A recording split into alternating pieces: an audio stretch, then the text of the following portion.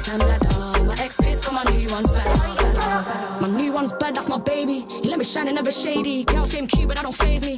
If you ask him, then he say he got a queen and that she crazy. Please never play me. He said please never break me. He's switching to Mercedes, thinking that it faze me. I can love you for the dark and all my days, but you just never break me. It's a playground, better watch your man getting safe out. See some play game like snakes and ladder. My ex pissed, got my new one's better. Playground, better watch your man getting safe out. See some play game like snakes and ladder. My ex pissed, got my new one's better.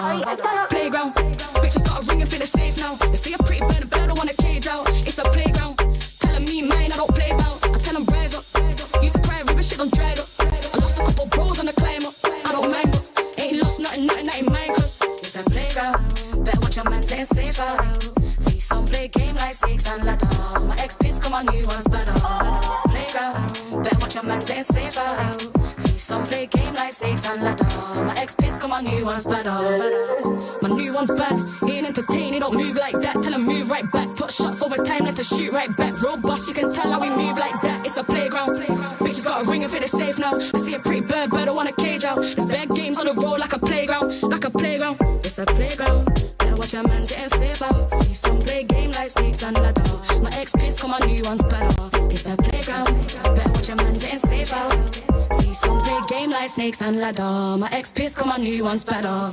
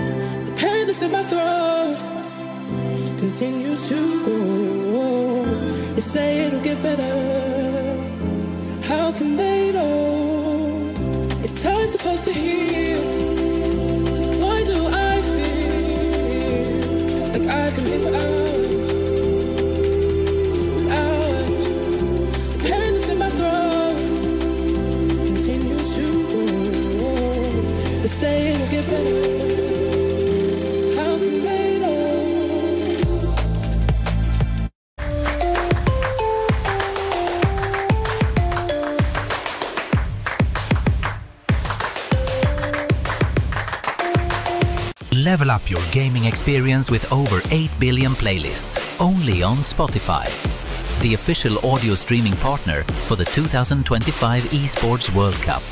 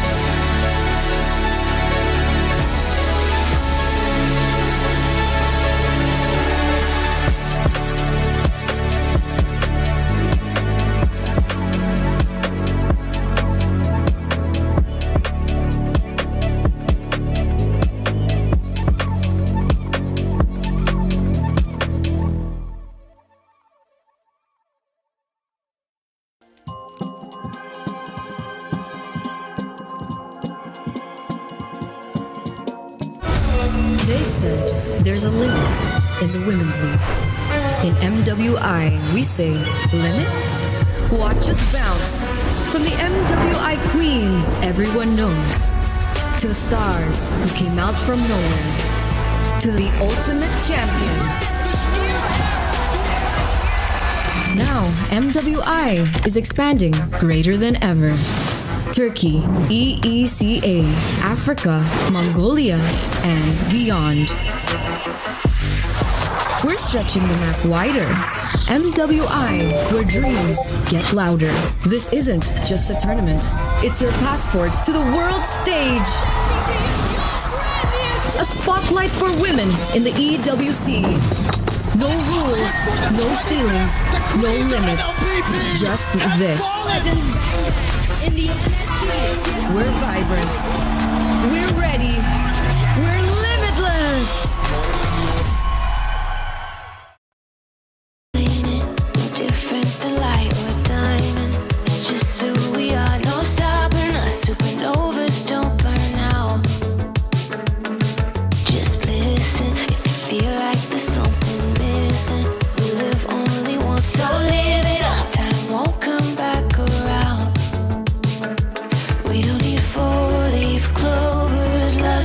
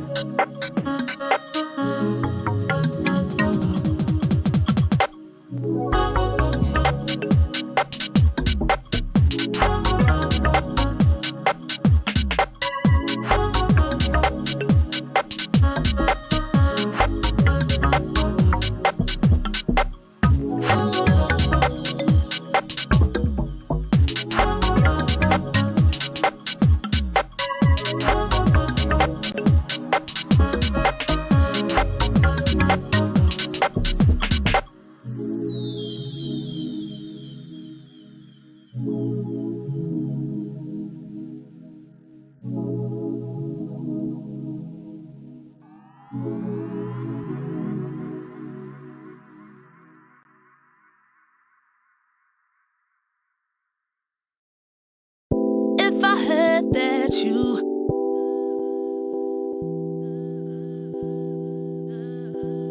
If I heard that you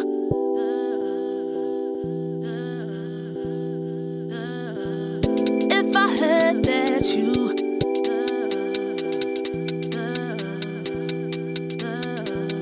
If I heard that you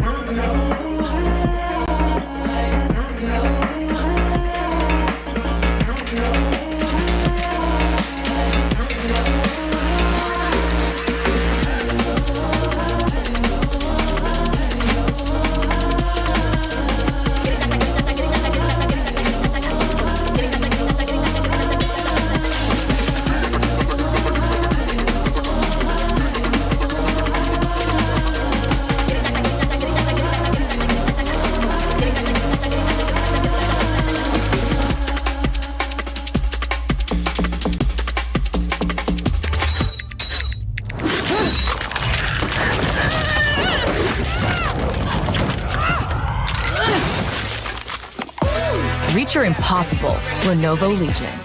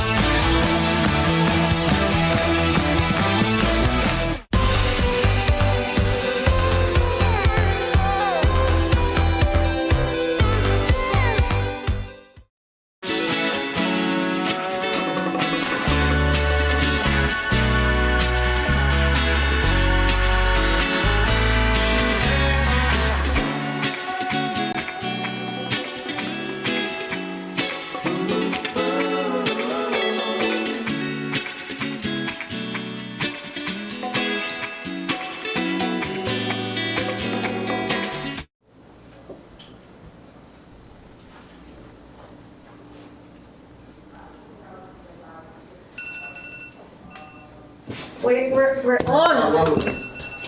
You ready? Yeah. And we're back.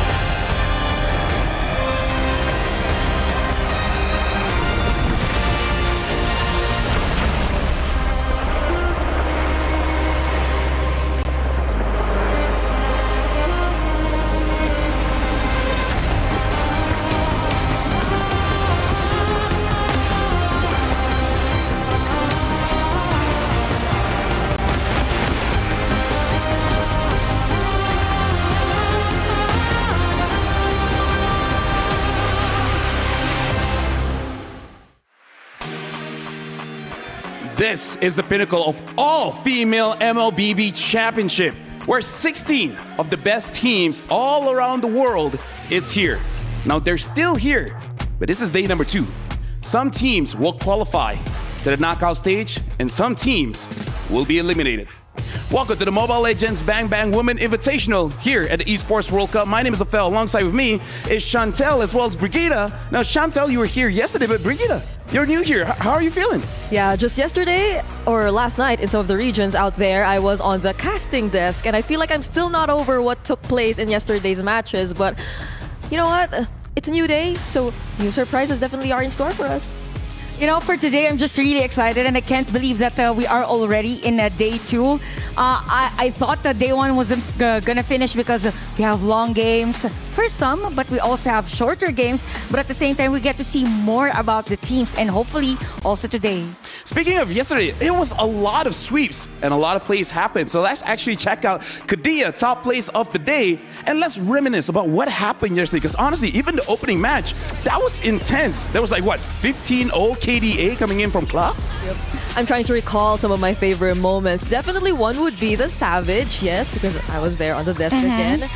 Probably another one would be the Estes Melissa shown to us by Team Falcons. That happened in Stream B, by the way, and that was 2 consecutive games of them being able to use the Estes Melissa. I think for me, the best moment is we're in. Some of the teams are already at the lead, and then all of a sudden, it's the other team winning the game. Yeah. So I kind of feel like for the teams, they are really prepared. Day one was crazy. Yeah, the draft was crazy. We even saw some of the backstores being open. Uranus even, and a lot of Zetians. I mean, I gotta say, a lot of records were broken, but we're gonna talk about that just a little bit later. Now, that's day number 1. It's a good opener just to have a rough understanding of where each team really stands. But again, today we're going to see some teams going to the knockout stage and some teams getting eliminated. So I kind of feel like day number 2, this is where we start to really start the competition, where things are starting to get more intense. Things are starting to get more real. I agree. Yesterday, it's been a day of, again, 2 streams, 4 matches per stream, and you get to see at least a glimpse of the meta coming in from all the different regions. Yeah, and now we're going to check out the Sony top reactions, where we see our ladies here, how they reacted after their victory. Some really celebrated. Some just like, it's just another Tuesday. Yeah, I think some of for the more dominant regions, I feel like they are the team we're in. They're just okay on to the next game. But for the newer ones, yes. like for example for Onyx Perty, they're just really more on the exciting type of reaction. We're just really happy that we get to show our performance or our strength in this league. Yeah, and definitely there have been some, I guess, a little more frustrated reactions and emotions. Yeah. But I guess that's the nature of competition. Yeah, I heard Stream B has a lot of reactions like that. Like some even shed tears. But again, like this is just one of those tournaments. This is everyone prepared an entire year for the MWI here at the Esports World Cup, and losing on day number 1 after a year's worth of effort. Even I would be frustrated. Yeah, and it's not the same as before, right? We are doing a best of 3s. Before, you can win a game and then suddenly have those points and be a tie on more dominant regions. So yeah, it's very different this year. Yeah, and now let's actually reflect back on that, because we're going to check out the brackets just to see where everyone is really standing. And this is a good place for us to see who is on the upper bracket and who is on the lower bracket. All right, this is going to be Group A, where Team Vitality showed us a very dominant performance yesterday, as expected from the Indonesian region. So they'll be heading into the upper bracket finals against Team Falcons later on. But for the lower bracket, it's been very unfortunate. I believe they showed us some close matches against both Team Falcons and Team Vitality to some extent. But one of these 2 teams, they'll have to say goodbye later on. Yeah, I think for Twos and Minds here, they really need to adjust since it's already their lower bracket. And for our Group B, we covered this yesterday on Stream A. We have Team Liquid winning up against Title Legends Gaming with a 2-0. I think that game went somehow long. We have 17 minutes and 45 seconds for that game number 2. Navi MY winning against Gaming Gladiators. I think the draft here was kind of controversial. A lot of, we could say, pocket picks for Gaming Gladiators. So we will see them at the lower bracket, Title Legends Gaming and Gaming Gladiators. But for our qualification match, it is Philippines versus Malaysia, as we have Team Liquid and Navi MY. I gotta say, Group B looks very exciting, both on the upper bracket as well as the lower bracket. But now we gotta move on to Group C, where Navi PH, the players, they won last year. And we want to see if they can do it again this year. They'll be going up against Terra Queens. And then a lower bracket. This is the elimination match. It's going to be CFU Gaming going up against Virtuous Pro, where we saw CFU Gaming playing on Stream A yesterday. And I kind of feel like everyone understands that this is a very strong team, but somehow yesterday, maybe the pressure got to them. They started playing not like themselves. Yeah, it felt a little questionable a lot of times when we saw CFU Gaming, which is again another surprising thing to see them here in the lower bracket in as early as day number 2, because I think even in Chantel's power rankings yesterday, CFU Gaming was right there. And right here is the last group, Group D. I'd say people somehow already have expectations of how the first match here is gonna go. But for DreamHack Girls and Rising Rage, I wonder how overnight adjustments would happen in these two teams. Yeah, DreamHack we really have to see because they talked a lot about their jungler being the leader, but now we got to look at today's schedule, and this is for Group A. It's going to be Team Liquid going up against Navi MY, Navi PH going up against Terror Queens, Team Vitality going up against Team Falcons, and Onyx against Foot Esports. If you guys are seeing a theme here in Stream A, we're going to be looking at the qualification matches going over to the knockout stage, and later in Stream B, Title Legends Gaming going up against Gaming Gladiators, CFU Gaming against Virtus Pro, Twisted Minds, and WoW GG. And last but not least, DreamHack Girls going up against Rising Rage, where on Stream B is all the elimination matches. I'm just happy that we're covering like Stream A, is just the qualification match. But right after we saw the schedule today, and this is where it dwells in me that we are saying goodbye to some of the teams today. Sadly though, but it's part of the competition. Yeah, this is exactly why, hopefully, even though their matches just took place yesterday, they've learned a lot. They were able to regroup and talk about what they needed to address, because I feel like day number one was already enough to point out a lot of these things. Like they're so straightforward, I feel, even for some of the teams. You get to see exactly what they need to fix. But whether or not they're able to do that overnight is a completely different story. Well, with 8 matches happening today, both in Stream A as well as Stream B, I'm pretty sure it's going to be difficult to actually start on one match. But actually, let's look at Saudi National Bank match of the day, where we can see this is going to be the focus. This is the match that everyone wants to see, and it's going to be Navi MY going up against Team Liquid. Malaysia against Philippines. Hey, look at this. This panel is Malaysia and Philippines. Yeah. And since we have the mother and daughter of all series, we're looking like this might go all the way. Yeah, I think this is going to be the first match that we will be having game number 3. Oh. Hopefully. I think when we say all games in both streams are all 3 games, it's not on us, you know. Hey. Hopefully not. Wait, because if you think about it, the way Navi MY played yesterday, the way Team Liquid played yesterday, it somehow feels like it will indeed go to a game 3. But the thing is, will Team Liquid Philippines allow certain picks to go to Navi MY again? And how does Navi MY respond to the seemingly deep hero pool that Team Liquid Philippines has to offer? Yeah, and as we're looking back at what really happened yesterday, I gotta say, a lot of games are very polarizing. Like when a game ends early, it ends like 9 minutes. Yeah. And when a game ends late, it's like what, 22, 20 minutes? Like very polarizing of the teams. And I believe like we heard coming in from the players, some of the players that really dominated the game, that was their angle. They wanted to give this psychological advantage against the opponents to say, day number 1, look how strong we are. Yeah, I think also speaking of who is the stronger team, I think it is very evident on day number 1 that the teams from a more dominant region shows exemplary performance as compared to the emerging region. So there is a huge difference in terms of decision making. I think it all boils down to what you've said, that some teams or some matches were like around 17 minutes, 21 minutes even. And this is where the veterancy and even the experience comes in for all the players. Yep. Which is why you get to understand where the frustration of some of these players are coming from. But this is gonna sound so inspirational, you know, but it's through these kinds of experiences that you learn. Yeah. That you kind of bounce back, you know, and right. You know what?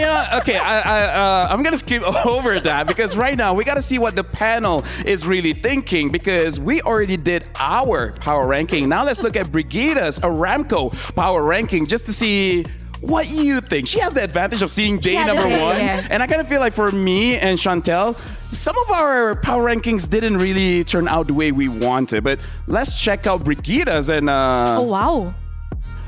Twisted Mind. Now that's new. Yeah. I wanted to put in something different. Okay. But explain. Twisted Minds. Explain. Because I already saw your power rankings. But yeah, For me, definitely I would be putting Navi PH on top. Of course. The players are indeed the defending champions of last year's MWI. Of course.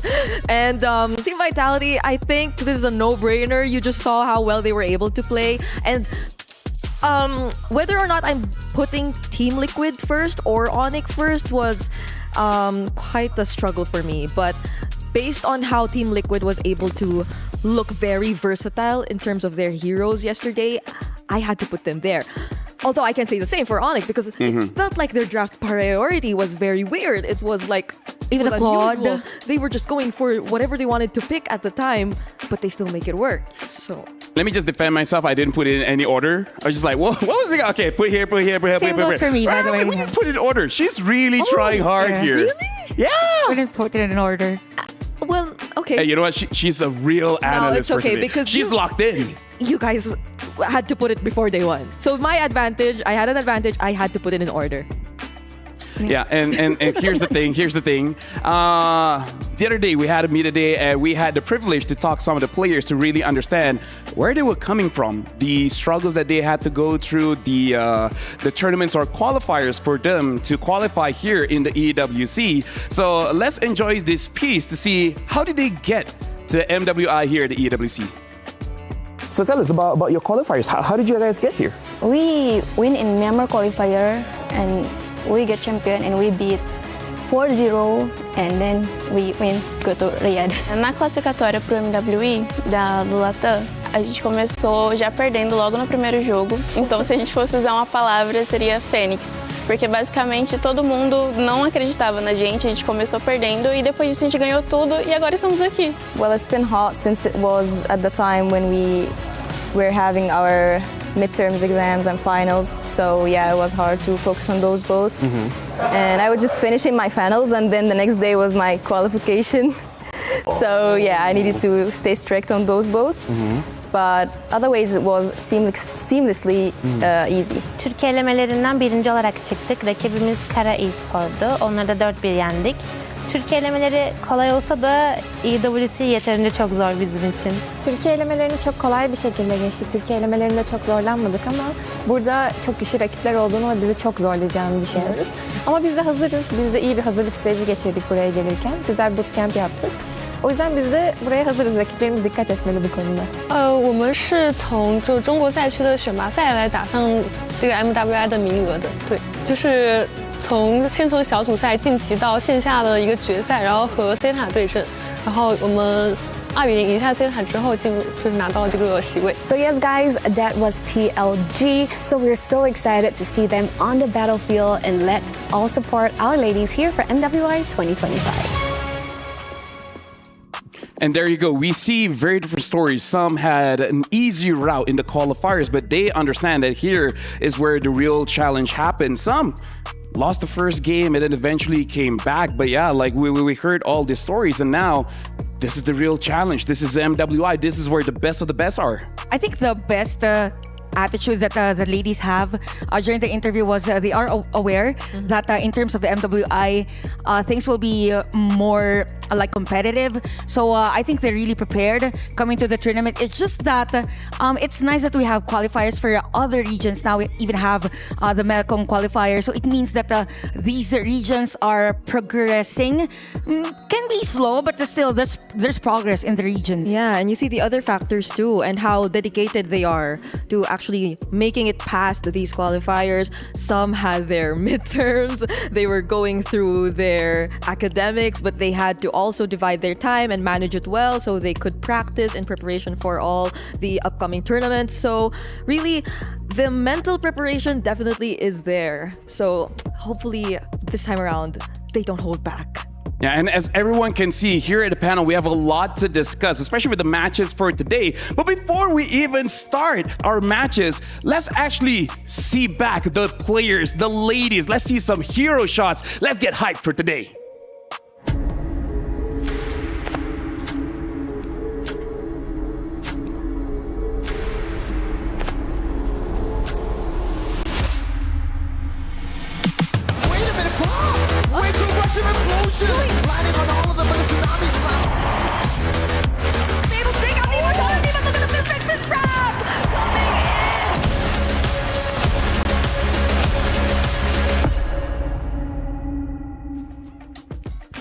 I gotta say, everyone is flaunting. Is like, okay, you guys look good and you guys play good. And looking at all the players coming in from yesterday, again, we saw a lot of different emotions. And I feel like, who do you guys think is really the more pressured here today? Because even in the qualifying to the knockouts, is it really the favorites that are feeling more relaxed or the challengers feeling more relaxed? I think it's the favorites that are more relaxed. I could see a lot of pressure from other teams.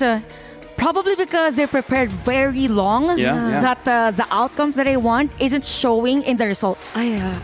I have to agree, especially with the teams who people had a lot of expectations towards. One is, again, CFU Gaming for me. That's a personal pick. No one probably expected them to drop down to the lower bracket as early as they were.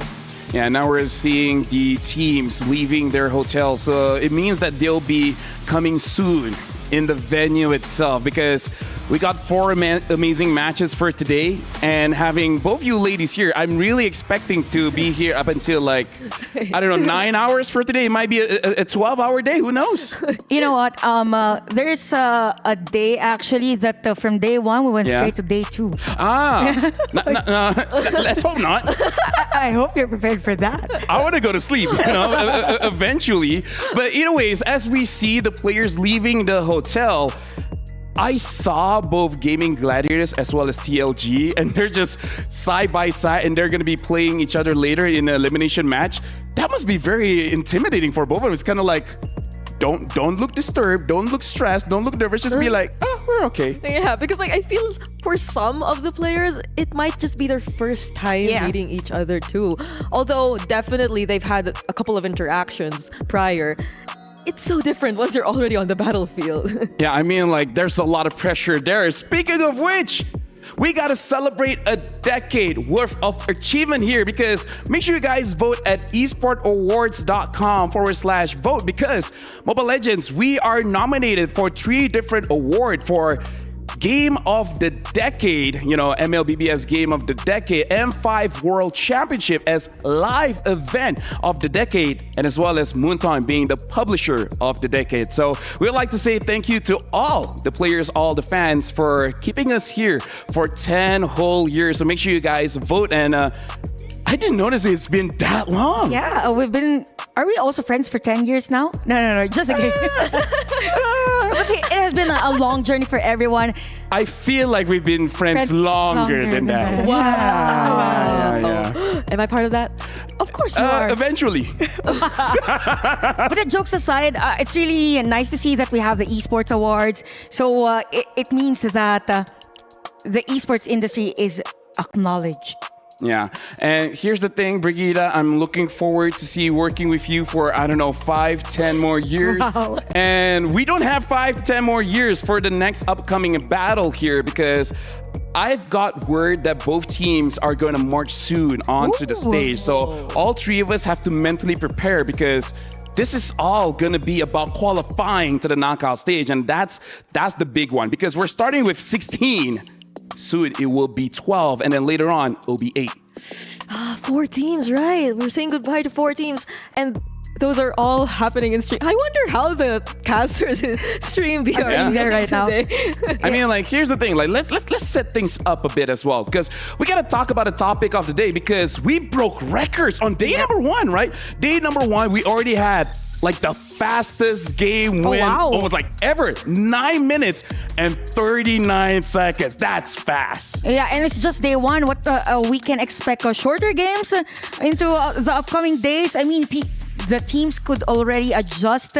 So 9 minutes and 39 as compared to 10 minutes and 34 seconds is very different. Yeah, and I also saw a difference in your picks from 49 to 41. It does seem like this meta is a little bit more open, Brigida. Yep. So more regions, we see more diverse options in terms of the meta and approaches overall in terms of playing the game. But it probably also has something to do with the number of games that we played. Definitely yesterday, we did see a lot more series compared to last MWI. Yeah. So that is a factor.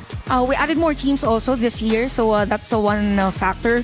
So, yup, I think for day number 2, we get to see more heroes being used here by some of the teams because I think they're just discovering first or they're trying to adapt first to the current or whatever it is that's being shown to them by the other team. I kind of feel like for the elimination match, we might see more unique heroes picked because this is do or die, right? It's now or never. If you have any kind of pocket picks, this is where you start to show it off because if you lose, then that's it. You will not have any other opportunities after this. Now, I want you guys to hold your thoughts because before we even start the day, I actually want to talk to our reporter to see what's going on over in Stream B. Hey guys, welcome to Reporter Hits. This is Rose bringing you all the live action from Stream B. Now, yesterday we have a witness. Both streams get a clean sweep of 2-0 for all their matches. And today we will see another 4 matches play out in Stream B. For our first match, we have Gaming Gladiators going up against Tidal Legends Gaming. Now, both teams have failed to secure any points in their respective matches yesterday, meaning today's matches will be extremely crucial if they still want to continue their journey in MWI. Before we head on to the Land of Dawn, let us throw it back to the panel. Thank you very much, Rose, for actually updating us on what's happening in Stream B. And for you guys to stay updated, make sure you guys follow our socials on Instagram as well as TikTok on MLBB Esports _women to make sure that you guys are always up to date because I get it. 16 teams, 2 streams, 8 games, 8 matches for today. It's going to be very difficult, but yeah, make sure you guys follow the socials. And I'm pretty sure both of you guys are getting excited. Both of you guys are getting ready because now we're about to invite both teams. Starting off today is going to be Team Liquid as well as Navi MY to actually get onto the stage. As you guys can see here, we're already starting up. We're already hyping up. And the stage is ready. You see the countdown, 30 seconds coming in. I'm on stage, so that's very exciting. So I hope both ladies, both teams are ready because this match is for qualifying over to the knockout stage, one step closer to becoming the champions, the queens of MLBB here at MWI in EWC. So let's throw it over to the stage for both teams.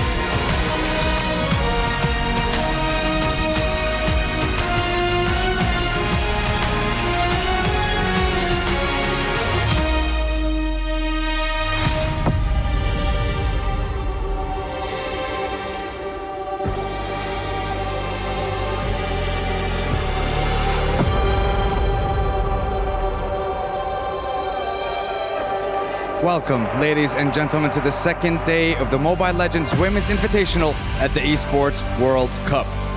Day 1, we saw dominant performances across the board, 2-0 results across both streams. But today is when things get serious. Stream A will witness qualification and elation for the teams as they make it into the knockout stage. And Stream B will witness elimination from the competition.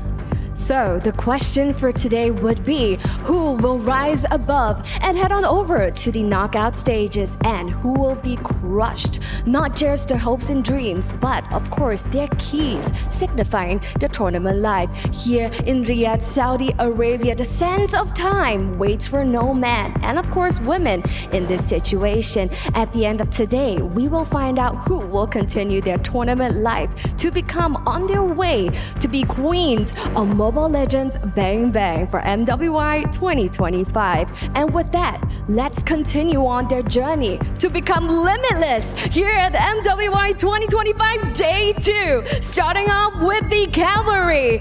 Presenting to you, Philippines representatives, Team Liquid.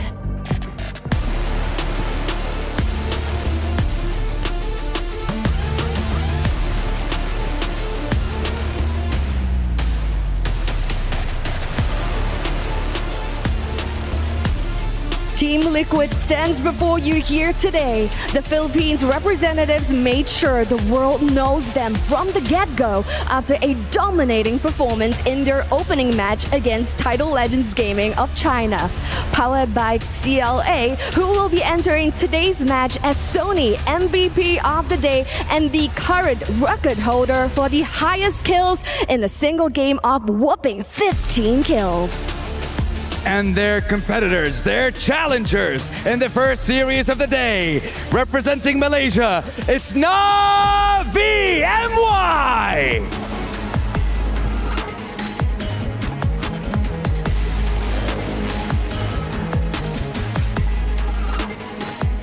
Navi MY brought the fire on day one.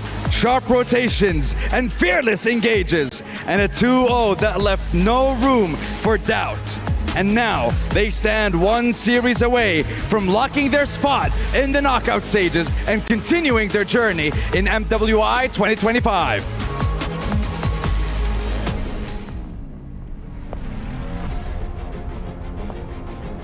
Wow, we sensed them as they were making their way down those flights of steps. All of our girls' right here's eyes are locked in. All eyes on the prize. And this is the trophy of MWI 2025. Now, at the end of this match, we will be finding out who will be one step closer to the knockout stages. So without further ado, let's head on over to the studio with our incredibly talented host and our queens of the analyst desk to start off day number 2.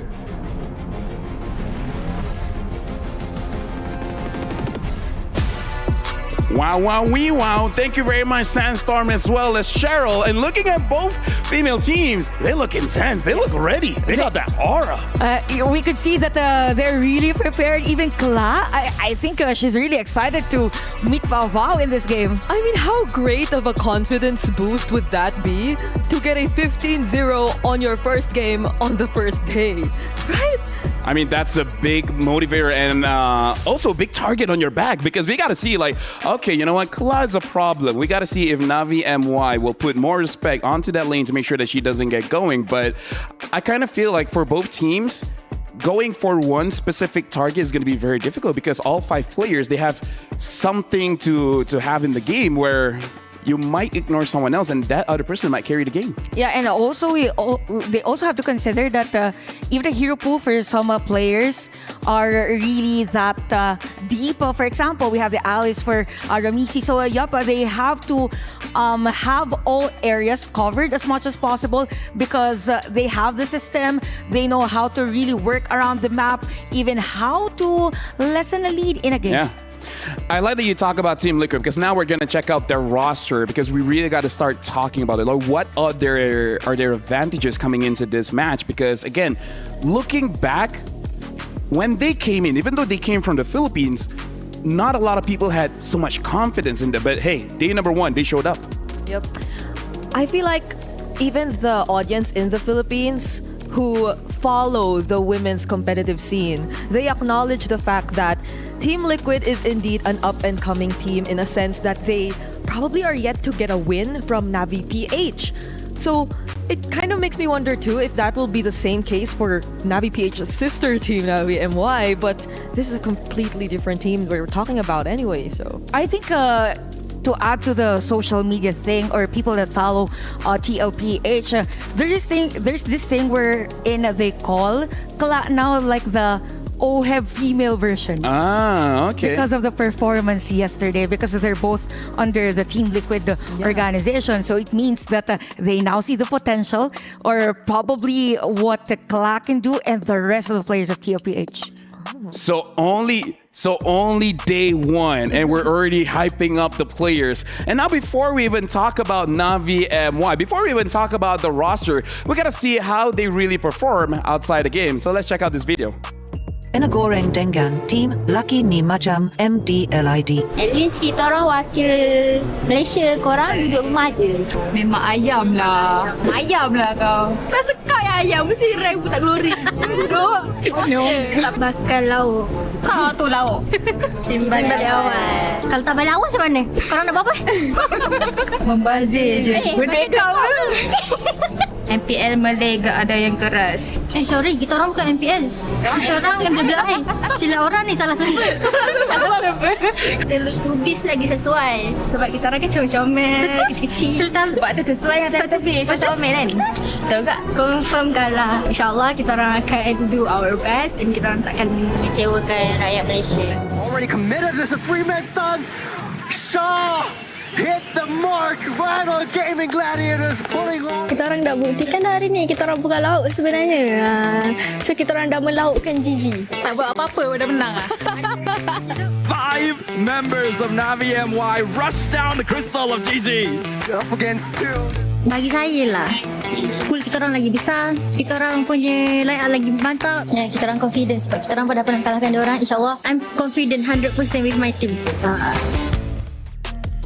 So there we see them reading some hate comments, but I don't know, it's Southeast Asia things. It's normal. It's normal. But now we're actually looking at rising above because in the previous MNC tournament, Fafao actually had the most kills in a single game with 12 kills on the Roger. But day number 1, game number 1, Kala topped that with 15 kills on that Granger. I think they are meant to face each other today. It's just to set up the record for these gold laners. Yeah. And I gotta say, for her first time in an international tournament up against a seasoned player like Fafao, the pressure could be there, but also she can do more from yesterday. Well, we're going to see what kind of heroes they get because we're jumping straight into the draft here. Navi MY will be first pick. Team Liquid, second pick. Looking at the bans here, betting out the Harif, Kimi, as well as Badang, which is quite interesting. I understand Kimi, but the Harif as well as Badang feels very targeted. Yeah, and even the Harith being in the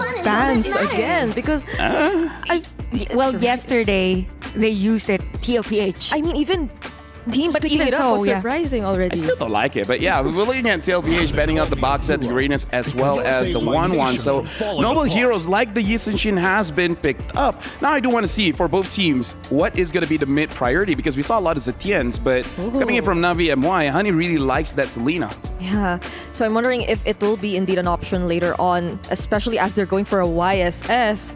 So they do want to secure that early game or at least the space to work around scaling for their jungler or their possible one of their cores in this game. But for Team Liquid Philippines, an immediate pickup on the Hilda. Yeah, This is too early, right? Too early. Same reaction with the Hilda. I was expecting that they will at least secure our lot. So because of that, Navi MY, they can actually use it.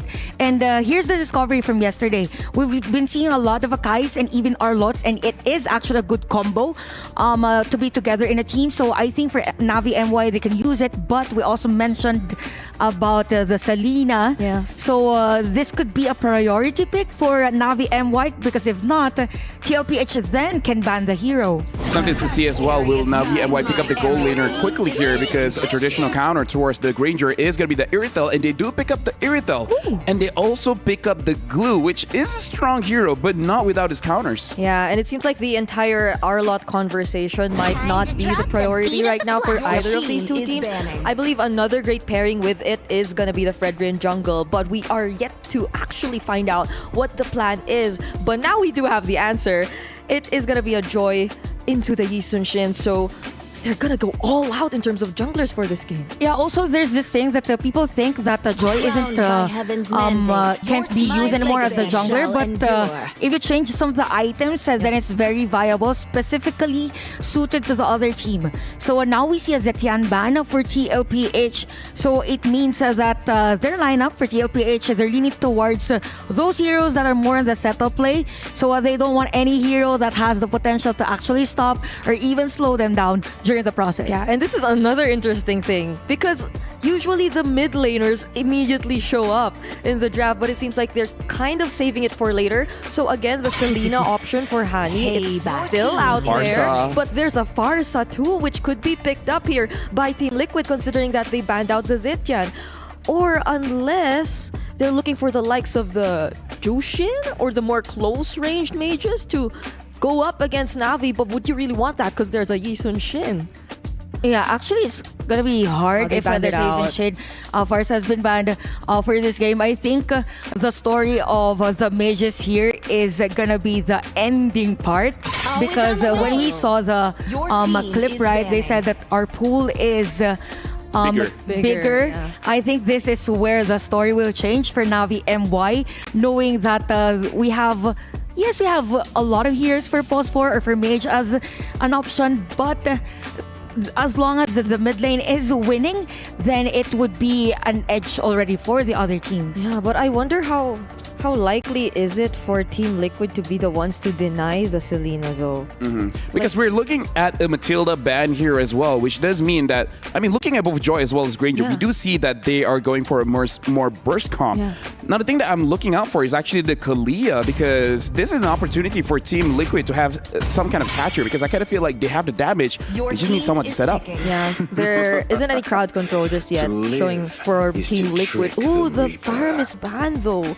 How likely is it that we get to see another Lu Yi in play for Navi, since they're lacking their mid laner? But so is we haven't seen a lot of Lu Yi actually. after the patch Yeah, change. that's true. Even in rank, people were like, yeah, no, I don't like this anymore. Or maybe their roamer, because Navi doesn't have their roamer just yet. So that could be another thing Team Liquid has to consider. But they Okay, Jushin. So yesterday, I think for Navi MY, they got Kaleo together with the Irithel. So although if they take the Kaleo, it means that they should get a mage that is more on the burst. Yeah. Because if you have two scaling heroes and then more on the support XP lane, then it's not advisable to get the Kaleo.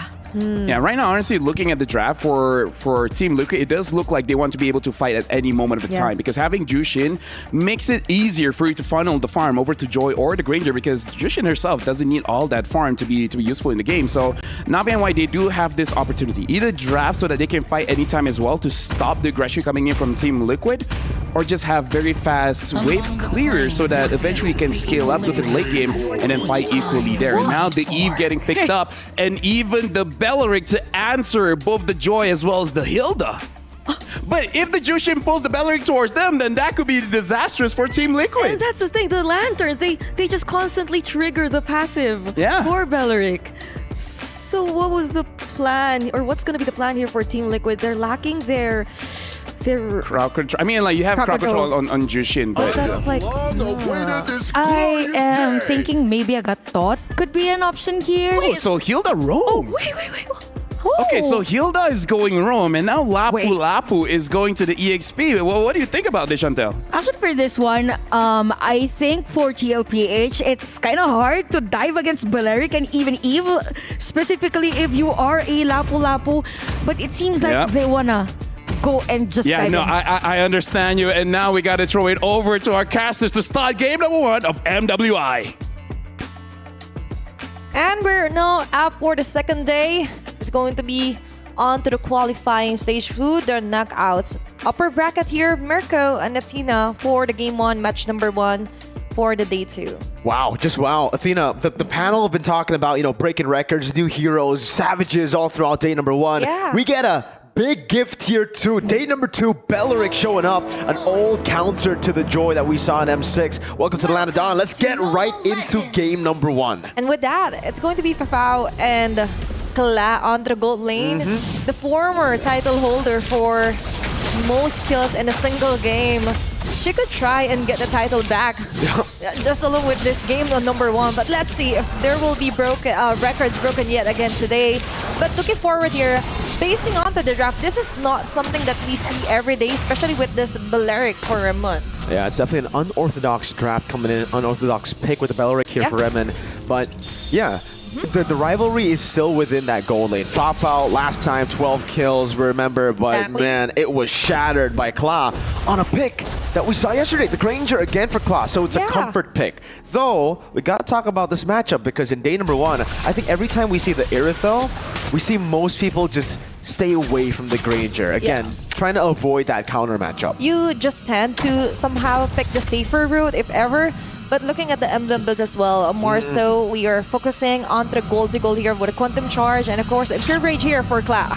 Yeah, Fafao, it's also the Master Assassin, so really trying to capitalize on that winning matchup here to get the better of Kla. But so far, I mean, we got a recall battle. Okay. There's Soju flexing, sleeping as well on Remon. We see you. And Soju and Remon here will just play a very big role. As a panel have mentioned, they were quite surprised that it's going to be a Hilda onto the realm here, Mirko. And we're quite...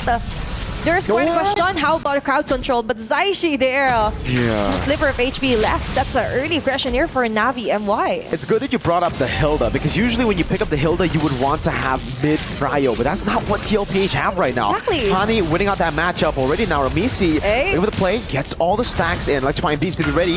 Remon walks up, shot pops into Slime Slam, and it's going to be Rito wins in the retry battle. RWM to zone him in the back now as Ramisi's going to be caught, but still has the dashes to get herself away. Now the Lancer Flare from Zaishi. That's a very good women-to-women formation here. The defense onto the turtle take was so beautiful. Navi MY just capitalized on the global presence of what Hani can provide. And as you mentioned, onto the mid lane comparison, you could do much with Eve alone. Yes, you have certain crowd controls here just to control some certain players here for Zaishi's Jushin, but still you cannot deny that Navi MY just has that boxing square. They could be really useful. And now, onto sticky situations, that is where Abilitic really shines. Definitely. I mean, now, it's just really tough. The thing is, this is something that I actually spoke with the panel about just yesterday. The Juice Sith. I'm not really a big fan of it. Hold up, that's... Oh my lord, Soju! Getting countered by this Beleric. Back to the point, the Eve is such a good pick against the Juicin. It's so tough for the Juicin to do anything in lane just because of that lane matchup. Yeah, and exactly. You have to commit for the flicker just so you could reach Hani, but Ramisi will be reached here by Arena. And talking about not only onto the mid lane, but also onto the roam setup. Imagine the roamer here for Navi MY getting the first blood this early. And Papa right now being doubled down by Kla and Zaishi. Even the ultimate has been exhausted here, Mirko. At least they're able to find pressure elsewhere in the map, right? They're losing out in that mid lane battle. They're losing out in the invades because of Remon just constantly holding her ground with the Wrath of the Triad. Soju, it's going to be harder and harder to get in. But Sha, again, yo, Navi Malaysia are doing so well at just pressuring and invading, giving space for Rina to constantly invade. Now already a level ahead of Ramisi. And their confidence is really reflecting onto their game, according to the pre-game interview, right? Yep. And now for Navi MY, this is the kind of aggressiveness that you want if you're up against TLPH.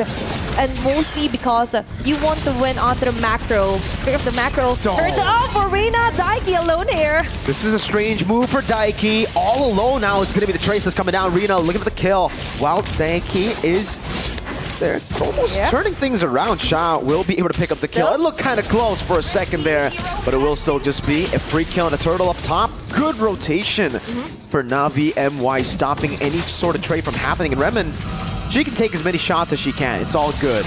And Navi MY just predicting that, yeah, TLPH will try and put pressure onto other lane because they're losing onto the macro. An overall goal difference right now, starting to build up here onto the side of Navi MY, even though it's just around hundreds. But still, a lead is a lead. And taking a closer look here onto the plan for Daiki, I do agree that that was somewhat questionable.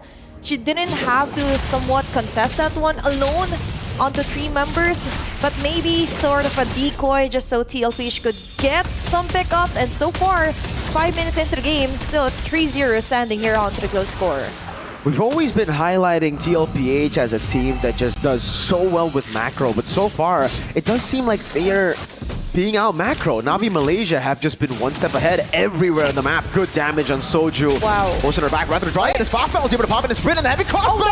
With a shot onto Ramisi. Zaishi gets the trade, but it's a jungle for gold. Ramisi's the one you kind of want to have alive right now. Rina's capitalizing so hard on this. And TLPH is just bleeding hard right now. You've mentioned we're not really that sure if they're going to be in a situation like this, but it's early into the tournament, like it's just day number 2, your second match, and Navi MY finally found a weakness of TLPH. Full-fledged competitiveness here for Navi MY, and not only that, They're managing their lanes so well right now, Mirko. I like how you get a shot of the trophy and then it goes to the players. Navi MY certainly. They're coming into this tournament as I would say a lot of people didn't really expect them to be a favorite, but they're showing off their skill set here. They're showing off how good they can be. If they get a proper draft, they play their A game. Even when they were reading comments earlier, right? They were like, we don't care. We're here to play. We play for ourselves. And we are here to stay, right? And for Navi MY, they're saying here, on the jungle yet again, the last turtle for this round being eyed out by TLPH. Will they be able to contest this one? Soju onto the back. Just eyeing out Rina. I think this might be somewhat of a turtle for Navi MY. Ramisi is still far away. She's been able to get the level advantage back though now, level 10 to 10. But Rina, will certainly pick this up unless, Clark close. With that Sonata, it's going to be a solid real world manipulation as well. Taiki pops in the Raven Spider. Remen, Raven play Raptor to try and locks her down. Remen picks up the kill. Shan back. He's going for the slam, spread, but that's about it as Ramisi clears up top again. We thought that Kla could actually go and still off the turtle, but remember there's still the retry here for Navi MY. Plus, I like the fact that the Sha just targets Kla on the backside, just totally dominating her, zoning her out, and that's the kind of XP, or that's the kind of glue that you would want against a Granger that you know was the Sony MVP for yesterday's matches. But now for TLPH, they're really struggling. But one thing is for sure, Ramisi is doing a great job onto closing off the gaps, as you mentioned, onto the level. And of course, she really capitalizes onto the item as well. And now onto the bottom side, we could see some pressure happening right now. Shao with the flicker forward, able to get the full stacks on Kla. Actually not yet, that's gonna be the 3 hits from Kla. Popping it in, Hani! Very aggressive RWM! Punished instantly. Ramisi in the mid lane just split pushing now. 2 members down for Navi MY, and the early lead goes down. It's a disaster for Navi MY. A turn to mid lane, almost falling. Remen having to use that Raptor to try it, but a turret down below will be taken by Kla. That is exactly the position that you want if you're TLPH, closing off the space between Kla and Hani. And now, once they've got that opening, all they have to do is open it wider. And even onto the top lane, TLPH finally got the groove and tempo back, eliminating all of the outer turrets, now targeted in the mid lane. Bullets being thrown out here. 5 members of Navi MY defensive here on the mid lane. And this is the macro we were expecting at the early game. Good spot by Hani there. Spots out Ramisi. He's going to have to be way more clinical, Athena. Yeah. Like, Hani's real world manipulation in front like that was... Honestly, it was quite it. Team Liquid literally just capitalized on that. And I really think it's also just the forced errors. Yeah, Liquid have been split pushing so well. I do agree with you. That wasn't a situation that Hani should have used the RWM, as you mentioned. But she's doing a great job onto spotting each and every bush, preventing. But wow, Arena against Soju on the bottom side. Looking back here on the big objective, Lord upper grab. TLPH just hovering over. As we mentioned, this is the kind of aggression that we want to see. And it's happening, but Navi MY just isn't letting anyone out of their sight. Each and every bush checked out. Soju might be chased down, but on the back lane, Cloud delivering that much damage onto the Balearic Raymond. Double Death Sonata. A big weakness of the Balearic is the fact that you are just so easy to cut away against Kla. Death Sonata with the Rhapsodies coming down, but look at Fafao. Heavy crossbow coming down. Kla able to get away. Taiki, Bravest Spider. A bit too early on, and that is a big resource that Navi Malaysia now have baited out from Liquid. That's going to be a big shotgun here for Navi MY, and as you mentioned! Dive to the back, that's Daichi taken down. Now Taiki as well without the Bravest Spider. Oh, no. Soju looking for the kill on Hani, but Remen's right there with Revitalize. Kla zoned away, and now it is up to Ramisi to pull off a miracle steal. Rina popped in a Mountain Shocker, throws out the stun. Fafao going to the bushes, trying to read things out. Ramisi taking very low. Ramisi looking for the stacks, won't be able to get the full stacks on it. Not even the Electrifying Beats. as Fafao takes her down. That's a free Lord to Arena, unless Claude, will not be able to get close enough. Soju tries to flank, but ends up getting beat down inside of enemy territory. One last shot should be enough. Soju's buying just a bit more time, but she will fall to Fafao. But still, that was a terrific job for Navi MY. Even with Fao just going on the bush on the bottom side, just checking out Ramisi. We thought that she could go for the turtle Lords rather, but still we cannot deny how much of an advantage you have with a glue, the zoning of Kla, and without Kla, there just isn't enough damage here for TLPH. And as we mentioned, very crucial mistake too for Daiki as well with the Brave Spider not landing any of it onto the members of Navi MY. Now, the tide has turned into the favor of Navi MY. But what's interesting though is that the gold lead just isn't growing that much. So close yet for TLPH, but now Lord will be marching onto the top lane, destroying the inner turret onto the top. Sha and Gremlin onto the front line, just doing enough to sustain, just so they can zone out and corner out TLPH here. Despite the lore, despite the winning team fight, TLPH really playing to their identity. That macro game still strong for them. The goal lead, like you mentioned, Athena, isn't really that big now. Team Liquid are actually keeping their losses at the minimum. And it's due to the screening of Soju. Soju's been able to open up the map so well for Ramisi to constantly stay in the side lanes. They know where every member is from Navi Malaysia. And I guess if we're talking about improvements, that's what Navi Malaysia needs to improve on, right? How they can hide away from these screening heroes to stop the threat of a split push. And the great thing about TLPH, even though they don't land most of the crowd controls or clashes into their favor, but looking at the items closer, you already have a BOD here for Clap. They just need one good position for her, even for Ramisi to land those bullets. Meanwhile, for Navi MY, this is a sticky situation now. And with that, you have to be really careful on who to target here for TLPH.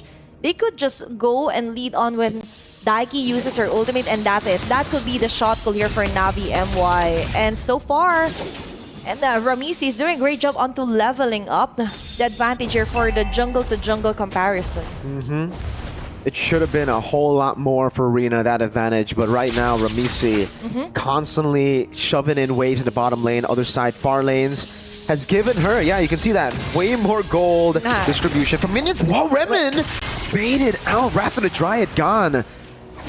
Yeah, that's where you can see it, the jungle creeps and the minions. She's been able to get so much more compared to Arena, who's really just been, more active, I would say, around team fights. Getting 1 kill, 5 assists. That's a big bot as well picked up as Kla goes on to poke Sha down.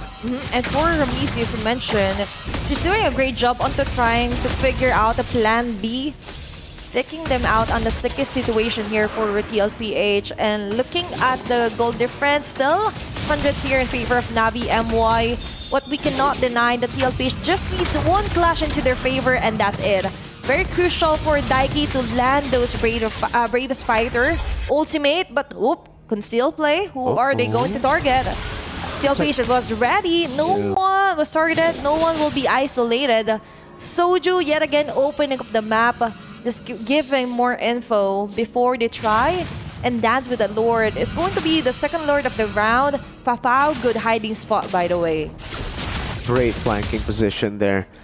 If Liquid decide to go for this and not check the bushes, which is going to be kind of wild though, because Soju, oh no, she's going to go for the aggressive route. Fafao on the back with a heavy crossbow already. The damage!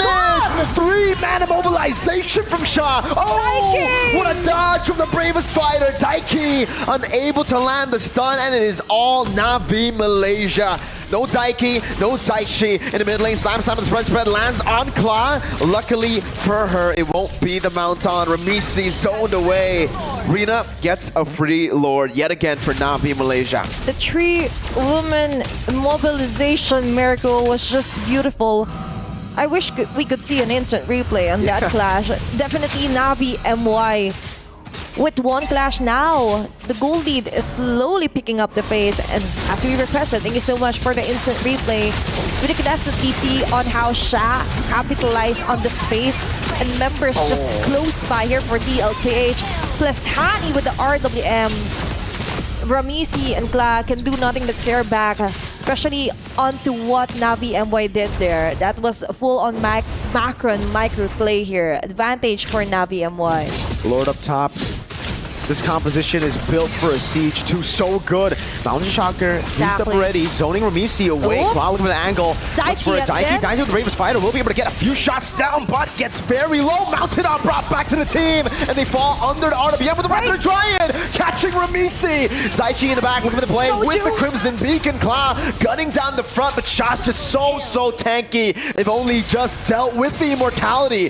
Navi MY looking to utilize the Lord a bit more. They will get a base turret and a tier 1 in the mid lane. Very good plan here just to defend their turret, but Navi MY. Rina taking down, yes, that's hefty bounty here for TLPH. But what Navi MY needs to do right now is take a closer look onto Kla. By the way, 0 deaths still. 0 deaths. Even though she doesn't have the best KDA yet, but you cannot deny the damage, especially onto the damage ranking. She deals a whole lot more when she got that position. And as we mentioned, she just needs someone to somehow take a hold of the members of the front laners here for Navi MY. But it's just not giving right now. Even Soju targeting Rina just so they could balance out the clashes here. Make it easier for Kla and Zaichi to defend. But still, Navi MY has most of the advantage here for game 1. Wow. Navi Malaysia. I mean, we've been talking about the rivalry, and so far, Fafao, yeah, she's on the winning end right now. Kla, not really the best of games, but despite it all, like you said, Athena, 0 deaths. That's quite impressive. And really comes down to if she can get stacks on the Sky Piercer. Because if she gets just 2 more stacks, I'd say she's ready to carry the game. Then the rest of the team will have to maneuver in a way where it's so tough. It's really tough to even consider the win conditions right now for Team Liquid, just because of how many counter picks Navi MY have in their own composition. And this is the tricky thing on why our panel was quite surprised onto why the Hilda was put onto the roam. You would want more setup. And even Chantal was like, the Jushin does have some, but you would want that instant lockdown. You want more time to really choke them out. But for Navi MY right now, they have all of those criteria, right? You have the standard here for Redmond, and Fafao, by the way, already has the rose gold meter. So even if Ramisi cuts her off guard, she still has that split second of defense just so she could survive. And a lot can happen in a split second, right? And Fafao just hiding out, waiting for someone to take the bait or check out the purple buff. And now the Lord is being danced around by Navi and TLPH. They gotta bait that Raptor Dryad somehow to give an opening for the Joy for Amisi to look for a play. Rina pops in the Mountain Chakra, gets vision of everybody on the map. Soju still looking for the flank. Fafao in the mid lane, constantly getting the mid prio over. Daiki's confused whether she should clear the wave or rotate in. So many things to consider here for TLPH. They also need to take a look on the minion wave. That's all in favor of Navi MY. And now they're forced to somehow retreat back, clear some of the waves incoming onto the top. But right now, onto the jungle, Soju, half-life left. Still immortality here. You have so many bushes around the Lord. But Daiki, will he go for the trade? Will she go for that setup? In the back, Rina's still able to go with the Mountain Chakra. That's going to be Soju mounted on Kla! On Flicker. She's still able to flicker out with the Wind of Nature in the back line as well. Soju tried her best to go for the kill. Daiki has to run away, no Bravest Fighter. That's the CC immunity. 2-man stun. Now on the back with the Bravest Fighter. Still not enough to take him down despite Kla's best efforts to go for the kill. Hani is too clean with it. Pops in the Winter Crown, stays alive. And now Navi have a whole evolved Lord marching top. Frontliners here for TLPH having the hardest time for game number 1. And so far, even though Soju is doing a great job onto giving information, their defense just isn't enough for all the burst that's coming from Navi MY. And now they're left to defend. Navi MY onto the defense. Complete 5-woman setup here if ever. Ultis are also on the spot. Rina back. Kla buys immortality or has immortality. Buys the Winter Crown in time. But no, Kla still falls in the end. That was a stompy stomp if I've ever seen one, from the counter picks, from the execution. Navi Malaysia are coming into MWI 2025, guns blazing. That was the kind of dominance that they want to show on their play, on their game.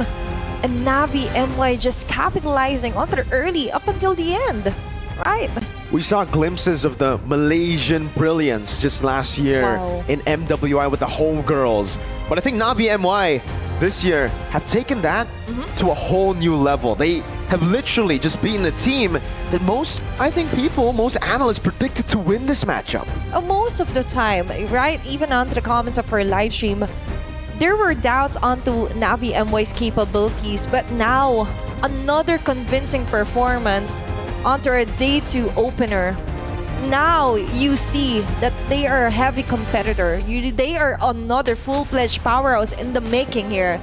And we're just a second day onto our group stage. I could only imagine what more can they show. Will this be a sweep yet again? Targeting and locking in onto TLPH. Their path right now seems smooth, right? And to break it down for you for that game number 1, let's toss it over onto our panel. LaSalle.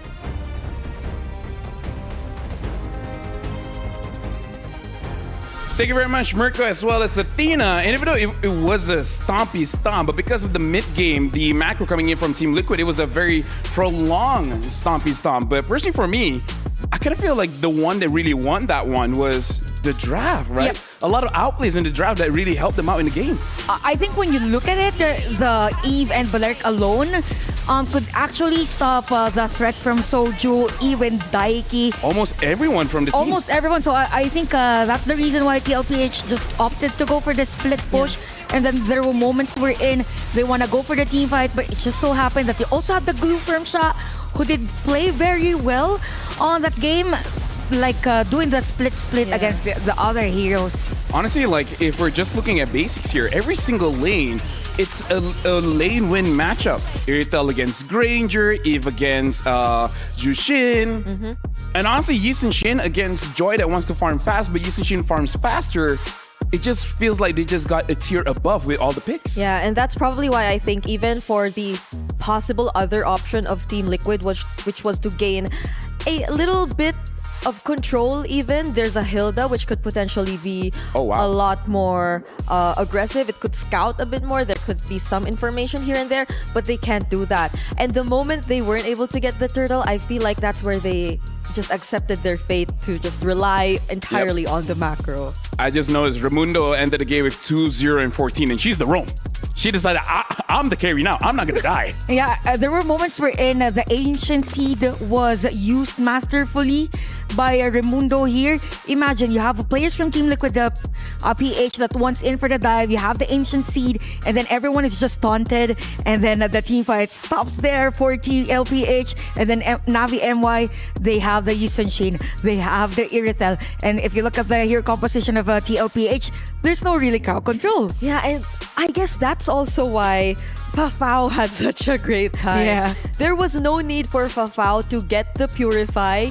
There was no need for Fafao to be too mindful of her positioning. Yeah. But still, she was. And there were moments where she literally put herself in hidden spots just to be the one to surprise Team Liquid, because she knew that there was no one that could potentially stop her. Zaishi, the possibly only crowd control, was too busy zoning other members and doing other stuff. Yeah, if we're looking at TLPH, they really have a lot of chase, but they don't have any kind of lockdown, because when it comes to the later stages of the game, you have to make the tough decision. Who do you want to target? Do you want to target the Eve? Do you want to target the Iritel? Do you want to target the Yisun Shin? And at late game, every one of them is a threat.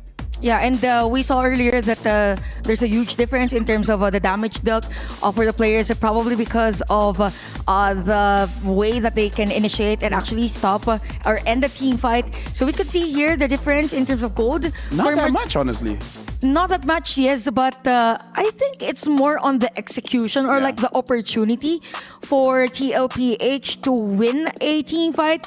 I feel like, yes, they have the items for even for Ramisi, but I think it was not even half of the damage of Kla that Ramisi was able to deal against the players of Navi MY. Yeah, there were no deaths from Kla in the game, at least leading to that last push done by Navi MY, but they needed damage, they needed a way to come back, and that clearly was something they were not able to achieve just yet. So Navi MY, even with the lineup that could probably have the better late game, so that's when you know that it's just so tough for Team Liquid. So let's go step by step. I want to talk about the changes that they could make, but for now we're gonna look at the head-to-head of the EXP laners here, just to see when an EXP laner does well, the jungler does well as well. So now we gotta look at Sha as well as Daiki.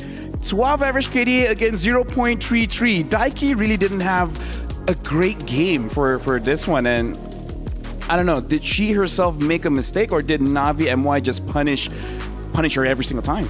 It's just the skill set, the difference in skill set for their heroes. I think there was a time, that perfect example. This moment, she uses the bravest fighter, and then she just realized, okay, I'll just die here anyway. It was slightly miscalculated because she almost got it. If like there wasn't a backup or if there wasn't a bodyguard alongside Rina at the time, but even then, it could only do so much because in the other parts of the map, that wouldn't guarantee that they'd be completely winning out just yet.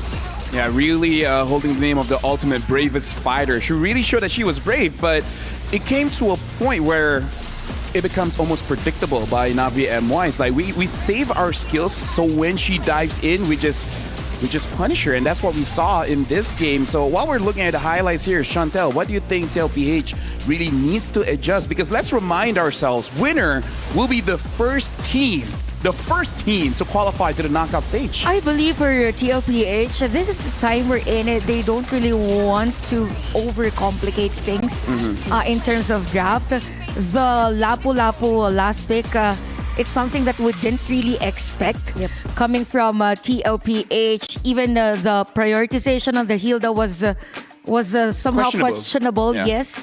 So yeah, it's more on the priority and their sequence of the heroes that they would choose. Yeah, if any, there were some teams who really didn't care about the sequence, but they had plans in mind. They knew what had to be done. That was the time where I believe it was Onyx picking up that lineup, slowly building up, and then we had so many questions in mind, but heading into the game, we see that they had 4 ruptures. So it was the early they were after all. But this was different because they had no direct answers. They had no clear answers to the numerous problems that we already saw coming from the draft itself. Speaking of the draft, I kind of feel like we got to talk about this, where not all flexible picks are created equal. Because when we're looking at jungle, roam, and EXP, that's the one where there's a lot of flexibility.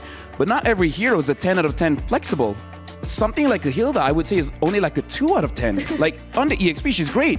But in the roam, it's very conditional. So I kind of feel like for the teams prioritizing a very flexible pick, you really got to think about it. How flexible is it really?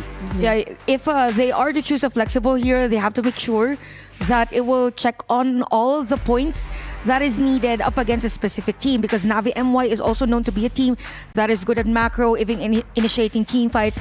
And just because I think the story behind, or the reason behind the Hilda pick was because of the YSS, but it just ticks the box against the YSS, and there's no really answer to the rest of the problems for TLPH.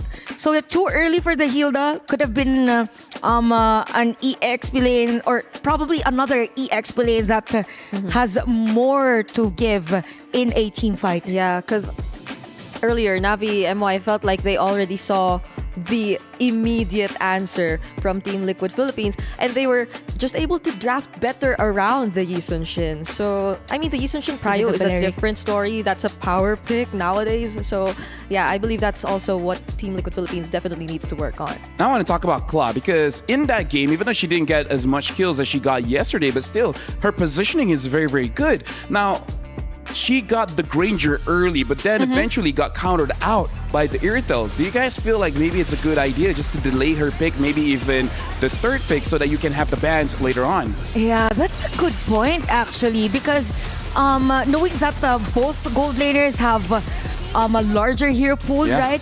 So I think, yeah, that's a good option also for TLPH, so that they can have other heroes that could actually support Ka, because Kla alone can play individually in a safer manner, wherein she's not a player that needs to be tended to. I mean, even just yesterday, she was one of the players confident enough to bring out the Harith in like current meta, and she was able to play that relatively well. So I believe Kla also has like a multitude of options to choose from if ever they are forced to that point, which is again all about the sequence, I guess, because even the mid laners, right? We were talking about it earlier. Like, oh, it was so surprising to see all the mid laners just come in the second phase of the draft. Yeah, Kla is amazing, but we still have to remember this is a 5v5. You need a proper support, proper peel, proper distance given to the player to be able to actually contribute into the fight. So we're going to jump into the draft very, very soon. So I kind of feel like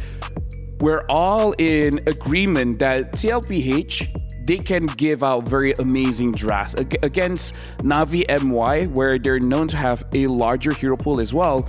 They just got to be careful not to get trapped, right? Because if there's a possible counter, then it's a possibility that Navi MY will pick it up, even the Belleric. Yeah, we were all agreeing during the game while watching that Belleric answers everything that TLPH has. So knowing that this is the threat from Navi MY, I think for Coach Moody, since he's also a coach for MDL that has a lot of like hero global bans, the global bans, right? So I think this is where he could change things up coming to game number 2, or probably change the dynamics even for Kla, because I think they're focusing too much on having Kla as the center of the damage. So there's no really way for Ramisi. Yes, they had the Joy, but the Joy earlier, if stopped in terms of the jungling pattern, is just forced to go for the split push. Yeah, and Navi MY clearly was the more successful one to do that earlier in game number 1, even despite just having the Belleric and the glue. That's so surprising in itself, because it was Team Liquid who had the Hilda, and I feel like you could just immediately associate the Hilda with disrupting so much from Navi MY supposedly, but that wasn't entirely the case. And now we're jumping into the draft here, where Team Liquid, this time they're going to be first pick, and Navi MY, they will be the second pick. So in this situation, they do have priority in actually getting some setup or win condition on for themselves, maybe even an opportunity to take away the Yisun Shin. Yeah, Yisun Shin, good point. I think if Navi MY bans out the Yisun Shin, then there's the answer for TLPH. It means that Navi PH works around a jungler like a YSS, so they would have a better idea on that. But anyway, TLPH, they're banning out the usual heroes, Farsa and Wama even. Farsa meaning they still want Kla to have somehow safer area in terms of the laning. I am leaning towards the idea that Team Liquid Philippines might want to revert back to the more common comfort picks, similar to the Fredrins and all that, for their draft. Heading into game number 2, I feel like that's something more familiar to them. Also, granted the bans that we have so far. Speaking of bans, I think this game, Uranus and even Baksha will be open, and it is open. That has been a trade here for Navi MY. Okay, we ban still the Harith and have TLPH choose between those two heroes, even YSS, and then they get the better trade because Baksha, they got it, and then Uranus YSS. It's an amazing opening. Even on Draft Brigada, I started with Baxia, and I was very happy with the draft that I got. And yeah, Baxia is a very good opener, and now it comes to the question where you just don't know where this Baxia is going. Is it going EXP? Is it going roam? Is it going jungle? This is one of those heroes that, personally for me, is like an 8 out of 10 in terms of flexibility. It legit can go anywhere. Oh, okay. Never mind the YSS. Speaking of which, this Lancelot was the one that Rina used to destroy gaming gladiators yesterday, using twice straight. Yeah, Rina, I think, is one of the most proficient assassin junglers that we have out there. I know why. I'm looking at the draft right now, and there's not too many lockdown heroes. Like the Kali is not there, the Badang is not there, and they took away the Gatot Kacha, and there's the Phobias like you predicted, and now the Moscow. So now there's more crowd control. But I wonder if this was a bait. Okay. Still no mages again. Sorry, I'm surprised because I think Navi MY is trying to replicate their draft from yesterday. They have the Lancelot, Gatot, and CC for game number 1. Although Harith won't be taken here, even Parsa, so they're just changing some of the areas. But definitely, this is like their comfy or comfortable hero composition. This 3. I see, and it kind of like wherever the CC goes, whatever you put in the XP lane, it feels like they're happy with that matchup already. This is a combo that happens in Malaysia a lot as well. CC as well as Gato Kacha, where CC locks people down, and then it's a free ult for the Gato. Yeah, so it's one of those very annoying things that you see in rank, and even though it's in rank, it's very much viable in professional play. Yeah, and I think Navi, they are also still considering the idea that the Vaksha might not just be the jungler just yet, because they took out the Suyo. So maybe there is still a chance that we get to see the Frederick I mentioned earlier, but I feel like they too much on the sustain mage. They need a lot of damage. Yeah, they need a lot of damage lacking on since if they are leaning towards but they're the banning the sustain carry, so maybe there's a chance here. Maybe because they banned the carry. And they banned the what if it's just Alice without the Angela all over it? Because they did it yesterday. That did not have the Angela beside the... I think that's a possible route because Zetian is still open. So you could have Zetian and Alice as of 2 final picks. So they will have equal for both physical and magic, although too much on magic, maybe. Like I said, no such thing. No such thing as too much magic, man. As a roamer, we need a magic resistant update. But either ways, right now the final bans coming in for Team Liquid. They gotta be careful because Navi will have the priority here, and I feel like the priority is going over to the mid unless it's gonna be something very flexible. They banned out the Bruno as well, so they want to make sure that the Moskov has a good matchup. But honestly, there's still a lot of gold laners still open, even the likes of Granger, Brody, even Irithel too. It's Irithel, yeah, in terms of mobility. Bane. Why not? I mean, who knows, right? Yeah. Oh, the last time they did meet each other though in the qualifiers, they used Bane twice in a row. Yeah. And we have the Selena, the honey special. So you were talking about how TL should really go for comfort. Maybe Navi heard as like, hey, that's a good idea. Oh my! We can see the smiles on their face now. And I think there's a story with the Selena of Honey, wherein even male pro players know that they shouldn't give her. Yeah, they're Selena. like, ban it out. Don't let her have that Selena. Yeah. Yeah, that's not gonna be an option. But now Team Liquid Philippines, they still have chances to find a way to work around this. If I were the Fredrin in this situation, though, I would feel bad. Like I will be like, are you sure, coach?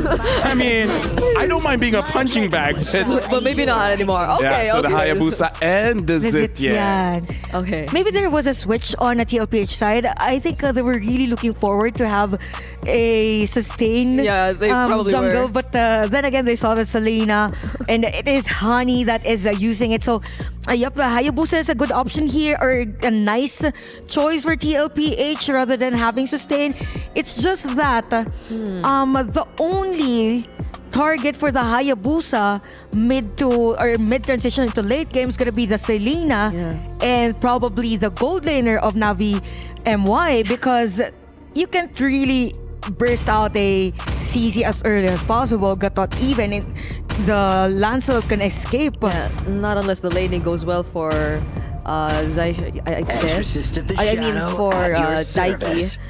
But they wrap it up with the Granger, and yeah, because the Lancelot, there's too many iframes, so might not be the best option, but let's see how it goes. Yeah, and right now we can definitely see for Navi MY, there is a lot of burst and a lot of control here, so TL, they really have their work cut out for them. I want to see how fast they rotate. So thank you very much, Chantel, as well as Brigida. But now it's time for me to pass it over to Mirko and Athena to continue on casting the second game in the series. We'll see. Will it be a 2-0?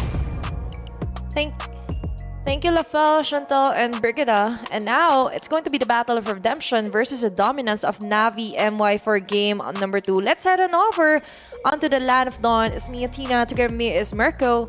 What can you say about that draft, Mirko? Specifically eyeing out a certain hero here for Navi MY. Right now, all I can say is choo-choo because it's a train, Navi. They've literally built themselves a train. Now, it depends what kind of train they want. If they get a snowball early, this is going to be a bullet train. It'll be going through the map super fast. But if they fall behind, this is going to be one of the trains that actually, gets derailed real quick. TLPH have a pretty okay composition to hold back, to weather the storm. It really just comes down to if Navi Malaysia, again, get that snowball early because, yeah, this composition is kind of nasty if they do get a snowball. So in short, TLPH needs to find a way to derail this bullet train. I do believe it's going to be a bullet train, especially with what Hani is doing. And as Chantal have mentioned, even most pro players, men pro players, bans out the Selena here for Hani. I was just supposed to say Hani for Selena. But still, you're on the mid lane. Early skirmishes here for Soldier and Ramisi. The taunt over. Oh, first blood already for Rina. And hey, Athena, I just had a conversation with Rose outside of the talent lounge. She was already hopping out Rina. She's like, yeah, Rina, she's an upgrade here for Navi MY. Like, if she was there from last year, they would have beat Smart Omega Empresses. So, hey, shout out to Rose. Yeah, and definitely we're seeing it. First blood, plus yesterday, they totally destroyed, am I right? GG with this Lancelot. Sweep with Rina's Lancelot, right? And now with Hani playing on to the Selena. Yet again, game 2 Selena here for Hani. They just want to go for the sweep here. Navi MY definitely for TLPH needs to watch out. They need to watch out for their tempo here. Crucial crowd controls here for Zaishi, even the ultimate as well with a Fury of Phoenix. But right now for Navi MY, fast-paced action here. Rotation on the first turtle. Soju getting hit hard. Abyssal Arrow landing too. Massive stun coming down to the back as well. But now look at Daiki with the Infernal Pursuit. Ramisi gets a kill back. 2-1. Navi Malaysia caught in the tough spot. That's the power of the Phobius early during turtle takes. That's what you want for Daiki. Even though she doesn't land the Infernal Pursuit, but the Dark Wave really matters. Just so she could just zone him out, slow him down. Rina taken down here. Daiki just regaining some of her confidence from game 1's Lapu Lapu. Yeah, and it could also just be a rare case or a very, very common case of a caster curse. Right as we compliment Rina, we get to see a death. Maybe it's a mirror curse. Hey, 2.0. man. Hey, you know what? My bad. Lafel, I'm sorry. I'm sorry I cursed the girls, man. And even Rose. And I'm you sorry, have guys. to say sorry. I'm sorry. Both teams are equally good. Yeah. Yes. If you want, we won't say their names, but we have to. Yeah. We really have to. And going back here for TLPH, regaining some of those accomplishments on the dominance.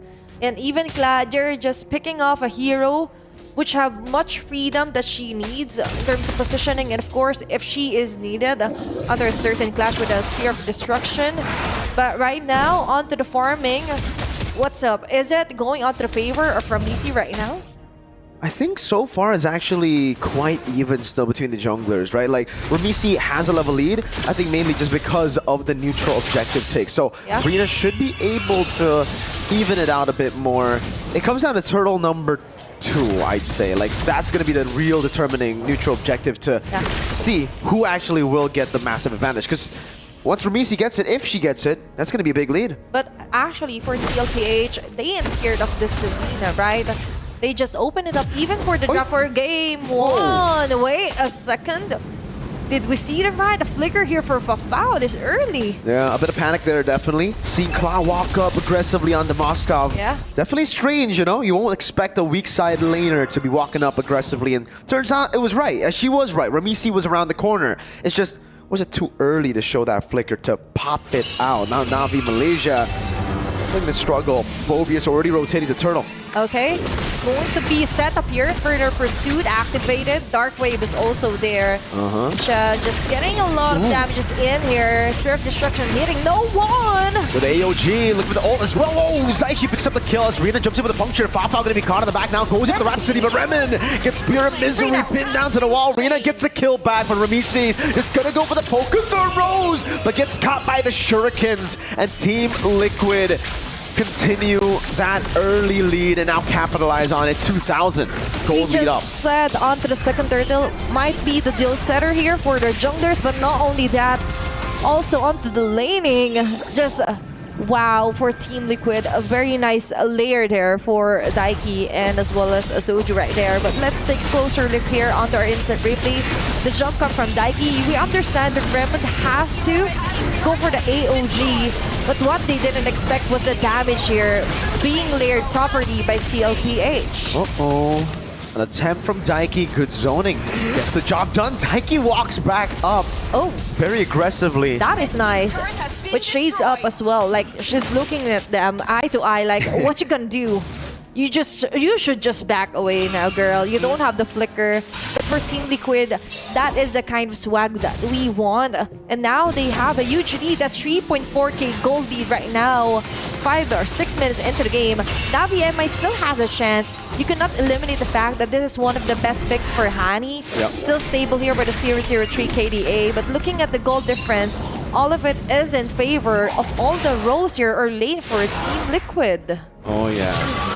So far, this train has looked kind of derailed, you know? Team Liquid has done a good job weathering the storm, actually utilizing the storm to their advantage. Exactly. They've been winning the early game, a 3,000 gold lead. Really good abyssal arrows from Hani, but there's just not much they can do with it, right? Like, every time it lands, it's just poke. They can't all in onto Soju. They can't all in onto Daiki.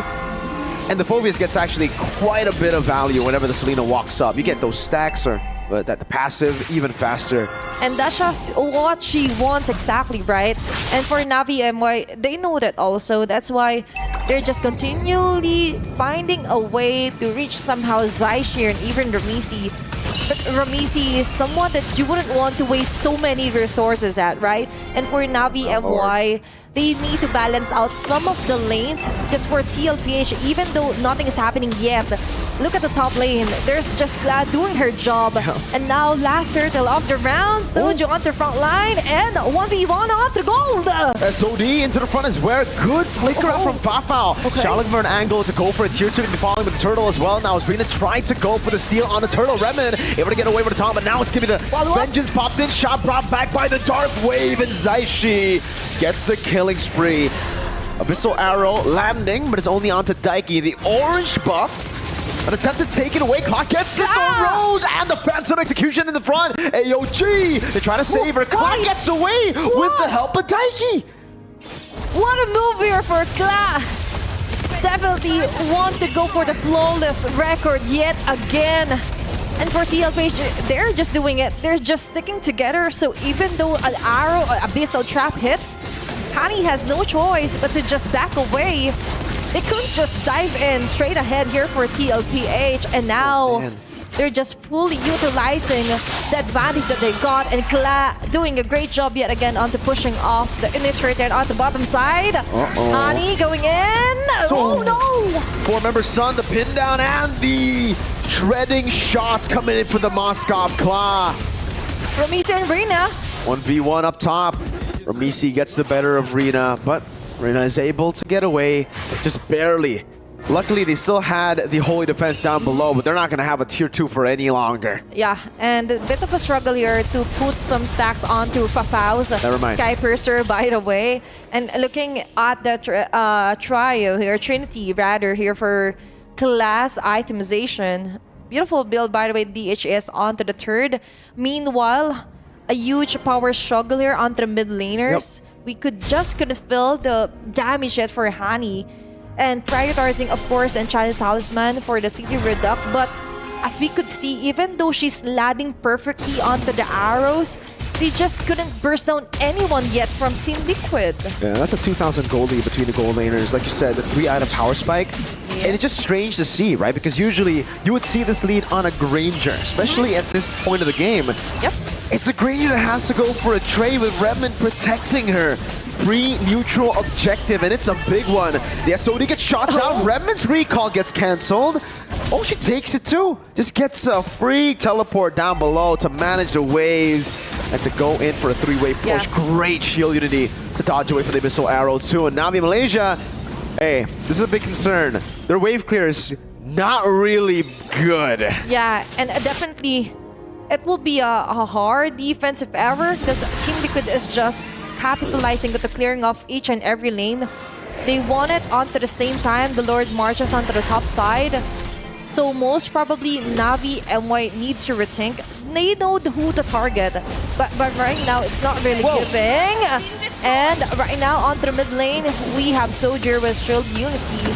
Sha as well is really struggling. Oh my god! And Hani! Shadow kill the back, that's an assassination on the mid and the gold lane. Fafao and Hani fall into the shadow kill over Misi. Claw having a blast down below, just piercing through the HP bars of Navi MY. Okay, they're continuing. Soju just roaming around here onto the base. Navi MY left to defend for the crystal. Zaishi onto the top lane. They don't want any idle moments here for TLPH. They want to do everything as fast as they can. And now 4 members in. Soju on the bottom side. Rina getting hit out. AOJ! The Purify out now with the sustain out. Ramisi goes in for the shurikens and the shadow kill again out the Fafao in the back line. Still able to get the isolation on Remen. The SOD now landing. Rina getting caught as well. Has a revitalized claw. Jumps back in. Has a bit of nature. And baits out Rina, but she's still able to survive. Taike goes in for the dark wave. And Ramisi cleans up in the back. Wow. Navi Malaysia stuck now under the crystal. The Abyssal Arrow goes wide as a pin down on Hani by Claw. As she goes in for more piercing shots onto Rina, onto Sha. And that's a double for Claw and the crystal to follow. And that's going to be it. Team Liquid PH regaining their confidence and their strong willpower and extending the series on to a game number 3. What an adjustment and what a play here for Ramisi as well. Just throwing those shurikens, targeting the back lanes themselves. Wow. And even Daiki, right? This is a better performance compared to game number 1 alone. That was so different. And I think it has to be, again, because of a very all in or nothing type draft from Navi Malaysia, right? They kind of put themselves in that situation where, yes, if they win the early game, it would have been great. But TLPH, they're a team that you can't really do that to, right? Like they're even in game 1, even in an early game win position for Navi Malaysia, TL were able to recover a lot of times. They were able to stay even in the mid game.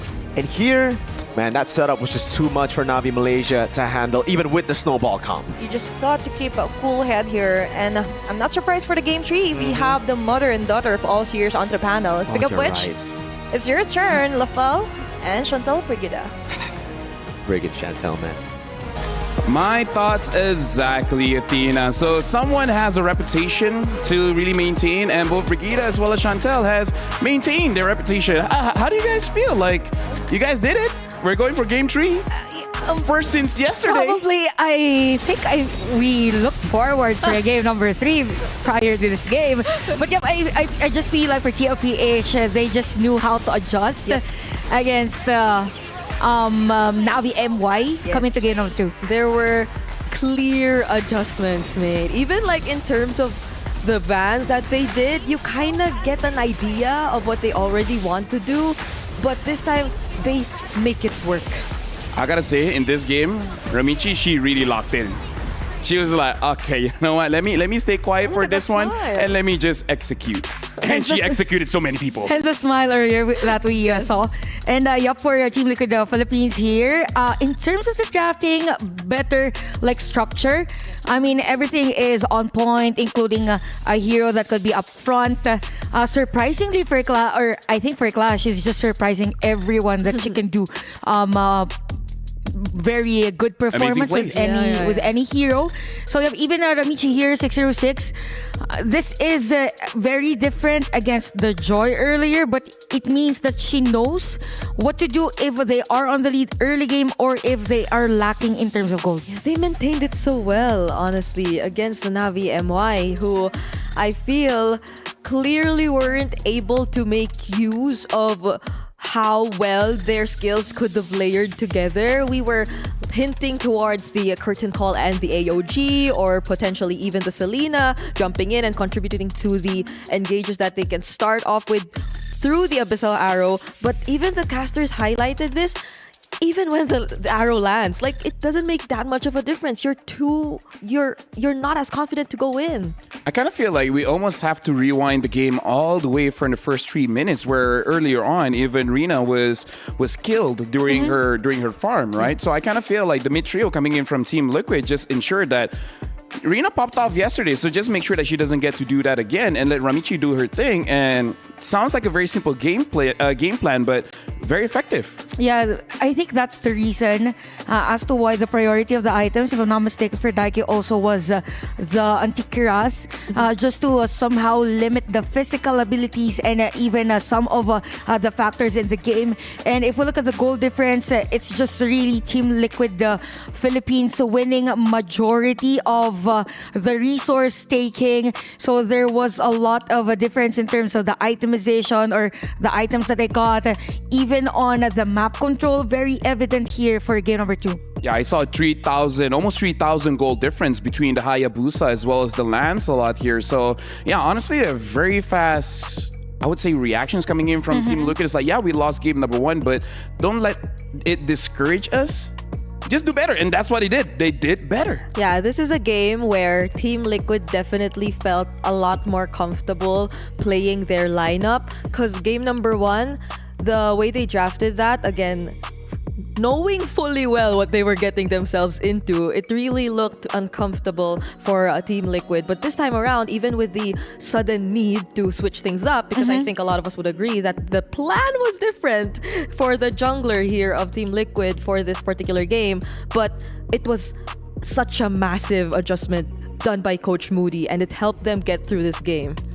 Probably for Coach Aish, into game number 3, I think the Gatot isn't advisable to be picked as early as the second 2 picks, because it was their pattern from yesterday, even the Lancelot, so they could actually have an X Factor type of sequencing in terms of their pickings of the hero. Yep.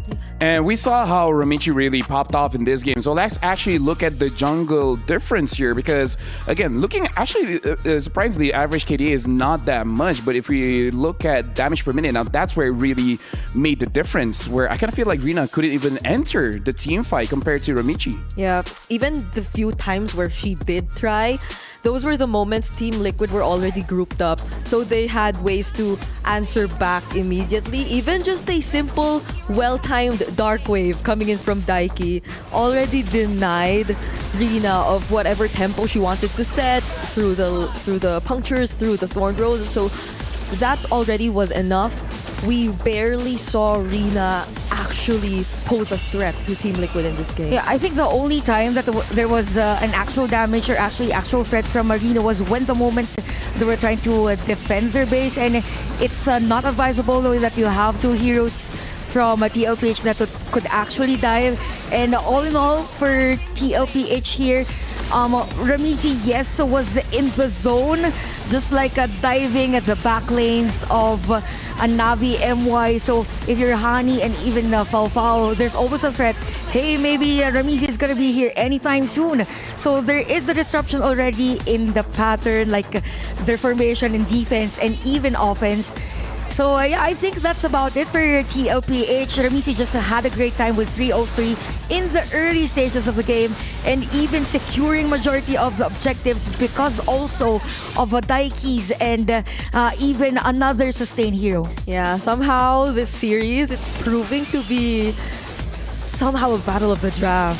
Yeah. I would agree. The way that there's been such a big difference between the drafts of these two teams in the past two games, played such a huge role in how the game eventually played out. Because we were talking about all these flex options in game number 1, and that was clearly lacking from Team Liquid. But in game number 2, we saw the, as you mentioned, Gatot and Lancelot priority, which again kind of limited the flex options for Navi MY, and now it's them who somehow struggled because they actually wrapped out the first phase with a CC2. So it's very clear where these very are honest. going. Yeah, and now this is our first 3-game series, courtesy of the both of you. Thank you very much, by the way. And I think this deserves to be the qualifying match to go to the knockout stage. And I would say for both games, it does feel one-sided for Navi MY in game number 1, and game number 2 was for Team Liquid. So in terms of how strong they feel, I kind of feel like at this point, like you guys said, draft, yes, but also kind of subjective. But if I were to lean towards, I would lean towards a little bit towards Team Liquid, because even in game number 1, when it was clear like the draft wasn't in their favor, they were able to hold out long enough and potentially even won that one. Yeah, I would agree on that. I think it was a stretched game number 1. We have the split pushing capability with the heroes. I think it's something that we could see on game number 3, not unless there is a specific strategy for the other team that could go for the snowball. Yeah, because Team Liquid knew their macro so well. And Navi MY clearly have to find a way to, just the same way Team Liquid did it in game number 2, maintain that if they get it in game number 3. And now we have a quote coming in from Rina. Of course, we've prepared something special for the match against Team Liquid. Just look forward to it. Most people know me for playing assassins, but who knows? I might pull out a fighter or tank jungler. You'll have to wait and see. Well, if we have to see, we gotta see in game number 3, because this is literally the last opportunity they have for any kind of surprises. Yeah, because even like yesterday, I was talking to Owl, like an Indonesian talent, right? And I was asking her, how familiar do you think Rina is with non-assassin junglers?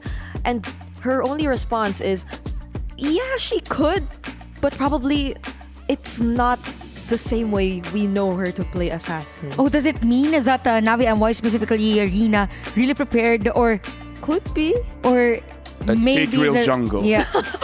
Why not? Wait. Oh, maybe possible. So yeah, I think it's something that Team Liquid Philippines has to be prepared.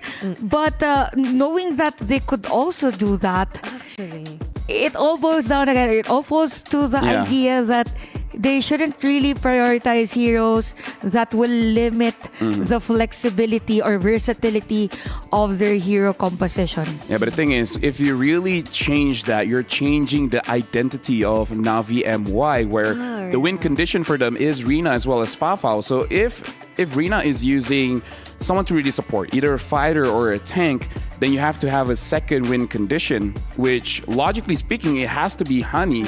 And at that point, it's a good idea. We've seen plenty of teams having mid as well as gold to be the win condition, but that's one of those things that you really have to practice before putting it into play in a $500,000 championship. For Honey though, in I think the most recent tournament we saw her, again, it's been the Selena, which has been her go-to pick, and then following that was the Kimmy. But nowadays, the Kimmy in the mid isn't that often. It's like it's always banned. To be fair, it's always banned. Yeah. So let's see if Honey does have other plans in mind, because as of now, Badang and Moscow immediately taken out for Navi. What could be the priority here? Yeah, and same question goes to TOPH, right? Because they actually switched things up. They banned out a different hero. Both Uranus and Baxter was opened game number 2, remember? Yeah. So I think they will give again the YSS, if not Zetian.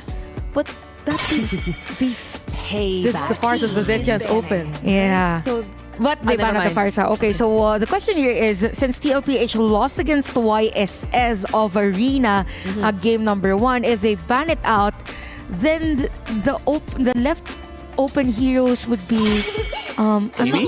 Kimi is open. You just mentioned it earlier. Yeah. What? Why not Kimi? Yeah, Kimi is open, and the Baxia got banned as well. You just have to be careful of Ramichi, because Yeah, her assassins are good. Yeah, I think that's a trade. We open up the YSS, we get the Kimi because yesterday TLPH played well with the Kimi. And also it means that in terms of early game, they have high deep in okay. But they got the Kimi. They got the Kimi. Let's give YSS to TLPH. So TLPH, they have the option to go Arlot and YSS. Yeah. If not Or other Arlot and, Focus. I think Too much. I think they actually want them to take the Yisun Shin because, like I said, like having the Kimi going up against something like a Hayabusa, Lance Rolling, that's much scarier. Yeah. Like Yisun Shin is an amazing hero, but at least the Kimi feels fine. But this does come back to our topic just now, where if you do want to put a tank or a fighter in the jungle, someone else has to carry. So now maybe they're good on their word. Maybe Rena's gonna show something else. And they go for the Gatot Kacha instead, which This is a classic Chris. You say don't, and then they're like, actually, wait, did she say do or don't? Even yesterday, I wasn't proud when I suggested the Harith, but there was a Harith. You weren't proud of it, but hey, you were correct. Okay, so they went against our advice and picked up the Gatot Kacha. I think Phobius is a good answer here for Navi MY. But it depends on the early game of the YSS. Probably a glue still could be a nice I don't know. option. I feel like Akai Arlit, Fredrin Arlit. Akai Arlot. Yeah, that would be pretty good too. Yeah. How can we forget the best duo in this tournament? Because we don't like Akai. Hasn't really shown up yesterday. Hopefully today's different. Not unless the surprise Rena's been talking about was Okay, never mind. she lied. No, never mind. Just like Mirko said, you kind of have to lie every once in a while just to throw your opponents off guard. He still went for the Lancelot, okay, but not at around the same time where they did earlier. Yeah. Now they have sort of a clearer picture as of what may go on to Team Liquid Philippines. But with this, could the CC be a possibility for Team Liquid at this point? So they have direct So answers. just did what Navi MY did in game So number they 2 where just they switch it up. lost. Because if that's the case, that's going to be the exact same. All right, so Zetian. Yeah, It's a Zetian. Okay, so more on control actually for TLPH. It's just that I think they need one more hero to be up front because you can't really rely on Gatot alone in terms of doing the initiation. Okay, so you have the assassin or the jungler and even XP lane, probably the mid lane also for Navi MY. You can ban out the other EXP laners now for TLPH just to limit the possibility. I'm not sure if Boss 5 Phobius is an option or it is viable, but yeah, as much as possible, limit that one out, or probably more on the marksman. Here's Granger, Irithel, something like that, because you don't have, there is the Granger ban, so they're limiting the gold lane, but there's a high chance actually for Navi MY to go have the Ruby gold lane maybe. Never mind. Okay, they never mind. Sorry. Why is it every time you say something, it just like goes the opposite way? But they took out the Ruby. So Just wait, Brigida. Your time will come. my time will come. There's a time when a caster matures and they get it wrong every single time. I must say Esmeralda now. If it pops out. That's intentional. So, wait, I mean, who knows, right? But the ban on the Ruby is pretty interesting. I thought they are the ones to get because Ruby actually, because they have Kimi as the mid lane. They have the option to go. I mean, we assume he's going to the mid, right? Yeah. Ooh. Now that's a flex. He can go gold, he can go mid. Don't assume. Okay, they take out the Irithel though. So the XP laners are wide open still. Yeah. I think for Navi MY, they can get Glue, Glue, maybe? though. Glue, yes, Glue. Although, Glue possible? Like the dashes though. No, I mean like for Team Liquid. So like ban out the glue so that Team Liquid doesn't get the glue. Yeah. Okay. Right. Okay.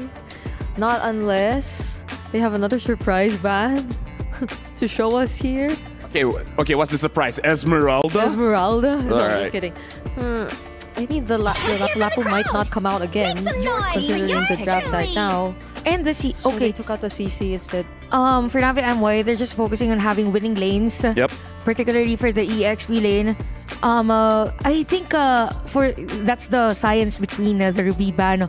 Also, just for the sake of not having someone stop even the Lancelot and even the Phobius early game. So now for TLPH, you have see like a Harif because it's been banned out for 2 games.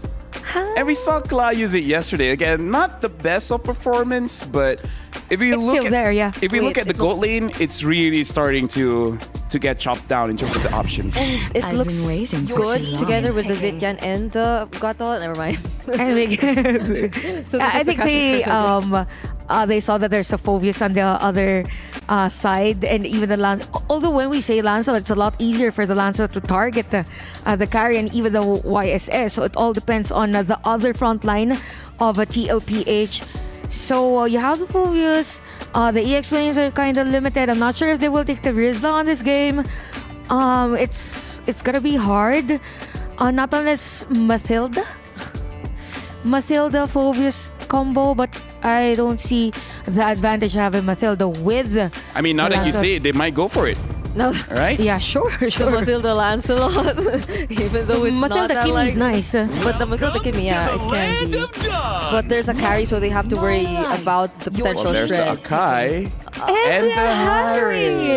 So we saved both heroes just a little bit too early. Yeah. Now they come out. And for the different team. And for the different team. Yeah. We were actually drafting for the other one. Yeah. You guys were just tricked, you know? What? Okay. Pos 5. Or the Gatot might just be. They're pos the 5? Pos 5 already. Yeah. I'm actually thinking Gatot Rome here might be a little bit better because the glue is still there, and I kind of feel like it's still okay to lock down some targets because even if you think it's hard to go for the Lancelot, just wait for all the dashes and then just pull him back in. What if they get the Minotaur? Oh! Okay. I actually like this. I like it too. You guys say you like it, but for who? The Minotaur. The Minotaur, yeah. So you guys like Team Liquid? You know what? I gotta say, I did not see that one coming. I think Mirko as well as Citrina didn't see that one coming, that both our panel really like Team Liquid. But hey, I'm gonna ask you guys, who do you guys think is gonna win this one? And for this round, I do believe that Eterna and Mirko didn't see it. Even me, Athena, for that one. But it's going to be the final game here for our first matchup, Navi MY versus Team Liquid Philippines. But Mirko, talking about the lineups here and the Minotaur being shown for TLPH. Thoughts on this one? I don't think you want my answer. I answered last game. We know what happened. Yeah. Okay. Both have equally strong drafts. My mistake. I'm sorry. They're both strong, especially onto the early game. Oh, yeah. They're really strong. And speaking of the strong competitors here for both of our emerging powerhouses here on MWI, there were some adjustments and heroes that are new to our eyes. Even though the Akai was picked certain times yesterday, we could see it rise, but I like it better here onto Rome. Yeah, especially when you have a composition like this, right, with a Kimi as well in the mid lane. Yeah. You just want to peel, and it's great if you have someone to peel. But for the most part, especially in the jungle, I'm not a fan of the Panda. I'm sorry, right, to all the Panda lovers out there. But we said it, right? We said it. Gotcha, Panda lovers. But in the mid lane so far, yeah, Hani's been able to do a good job. Zaishi completely zoned away, body slam forward. Oh, there you go. Hani getting some damage back sent towards her. Let's take a look at the emblems. Okay, well, checking on this one, of course, you have the concussive blast here for Raymond. You want that extra layer of defense as well. Wow. And usually, though, you would want to disrupt the whole plan here for Team Liquid. Even with Zaishi's ultimate, you could just, time to go for the heavy spin. And for that round as well for TLPH, counterpart get the Kacha there. But hold on, Kla being doubled down here by Fafao and Ramon this early. Yeah, she popped out the regen, gets cancelled by the Synchro Vision too, so she's gonna have a lot of problems now in the lane, just waiting. Ramisi, waiting in that push. If Hani walks up, this could be a free kill. Mountain Shocker up and available. But yeah, Hani's a bit too smart for that. Stays away from the bush. Misi just holding back for now. First turtle up for grabs. This is the second Lancelot game for today for Reina. Daiki just zoning them out for the first blood, as you mentioned.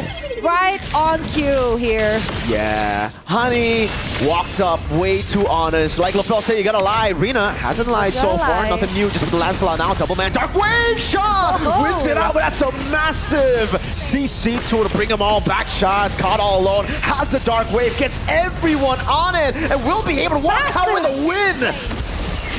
Wow!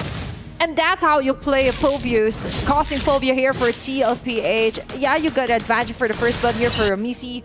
But who's the queen now? First turtle stolen. And then plus follow-ups here by Shaw. Just solely dominating 3 members here from TLPH. Let's take a closer look here onto our insert Lupe where he's just getting ready with a Dark Wave, and then there goes the Infernal Pursuit. Not only that, getting a kill plus a turtle. Yep. So much riz here for Sha. This Fury already used up Thorn Rose live camp. We can see Clark struggling. Redmond, the assassin in the back, is giving the traces from Ramisi to look for the gap closer, but Hani is able to escape as Redmond takes the long way around the enemy jungle to escape. Mid lane though. Oh, this turret is gonna take a beating from Ramisi and Zaishi. Definitely going to be somewhat capitalized on by Zaishi and Ramisi. Merman here going for the Battle Slam, but still we have to talk about action-packed clashes here happening each minute for Navi MY and Team Liquid. 2-3 onto our kill score, around 100-0 in favor of Navi MY. But one thing is for sure, Klai's really having a hard time. First death, by the way, earlier here. Onto her.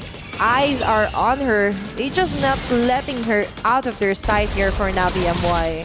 Yeah, but it really just shows you how scary, how terrifying a Phobius is in the early game, right? Yeah. Like, that Turtle 1 was literally just dictated by Navi MY, but it wasn't a team. It was just Sha going in, getting those massive Dark Waves, constantly proccing it on multiple members. That's plural. And that is how you maximize, right? Even onto the smallest of the passive.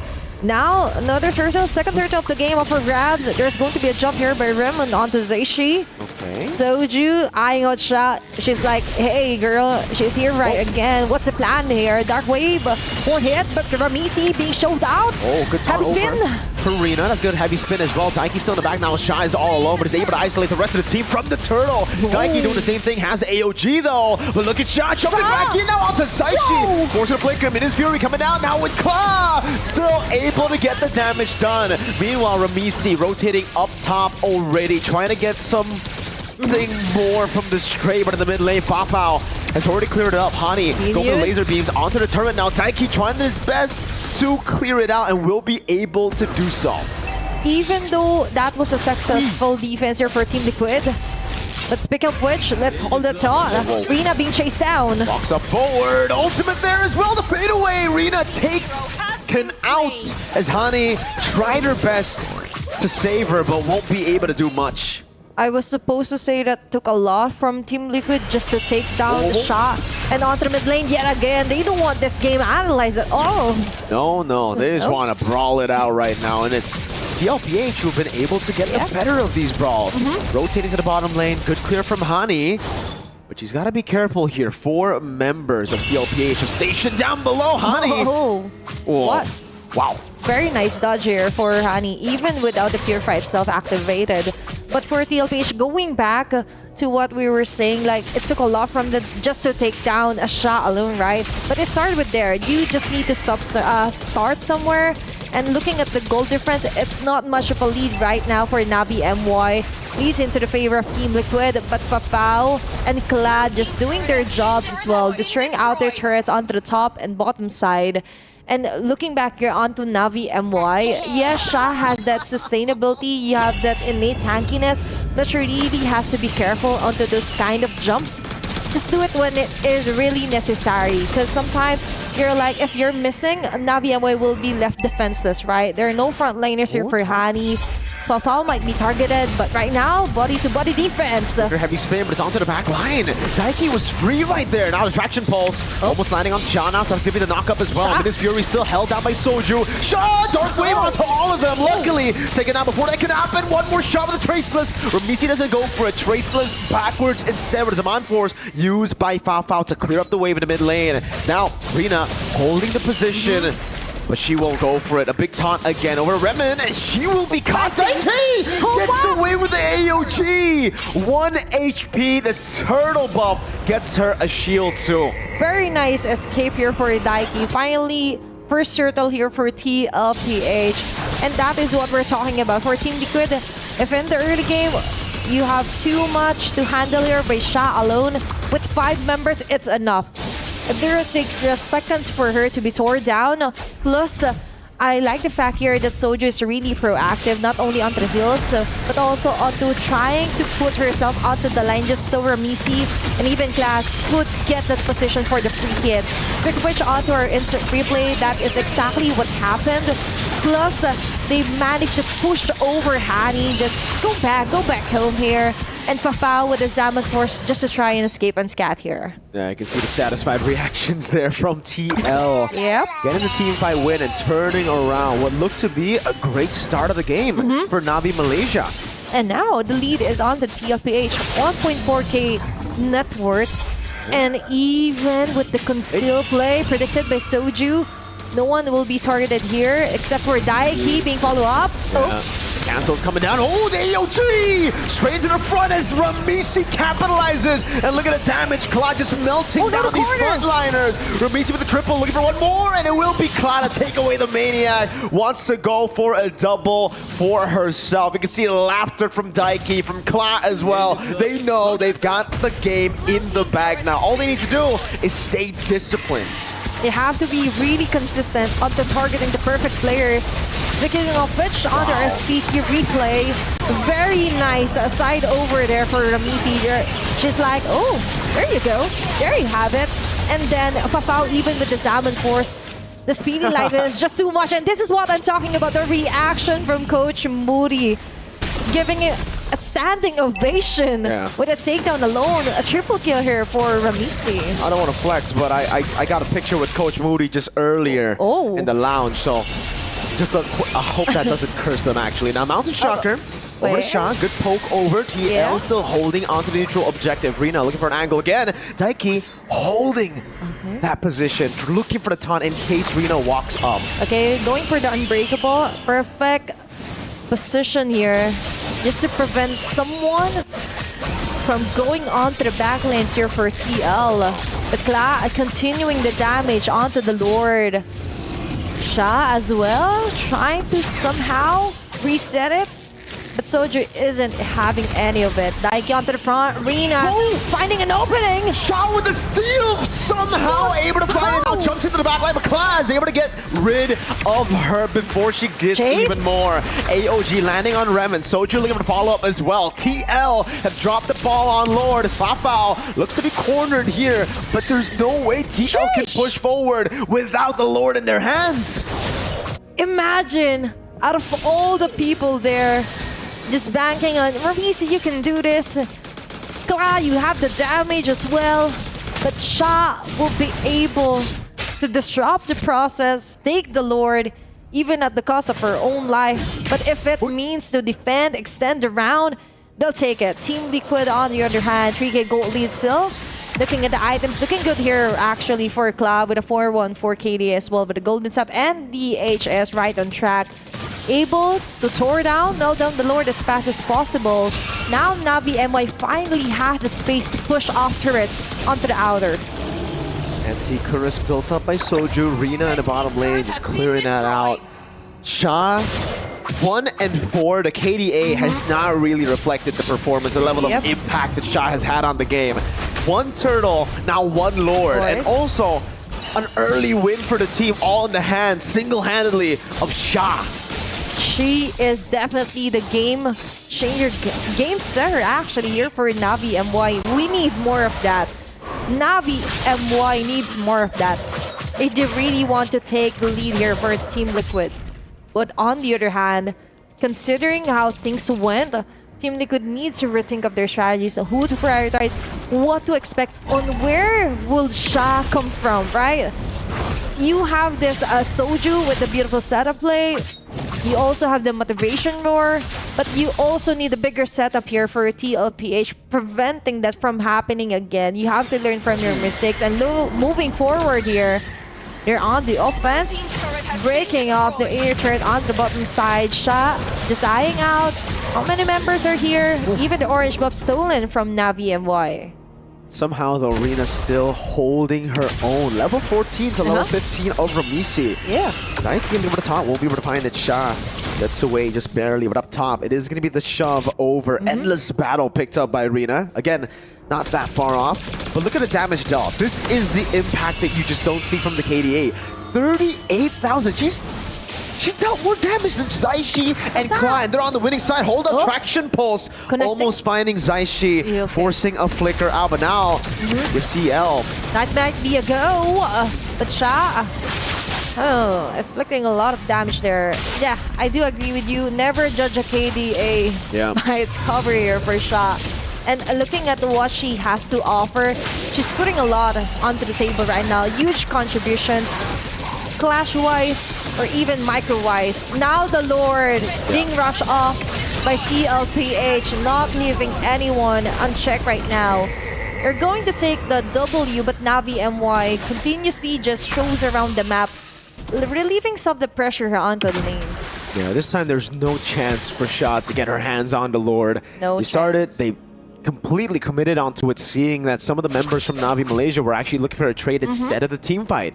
I'm guessing just because they're not confident enough in their items. Whoa! Shot jumps into the back claw, still able to kite away that melting damage. It's a fadeaway on Rina too. Claw on Fafao. That's a double for Claw as Daiki gets away with the AOG and Ramisi sets up for a three-way push into the base of Navi.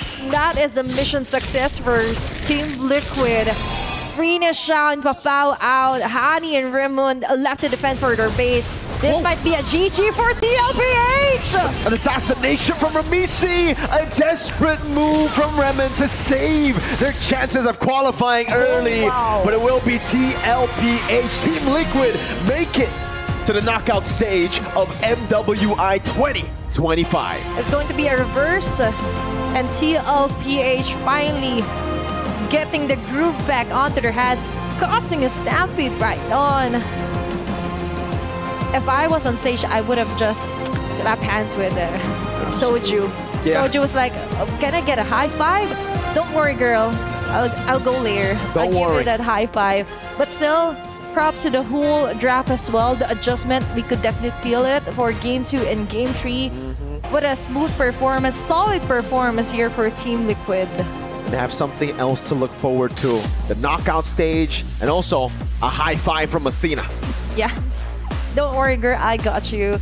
And that is somewhat of a motivation here for TLPH, continuing their bid onto the upper and now the knockouts, right? Yeah. Finally qualifying. Their hard work finally paying off.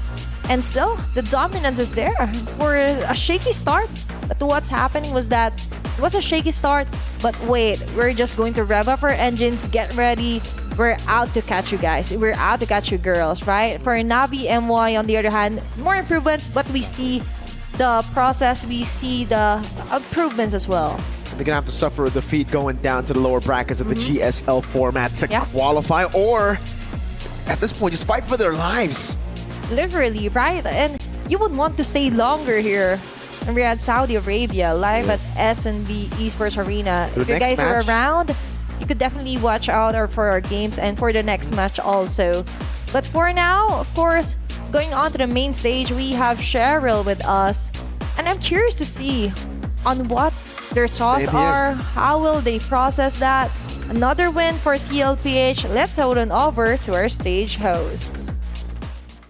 All right, now that was an incredible show opener right here for day 2. Now this time round, it wasn't sweeps across the board, and we have seen our first BO3 right here in Stream A. Now I have none other than Kla right here from the cavalry of Team Liquid. Now we're so very excited to have her here today. Firstly, congratulations on the win.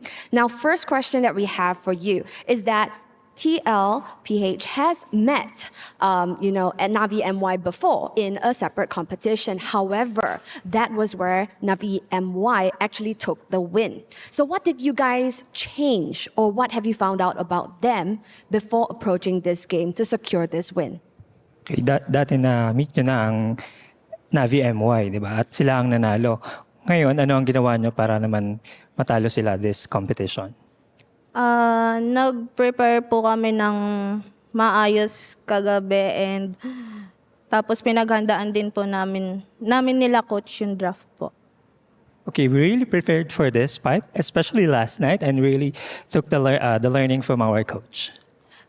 So it's all in coach. No wonder he was celebrating back end. Now, the next question that we have for Kla would be that this was a surprising best of 3. What did you guys regroup and re-strategize before you guys took this series? Okay, di ba nangyari naging best of 3 at nakuha nyo yung match ngayon. Ano kaya ang ginawa nyo for that? Siguro kaya po umabot ng game 3 kasi dahil kay Chantal and Brigida. Tapos, nang bumawi lang po kami, tapos nag-reset lang po kami. I think we won the game because of Chantal and Vijita. Yeah. And of course, we bounced back because we really prepared for this. Oh, so it's the casters that's helping here now. All right. Just kidding. Just kidding. Okay. Now, Clark, congratulations on getting Sony MVP. Now, you've broken a record right here with the Sony MVP for getting a most number of kills, 15 kills to your name, superseding none other than Fafao, who is the opponent right here today. Is there anything that you would like to say? What can we expect from you with this stellar performance, even in day 2? Okay, ikaw may pinakamataas na kills ngayon, ano? At nalagpasan mo pa si Fafao. Ano kaya ang masasabi mo sa pagkapanalo mo ngayon? At ano pa yung aabangan nila sa mga susunod na laban? Ginawa ko lang yung best ko, tapos malakas din kasi yung kampe ko, kaya ganun. Tapos sana patuloy niyo kaming supportahan sa next laban namin. Honestly, I just really did my best, and because of my teammates, we really worked hard for this and we won the game. And I hope you will still support us in the next matches. Damn, girl, you had 15 kills in one game and you're still like so cute and all, but an absolute beast over at the Land of Dawn. Ladies and gents, this is Claw, and we can't wait to jump into our next series. But before that, we'll hand it back to the studio. Take it away. Wow, wow, wee, wow. You did win because of the team fight or the draft, but because of Brigida and Chantel. Wow. I am overwhelmed. You guys give them the time to readjust. Oh my god, I am honored. It's like, oh, we lost game number 1. Who's paneling? Brigida. Okay. We'll win game number 2. We're honored to be mentioned in an international broadcast that we cost the game number 3. Yeah. But yeah, for this, interestingly enough, I thought it was actually going to be a long game. I mean, Sha played really well on this Phobius, even taking 2 objectives. The best jungler in the game. There was somewhere in Phobia's skill set a hidden retribution we do not know of. Of course. I do not know where it came from, but Sha really did a great job at extending this game. But we saw a lot of struggles in Navi MY's execution for this particular lineup. I feel like whenever they wanted to go in and attempt to do something, starting off with a heavy spin, if it goes wrong, everything just starts to go wrong. So it means that we haven't seen a very successful Akai yet. Nope. In this league. Probably that has been a struggle for majority of our female players, but definitely for Navi MY. I think with this heavy crowd control hero doesn't really fit with a hero that Sha has. Yes, she can sustain and she can withstand every damage from Team Liquid Philippines, but it just so happens that after the heavy spin, it's just like Team Liquid that they can just focus and wreak havoc against other players of Navi MY, and all throughout the game, it's just Ramichi controlling the jungle area. That's why there's a huge difference in terms of the damage that Rina can give, and even Ramichi. And I think even though they banned out the Ruby, that did not stop Team Liquid from finding ways to just disrupt whatever plans they had in mind. Because the Minotaur just had to stomp. And every single attempt could be immediately denied, or the tempo gets broken for Navi MY. So there were a lot of instances too wherein we felt like Navi MY just wanted to go for it, but Team Liquid felt like they were just too prepared to answer back. And I can see that a lot of people are picking up the Akai, so maybe there's something in scrims, but I don't know, even as a roamer, I really don't like Akai, especially in a very high pressure match, just because this is one of those heroes that has a very small margin for error. Like other heroes, say even a Grok, even a Minotaur, you make small mistakes, it's something that you can still recover from. But when you're using an Akai and you make a small mistake, you might end up helping out the opponents. Yeah. So yeah, I don't know. I feel like there's a reason why the Akai is being picked up a lot by many different teams, but like you said, Shanta, we haven't seen any successful Akai plays, like win or lose, you know? Yeah, given it is a flex, but still it's a hit or miss all throughout the game. And we could see actually a huge difference in terms of the damage dealt. If we look at Fafao, it is Shah did the most damage? Wow. Yeah. At least for Team Navi. Yeah, I mean, for all throughout the game, I think she was the one that's really upfront against 4 players, if not mistaken, during the turtle fight. And even for your Team Liquid Philippines here, you can see that we have Zaishi, Kala, and even Ramichi sharing a piece of the damage. So if you compare the damage that Navi MY can sustain, every damage dealt by Team Liquid, it's not sufficient because they can't really burst a hero composition that has a Minotaur that can do sustain. Yeah, Shah honestly had the highlight in as early as the first 5 minutes. I hope we could somehow get a glimpse of it here, but there was a moment wherein Shah was fighting up against 3 members of Team Liquid who probably thought they already won the team fight and could take out Shah as well, but it took Shah's them like, nah, long enough. I'd win. Shah said, nah, and she was just too tanky. And that was just one of the many things she did to extend the game. But I feel like she did too much, and there was a point in the game that she already needed help. Maybe she's like, if I don't do it, who will? But the others, they could not. Like, they were just denied of the farm. Everything else, it just felt like the responsibility was too heavy for It's Shah. like Navi MY, specifically Shah had this moment, I got you guys, but who got me? Something like that throughout the game. Okay, this conversation is getting more deep than I thought. But that was So what's happening is like, I thought we're friends. Yeah, I think that's what happened on that game. In some way. Yeah, they could have made a play with the Shah in the more middle. support, More support. But I think the problem with the Akai so far in MWI is there's no really sure target. Whenever they use the heavy spin, I think we saw that during the highlights earlier. They zone out the Minotaur, but there's really no initiation, like follow up for that. Yeah. I don't know if it's a hot take, but I kind of feel like I really don't like the Akai. Like, I'm sure there's that 1 or 2 drafts where we know Akai as well as the Arlet play well with each other, but I don't see that combo. So why are you picking it up? I don't know if it's a hot take, but I don't know. Just don't pick the Akai, man. You are reminding me of my draft in our podcast. Oh wait, yeah, you picked up that I picked Akai. Yeah. I picked Akai there. So now you're saying you don't like it, but that was as a jungler. But even then, the way we're seeing it here in MWI, it feels like... I mean, to be fair, you pick up the Akai and I stole the Arlet away. So, you know. Like, I see what you're trying to do. I see what Mirko's trying to do. But now we got to look at the head-to-head for this one to compare both players. Because, again, like I kind of feel like this is a close series, but just... kind of has that snowball effect for Team Liquid. We're looking at Kla as well as Fafao. In every single category, Kla is looking pretty good. Yeah, this is average KDA is high, 12, but if you compare in the average kill participation... Oh my god, damage. Yeah, damage... 4,000 to 2,000. That's high for a game. Per minute. That's not too long, really. So for Klahi, it's just she knows when to join a team fight. Yeah. Because it's just 65% kill participation, and it's more on the conversion of the current farm that she has. Yeah, and I feel like as much as Fafao wanted to do more with the Harith, okay, that's one. The Harith, not a lot of us would probably agree with. Yeah, we don't like we it. don't like the Harith. But second was TL drafted a lineup that had so much AoE, that had so much stuns, and that's the least you would like in a team fight if you're a Harith with a Zaman Force, especially considering that the Minotaur, once you already start using the ultimate, all other skills just get enhanced. So things get a lot more difficult for Fafao to, one, burst down the opponents, and then second, find the right position so she could make use of that Zaman Force well enough. So those are just like endless problems for Fafao here to perform on the same level as Club.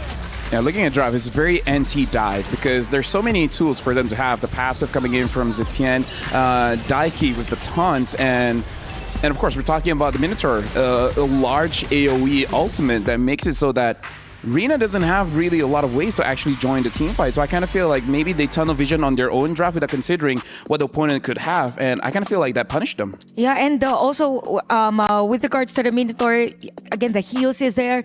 We could say that it's not really that big of a factor, but small things that matter during a team fight actually gives you of a big impact as to what the outcome would be for that game. So this is Stream A. We got to look a bit what's happening in Stream B. Just to remind you guys, for Stream B, it is going to be all elimination matches, and it looks like the game is still going on. Wow. And I'm a little bit colorblind, but I believe that it's already 1-1, and Gaming Gladiators are the one in the lead. Oh, so it's game 3. Yeah, I think because it's already the lower bracket. 8,000 goal difference.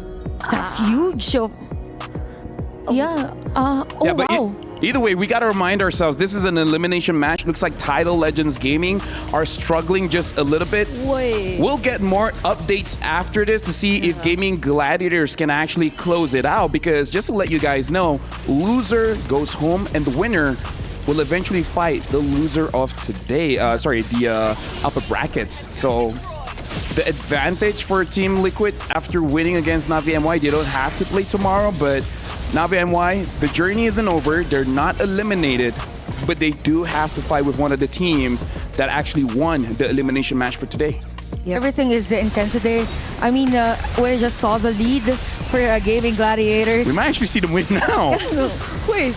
They might actually end it. Yeah, I think it's endable for them. They even have the minion wave, and even Pandon is playing really well. Actually. Yeah.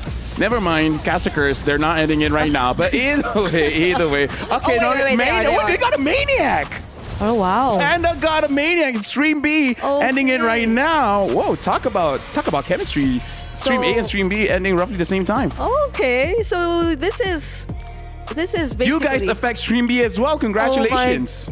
Okay. It's like a domino effect. Well, this is gonna be the last day we'll be together on panel. Anyway, yeah, but so. we will be together tomorrow at the desk. Oh. But schedule just for could change. match 1 and 2. Well, let's schedule see. could change. So this means it's Damon versus Navi MY tomorrow? I'm not entirely sure. We do have to wait till the end of the day to see who's going up against who, but it does look like Tidal Legends Gaming, unfortunately, will be eliminated. So congratulations to Gaming Gladiators for keeping their run alive. Congratulations as well to Team Liquid being the first team to actually qualify to the knockout stage. And for Navi MY, it's not over, but you got to be prepared because losing tomorrow means losing your shot at the championship.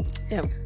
Things are, the world is getting smaller for our players, and it's now or never for everyone. I think we get to see we grasp already whatever the strategy is for every team. It just so happens it's really more on the execution. So for players or for teams that are on the brink of being eliminated in the tournament, this is where the adrenaline rush comes in. So I think that's the reason why we see 3 games a lot today, even for the upper bracket game. So yep, that's it. Lower bracket, upper bracket, no one's safe from the 3 games. Everyone feels pressured today, but in a good way, I feel. Like, hopefully, they channel it to just really bring out the best in whatever they can do. Because we saw so much of their potential early, or in as early as day 1. So, day number 2 is the day where they just really flesh everything out. And successfully, for those teams who have already won, congratulations, but that's the rule. Basically, just don't lose twice. Yeah, don't lose twice, or even better, don't lose ever. But after this will be the Saudi National Bank match of the day where another Philippine team will be playing Navi PH. So I don't know. I'm guessing you guys think they will win? Pretty good fight. They will give a good fight. It will be 3 games for sure. Right, for sure. I didn't even want to say it, but yeah, I feel like there is a high chance, unless we run out of Yeah. Either ways, after this will be another matchup. So that's going to be interesting for me. I just want to see for game 3 and 4, if you guys are not here, do we get a 2-0, a 3? Like, if we go all 3 games, even when you're not here, then y'all are amazing. And I feel like a lot of production might need your services moving forward. Sometimes they do the talent rotation, right? If they want, Yeah, so they they give just- to be extended. I mean, even the players, shout you out. So after this, we got to prepare ourselves because, again, this is going to be the match to qualify for the knockout stage. And looks like for Stream B, it is pretty intense as well because even the first series of the day, they went for all 3 games. I wonder what's going to happen in game number 2, especially for Stream B, because personally for me, I do want to see which teams actually get eliminated. Because yes, for today, people going to the knockout stage, that's going to be very, very exciting. But I don't know.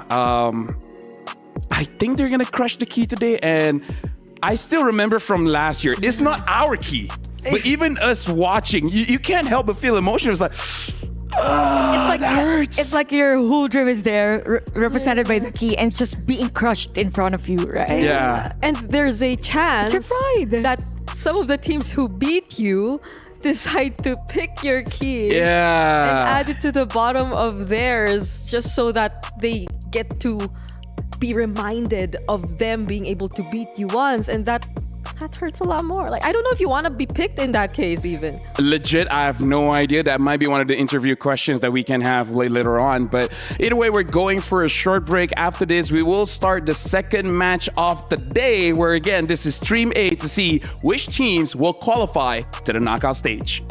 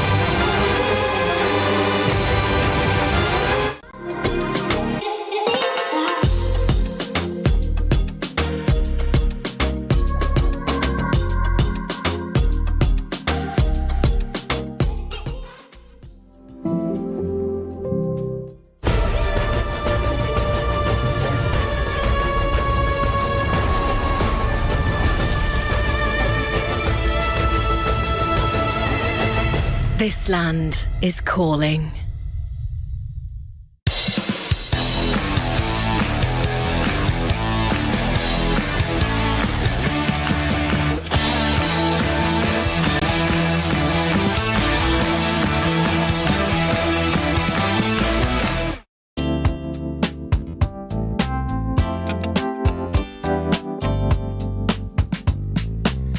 I know this world can get a little bit crazy.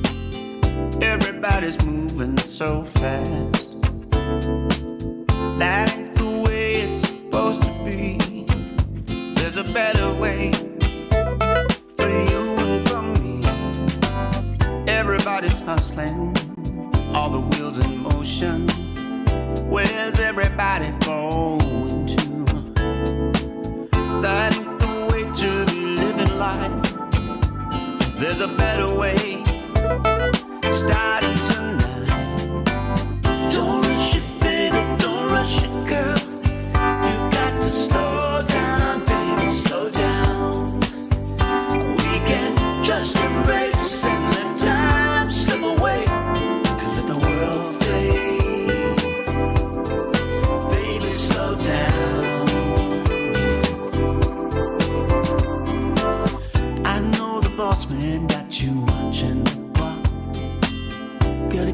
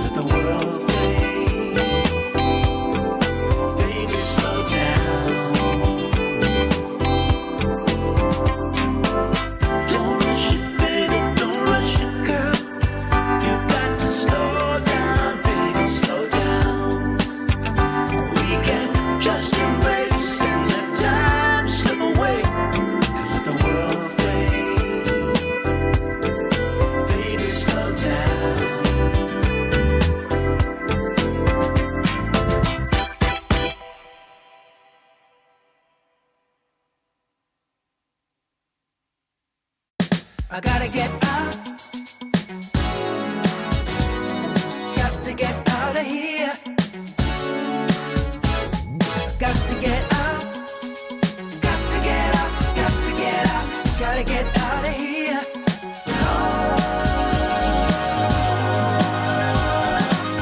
I got to get out. I feel it here inside of me. But you know what just occurred to me, baby? The things ain't what it used to be. And this time, I just keep on walking. And I won't stop, no.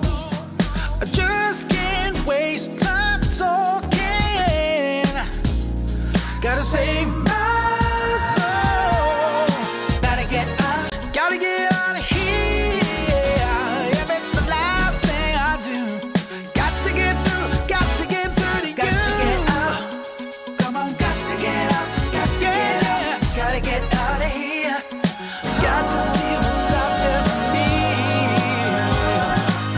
I'm just a nomad. Come on.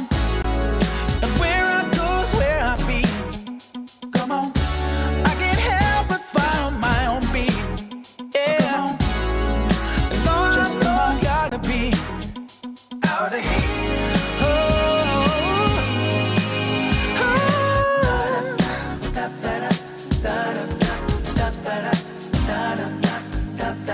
I just keep wanting more.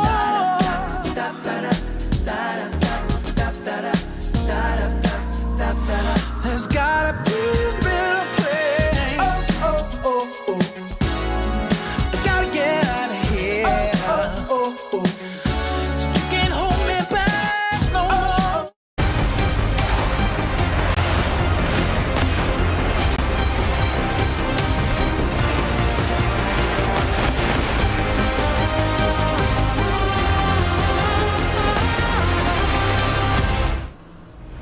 Welcome back to the Mobile Legends Women Invitational here at the Esports World Cup. We're here in Stream A. We just concluded the first match of the day, which is the Saudi National Bank match of the day between Team Liquid against Navi MY, where Team Liquid became the victors. And now we're moving on to the second match of the day between Terra Queens going up against Navi, but this time coming in from the Philippines. And as we saw just now, the games went all 3 games. Welcome back. My name is Lofel. Alongside with me is Chantel as well as Brigida. Welcome back to the A stream here, where Terra Queens going up against Navi PH. Different organization, but the players are previous champions. Terra Queens, do they have a shot here? I think with their performance yesterday, they really have. I mean, if we go back, it was 2-0 for both. They won under 12 minutes, and it was a very dominating game for Terra Queens. And I think the beauty in that is they were able to pull off or get some of the meta heroes that we don't usually see in a team. So I think the battle or the fight will start from the draft alone. Yeah, and honestly, this being a matchup between the Philippines and Myanmar sounds really exciting enough for me. Yeah. There's been a lot of history between these two regions, and I feel like even the players themselves, they are fully aware of that history and might even want to replicate just that. And where was that? That was years ago, all the way from the second World Championship M2 back in Singapore. And now the rivalry continues. That was my first World Championship. But either ways, right now we're going to be jumping into game number 2, where you guys did say, Chantal actually mentioned, where Terra Queens, they were able to get a lot of meta picks and all on the very same team, which we don't really see all that often. And I don't think Navi PH will allow that to happen. So I kind of feel like going up against Navi PH, this will be the real test for Terra Queens on how they can actually get a good draft. Yeah, I think there will be a change, of course, in the draft also for Navi PH, since they're facing a team that could also play well in those type of heroes. And if you are leaning towards the meta heroes, it means that you are somehow in par or the same level as other dominating regions. And I gotta say, Brigida, sorry very much, but All-Stars for this year just got wild because you guys can play from the 27th June all the way to the 5th of August and actually play with the Dino theme where you guys can see the buffs has changed, the turtle has changed, and even the Lord has changed. Make sure you guys secure the Lord as much as you can because you guys can secure some good in-game goodies to the point where you can even win yourself a Popol and Koopa skin. And heck, if you're a creator, you might even get yourself a battle emote. So make sure you guys log in and pay and play because it's all the way up until the 5th of August. Now, sorry, Brigitte, you had a point that you wanted to bring out? I think I did. But now all I can think about are dinosaurs. Hey, you know what? Dinosaurs are amazing. Dinosaurs are amazing. So actually, let's talk about Navi PH because I feel like we touched on Terry Queens a little bit. So now going back to Navi PH, what is the real advantage that they have going up against Terry Queens? And actually, let's start with Brigitte. Of course, definitely, I'd say it's experience and the environment overall because they've been playing in a very competitive environment, even just being in the Philippines and, of course, just being the players, just being the recent champions. So if a lot of teams have mentioned that they've been grinding nonstop since then, I believe that it could go just the same for these former members of Smart Omega Empress, these current members of Navi, because they too definitely would want to keep that. They've made such a statement, and the season, the MVP of last MSC, Shinoa, like so many people have started to look up to her and acknowledge and recognize her after that moment. Well, we got to see what Terry Queens really bring to the table because we actually prepared a profile video for us to get to know Terry Queens just a little bit better.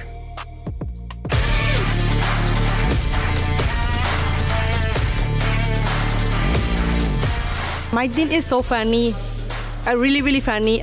Always they are laughing each other and they trust each other because we've been playing this game like 3 years. So I think we really trust each other. We are like a family.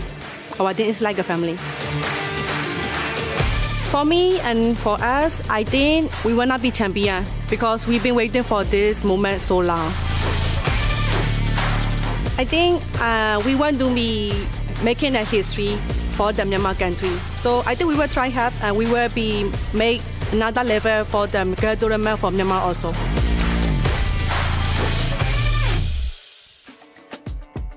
Every team has a story, and their story is that they want to make history for Myanmar. And again, this is a historical battle where, again, Philippines against Myanmar, this has been going on for years now. And they want to make history for the female scene because we saw Indonesia able to do it, Philippines able to do it. I think there were times where even Malaysia was able to prove themselves. And now, Terry Queens coming in from Myanmar, they want to make their own region recognize for all the world to see. Yep. That actually feels like a very honest motivation and very noble. It just goes to show how these players, these women, have been following the MLBB competitive scene for a while now. It seems like even way before there has been like women-led tournaments and specifically made tournaments for women, it seems like they've been involved. It seems like they've been having dreams ever since then. So it's nice to see that they have an avenue now to make those dreams come true finally. Yeah, I think specifically for Luna Lin, she began playing 6 years ago. So she has this dream of stepping one day in an international tournament. So this is the right time for Terror Queens, and she played really well. I think she's also the shot caller for Terror Queens. So with all that experience 6 years ago up until now, and also the leadership that he has or she has, she can actually be able to lead her team to win against Navi PH. So if I can be very candid here, it's a dream come true to be on the international stage. But at the same time, it's kind of a nightmare because going up against Navi PH, this is going to be one of the toughest battles that they have to conquer. But hey, if they win, the shot of becoming champions just becomes brighter. Yep. And I feel like they won't entirely be surprised as to what the Philippine meta is gonna be. Like, yes, they have been following the competitive scene for a while, and that does not apply just locally. I feel like even in other regions, they've been very vocal about them drawing inspiration from some of our players. Even in the Philippines, I think Sikoshi even draws inspiration from Benny Cutie. Like, she did mention one time. So they must have a lot of perspectives and information, and hopefully they right now are able to show us what their actual identity and what their most comfortable playstyle is gonna be. Yeah, that's true because we have 3 players from Terra Queens. There were Net Angels before. Yes. Also, they played against Smart Omega Empress at the time. So they could really change things up or even spice things up in terms of the drafting, in terms of whatever they want to execute against the Navi PH, because in all honesty, it's really proud to see that majority of the teams are slowly progressing into that more competitive side, because last year it was evident who the teams are somehow leaning towards on that kind of learning the game versus teams that has the kit and has the knowledge about the tournament. Personally, for me, I'm not asking for much. If someone picks up an Akai, show me how it's supposed to be played, okay? Like, I'm not asking for much here, because that's a hot take. That is a hot take. Like, I don't mind Akai. Just show me, just show me how it's supposed to be look like. Because at this point, like what, jungle, EXP, roam. At this point, I don't even really know. But either ways, we're about to go on stage where we're gonna be inviting both teams, both players, where they're going up against each other. So now, I'm not gonna waste so much time. We're gonna invite both Terra Queens as well as the Navi PH onto the stage for us to start the second match of the day. One team moves on to the knockout stage in Team Liquid after our first series of the day goes all the way, a 2-1 result. And they are moving on to the next stage, Cheryl. That's absolutely right. And over at Stream B, we have seen another best of 3 where we see Gaimin Gladiators coming up emergent champion and of course winning that series and kicking out Title Legends Gaming, sending the China representatives out right here for MWI 2025. Now the Land of Dawn is a cruel, cruel place. Now we have seen hopes and dreams being taken out as we speak, and we will be seeing another 3 more teams saying goodbye here for MWI 2025. And with that, make no mistake, every single team wants to be here to vie for the crown. And with that, let's take a look at our next team, starting off with the reigning queens of MWI. We have Navi PH.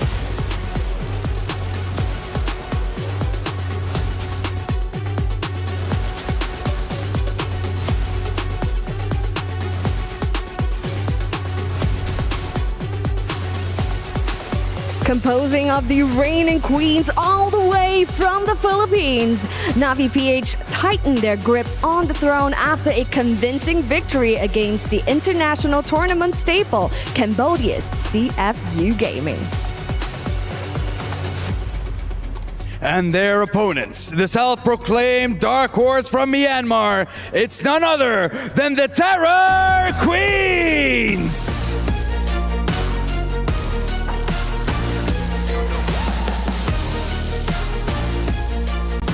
The Burmese trio of Langrina, Sikoshi, and Ku look to exact vicious vengeance against the reigning queens who took them down in last year's MWI. Can they take down the reigning champions and move on to the knockout stage? We'll find out after this series.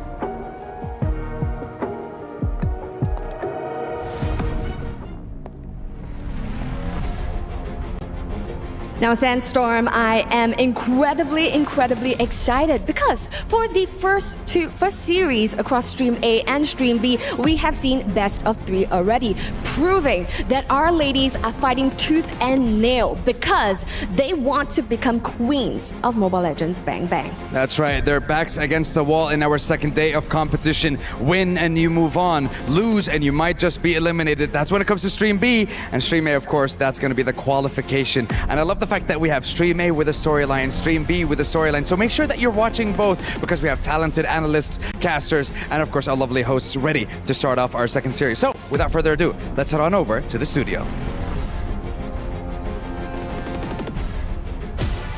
Thank you very much, Sandstorm, as well as Cheryl. And yes, indeed, both streams, Stream A and Stream B, there's a storyline because I gotta say, everyone has brought their story because we see Navi PH, the players, they want another championship for themselves. And Terra Queens, they want to bring a title back to Myanmar so that they are on par. They are on the map of MLBB.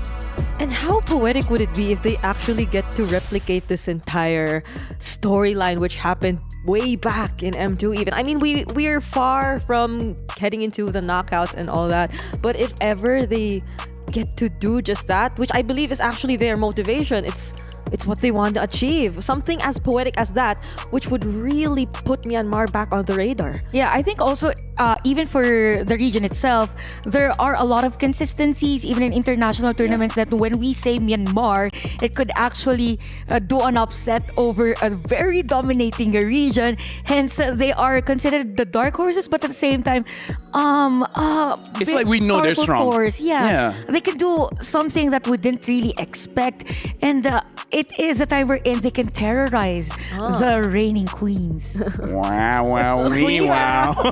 Anyways, going into this game, going into the series, I just really want to see how Terra Queens they really draft because I kind of feel like Navi PH going up against their coach, they're not going to allow them to have the kind of heroes that they were able to get yesterday.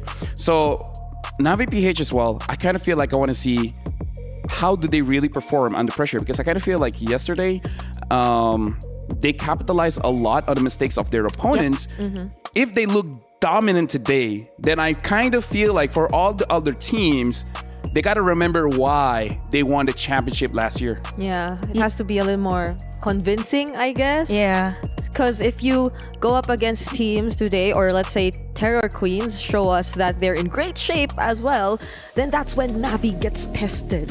And speaking of Navi PH, again, the usual players that we see, Nat Ayanami, Keishi, Amori Mirai, and Shinoa. I think the greatest discovery that we had from day one for Shinoa's playstyle, very stable in terms of laning.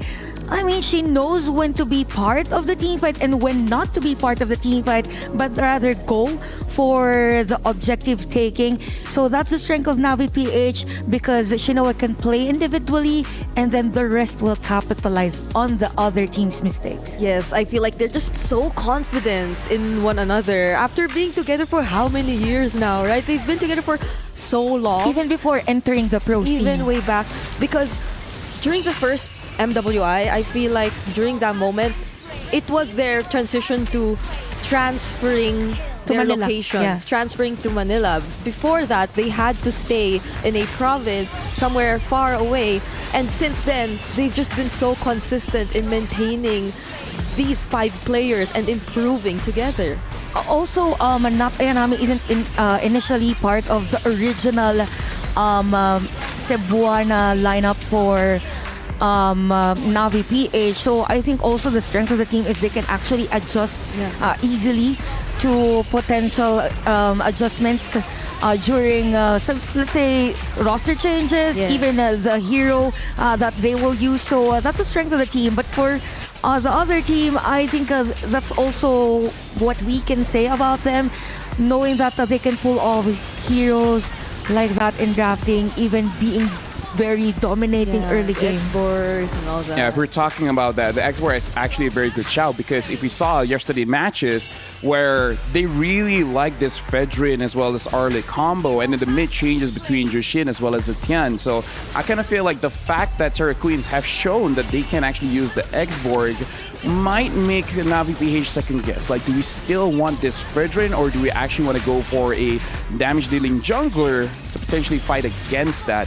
But either ways, right now, Navi PH, of course, looking very, very strong in terms of the drafts that they got. Everything makes sense. Everything is logical. And they're not trying to reinvent the wheel. They got a good draft. They just do what they can, win lanes, win game. Very systematic. So I want to see if Terra Queens can actually break the structure a little bit and actually make some crazy randomness that Navi PH is just not comfortable playing with. Yeah, because Terror Queens, speaking of, these 5 players, lang Raina, Rui, Yeah, right. Rui, Lunalin, Ku, and Sikoshi, they do feel like the team who can potentially force you out of your comfort zone. Like, if you bring in enough surprises, if you surprise them with this kind of unconventional approach to playing the game, then we might have to see a different playstyle from Navi PH, because even yesterday, right, they were just keen on bringing out the Ling. I think they were one of the few teams, if not the only team, who actually decided to pull off this assassin jungler. So if you're a fan of like Navi PH though, you'd be fine to see Keishi play an assassin again, because I think that's one of her signature playstyles as well, right? It's the assassin kind of jungler. Yeah, I think that's a good observation. Also, because it is kind of weird how Terror Queens do their draft, because earlier we're questioning, right, the Hilda prioritization, but they do that a lot in terms of how they do their draft. Yeah, now we have a quote coming in from Terry Queen's Luna Lin, the mid laner. People always see Myanmar teams as the dark horse, and we'll do our best to prove that we truly are the dark horse of this tournament. And in case people are not familiar, dark horse are the teams that you don't expect to win, but they actually have a very high chance to actually do it. Yep. Again, not so new to those who have been following the MLBB scene for a long time. But when you say But I mean, Myanmar, like, every day a new fan comes in, you know? yeah, but when we say Myanmar and then MLBB Myanmar tournament and and international tournament, then we see a lot of wins against teams that you expect to dominate.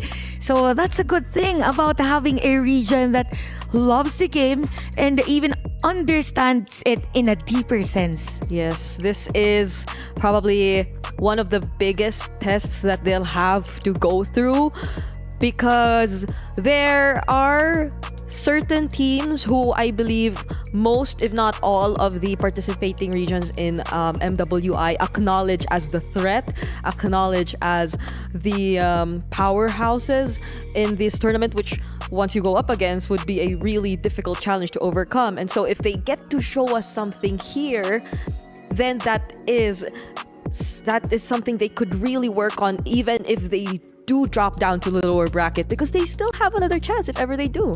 Yeah, but based on the conversation that we have, I kind of feel like Rui, the jungler coming in from Terry Queens, she might have to delay her pick unless something like a Yusun Shin is open, you know, because it does sound like she has a very wide hero pool that has the potential to actually counter what the opponent has, because we mentioned the Ling as well as the X-Borg, which traditionally you don't pick it up just because. You pick it up to fight against a certain pick.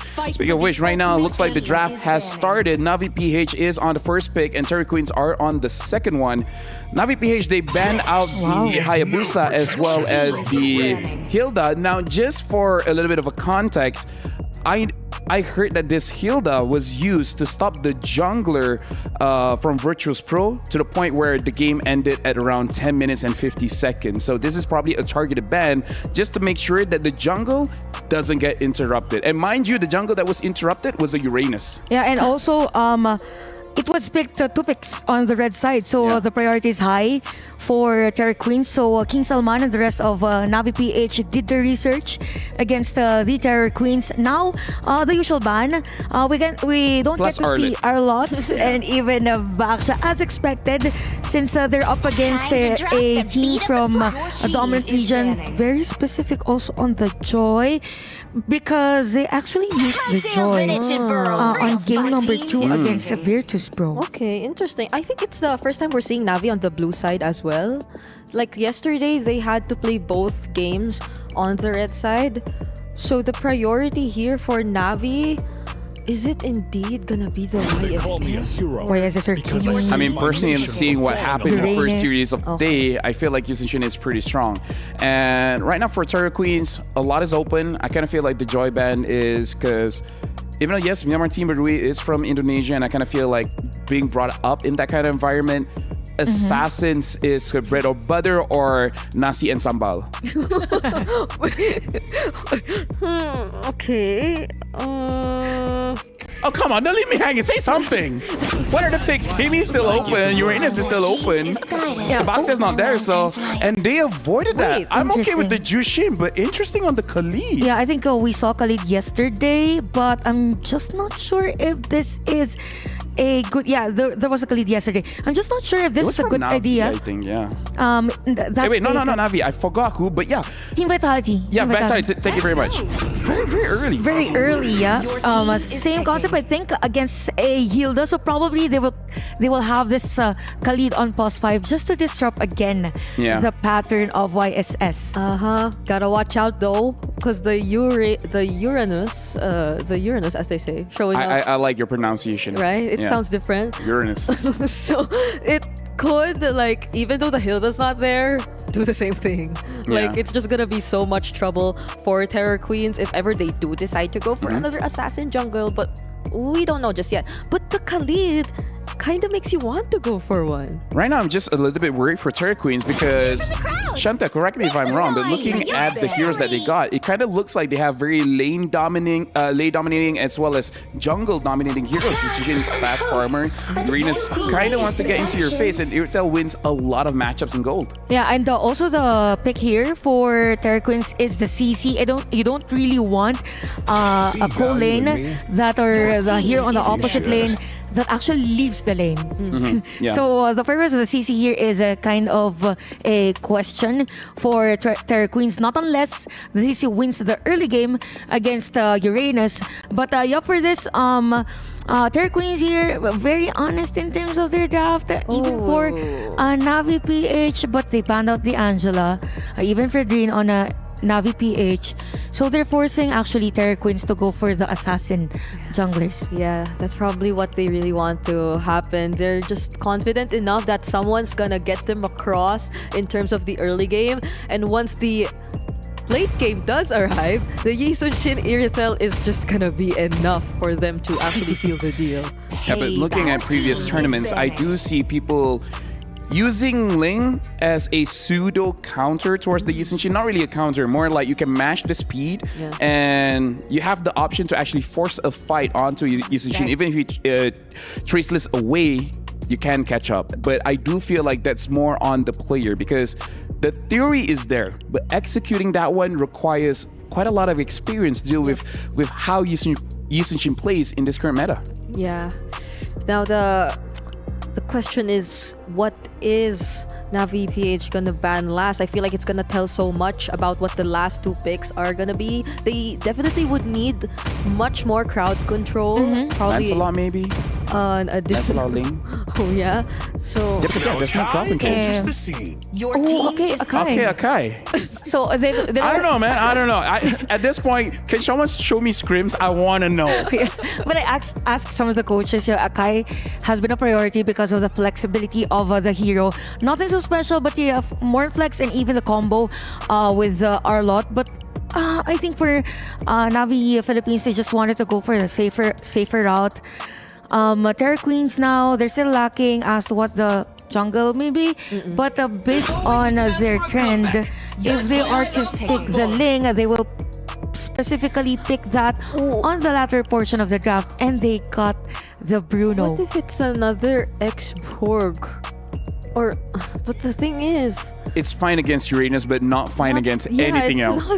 Especially because I kind of feel like Navi has the option to pick up Eve here. Not saying it's good against the X-Board, but it does make it so that Terror Queens will be difficult moving around the map.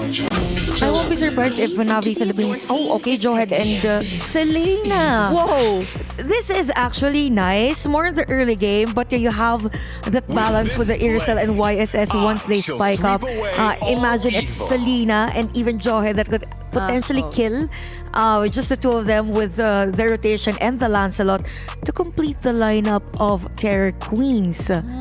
Well, I was mentioning the Lancelot because we do see that there's not a lot of crowd control here. In fact, it's only one really where you can toss them up. But thank you very much, Chantel, as well as Brigida. But now I got to give it over to Athena as well as Mirko to start with the second match of the day between both teams.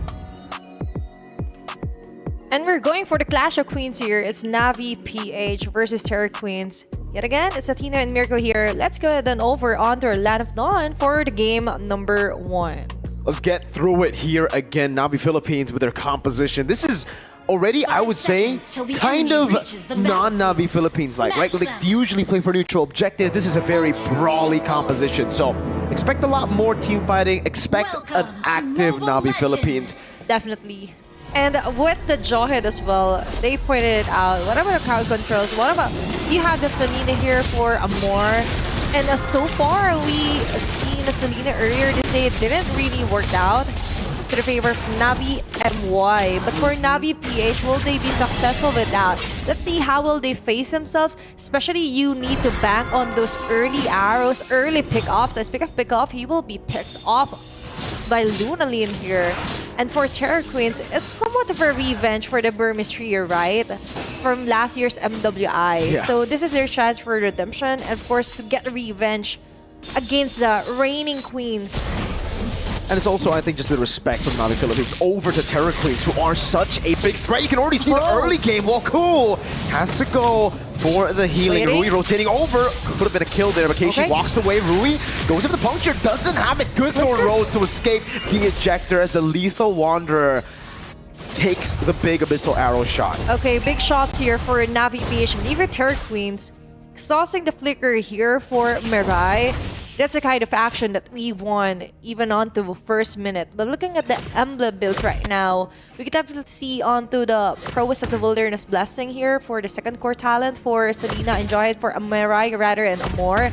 Just so they can bank more on the fast-paced rotation that they could do, right? Yeah. Again, for Navi Philippines, if you just look at yesterday's games, they were so good at setting up and stopping. They are. Or punishing mistakes, rather. Mountain Chakra comes in. Good reaction. Not Ayanami with a flicker forward now. It's giving the Lantern Flare a peel for her, and they get Ku out, but the setup is gone. Navi Philippines again showing what made them such a force to be reckoned with yesterday. Great setup. Rui forced to use the Phantom Execution defensively. A camp stolen by Ayanami in the mid lane. The Abyssal Trap gets first blood for Amor. And they're not stopping there. Now they're stirring up the purple buff, not Ayanami, deep into the jungle of Terror Queens. Another arrow will hit. An ejector, an arrow, everything, and they dive under the turret this time. Ku won't be able to evade from the arrows of Keishi. Rui goes in for the puncture, but this looks like already a desperate move. Only now has she gotten level 4. Calculated advantage here for Navi PH. That level of tempo, and that's the perfect combination, right? Plus addition of Keishi there, just stealing off the purple buff. Let's take a closer look here on their instant replay, where that was just full-on massacre here. 4 members committing on to getting kills. Speaking of which, on to the live right now. Lunalyn and Rui trying to run away. Arrows thrown away. Puncture dash in again from Amor. That's a double kill. 3 minutes in, they're gonna go for the camp steal again. Mirai walks up, has a missile. Whoa! Rui actually walks up to Koshi. He's gonna be dove on by the jaw, hit the ejector into the trap, and Keishi gets a solo practically on Rui, who was trying to run away. They're hoarding as much as numbers as they can here for Navi PH. It's like a buy one, take one. Yeah. They see one, they take another one here, and there goes another one. Unstoppable force this time. No more CC to get him, but they don't care. They go past the healing. They just deal that much damage as Ayanami continues to just aura farm down below. We're not yet 4 minutes into the game. That's an 8-0 kill score, and this is what we're talking about. As you know, women love to shop. Oh yeah. We see sale or buy one, take one. Let's go for that, right? Yep. And they're grabbing each and every opportunity here to shop some numbers here, especially for Amor with a 5-0-1. And yet again here on the purple buff, we could see some pressure building up. Arrow to hit the purple. Okay. Whew. See, I know you like to shop, but that would have been literal steal, right? Like, oh man, that could have been real bad. Turtle taken, Raging Sandstorm defensively. KG with the Mountain Shocker gets the kill. It's a killing spree as the Abyssal Arrow goes wide, but Lang is forced to back away. Sakoshi is forced to play football all alone. Oh, the arrow. Okay, Sakoshi gets a sliding tackle to away from him, and look at Ayanami again. Going in, does it get the orange buff? Unstoppable force, and the ejected with a smart missile. Almost taken Rui down, but she's able to escape. So hard to breathe right now. This is such a shock for us, especially for Terra Queens. They managed to get a 2-0 yesterday from the first match, but against Navi PH, it's like they're being played around. Looking at the goal difference right now, all of it understandably. 5 minutes in the game, onto the side of Navi PH. Let's highlight the goal laners as well here. Look at that aura. Yeah, and the swag as well here. The Bruno doesn't have anything to do. Oh no! But play with herself right now with the boss. And look at that, the football. Just I want to play, you know. I just want to try and spread my wings right now, but it isn't happening. Not Ayanami is always there, putting pressure. Unstoppable force. That's an ejector into the trap, and they bypass the healing again. Ayanami picks up a kill, continues to stand there, taking the damage and zoning everyone from Terror Queens away. Oh no. Conceal? Situation isn't in the favor of Terror Queens. Navi PH on the other hand, this is non-stop roll action, Mirko. They're just not Ayanami doesn't want to go home. Nope. She just wants to like chill here, just find the right targets. Sakoshi having a hard time here. She can't even clear off her own minion wave. Continuous arrows and crowd controls here. Yeah, you know what? Like when the players walked in, Athena, Renmar, me, and Eternal, we were watching, and I remember Renmar just saying, "Man, look at that aura! Look at the aura of Ayanami." They know. I thought that aura wouldn't be able to be beaten. You know, you can't beat that. Turns out in the game, she's able to beat her own aura in real life, taking a shot. 4 members on her. Doesn't matter. Another Lantern Flare only heals Ayanami. 4 members baited this world. He comes in, and it's a dive from Amor to get a monster kill as Eternal gets taken for free. Shinoa just diving in. Another arrow lands as Mirai goes in for the missiles. The ejector not going to be used up. An arrow from the side. Navi Philippines 15-0. An official wipeout here for Navi. Locking in the 10.1k gold lead. 15-0. They're just playing around right now. Oh my lord. And for Navi PH, it's different when you have that aura outside of the game, but really reflecting that, it's emanating right now, even onto their plays. Here onto this instant replay, full on killer mode here for the whole Navi PH. Arrow after arrow here.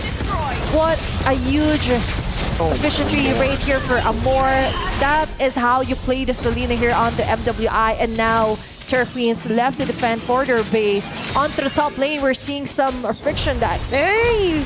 Oh, what happened to Rui? Up top, just assassinated by the Eastern Shin. Who's losing half of her HP just from the trap now. Shinoa on it. That's a base turret without the Lord.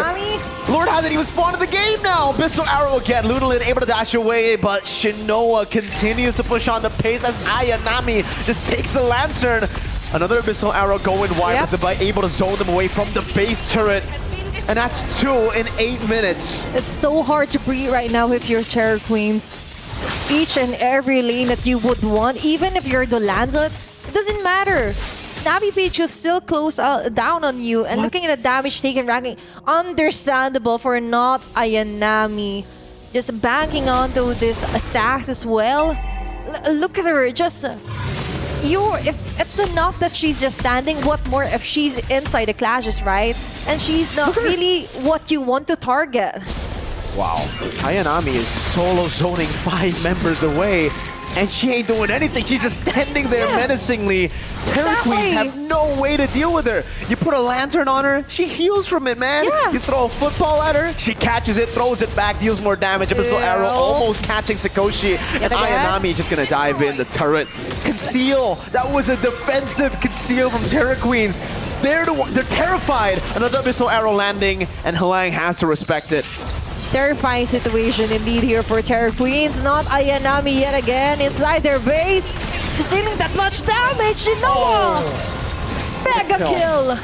Gets a heavy crossbow down as well. Athena, we're gonna have to throw the white flag. Mirai goes in for the ejector flicker. It is over 19-0. Navi, we know your favorites, but what was that? That was the biggest stomp we've seen all tournament. That was a clean game, Mirko. Just stomping around. not playing around. Actually, they just went straight ahead. Finishing up reaction, this Athena. round and very relaxed facing. Even not Ayanami, the one way back there. First to sign, actually. They're If you're just- not familiar with her, it's like just another rank day for them. Everyone in the chat is calling it a massacre. It's calling it It a is. stomp. It is a stomp, but doesn't seem like it to these ladies. They look at it and they're like, no, it's just another day at the office. This is literally just another day of MLBB dominance And this from is us. how they look when they do their check ping, when they check their devices. And with that, we could definitely see the confidence and how much they prepared for the season's MWI. And now it's up to the panel to show it over and dissect this round. Okay, so when I said it was a dream and a nightmare, I didn't thought it would be the kind of nightmare where a new record has been broken, where now this is the fastest game of MWI, and they did it in a perfect game, 20-0. If you're talking about dominance, it doesn't get more dominant than this one. I think for Navi PH, they just realized that, hey, we were the fastest game from previous year. Why not get it again for this year? And then they're like, ooh, yay. Wow, wow, wee, wow. Like the game ended so fast, Brigida couldn't finish her Marble sandwich. thing. It's a marble English cake or something, and I couldn't even drink water right after doing it. That was how fast they did this game. Who, by the way, that's why we call it perfect. Deathless, not Ayanami, who spent, I think, the entire 9 minutes beside the opponents, did not die at all. She just wants to make sure that they're okay, you know? I think it's a identity crisis if she is not Ayanami. Maybe Ayanami or Ayanami. I talk about this. How do you shot call against this? Like, go for not Ayanami. And I'm like, wait. Go for Ayanami or not Ayanami? Speaking of which, right now we got to look at the head-to-head of Moore going up against Luna Lin, because I dare say that's probably the best Selena we've seen all tournament long. I think probably 80% possibility rate on hitting those arrows against the players of Terror Queens, and we could see the difference also in terms of it's down on the overall map control of Navi PH has, because it was like it's not the farm side anymore of Terror Queens. Let me just say, in my career, I don't remember another time when we did a head-to-head where the average KDA is 12 and 0. 0.00. That's fresh. That's new. They had no kills, so there was no way to bump up the KDA. Like, no one there died in Navi BH's lineup. And initially, when it was only the Uranus that was shown, we were thinking maybe they want to go for another tank hero.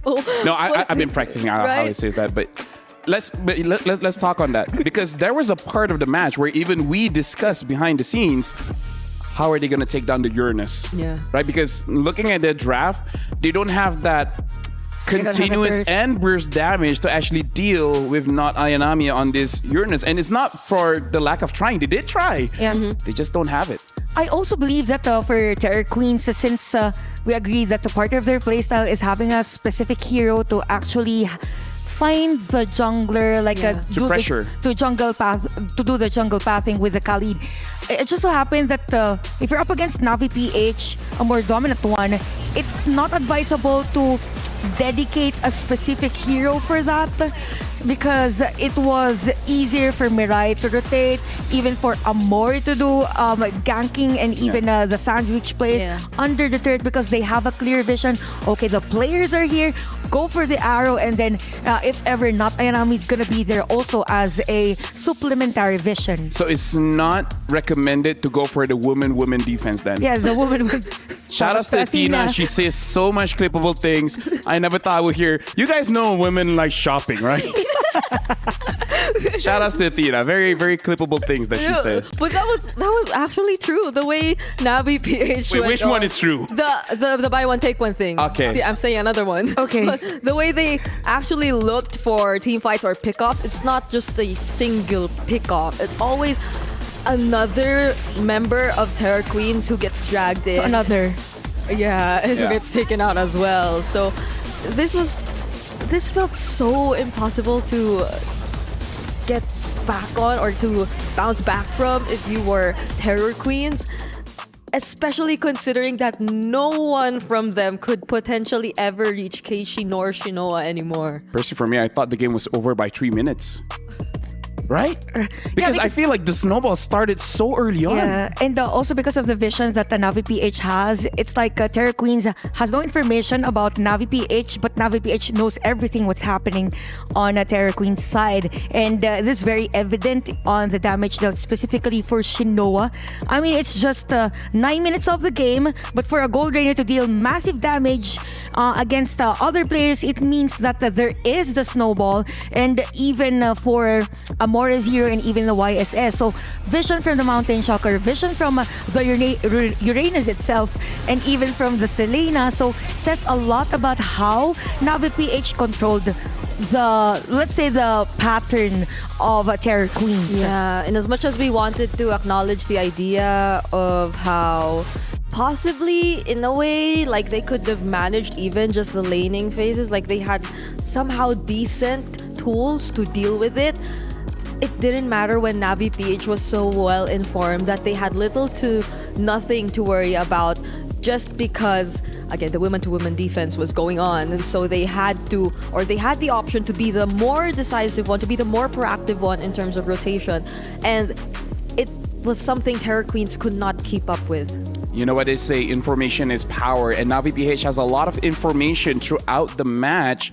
Now, this is going to be a very difficult question because this is a 20-0 game, a new record for the fastest game won here in the MWI at the Esports World Cup.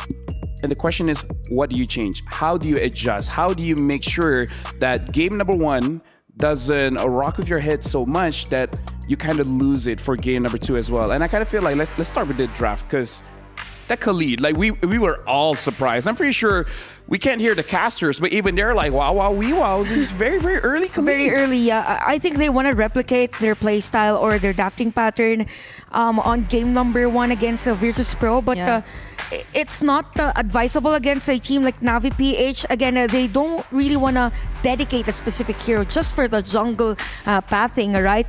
So one good adjustment would be focus on having flex heroes again, and then probably switch things up if they have a clear vision rather of whatever Navi PH wants to bring against them. Yeah, it's kind of like the entire maximizing the current flex picks, just how high of a priority these certain picks are if you don't want to reveal so much just yet about what you're planning to do, because I think to a certain extent up until like the latter portions of the draft, we weren't that sure as well of what they were planning to use for their jungler. Like I was on my toes. I wasn't sure if they were going for an assassin or a utility kind of jungler, but eventually they did go for the Lancelot, although it felt like they were forced to because the Fredrin and the Kai bans.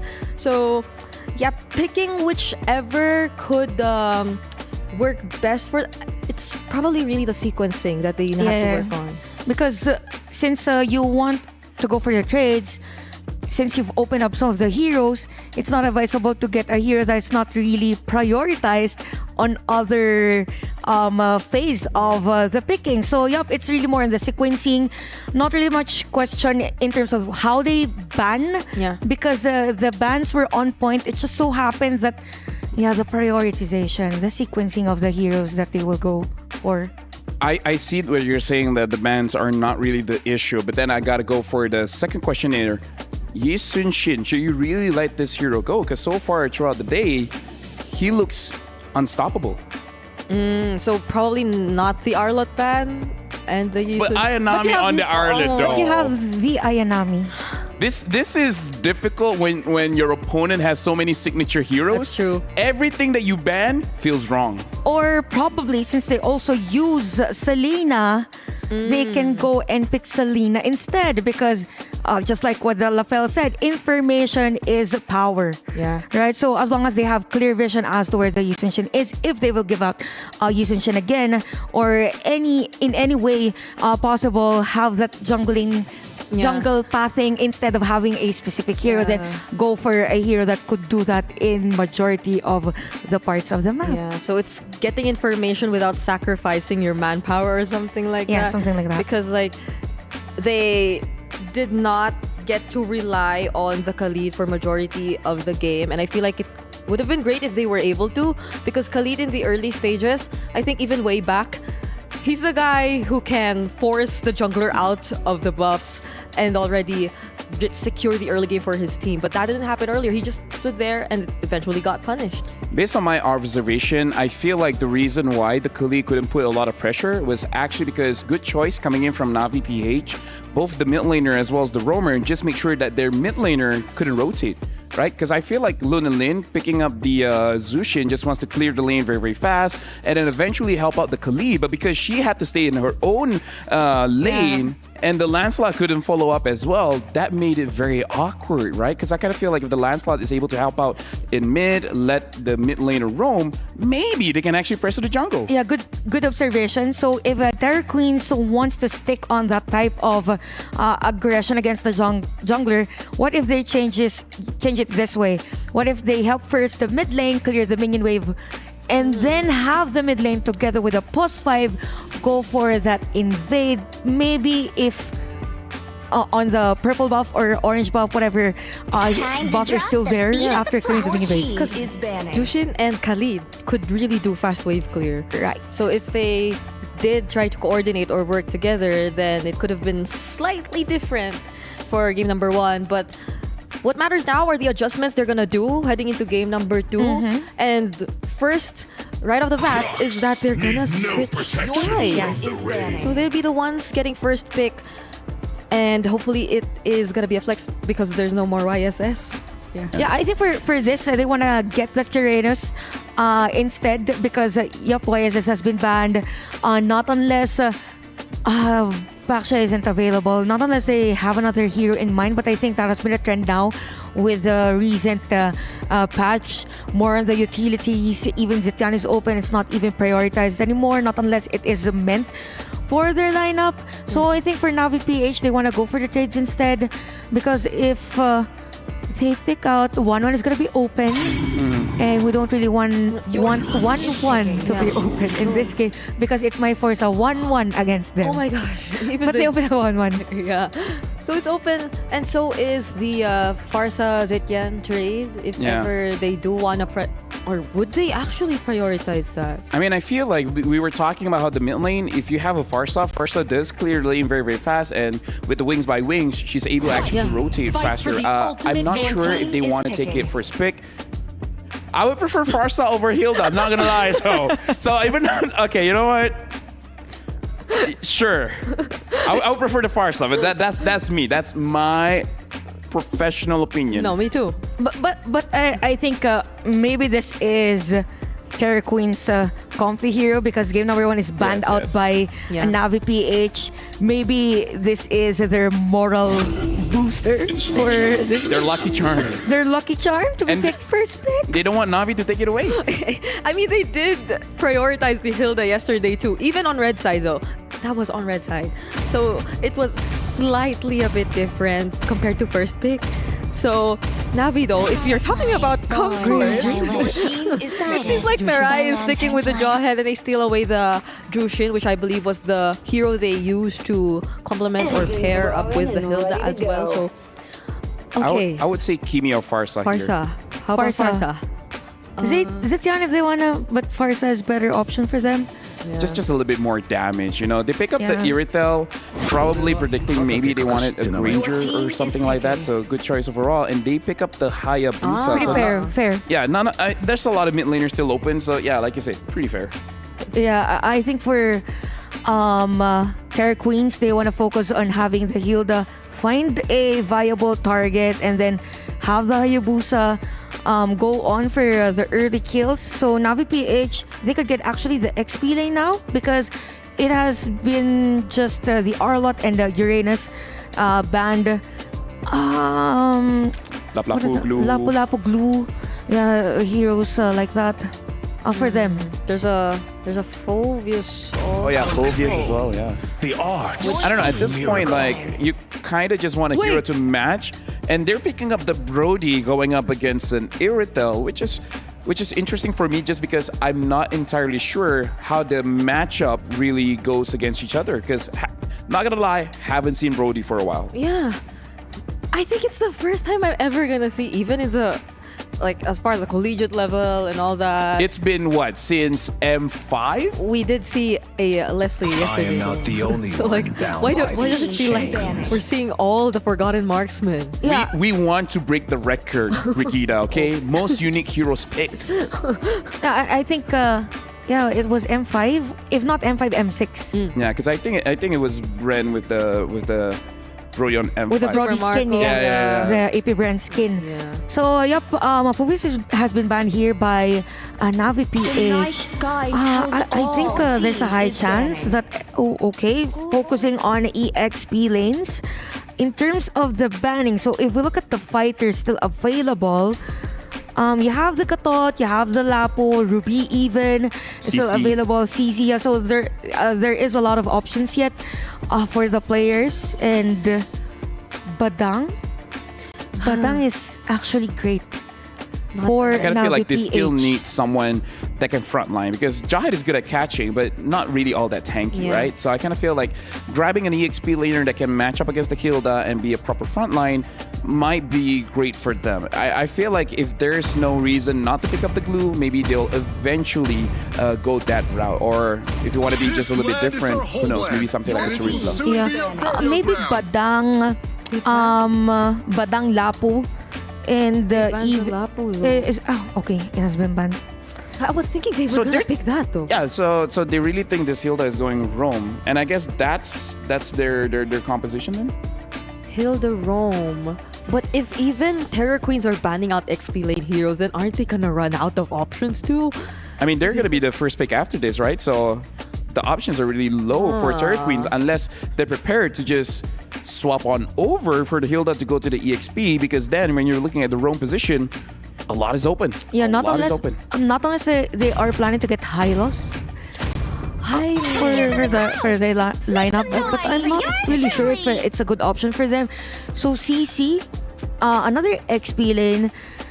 There are still a lot of options, really. Badang could be one for Navi PH for added layer of crowd control. Even Terizla, yes, could be one. How about the Eevee? Immortal One chose me to vanquish the shadows that Does it plague serve as a this great world. stopper for like this lineup so far? They go for the Suyo. Just to create the suspense, like, come on, panel, what's the EXP gonna be? They're really saving it for the last pick to make sure that, probably for not Ayanami to eventually win the lane. I kind of feel like they really want to know where this Hilda is going and then make that decision. Because they banned out the Esmeralda, so might have banned out the Lapu-Lapu because they're thinking about the possibility of that. Okay, but they go for the glue, as mentioned, instead. So it's just the mid lane. I can't believe Farsa's still open to this point. Oh yeah. So the Farsa or No, it would be more surprising if Farsa and Kimi are not picked. My legacy shall endure. Okay, we have the Sityan. Okay, you're right. Okay, still okay. Still it's okay. Sityan after all. It's still in the conversation, even though we didn't say her name. So it's just okay. Teresa Badang. I think for Navi PH. Not unless they want to go Joy, that's their XP lane. I mean, honestly, anyone that can use a War Axe is going to be good just to abuse the gluelets. There's a different name for it, but I'm going to go with that, right? Abuse the gluelets. And now they pick up the Khalid. Hold on. Okay. You know what? This is gonna be a fun game, fun match. Thank you very much, Brigida. Thank you very much, Chantel. I'm really looking forward to see what you guys have to say after this match. But now I'm gonna throw it over to both Mirko and Athena, because now I want to see what other clippable things that you guys can come out with. So you know what? Good luck for this one. Let's see. Because right now, records are being broken. But with the shopping, let's see if they would let Navi PH do it again. But this time, it's going to be the game 2 of our match number 2. It's already a 0-1 in favor of Navi PH. 5 seconds need to till step the up enemy their game reaches here, the Mirko. battlefield. Oh, they got to step up their game by a lot. And it starts here in the land of Dawn. I don't know how you even come back from that, Athena, right? Like, usually we talk about recovery, but that was 19-0. Navi literally smashed their own record and smashed Vitality's record from yesterday. And it was fairly clean with a 20-0, by the way. And the 20 kill by the score- end. Yeah. So that is a huge impact here for Terra Queens. But of course, basing on the adjustments onto the DAP, we could definitely see some maybe answer to the somewhat level of Navi PH is trying to accomplish with a jawhead yet again onto the hands of Mirai. But for this round, it's going to be the Jushin for Amor. Being punished this early, by the way, if they're exhausted. That could have been Terra Queens finally getting on the board right there, ladies and gentlemen. Remember, game 1, 0 kills taken by Terra Queens. So just 1 kill will already be an improvement from game number 1. Really huge. And for Terra Queens, this is actually a huge opportunity to finally lock in their spot onto the next stage. But locking in onto the emblem builds as well before we have any clashes. More so, we are expecting more movements onto the map here for Navi PH, especially onto the trio. The Khalid here for Ayanami, Mirai, and of course, Amor there. But before all of that, for Terra Queens, on the other hand, Mirko, we have the Warcry here for Rui. Yeah. The Master Assassin again, like you said, for Shinoa in the lane. This is a weird lane, I'd say, like an odd one. Hold up though, Lang or the XP Crab. Looks like Navi have already rotated a lot of their members to try to contest this. So it's just the Queller that gets charged up by Keishi, and it'll just be a take. But back to the matchup. Brody versus Irithel. Yeah. I think that's more of like a fifth. I think Irithel's alright in that lane. But even the Brody, of course, maybe more on the mastery itself here for Navi PH. But you're right, definitely onto the Irithel pick here for Terra Queens. But some action here. Cool being cornered out. All in, they just go for it. Halang goes over the flicker as well. Finally, that's going to be the first kill on the board for Terra Queens in the series. Amor able to get for the Lancer Flare. Let's get the Blade Surge, locking in Halang. But it is a glue. Super tanky. Another immobilization, locking her down. Oh, good mount as well. But Amor will be able to bring her all the way to the turret. It's a bit more a delayed take here. Free turtle for Rui as Halang has gotten the job done already. They faded in, bought time. But Mirai looks like she wants to go for more. No, Terra Queens back away. That was enough. But still, for Terra Queens, such a huge improvement. Of course, finally settling down on the second, taking an objective plus a kill here against Navi PH. And a quick reset for them. We were asking how do you bounce back from the sudden loss for game number 1, and this is how they do it, right? And there were certain adjustments onto the playstyle of Ku as well, being so proactive onto trying to spot on members here from Navi PH and even Mirai. Like, even if she hides for a long time, there's always Ku just spotting her out, scouting out members of Navi PH. Now, let's talk about the lead here. So far, Navi PH still hasn't established a huge gold gap, even a turret gap here. But onto the top lane, I think the next target will be the Crab Coin here. Whoa, yep, definitely. Good secure on the Gold Crab there.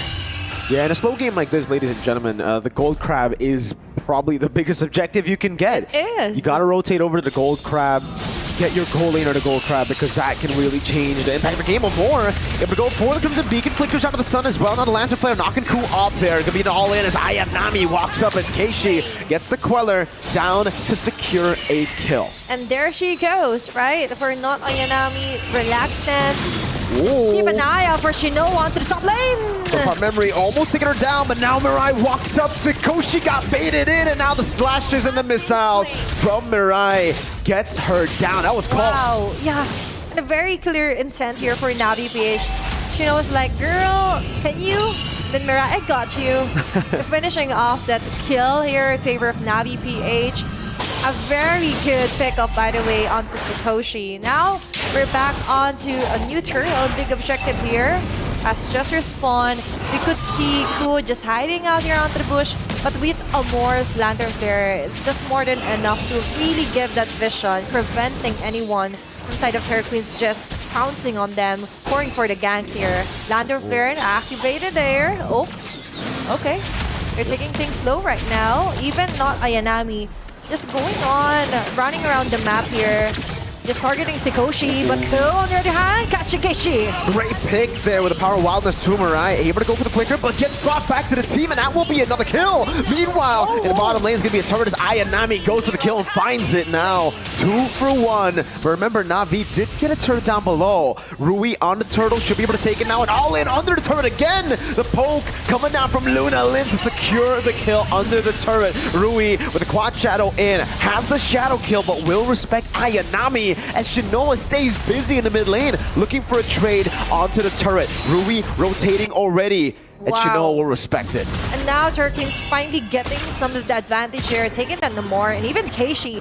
That was a very good catch here. Plus, they finally got the objective yet again. There's going to be a cheetah. Luna Lane targeted. Gee, the Queller! That's the added damage of the Jawhead passive, man. When you go for smart missiles, Keishi targeted on the Blade Surge. Luckily, Hlang got away before the Blade Surge could land.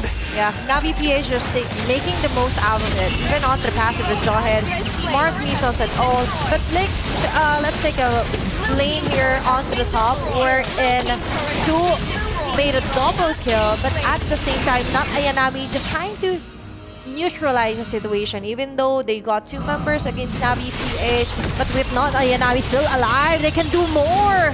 Pick up more damage coming in from Terror Queens. Quad Shadow the Shadow kill over to Mirai, and that will not be enough to take her down. She gets away as a more pops in the Lantern Flare. Luna Lin continues to provide that poke, and Navi, they gotta respect the damage because Terror Queens are definitely the ones pushing the pace here in game number 2. Yeah, for Navi, they exhausted a lot of their ultimates and resources just so they could get out of that. For Terror Queens, we could definitely feel the improvement, and as well as what they could really do with this kind of draft. They're more comfortable, and even Luna Lin doing a great job. And for Navi PH, as you mentioned, never underestimate. Never let them under your radar. Because Terror Queens, on the other hand, they could have that poison. They could just pick their poison right now against Keishi. And now, final turtle has finally respawned here. That Ayanami just resetting it onto the mid lane. There's more pressure here. Ku just hiding out, being spotted by Amor. But let's go back into business here with the turtle. That Ayanami not yet ready for the Sandstorm, but still, we're heading on a quick pause, taking a breather here for our second match, or second game of the day. That was still really a good move, though, from not Ayanami. The fact that she was able to pop in that passive from Zetian means that, again, that is a good angle to go for an attack later on. Zetian is very immobile, right? That's why she's kind of always forced on the flicker. So having that passive already proc means that Na'Vi can finally do what they've been wanting to do the entire game, which is dive in deep, break that front to back, and secure the dive. Yeah, and to finally somehow negate what Azetian can do, right? And so far, not Ayanami still doing a fantastic job onto somehow reaching her. Just what we record more on the hit and run onto the passive being broke out. And also, I would like to go back onto the Hayabusa pick here for Terror Queens. Like, she's more comfortable. She has somewhat of an advantage onto the mobility, of course. But at times, though, we could feel, definitely feel the slight gap onto the damage as Shadow Kill just isn't enough yet. And we understand it's just 7 minutes into the game. And for Terror Queens, they still have enough or ample time to finally catch up and be on the lead in terms of the network here. Now, going back into the game, Land of Dawn. A quick update here, almost 8 minutes into the game, 4-6 onto the kill score. Not really much of a lead here for Navi PH, around 356. But there's a lot of action going on. Will they continue for a kill or takedown? Wait a second. Not Ayanami still with a quick sun guard. They're storing her HP. Mirai and Shinoa waiting around, eyeing their prey right now. They're just waiting for a moment. Remember, they have conceal, so if Rui just steps up a bit too aggressive, he's going to be punished. Anyone, really. But from Navi Philippines, it is getting quite frustrating just knowing how tanky Terra Queens are and how much... Oh, there you go. Move away from Mirai earlier, but wasn't able to find an angle to go for Rui. But yeah, the sheer amount of sustain the Terra Queens have and the sheer amount of poke as well. Look at that! An all-in over to Ayanami gets picked up by Luna Lin. A quad shadow forward, forcing the Crimson Beacon. Now Mirai walks up. That's going to be the quad shadow back and forth as Keiichi was baited into the Blade Surge. Ku going to be knocked in. Very low. Revitalized coming down to Saber. And part of our memory will lock her down. Amor picks up the kill. The shadow kill goes in, and Shinoa survives with just a sliver of HP as Terra Queens continue to push the pace. I was just talking about on how Rui just needs to step up. The damage wasn't there yet. But after we got back into the game, there's a caster blessing right now, just pointing her out. And for Navi PH, that was a disaster, really. It started with not Ayanami being picked off, so nor liners here for Navi PH. Namor and even Keiichi was left so vulnerable there. But Terra Queens doing a fantastic job onto balancing out and finally layering their skills properly, right? That's a layer that you want. Whoa. A very aggressive item. Still the Sky Piercer built up from Amor. By Amor. Heptaseas and a Malefic Gun. We're really seeing the limitations of Shinoa on a Brody though, right? Compared to the other picks that we've seen, again, from Shinoa, where she's able to make plays. Here, it's almost like she has to wait. She has to go in guerrilla style, wait for a lot of the resources to be depleted, then walk in and clean up. But even then, it brings the strength over from Terra Queens again. They're just so tanky. Rui on the ejector is stun. Lands from the top side. That global ultimate so valuable. The quad shadow gets Rui to safety. Goes back in time. And Keiichi gets baited in, but still gets the kill in the end. Rui a bit too aggressive. And Navi Philippines stay afloat. They've done enough to isolate the Lord. They've cleared it up. Cool. Gotta respect. Mirai just checking out. That was definitely a close call. Mid lane. Yeah. Ayanami, go for the kill. Solo kill in the mid lane. Ayanami finds a pick. Two of the carries from Terra Queens are down. Mirai goes in for the Unstoppable Force and the ejector. Right into the Blade Surge and the damage from the rest of the team. 3 members fall in. They're finding a way right now to totally balance out the map. If earlier they're having a hard time, because Terra Queens are just more on the sustainable type of lineup. Right now, Shinoa being targeted by Larina. On the mid lane, continuous clash here. Shadow kill. Used up. Boom, immobilization as well. Ayanami walks up again, finds the killing spree. A Lantern Flare to save her.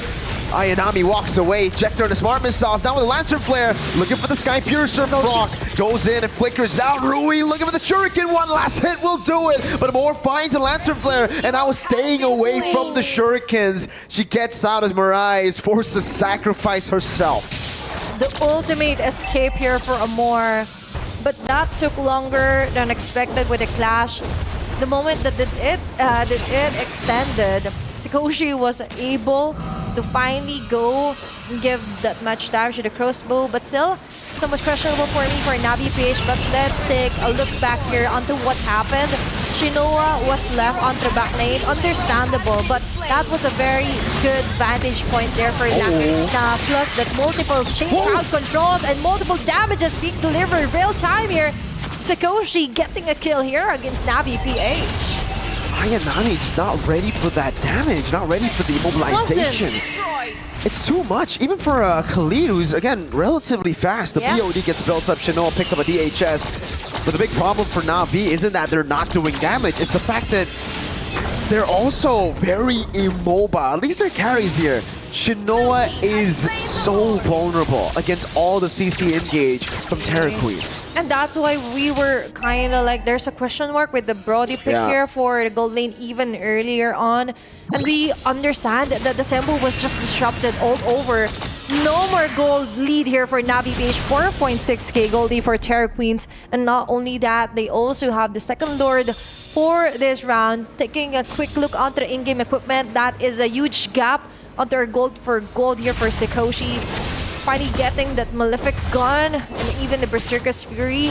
Now we could expect more fast-paced damages. And of course, the pressure is on here for Navi PH. Now Ayanami is ready, going in for the jump. Oh, they've dealt with it already. They're going to be going for the dive already. Halang's going to be taken out. Shinoa free, hitting in the back now. Looking for a torn apart memory. We'll be able to pop it in time. The quad shadow and the shadow kill to the back. More still able to survive. Shinoa goes in for the stun, but only finds the minions. Keishi looking for the Queller, able to get it, but Luna Lin respects him with the flicker as Sakoshi deals with the turret down below. Keishi is sent up top to save the base turret. 2 base turrets taken down. That was a bloody defense here for Navi PH. Definitely for Terra Queens, they just need to somehow polish more on who to target when it comes to the team fights there. But that was a close call here for Navi PH. Looking at the damage the ranking right now, understandably, Lunalin will be onto the top of the list. Second is Sakoshi. That, by the way, earlier, that was somewhat of a great call as well. Even if they didn't actually finish the round, just put a lot more pressure onto destroying other turrets as well, just so Navi PH will be left vulnerable onto their base. Right now, 13-12, much more closer game compared to game number 1, which was a total massacre. And Terra Queens just have the advantage to totally roam around. They're limiting on where Mirai and even not Ayanami can only go to, right? All of it is restricted area. Shadow kill going in here for Rui. Being shared here by the members of Navi. Nice try there from Keishi. Charge into Blade Surge, look for the timing, just at the right spot for Rui to get out of the Shadow kill before she could quad Shadow. But unfortunately, timing was a bit off. Saw the vision though. Navi, even with that big resource burn now, the quad Shadow and the Shadow kill, they just can't push in. Like, Terra Queens have such good peel, great frontliners, and now they're going to go for the all-in 4-man stun again with the ultimate. Keishi goes to the Blade Surge. Sakoshi was waiting for that moment, gets the heavy crossbow in. Right low, Shinoa able to flicker out. Sakoshi taken down by the Raging Sandstorm. Ayanami buys to win a crown, is able to survive, but Amore in the back line will be assassinated by Rui as Ayanami gets dealt with by the glue. 4 members down. The queens of MLBB, who've dominated game 1, are now on the brink of getting sent below. Shinoa can deal damage, but she cannot deal with the glue in game 2. And that's going to be a win here for Terra Queens. Taking game number 2, forcing out another game 3. Wow. It's the second match of the day. What a fantastic job here for the Queens. Taking a 1 versus the defending Queens here at MWI. What a play. What a very dominating stand-up there. And a beautiful execution of the Fury of Phoenix here for Lunalin. We all thought it was going to be a stomp again in game number 2. We all thought recovery was going to be tough. But the Terra Queens prove how tenacious they can be. It's a best of 3 for a reason, and we're getting it. We're getting 2 matches going all the way, back to back. Yeah, and all the way from the Philippines, we have the mother and daughter yet again. Let's head on over and hear what they have to say.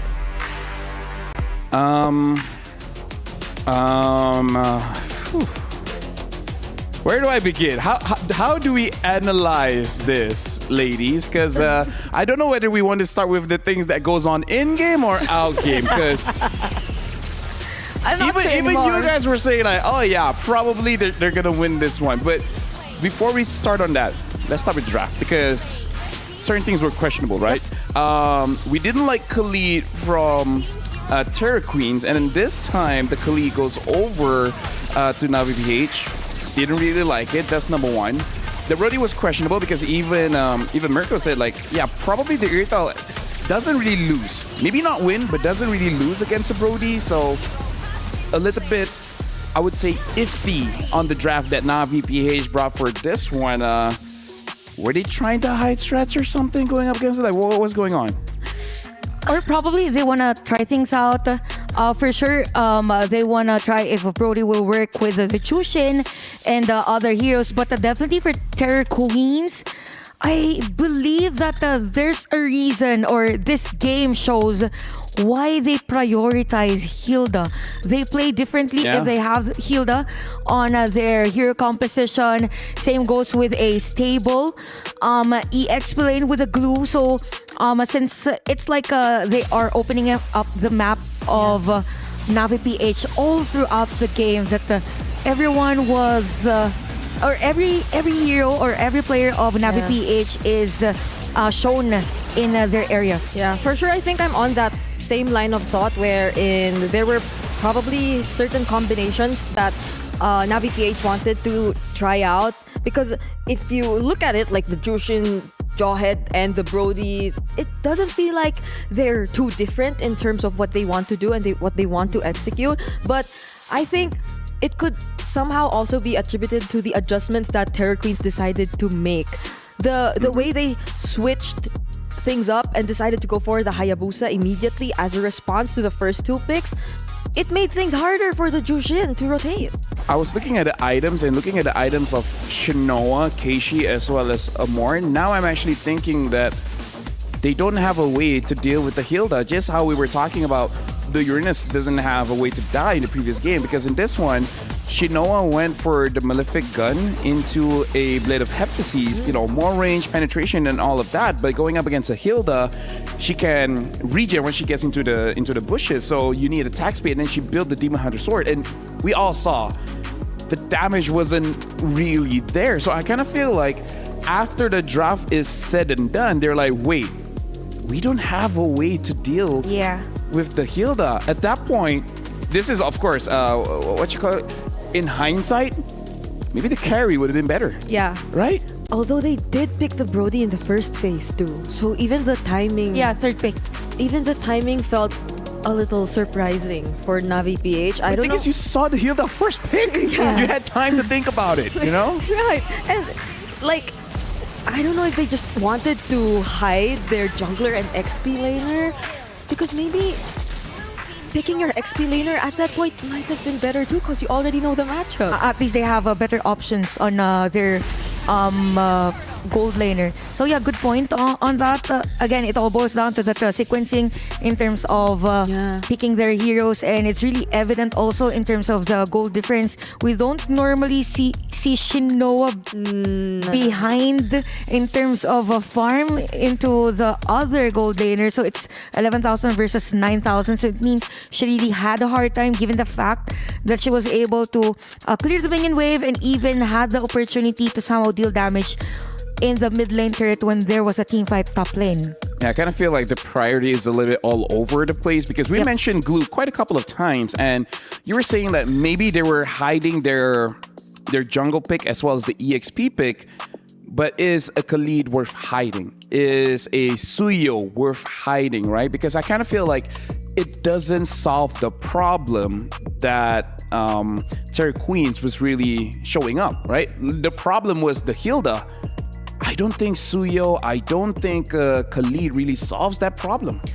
And even more than the Hilda, the Irithel. Like, how exactly does these two last picks by Navi PH respond to the potential movement speed that Irithel could do later on in the team fight? Because there was no one to hold her down, and not even the Jushin could do that. Like, Jushin Amor was just too busy. I didn't see the Jawhead and the Jushin combo work that well in that particular game. Now we're going to look at the head-to-head for the Roamers here, because we saw that the Hilda was first pick. We were questioning it, but hey, it worked out. Yeah, I think for Rai here, since there's really no combo with the mid lane, it was a lot difficult for her to actually set up the pace for Navi PH. And if we look at the average kill participation, it makes perfect sense that you have 30% for Ku, because again, it's more on the zoning, more on the vision, actually give information for the team. But for the side of Navi PH, the ejector has to be on point, even all the other skills has to be on point, just to be able to put up a fight against Terror Queens. This is where, as an analyst, I like to say numbers without context is misleading. Because if you look at the numbers, it doesn't look all that good for Ku, but we definitely see the disruption in game, making it so that Navi PH was very uncomfortable in the match, and things like that really can't be showcased by numbers. Yep, this is Ku being some sort of the distraction or the sacrifice that Terror Queens, during the early stages, were just clearly willing to take because it was a lot more rewarding for them in other parts, in other aspects of the map. And again, even though this happened, I feel like it took a while for Navi PH to even take out this Hilda, because the entire idea of looking for a hero, setting it up, like going for the ejector play, who does provide the follow-up in this case? Yeah, that's true. And you add also the Revitalize on Ku's hero. So, yeah, lacking in terms of burst damage, even damage per second for Navi PH. So, you don't really have the kit or skill set. Even so, you didn't have that great time because of the glue also. So, there was an imbalance in terms of the drafting. Lack of synergy. Yes, for the hero composition of Navi PH. And it's just Terror Queens. They know the strength and even the winning condition of their hero composition that made them win that game. Even Luna Lin wasn't a viable target because it's just really hard for Navi PH to initiate. And this is like very surprising because they picked up the Jawhead early, and then they pick up the Jushin when we were talking about the Farsa. Maybe Jawhead and Farsa would be a good combo. Who knows? Maybe. Or even the Kimmy, traction pulse into the ejector and all that. But none of them were picked up. They got totally snubbed. So question right here. Do you guys feel like Navi PH will simply just correct their draft, go back to basics? Or not think about the draft so much, but instead thinking of the bans and actually batting out that Hilda, making sure that Ku doesn't get it? A little bit of both, I Right? guess. Yeah, Like which somewhere one is mid- the priority? Either banning it out or just, get a normal draft? But if even if they do let the Hilda go though, and if they're confident enough, like in other aspects like the macro and all that, then they'll have much clearer answers, because it doesn't feel like their picks, their sequence answered anything. Yeah. It's like they wanted to try and make something work that wasn't entirely the best case scenario for that particular draft. I think for Navi PH, they should ban out the Hilda, because it was the scenario game number 1. It was effective for them, and it wouldn't hurt to actually respect a specific hero that gives or brings out the full potential of Terror Queens. Yeah, so we're going to jump into the game very, very soon. In fact, looking at the players' phones, looks like they're already inside the draft. So we'll see very, very soon what heroes that they're going to be banning out. And I want to see if it's true that the Hilda does get banned out. Does Ku want to go back onto the Khalid, or they want to try out for a different kind of hero? Now, Terror Queens will be the first pick, Navi PH will be the second pick, and they do ban out that Hilda. Again, Terror Queens banning out the Arlet, the Kalia, as well as the Boxia. Yisenshin as well as Joy are banned out, and now the Uranus is open, and it's going to be first pick for Terror Queens. Okay, so far it is somewhat similar to the standard and common drafting patterns that we're seeing.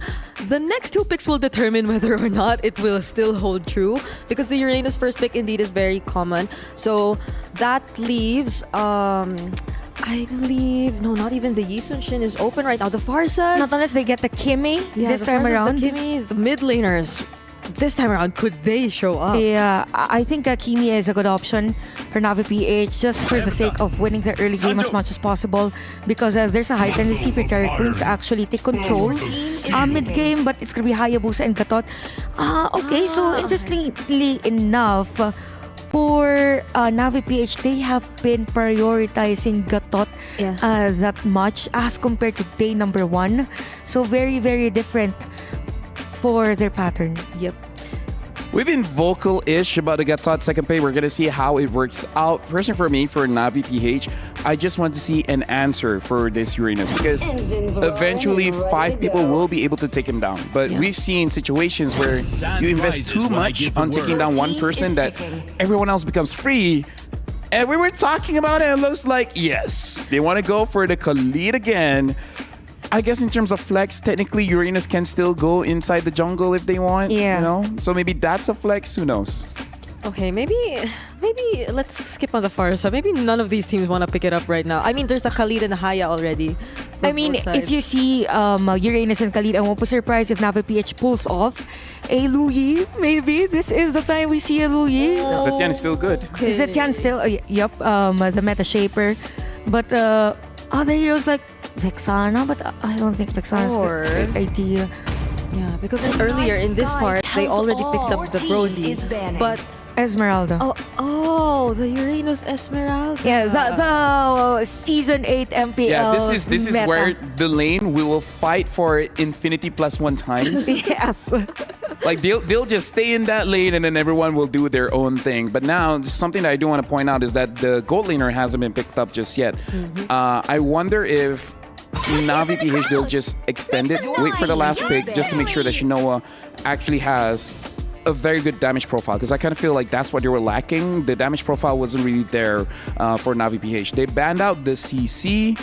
I kind of feel like at this point, if you really want the Khalid to do work, you gotta ban out those mid lanes, man. You cannot allow Navi PH to actually have a winning mid lane duo. Oh, so that will leave the carries and the Brunos still available for Shinoa if ever she does want to take that. Because I think there was a time they were banned out too earlier.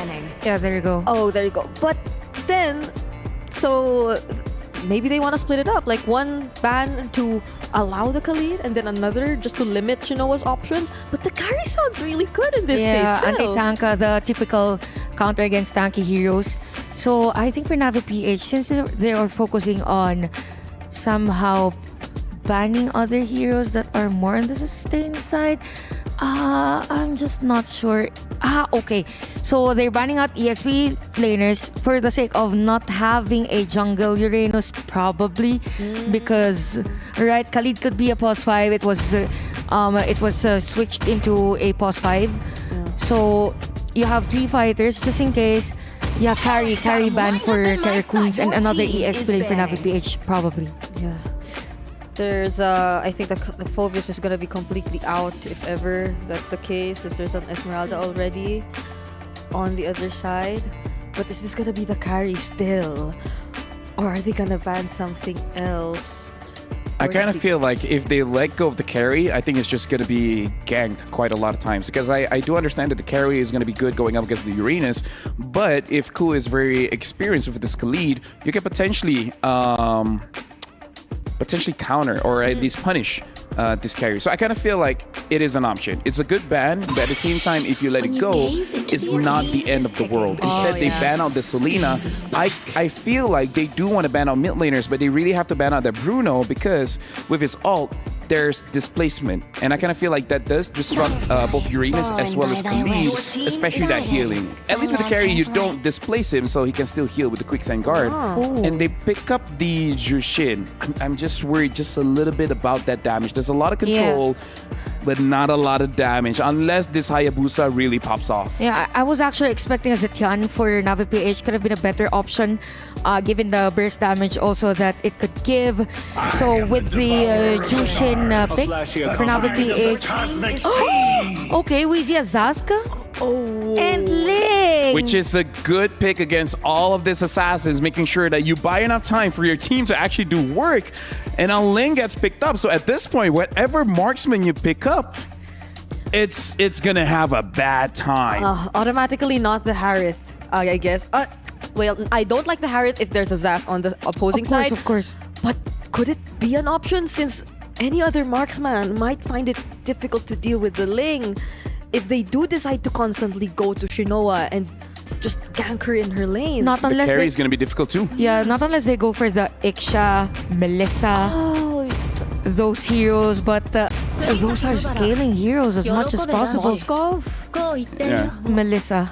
They pick up the Melissa. So yeah, you guys were saying, and I feel like it's a very good anti-dive kind of hero. This is a very interesting draft coming in from both teams, Terra Queens as well as Navi PH.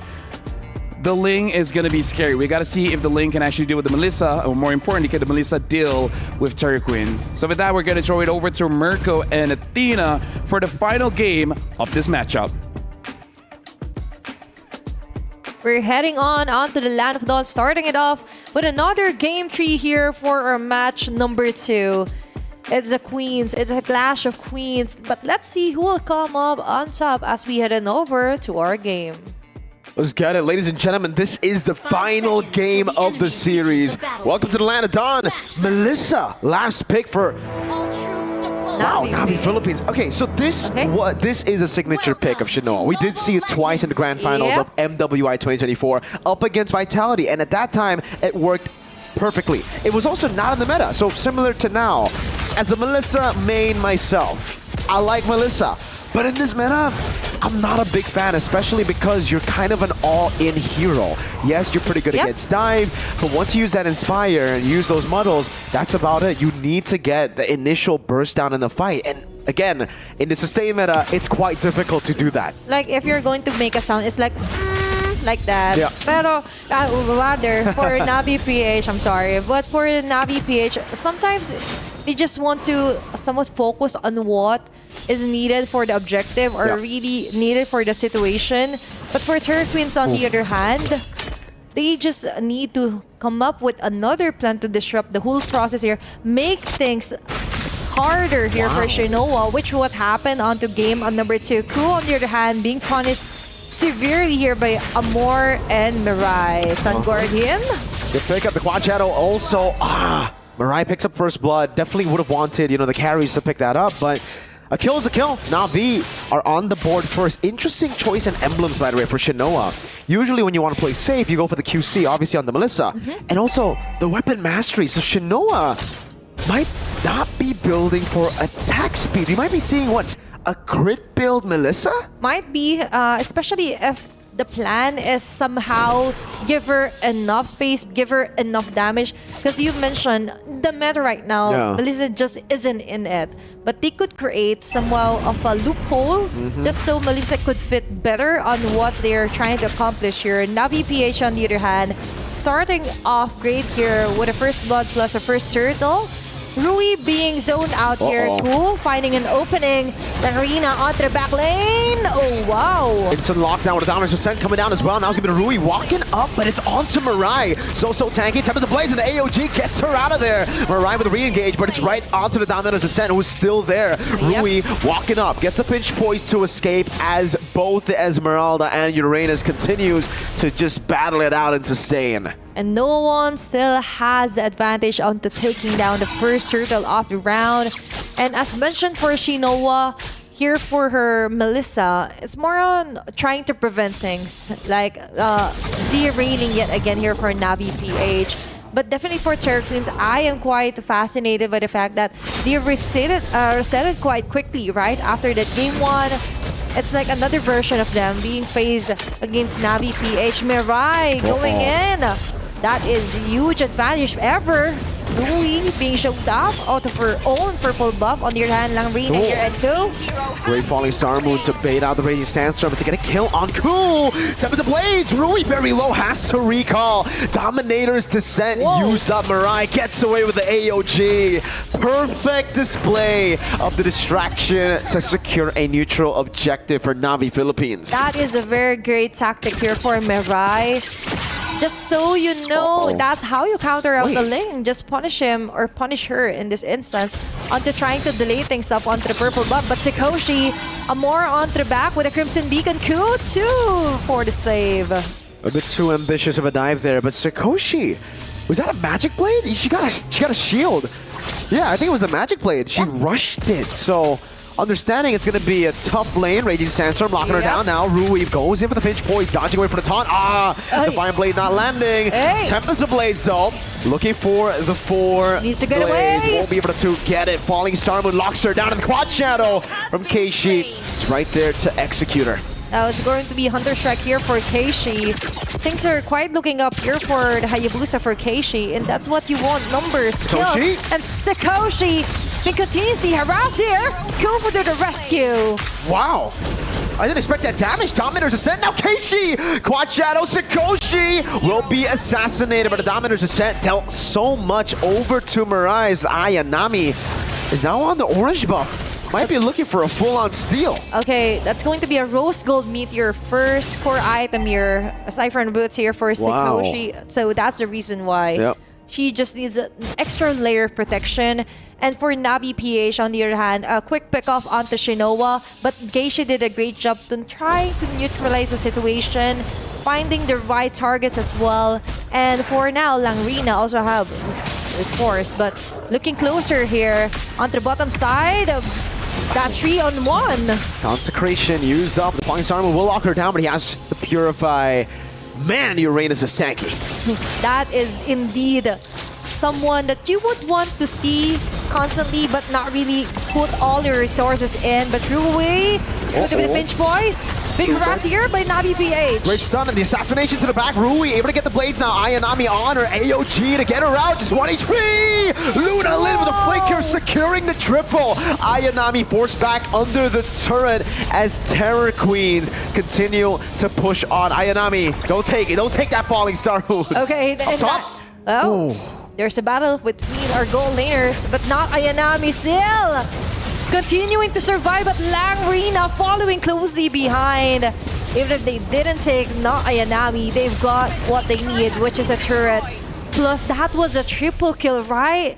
That was something that you would want to give on the core damage dealers. But let's take a look back on their instant replay. Luna Lin with the Nightmare Spawn and Dominator's Descent, dealing that much damage, plus also providing that much needed exercise of rights here for Terror Queens. And now it looks like Terror Queens have actually bought quite a bit of time to scale. We gotta remember, if we're just looking at the composition, that's a good Lancer Flare flying. This time doesn't have the Purify. Has a Consecration and will just be able to survive. A re-engage with the Raging Sandstorm and the Dominator's Ascent on him. Revitalize popped in by Mirai now. Is asking the Shadow Kill used up in the back line. Sakoshi gets away, but Ku will be taken down. Rui unable to get the last hit on Mirai. So tanky. And it will be Shinoa to get the kill back on Rui. Falling Star was in the back now with Rose Gold Meteor procced. Halang stuck, sandwiched down by Ayanami, who's walking up to cancel the recall. Sakoshi and Navi recover. They get a turret, a turtle as well, and that's going to be another one down below. That's going to be a huge advantage here, closing on under a 3.2k gold lead, plus a turret yet again here for Keishi. Things are quite looking good right now, all because they managed to somehow level the way that not Ayanami plays her Falling Star Moon, and of course the way she dances around, just absorbing all of the shields and targeting Sakoshi. And now with their presentation here, Mirai going in. The AOG into the sustain, into the AoE damage. Ayanami zoning them in the back so they can't walk forward as Mirai and Amor constantly pushes down and puts down that Lancer Flare to zone them away. Terror Queen somehow able to escape. Slang now takes a big beating. Mirai walks up, Thunderbelt picked up by Ku as Rui continues to push in the bottom lane. We'll be looking for a tier 2 as Keishi rotates too. Matching that rotation, Luna Lin. Wow, they're still here. They're just chilling. They really want another kill. Ku just going in, pouncing around 3 members now. Ayanami with a jump. Langrina survives. Ku, on the other hand, with a quick Sun Guard, able to defend the tier 2 turret onto the top lane. What a tough defense here for Terror Queens. We're in for a long, long game, ladies and gentlemen. Let's take a look at the in-game equipment. Sakoshi, because of the Rose Gold Meteor Rush, will be quite far behind compared to Shinoa this game. She's going to have to get even more gold to match the damage output from Shinoa. And as expected, it is a crit build that Shinoa is going for, the Windtalker and the Haas Claws, not the attack speed build that, again, we are used to seeing for Melissa. Yeah. I guess the new age of Melissa builds now with how the meta is shaping up. She really needs that extra damage, especially with the Weapons Master earlier. But speak of which, now this real time, there's going to be a jump onto back lane's Ku, targeting Shinoa with Amor. Great go away, Rui. Falling Simon onto 3. No follow-up. Keishi was a bit too far to follow it up. Big resources burnt away by both teams, but Navi are the ones first on Lord. So much has been activated for the clash, but now they're both waiting. Amor doesn't have her flicker if ever she's going to be pounced on by Terror Queens. Lord being started might be a reset here for both of our teams. Ku just regenerating some of her HP before the next battle here. And Langrina checks every single bush here, trying to prevent not Ayanami to doing another great Falling Starman play. Now let's talk about on how Turqueens just manages to somehow level with the level of aggressiveness here for Navi PH. They're actually doing a great job. It's not really so much of a massacre here for Navi PH. Yep. Bottom lane is actually still slow pushing, so it's great for Navi as they continue to play with the Lord Dance. Yeah. And Big items. Yeah, even onto the whole map, you could definitely see for Navi PH that they're trying to balance things out. The Lord might be the final setter here, but Mirai with the taunt. Being thrown over with the Lantern Flare. Langrina just going over each and every member here, trying to do a roll call on where is who here. But not Ayanami from the back. Lunalin on a tight spot. Mirai versus Langrina. Dominator's Descent activated again. Two-man being Sandstorm, but the Dominator's Descent is nowhere near. In the mid lane's a battle. 2v2. Sakoshi caught a tough spot. Haas and Rose Gold Meteor. I think that might have been her. Keishi able to go with the quad shadow back against Sakoshi. Pinned down. As Shinoa walks up. Berserker's Fury secured. Navi get the better trade. 2-0. Yeah. And now they actually have the chance to somehow rush this Lord. Remember, you have Rui here. Could go for a steal, but most likely they would just give Navi PH this Lord. And now Amor doing a fantastic job onto zoning them out. Even not Ayanami committing onto using that Falling Storm onto Langrina. This is somewhat of a huge W here for Navi PH. Massive. Gold difference, 2,000 gold lead in the gold lane. I think in this game, it really comes down to the odd choice of the Rose Gold Media. That it really stops Sakoshi from being the threat that she should be at this point of the game. Like 11 minutes, you would expect the Irithel to be able to dish out more, I would say, damage overall compared to the Melissa. But that Rose Gold start, She's more on the safer side, but sometimes you just have to take the risk, right? And with that, you really need to be really careful on what you build first, because it mostly sets the tempo. It mostly sets of what you can deal, what you can do. And now, Navi PH is doing everything in their power to totally annihilate the Langrina right now. Shadow Kill in. Lang trying to disperse it. Will be able to do so. Mirai goes up with the AOG. That's going to be flicker out on the heavy crossbow by Sakoshi, but the Muddles are zoning them in the back. Falling Star Moon going through the Rose Gold Meteor. Ayanami diving deep into the back with a go-away place. No one can dive for the front line. Navi, despite a small little mistake in game 2, climb back to their rightful place. They will qualify to the knockout stage. A huge win here for Navi PH. It's like how the song goes. They want it, they got it. Now they will be finally securing their spot onto the next stage.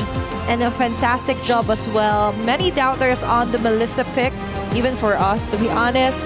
But still, it's how you work it up. It's how you equip it with the proper emblems, with the proper items, of course, and how you will create a space for her to really grow. She was nurtured so well, right?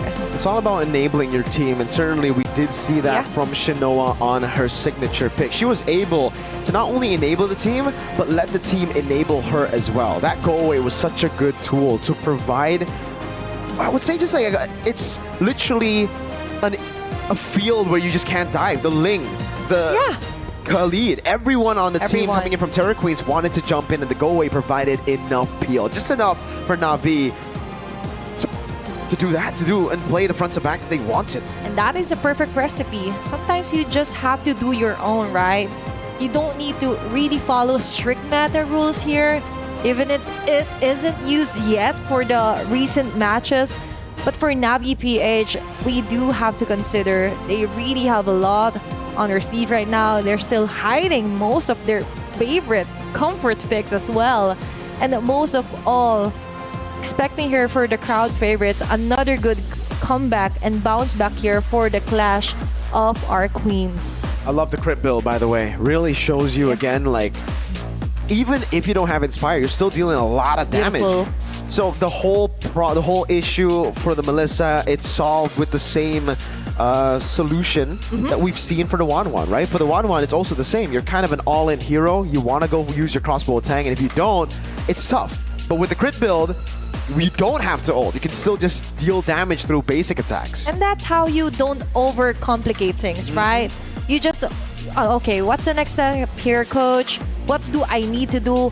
What do you prefer me to do? And for other members as well, that's the importance of clear communication and intent as well. And of course, to hear more from our winning team, let's head on over to our main stage with our hosts.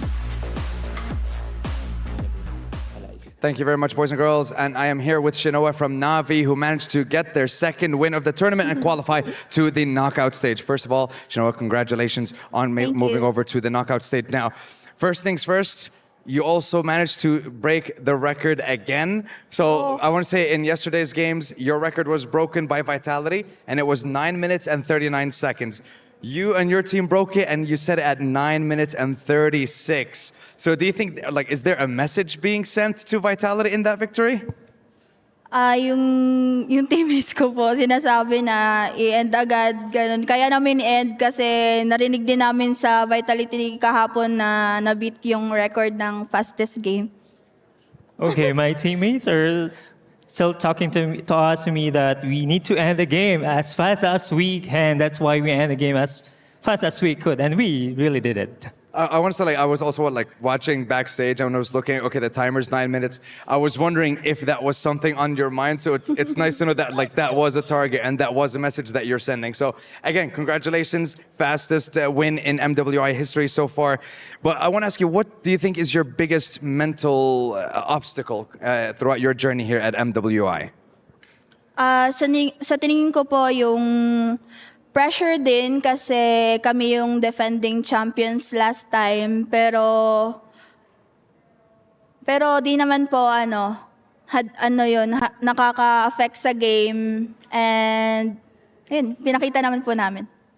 Okay, I think it's the pressure. It really puts a lot of pressure to us, but I think it doesn't affect our game because what we did, we changed the game, we won the game just like what happened last year of becoming a champion last year. Okay, and talk to me about I want to say, like, the series. Basically, you started off setting a new record, and then the second game, Terror Queens were able to bring it back, bringing it to a 3-game series. What was it that brought you Queens back into the series and then taking the series 2-1? What was let's say, the team talk between Game 2 and Game 3? Sa game 2 po, medyo naano lang po namin yung early game kasi lamang naman po kami, pero sa late may errors din po. Kaya pinag-usapan po namin yun and reset po kami sa game 3. In the game 2, we were taken aback, but after the game 2, we talked about what we need to improve on and what we can do better. That's why we won the third game. Yeah, I want to say it was pretty prevalent and pretty clear when we were watching the early stages of that third game. You were always catching every single time they were trying to make a play, trying to make a rotation. You Queens were always on the ball and you were always ready to counter it. So congratulations once again on making it to the knockout stage. Thank you for joining us. And we still have 2 more series to wrap up the day. 2 more teams will be able to qualify and 2 more teams will be eliminated. So let's watch on and see what happens.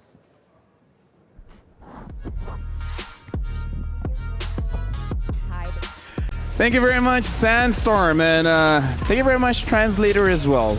I don't speak Tagalog, but I feel like there's something else there. But either ways, this is a victory for Na'Vi PH. It's nice that I've learned a little bit of Tagalog, as I'm working with you guys. Yeah. Wait, what did he learn? A few things. Did we teach you anything today? Not you guys. Oh, then let's keep it at that. Let's keep it at that, of course. Let's talk about this game, though. Let's talk about this game where I gotta say, they bounced back. They said, okay, game number 2, there were some slip-ups. Game number 3, we just recovered and then eventually won the game. Shinoa on this, Melissa, let's talk about it. I think it was a great pick, by the way, for Coach Salman. And for Shinoa, it is a nice hero given her play style. Yeah. Nice in laning. And we all know that Melissa is heavy in terms of items. Yes. So there's no damage if there is no item. So very fitting of her. And we can even see that in terms of the emblems as well. We have not Ayanami on the support emblem. Yeah. Rarely do I see a Melissa go for a thrill. Like Weapon Master, sure, but the thrill. Quite interesting build here coming in from Shinoa. Yeah, it's also probably because the Earthel has been on fire for like the recent games that we've seen. And so somehow getting past the laning phase, or at least having a decent laning stage, was very crucial for Navi PH to eventually make the entire lineup work. Because even though they were already able to get this game, it was a close fight. Yep. And I think at some point we could actually see moments of glory for Terra Queens. Yeah. All along I thought it's going to be them winning the match, probably because of the hero for Luna Lane, which was the Zask. It just so happened that the sustained heroes for Navi PH had their items already, even having the blade armor for Mirai. So Mirai is for Sikoshi's hero, which is the Iritel, and you have the Esmeralda just to be in front for Luna Lane. Yep. And there's the Sea Halberd even for Keishi here, just making sure that they get to deal with all of the problems in terms of sustain here for Terror Queens. And this is I believe, a completely different story from what happened earlier, where they had no answers whatsoever to all those kinds of problems in terms of sustain. Now they made sure that they had answers to every single one of them. And because of this, the rivalry between Philippines and Myanmar continues. And looking back into the game, looking back into the series, I kind of feel like this should hit Navi PH a little more, because I feel like even they understood that there was an opportunity for it to, if they look at the panel, they understand that they don't. But moving forward, I feel like they gotta keep like an iron grasp when it comes to those drafts, because the longer this tournament goes, it's gonna get more and more tight. Less and less errors can be made, because today, even if you lose, you just go to the lower brackets. You're not eliminated just yet, but later on in the future, losing can be catastrophic. Yeah, but mad respect for Terror Queens. I think specifically for the drafting in game number 3, they really forced Navi PH to have this Melissa chosen, even the Esmeralda. But we saw earlier for not Ayanami, she dealt them massive damage as compared to the other players of Navi PH, probably because, or not probably, because she is the hero up front. Early parts of the game, 6 minutes it was, or almost 7 minutes, it was a killing spree already for her. And it's also not Ayanami, who I believe made things so much easier. Yeah. But it's not Ayanami. It is Ayanami, but it's not Ayanami. But that's her, whatever. So it's her who I believe made things so much easier for Navi PH2, because even though you'd think there'd be some sort of struggle to find the right position, because there's a Zaz, there's the Dominator's Descent, and there's also the Khalid, just making sure that you're scouted out well enough. Not Ayanami, surprisingly, always finds a way to go behind the players in every single team fight. So in a way, she still gets the job done. And even though there was a triple kill from Lunalin, yes, right? So there were those small decisions made here by the members of Navi PH, which contributed greatly to how they were able to get back that game. Yeah, I agree. Not Ayanami really disturbed them quite a lot, because even during Shakespeare time, he asked the age-old question, is it Ayanami or not Ayanami? And until today, no one really knows. And I feel like that's an unfair advantage that she really had in this game. But yeah, I kind of feel like as long as you have an answer towards the front line, then it's good. And I feel like that's something that Terry Queens has to look out for as well. You can have this healing, regenerating front lines, which is great, but be careful of the counters. Yeah, and be mindful if the other team has answer to your front runners, right? Because at the end of the day, it doesn't mean that because you have the sustain, that the other team doesn't have one to counter that out. Yeah, and while we're looking at the games here in Stream A, elimination matches are going on in Stream B. And with that, we actually have Rose talking to CFU, talking to their coach, as I believe they were eliminated. So let's hear it from Rose. Hey guys, welcome back to Reporter Hits. You're still with Rose, live from Stream B. Unfortunately, CFU's gaming in MWI ends here after being swept by Virtus Pro in a 2-0 series. And right now, I'm actually with their coach, Bob. So first of all, Bob, how are you feeling right now? Not so good. Yeah, I see that emotions were overflowing just now. Now, I actually have a few questions for you. And maybe we can start with, we all know that coming into MWI, CFU Gaming is considered as one of the best female teams that we actually have. Now, maybe you could share a little bit what happened in this MWI. I think that expectations were high, and it kind of got to them a little bit, and then it led to us falling short. I understand when expectations are high, there's definitely peer pressure. Now, after this, what are your plans after MWI? How are you guys planning to bounce back as a team? I think we're giving them a good rest, and then we're reassessing what to do and how to move forward together as a team. I like that, and I hope that I get to see you guys in the next MWI next year here in EWC. Before we wrap this up, is there anything that you would like to say to your fans? Yes, thank you guys for supporting us, and we hope that you guys continue to support us.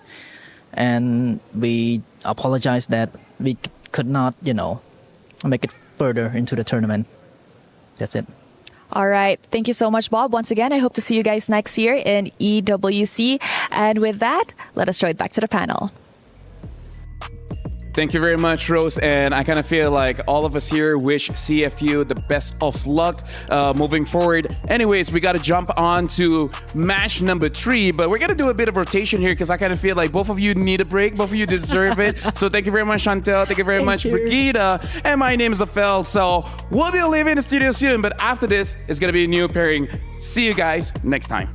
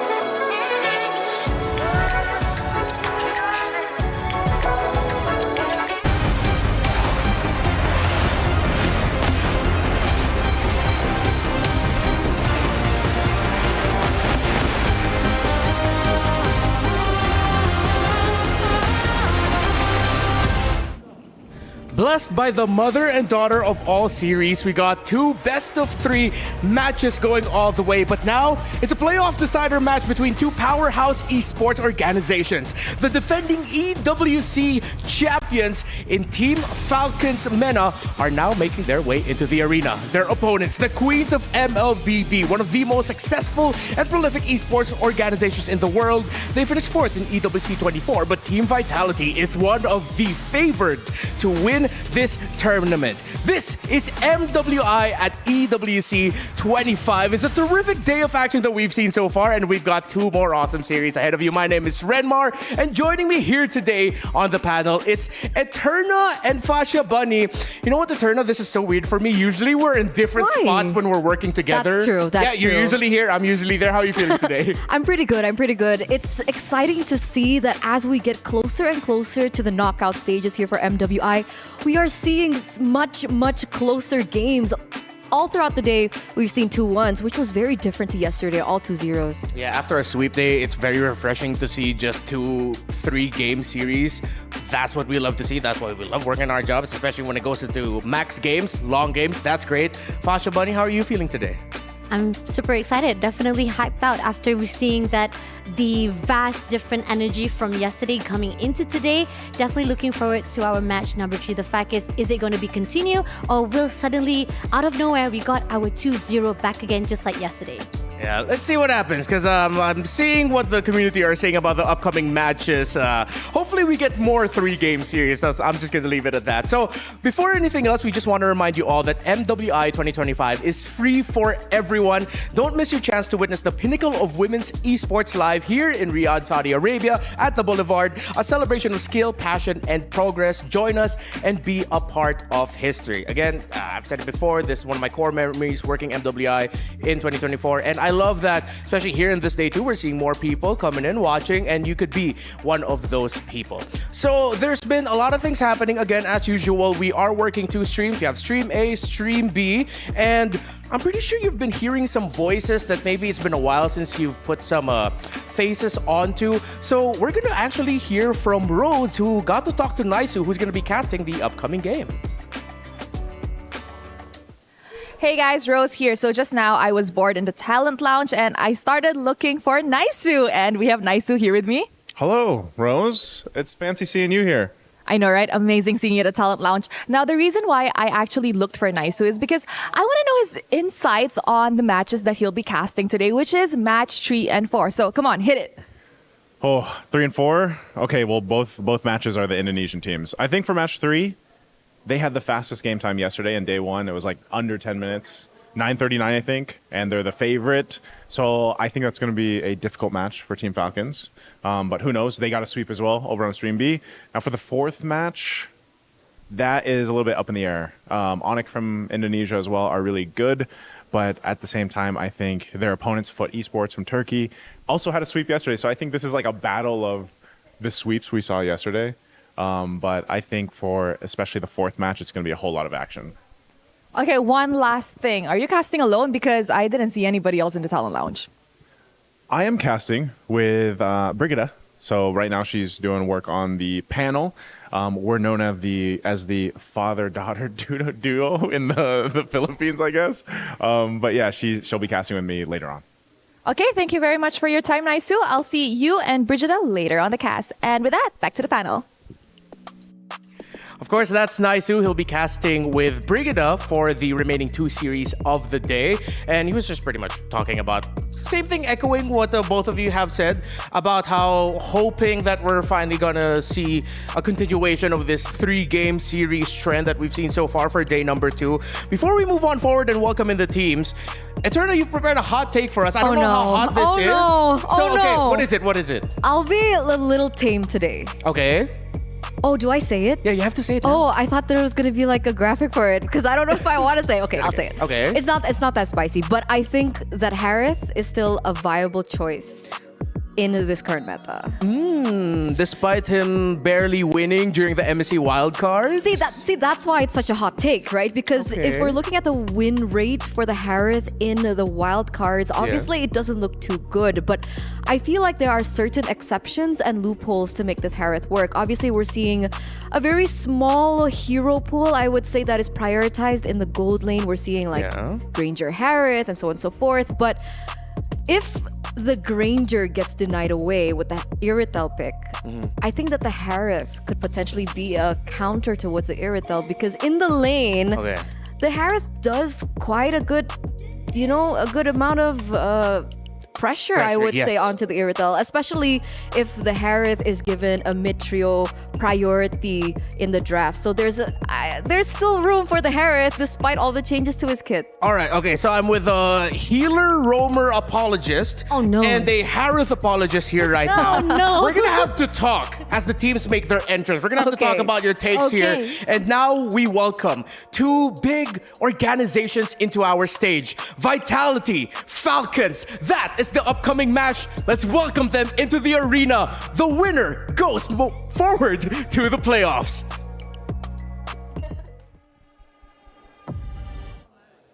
Two series down and 2 series left to go, and the action is only heating up. And I cannot wait to see what this next series has to offer, because, ladies and gentlemen, it's going to be a banger. That is absolutely right. Earlier on, we have seen CFU Gaming going home over at Stream B, and stakes are ever as high as our teams are currently being tested. Now, this is what it means to be here at MWI 2025. Teams will be pushed to their limits to find out if they're truly limitless. That's right, and I believe our next competitors, our next challengers are ready, Cheryl. So, why don't we introduce them to the stage? And with that, presenting to you the Queen Bees themselves, Team Vitality.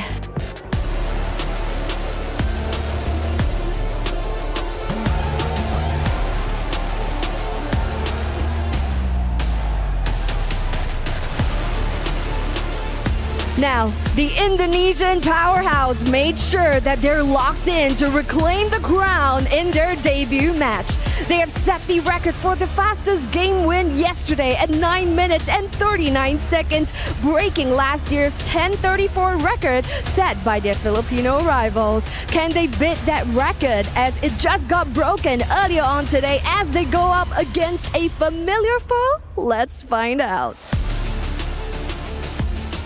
And now, the representatives from Egypt, hailing from the African qualifiers. Ladies and gentlemen, your Club Championship 2024 winners, it's Team Falcons! They reintroduce their region's MLBB playstyle with a mastery over utility supports. Vitality regards them as one of the teams to watch this year. Can you prove them right and take them down and proceed to the knockout stage? You have 1 series, 1 best of 3, 1 team standing in your way.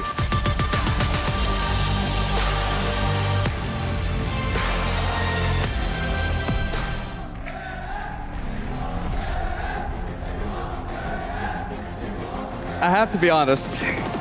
Cheryl, because I feel like right now it is a 6v5 with the crowd and the Falcons being here. So I want to see what's going to happen. Vitality, Falcons, like I said, this is going to be a banger. This is going to be an absolute banger. You are definitely right. Will the Falcons, the defending club champions, be the hunter or the hunted for this game? Over to the studio. You can hear and see the energy. Yalla Falcons! The crowd goes wild for their hometown heroes. Please, Fasha Bunny, talk about them. Okay, just for the record, behind the scene, I was shocked because probably this is my first time going into the MLBB scene, and I've never felt this kind of energy. The felt that where you get to actually give a negative response to your opponent teams that you had, but at the same time, you give the boost up moral support to the team's favorites itself. But at the same time, I feel like Chena said, like, look at that, she's smiling. She's smiling like crazy because she loves the energy. She loves the drama. I hope my girls are okay, man. Team Vitality, you got this. But man, I got goosebumps hearing the chants. Oh, yes. The boos in the crowd. We heard boos. We can't deny that fact, right? You can hear the support from the Team Falcons fans, of course, in the crowd right now. They are the hometown heroes. Understandable. That's why that's the energy that's going to be poured out onto the crowd. So you got to talk a little bit about Falcons Vitality. It feels like a repeat of what we saw last year when Team Falcons Vega, your Indonesian team, went up against Team Vitality. So it was an Indonesian battle. The people of Riyadh here watching, of course, who were Team Falcons fans, were supporting, and it was the exact same reaction. Was it at this magnitude as well? Yes, it also was. I think the crowd really came through this year. And again, for me, understandably so, as an Indonesian caster, I'm behind the bees today. But man, Team Falcons have always got a special place in my heart. They are a bunch of just really amazing girls and ladies. And coming through from last year, seeing how they were so nervous as well. My heart goes out to, Team Falcons today. I hope they can push through and maybe secure that first ticket to the knockouts. All right, so you saw the warm, very awesome reception for the Team Falcons squad and the, well, let's say, cold-blooded reception to Team Vitality. Let's find out more about the queens of MLBB. Wale. Eto, let's leave it ganyan. A bit. That's the roster. Fumieko, Vival, Chini, Vivian, and Shell. So let's have you talk a little bit more about that, Eterna. They are our Indonesian powerhouse. They have represented Indonesia on multiple occasions, whether it be regionally, whether it be internationally. And a lot of people are still kind of stuck on the storyline that despite them holding so much dominance over the past few years, they still failed to claim that championship last time around, last year at MWI. So they're coming in with another set of motivation, new, I would say, strategies, but the same old chemistry and that impeccable timing, aggression, that high tempo play style is still definitely evident. With the last time that they played yesterday, they broke the record, but it was immediately broken again. By their, I would say, ultimate rivals. Oh, yeah, for sure. Earlier, if you missed it, with what Eterna mentioned, it was 9 minutes and 39 seconds set by Team Vitality yesterday for the fastest game win. Earlier, Navi PH beat that by 2 seconds at 9 minutes and 37. Shell, when interviewed about that, said, we just want to keep breaking records. So let's see, maybe somehow Shell and Vitality will be able to break it. So now let's put up the roster of Team Falcons and get to know more about them because they've had some interesting strategies brought up yesterday. I mean, literally, you talked about it. Ube-based information has been put out. It is the popularized strategy that was done in M3 by Blacklist International, and they brought it up again. And even I think Coach Koba talked about it. He was inspired to the fact that M3 is the draft inspiration for the team of Falcons itself. So within the match, they actually put out very prioritization to the S test. When you have S test, you have the strong sustain. You'll be able to have that defenses. The rotation has to be very accurate. And this is what Falcons gives more potential to a point that they have the strong communication. They need that and they want that to put out here for the MWI. And that's why I think this matchup is just so interesting, right? Because there's an argument to be made that against an Ube strat, having a team fight composition might give you the advantage.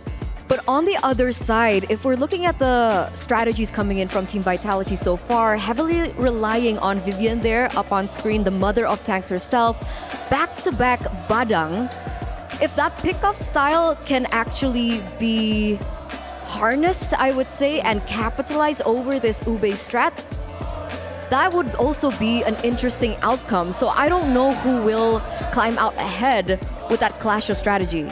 It's really cool. It's like, I asked you to talk about Team Falcons as a 50-50 on sort of the healer meta. Now then, here they are, a team that loves the healing. And then with you being a Harith apologist, I still don't fully agree with it, but I mean, okay, to be fair, he did get wins yesterday. if it's a comfort, it's a comfort. Why the heck not, right? But then now, Team Vitality love to play like how Harith plays. Fast, aggressive, big bursts of damage. So let's see what they're gonna end up with in the drafts. Vitality on the blue with 1-1 and Gata Kacha getting taken out.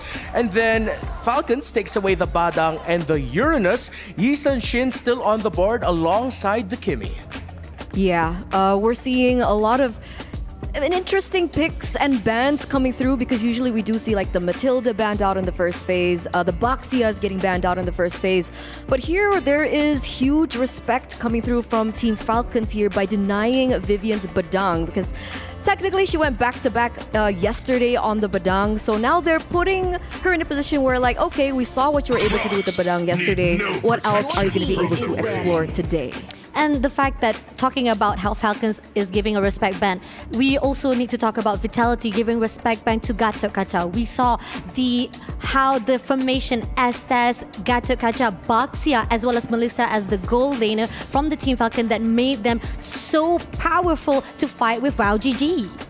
Okay, what's the last ban gonna be here for Falcon? Will it be another string of respect? But then with the history and the hero pool that Team Vitality brings to the table, it's like you can respect one thing, but that just gives up even more options somehow, some way for Team Vitality. So we lean in on what has been the current trends with the Yisan Chin, the Kimi, considering that Falcons loves to play the healing here, and they would...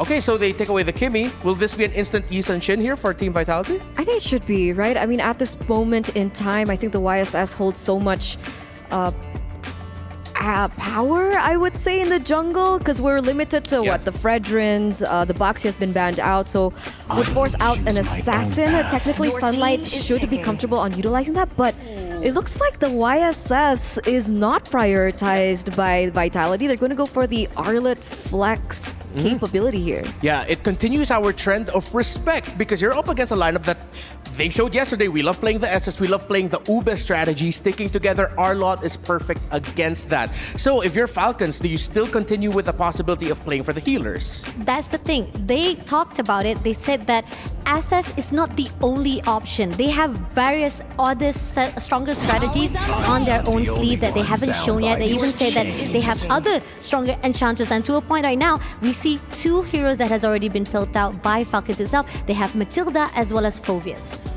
Maybe I'm a little bit too old here, thinking that if you are up against an Arlot, you really, as much as possible, yeah, you pick up the Phoveus. So it's like Vitality went into this being okay with the Phoveus is going into the hands of Falcons. They still picked up the Arlot that way. What do you think about these first two picks on the side of Falcons? I think it's smart. I think it's smart by the side of Team Falcons, right? Because they know against the Arlot, they can't go for that Ube strategy anymore. If they still want to go healer, obviously heroes like the Angela and the Florin would work a little bit better with this comp. The Matilda here makes more sense. They need a little bit, they need a little bit more mobility around the tools that will be given over to them. But I mean, Team Vitality have an answer of their own. The Selena for Cine comes through once again, as well as the Akai. Are we looking at an Akai jungler?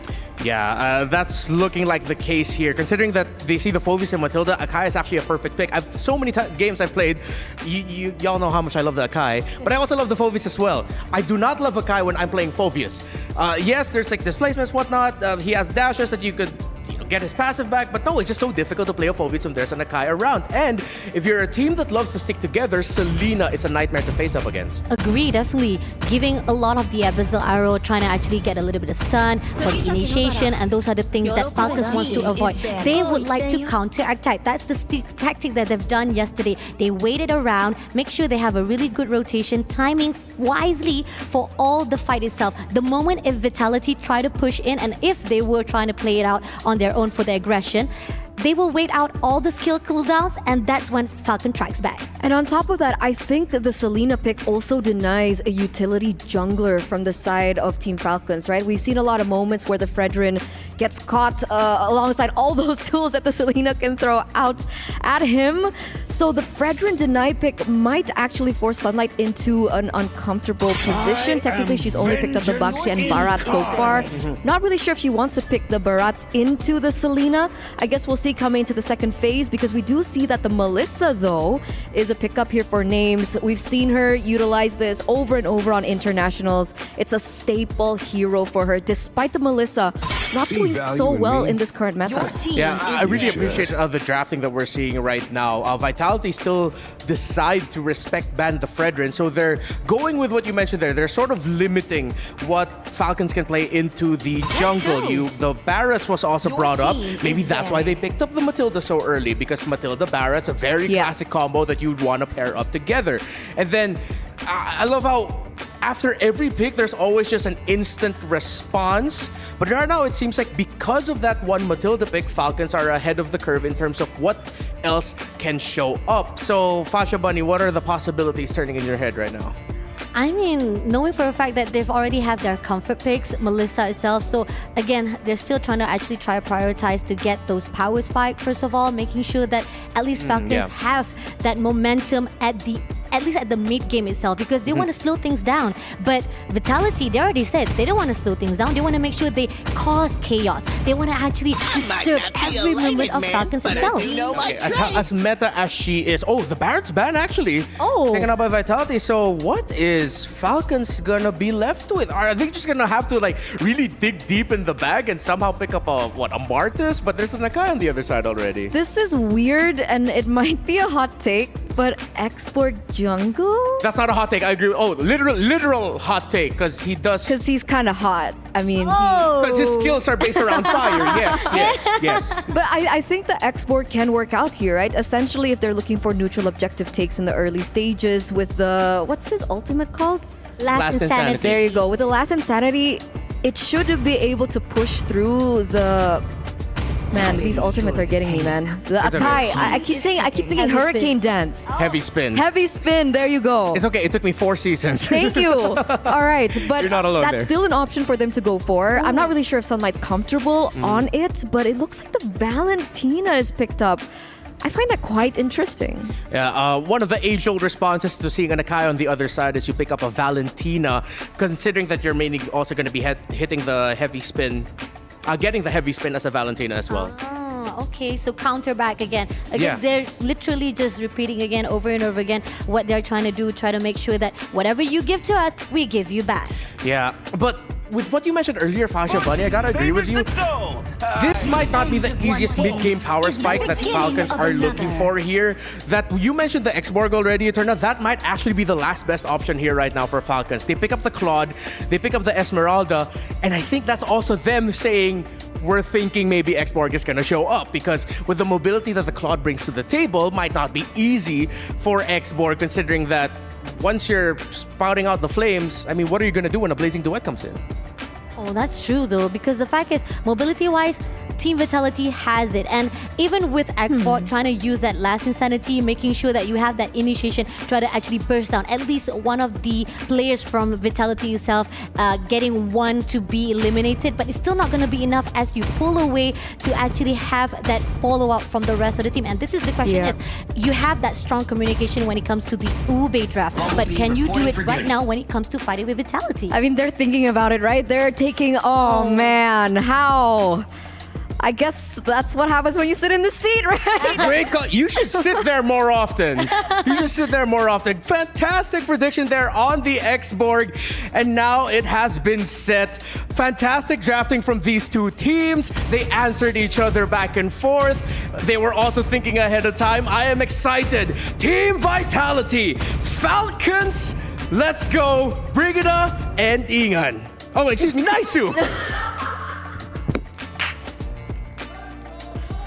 Hey, I know it's close to the family there, Redmar. Thank you guys so much to the panel for breaking it down. Yes, that's right. The matchup here, Team Vitality versus, of course, Team Falcons. We're kicking it off in the best of 3, a spot to the playoffs here, and it's at game number 1. Once again, it's me, Naisu, joined with Brigida. Brigida, how are we feeling here? Honestly, I told you just yesterday that I will never doubt a Selena pick once again. Never doubt. Regardless of the situation and regardless of the many doubters of the Akai nowadays. So will be favoring Team Vitality's lineup for now. Yep. But that doesn't take away the fact that I am so excited to see this export in action. Yeah, you know what? Turner was right on the money with that one. And it's interesting because I would say so far, I know we had the graphic early on in the day, but we've had quite a few unique hero picks already. I mean, think about how many matches have been played, how many heroes have come to light in the competition. And I would say that these teams that we've seen have already kind of shown us a lot of the play styles and the strategies that they can bring to the table here. Real quick, looking at the emblems, you have a lot of your basics going here. Of course, you got a lot of the hybrid builds going on too. Now you have a Melissa once again over here for Team Falcons, and that could actually be really well. And I mean, think about it, the Claude, like we saw yesterday, the Savage. And this is a pull yourself together, Melissa. It is. And we all know for a fact that the Inspire does not only benefit you in terms of the damage, right? It can also help you somehow sustain the fights a little longer and somehow extend your life if you need to find a way to survive, but also that needs you to guarantee that there are targets nearby. And that's the tricky thing. Like, where do you position your doll? Where do you put the eyes on you so you ensure that you can actually survive? But speaking of survive, will Velvet be able to survive this? It seems like it's a no. City gets first blood, and Vivian, tries to escape, but unfortunately will have to take the last insanity. 2 members are down, or 1-for-1 trade so far for both of these teams. A great response from Team Falcons. They just gotta watch out for the arrows, but it is gonna be an objective secured for Team Vitality. So yes, as you mentioned, the trade there, the 1-for-1. But you know, one thing for sure, Team Falcons, these ladies have been playing together for quite some time already.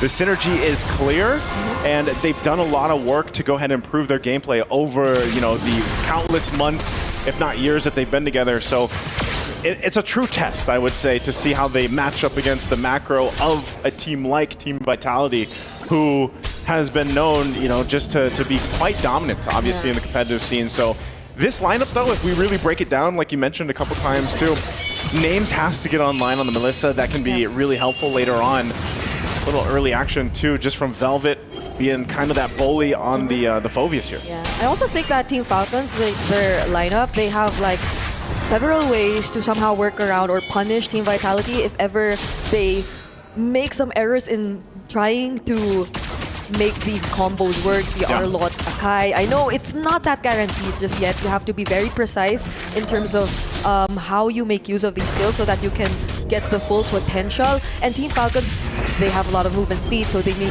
be able to capitalize on that. But hold on, Velvet, this is an Esmeralda we're talking about, and the Phoveus in the matchup of the EXP lane, so they have to be a little more careful. Oh no, Velvet's forced to retreat. This is something inevitable, you know, like the Esmeralda Phoveus matchup is something you definitely expect. Kind of have to wait for that too, and that's one thing I was wondering is specifically for Yui, you know, the Valentina, I feel like has a very specific point in a lot of these lineups, and I think part of the choice is, as you see, she's holding on to the heavy spin right now from Vival. It's like, what ultimate are you going to take for the situation? Because that can change as the game goes on. And even down to the final slash could be helpful. Fumi Echo, I don't think you want to fight an Esmeralda, to be honest. Like, it's just one of those heroes that you have to commit a lot to take out an Esmeralda. So they go ahead and rotate down to this objective. Second turtle of the game is going to be up. Team Falcons wants to go ahead, and it looks like they want to contest it. Yeah, full ultimates are intact for both of these teams. Whether or not who decides to go first, that is going to be the question, because it seems like they're just trying to wait for the perfect opportunity for now. But they have enough vision though. Another Abyssal Arrow might not land. Okay, that's not going to land. They're going to hold it. Once again, Names will make her way now to the fight.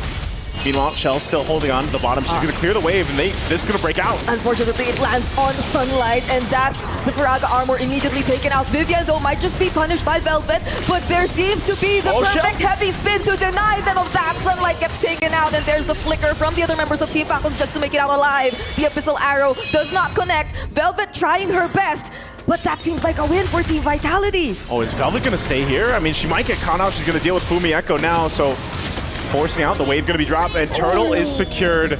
So she'll get out with a guiding wind. and they just get kind of pushed off. Names could be in trouble. Oh, Vival! Okay. Names did not see that coming. You can't, yeah.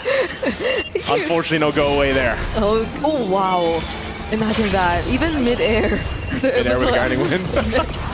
I mean, this is so unfortunate though for Team Falcons because they drafted this way only to encounter an Esmeralda in the hands of Fumi Echo, which they seemingly want to try to take down now, but it doesn't feel like they have the resources that can do just that for now. Yeah, for the answer for the Esmeralda really is you kind of have to deal with the sustainability. We're talking about the Sea Halberds, maybe the Dominance Ice later on, but then just kind of overloading the damage, and they just don't have that right now. They fight under the turret. Final Slash, and Vivian here might just be punished. Oh, the counter Final Slash coming in from Yui to finally take that kill. Sunlight might still go for this though.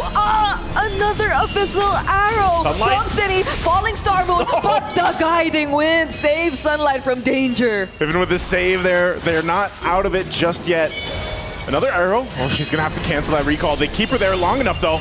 They're still fighting and they're under the turret, but you understand their HP, it's very, very low. Yui's already here though, but Vival will be she still try to attempt for this.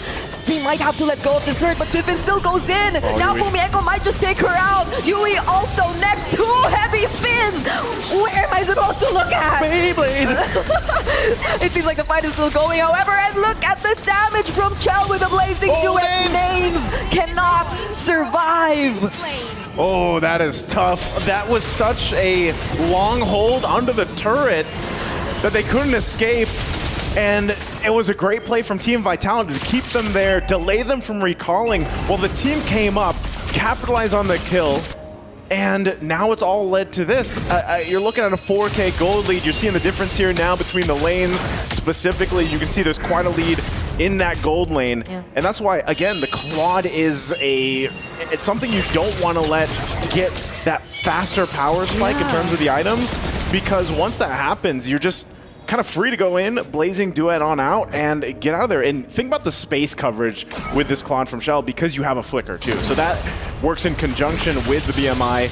Get a little more space to work with. There's a Final Slash. Remember, Final Slash though, but gets cancelled by that Circling Eagle. Vivian flickers out to safety, but Chell, does she still want to fight this?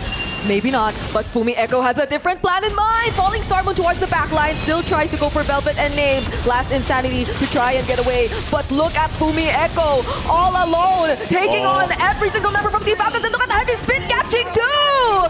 Team Falcons, they have to run away. This is just too much from Team Vitality. Team Vitality finding the choke points here every single time. And it's up to Team Falcons to go in, come up with an adjustment from that. It's really difficult because of just how much you have to consider. We have to dodge these arrows coming through. We have to watch out for Vivian to make a play with a Final Slash in that flicker. But then in the meantime, you can even get pinned down within a kind. We're going to look at the replay here. And this is, look at Fumi Echo, able to get the attention. Lots of low health bars here. They cut off the right members. And unfortunately for Team Falcons, once that happens, you don't have much room to move. You can see them in the jungle too, continuing to try to take and put pressure on Team Falcons. So Lord was taken, it was secured. Again, you're looking at a relatively healthy lead at 7,000 almost gold here. Oh my gosh. And even the items, you know, this is what I was saying. That third item, there it is. It's just picked up now. You've got the trinity of items for the Claude in hands of Shell. So that Blaze, you do it. It's gonna be trouble. Arrows too. I mean, just an arrow alone. And that's half HP already for the damage dealer for Names, who by the way isn't looking too good. 0-3-1 on this Melissa, but even more than that, I think most of the space creators here for Team Falcons are having a hard time. The Abyssal Arrows just disrupt so much, especially Sunlight. Yep. It feels like she can't get a hold of her Tiraga armor because it's always taken out, and now they have to worry about the Lord. Yet another Abyssal Arrow and trap. Riven is forced to go away, reset and recall to the base. But now, it seems like they are able to take the first inhibitor turret with just this Lord! There's the last, or there's the Tiraga armor taken out once again. Fumi Echo finally gets punished though. And Team Vitality might respect Team Falcons and their defense for now. They have to. A great defense there. They only lose the base turret. Again, that was only the first Lord, but Team Falcons showing some promise here on the defense. you're seeing it happen here live, right? The problem is these arrows that are coming and just kind of putting pressure on where you can really move around the base even. And when it comes down to earlier the lanes, you always have to watch out for the arrows because you're seeing it. And it's crazy because City only has 2 items. Enchanted Talisman and the Glowing Wand right now. Yeah. What more as the game goes on? She's still building up onto that 3rd item, but still you're seeing the angles are the problems for Team Falcons, and that's kind of why I think the work is also cut out for Yui. She's held on to the heavy spin a lot of times. We've seen her take a final slash, but this is all, once again, Names has to get online. She still needs some time. She's falling behind. She's got the DHS and the Corrosive Scythe. She needs to get that 3rd item to really be able to do, pop off. Oh no, under the turret. Yui gets forced to use that heavy spin, which she copied earlier. The Abyssal Arrows again and again. Such a huge problem for Team Falcons right now. And yes, we did mention that somehow Names, she really does need to go online. There's the Inspire, which we thought could have potentially helped her survive a little longer whenever there are certain situations wherein she needs to get out alive. But it seems like the burst damage from Team Vitality at this point is just too much. And what's scary to think about is that, you mentioned it, that's only 2 items so far from Chinny, and the Lethal Ignition 2 is a separate thing to worry about. What if you step on something when you're low HP, right? Yeah, that's troublesome. That's such a huge problem. This Lord, half health though, but they've got total control for Team Vitality. That's going to be another objective secured. So Team Falcons looking at the defense here. Can they pull it off as this one's going to be charging into the base? You know, this is where you have to see. And realistically, it's actually, for a Melissa, defending in the base is probably the best position to be in because you know you have your go away to go ahead and utilize, but also you have Fiven on the Matilda, which could get you out of a bad position, and you don't have to worry too much about what's going to happen from behind you because it's your base, right? You got the base, you got the fountain there to help you out, but still the work is going to be difficult. They have to withstand the Blazing Duet setup and the rest of this from Team Vitality. So we'll see how they handle it. Sunlight! There's the guiding wind to save her, but there's the Firaga armor already gone, and they still have to defend the Lord. Mid inhibitor turret is already down, and look at the Blazing Duet too coming from down. Names is immediately taken out, the one expected to defend, and I feel like this might just be it. Team Vitality take game number 1. It'll be Team Vitality to go ahead and get the first blood in the series. Once again, 1 step closer for them to get to the playoffs. And it was that Blazing Duet that at the end, they knew they had it set up. She had the advantage in terms of items, and what a place to go ahead and set things up for that. The health bars, unfortunately from Team Falcons, just got melted there in that last exchange. You know you're just that much ahead when the Claude goes in first and is not afraid at all, even when they're just right in front of the base of Team Falcons. And so it came to a point where, compared to the first Melissa we saw this day, this didn't work out as expected for them just yet, but definitely they could find a way. They could. I know our panel is going to have a lot to say. Let's go ahead and throw it to them. Thank you so much, Naisu and Brigida, and a fantastic showing by both of these 2 teams, but unsurprisingly, the last 2 picks were the absolute kickers there for Team Vitality.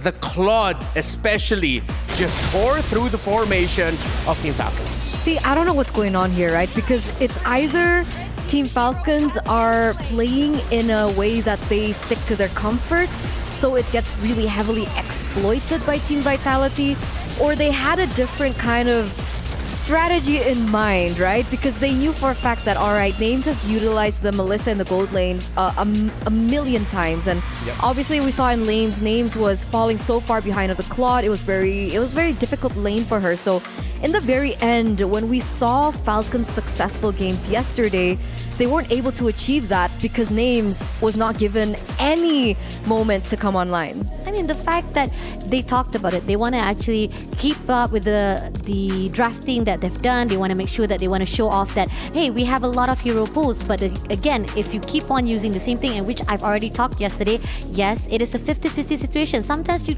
can't always use the same draft over and over again, and your teams or your opponent will be able to read you like a book. Yeah, Shell, I think one of the biggest reasons as to why she dealt so much damage against names in lane is because she picked up the Master Assassin as her key pickup there for her emblem set. Of course, that strengthens your capability to one-on-one in lane, especially when you're already on a hero that will win in lane. She knew it. She knew it. She was like, I know what I was made for. I'm going to dominate this lane. And that's exactly what we saw reflected. And you know, in hindsight, we were talking about the X-Borg pick earlier on, and obviously we did see the adaptations that the X-Borg could do against the Akai in neutral objective takes, but the way that Team Vitality were playing around, the way that they were team fighting around these neutral objectives, we really didn't see the advantage of the X-Borg in the jungle. Yeah, let's take a quick look at the items. Only got up to the DHS and the corrosion side. Full build there for Shell. By the end of it all, close to a 4,000 in the gold lead. And lacking a little bit of utility. I know there's not a lot of old school healing per se, but there is still some health regen on the side of Vitality that you needed to deal with. And at the end, it was only the glowing wand that they had to deal with that. They couldn't get the dominance ISIS up there. And the worst part that you know that they were prioritized coming in from the healing side. What they didn't expect it, the pick from Cine itself. Selena, always on point with the Abyssal Arrow, always getting to capture. Yes, you have that last insanity. The moment you're trying to move away, at the end of it all, that Abyssal Arrow say that I'm gonna stun you and you can't get away from us. And that's why her build was actually quite interesting. She actually went in for the, is it Wishing Lantern? Yes. Is what it's called, right? She understands that in this particular scenario, sure, getting nades would be amazing. But the fact that she was able to get Velvet at times, Sunlight down at times, and even Feven at some times really did kind of stifle the Ube strategy that Team Falcons really wanted to implement in game number 1. All right, so it seems like that seems to be a ongoing trend here in Stream A, where sometimes you cannot fight too honestly in the Land of Dawn, wherein you have a clear progression of how you want team fights to go. You can't just fully depend on that slow front to back, which the lineup of Falcons actually, they need to fight that way. So here comes Vitality with 2 picks that are so mobile and can be so surprising in the Selena that Pasha Bunny mentioned, and of course the Claude that we've been highlighting. So really, those 2 picks right there in the end is what just delivered the felling blow for Falcons. They definitely could have played this to victory, but it would just be way too difficult. But yeah, I mean, talking about the fact that Team Falcon was trying to... Don't be laughing, okay? No, I'm good here. Oh, you're right here, okay. Going into Team Falcons itself, the fact that we know the Team Falcons was just trying to do their best and they had that last strike itself. Xbox, their last hope, they really heavily depended on the usage of last insanity so that they can have that build up, that initiation. And not only that, to a point that even though, yes, they were also looking forward for Melissa to get that power spike, it was just not enough. And the thing is, technically we did see the X-Borg really pop off in the early game, I would say. Yeah. There were a lot of moments there, okay, fine, maybe neutral objective takes wasn't as strong, but they were able to trade really well, right? The last Insanity was used to, you know, kind of take down the final members of Vitality. We saw the trades coming through, but Team Vitality's adaptations in the game are incredibly crazy. I can't. The way that they knew, all right, Team Falcons with this lineup, with the Matilda, they know that they want to go for team fights. They're going to play as 5. So we talked about the last 2 picks coming through, but I want to really talk about how Fumi Echo utilized the Esme. Really great, going to the back line, looking for the sandwich plays. Even Vival on the Akai, opening things up, getting those opportunities down. And it's just, that's MLBB gameplay, man. Yeah, I feel like sometimes that's, especially when you're talking about a team like Vitality, as much as you want to like put a lot of rationale to it and then you piece everything together, there's at some point where you just have to let out a sigh of going like, well, yep, It is what it is. It is what it is, exactly. And the fact that this is the question that I was asking previously, where yes, they picked up Xbot last, right? And then Valentina, more in depth about the Valentina, they were trying to get the ulti for the heavy spin, but I don't see that keeping or able to actually achieve for their own method or even what they wanted to actually portray here when it comes to the first match itself. Exactly. And because of everything that we've discussed so far, it falls back to something that actually you mentioned earlier, Fasha Bunny. They were lacking in that desperately needed mid-game power spike. They could have gotten it if they were winning, but coming from behind, it's incredibly difficult to achieve against a lineup that Vitality had, and especially since they had their X Factor doing the thing she does best, which is, I will play my own game, and then I'll show up when you need me. Fumi Echo definitely deserves to be highlighted here. I gotta agree with the turnout. That Esmeralda. Now, again, we go back to how Fumi Echo plays. I've seen enough of her gameplay, and it's always like, Fumi Echo, you are your own entity. Do what you have to do in lane, but show up when we need you. And those late entries by the Esmeralda in the mid-game trading that we were talking about earlier, usually it was actually Fumi Echo that became the X-Factor turnaround reason. And that's just chemistry, right? It all boils down to chemistry. Like, they already know. Fumi Echo will get to a point where she's going to start to get to that power spike on the Esmeralda. You saw the Oracle built up, and I think there was an enchanted talisman, I believe. See, my memory is kind of bad, but that aside, she knew exactly when to weave in and weave out in these team fights. She knew exactly in that particular scenario that we actually see up on screen. She goes actually quite heavily into the backline. She's actually really far away from the rest of the team, but she knows exactly that the rest of the members of the team will come along and take those kills with her. Yeah. All right. So we've spent a good enough amount of time talking about Vitality and what they did great in that game number 1. But to potentially talk about the possibilities of a Team Falcons turnaround, maybe we have to take more time to learn about them.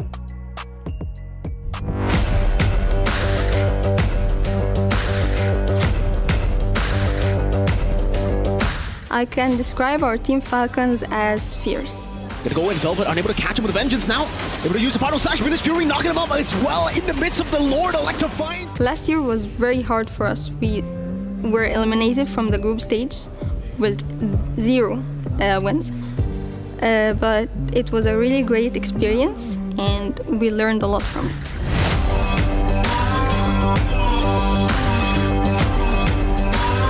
I want my team to be remembered as fighters. We want to make history.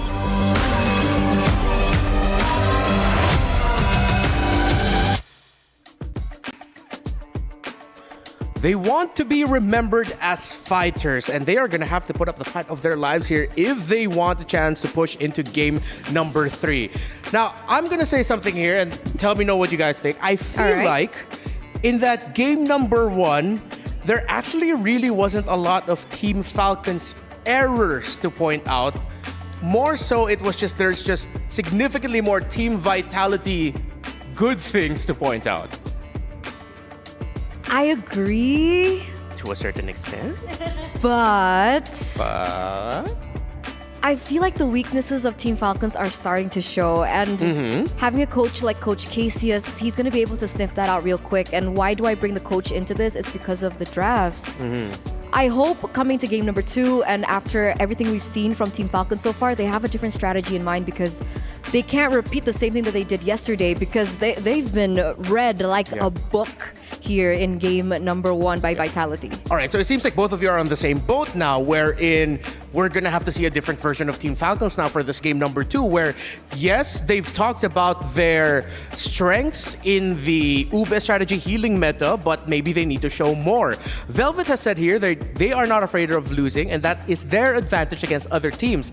They've lost a lot already, they know how it feels, but they're not scared, and they're just going to go out there and do their best. So doing their best, Fasha, does that mean, really, they forgo the healers and they go for something completely different now? I mean, if they have been months and months trying to actually perfected the Ube draft, possibly they would not let it go. But if it comes to desperate measure, yeah, you have to actually let it go. And that's the thing that you want to actually put out here in MWI. You have to be adaptive. You have to always make sure that if the situation doesn't go your way, you got to change it around. And I'm going to say something like really might be a hot take, but Blacklist's code was broken. And that's why, like, people know exactly how to counter it. So coming into this, obviously there is always lessons to be learned from previous teams, especially, you know, Blacklist, that was like an undefeated era for them, True. right? But eventually it broke. And it's breaking now. So Team Falcons, if you want to secure your first ticket to the knockouts here, you gotta cook up something different. Yeah, and I'm glad that you actually brought up Blacklist and their Uber strategy here, because Coach Koba himself of Falcons did say he was inspired by the M3 World Championships and the strategies that Blacklist showed there. That's why they decided to lean in on this idea that healing sustain is the way to go right now. It worked out for them in their previous match, but Team Vitality are a whole different beast, and this is a whole different draft. Badang, Selena, Kimmy, they are respecting the Selena of Cine. Do you think this is the right call here, Fasha? I mean, yeah, definitely. They know for a fact that Selena, that Abizarro was not able to even avoid, and they trying to make sure that at least they won't be able to have that, they won't be stuck in the ground by the fact of Vitality itself and be able to move the mobility device. But the thing is, yeah, you talked about how Team Falcons maybe have less to more error to their own side of the drafting, maybe their own mistakes that was done in the game itself. But for me, I do think the only simple error is that Valentina could have been another pick. There could have been a lot of mages. There's a lot of names that could be done. You don't need to worry much about the heavy spin itself, right? Yes. No, I completely agree. Sorry, I was blindsided with this early 1-1 pick. Boys, girls, 1-1 pick without the Irithel banned out. Yeah, they are playing with a lot of fire right now. Irthel's open, Farsa's open, all the heroes that can give a lot of difficulty for the 1-1 are open. Even Phobius is open. Yeah. And so that means Team Falcons, that might already be them showing that they are definitely still going to be leaning into that slow front-to-back play style, where they're probably going to end up with someone who can provide some form of healing. Maybe a Minotaur is going to show up for them at some point. And the fact that, look at this, they're giving the opportunity for Vitality, right, to get, again, Carlot, and Akai was also being picked up. But now they got Barats because they were denied immediately of having Barats, and they also have CC to be picked out. I smell lack of hero pool for Sunlight. The fact that they're prioritizing Sunlight's hero here in the first phase, I think she might have not been as comfortable on the X-Borg, which is why we're seeing that come through. They pick up the CC, I think, just in case Vitality go for the Phobius, so it's a little bit of a deny, making sure that, hey, if you want to pick up the Phobius to kind of tackle our 1-1, that's fine, we'll just destroy you in lane in the EXP lane. So now Team Vitality are caught in a crossroads. What do they want to go for? I think Irithel is still the best bet if they want to shut down the 1-1 in the lane. Yeah. Maybe this Barrett's pick, though, is sort of like a warning signal to Vitality. Like, okay, you want to pick the Irithel, but then will you have enough damage to deal with something like the Barats? And Vitality says, yeah, we'll definitely have enough damage to deal with the Barats. They still pick up the Irithel.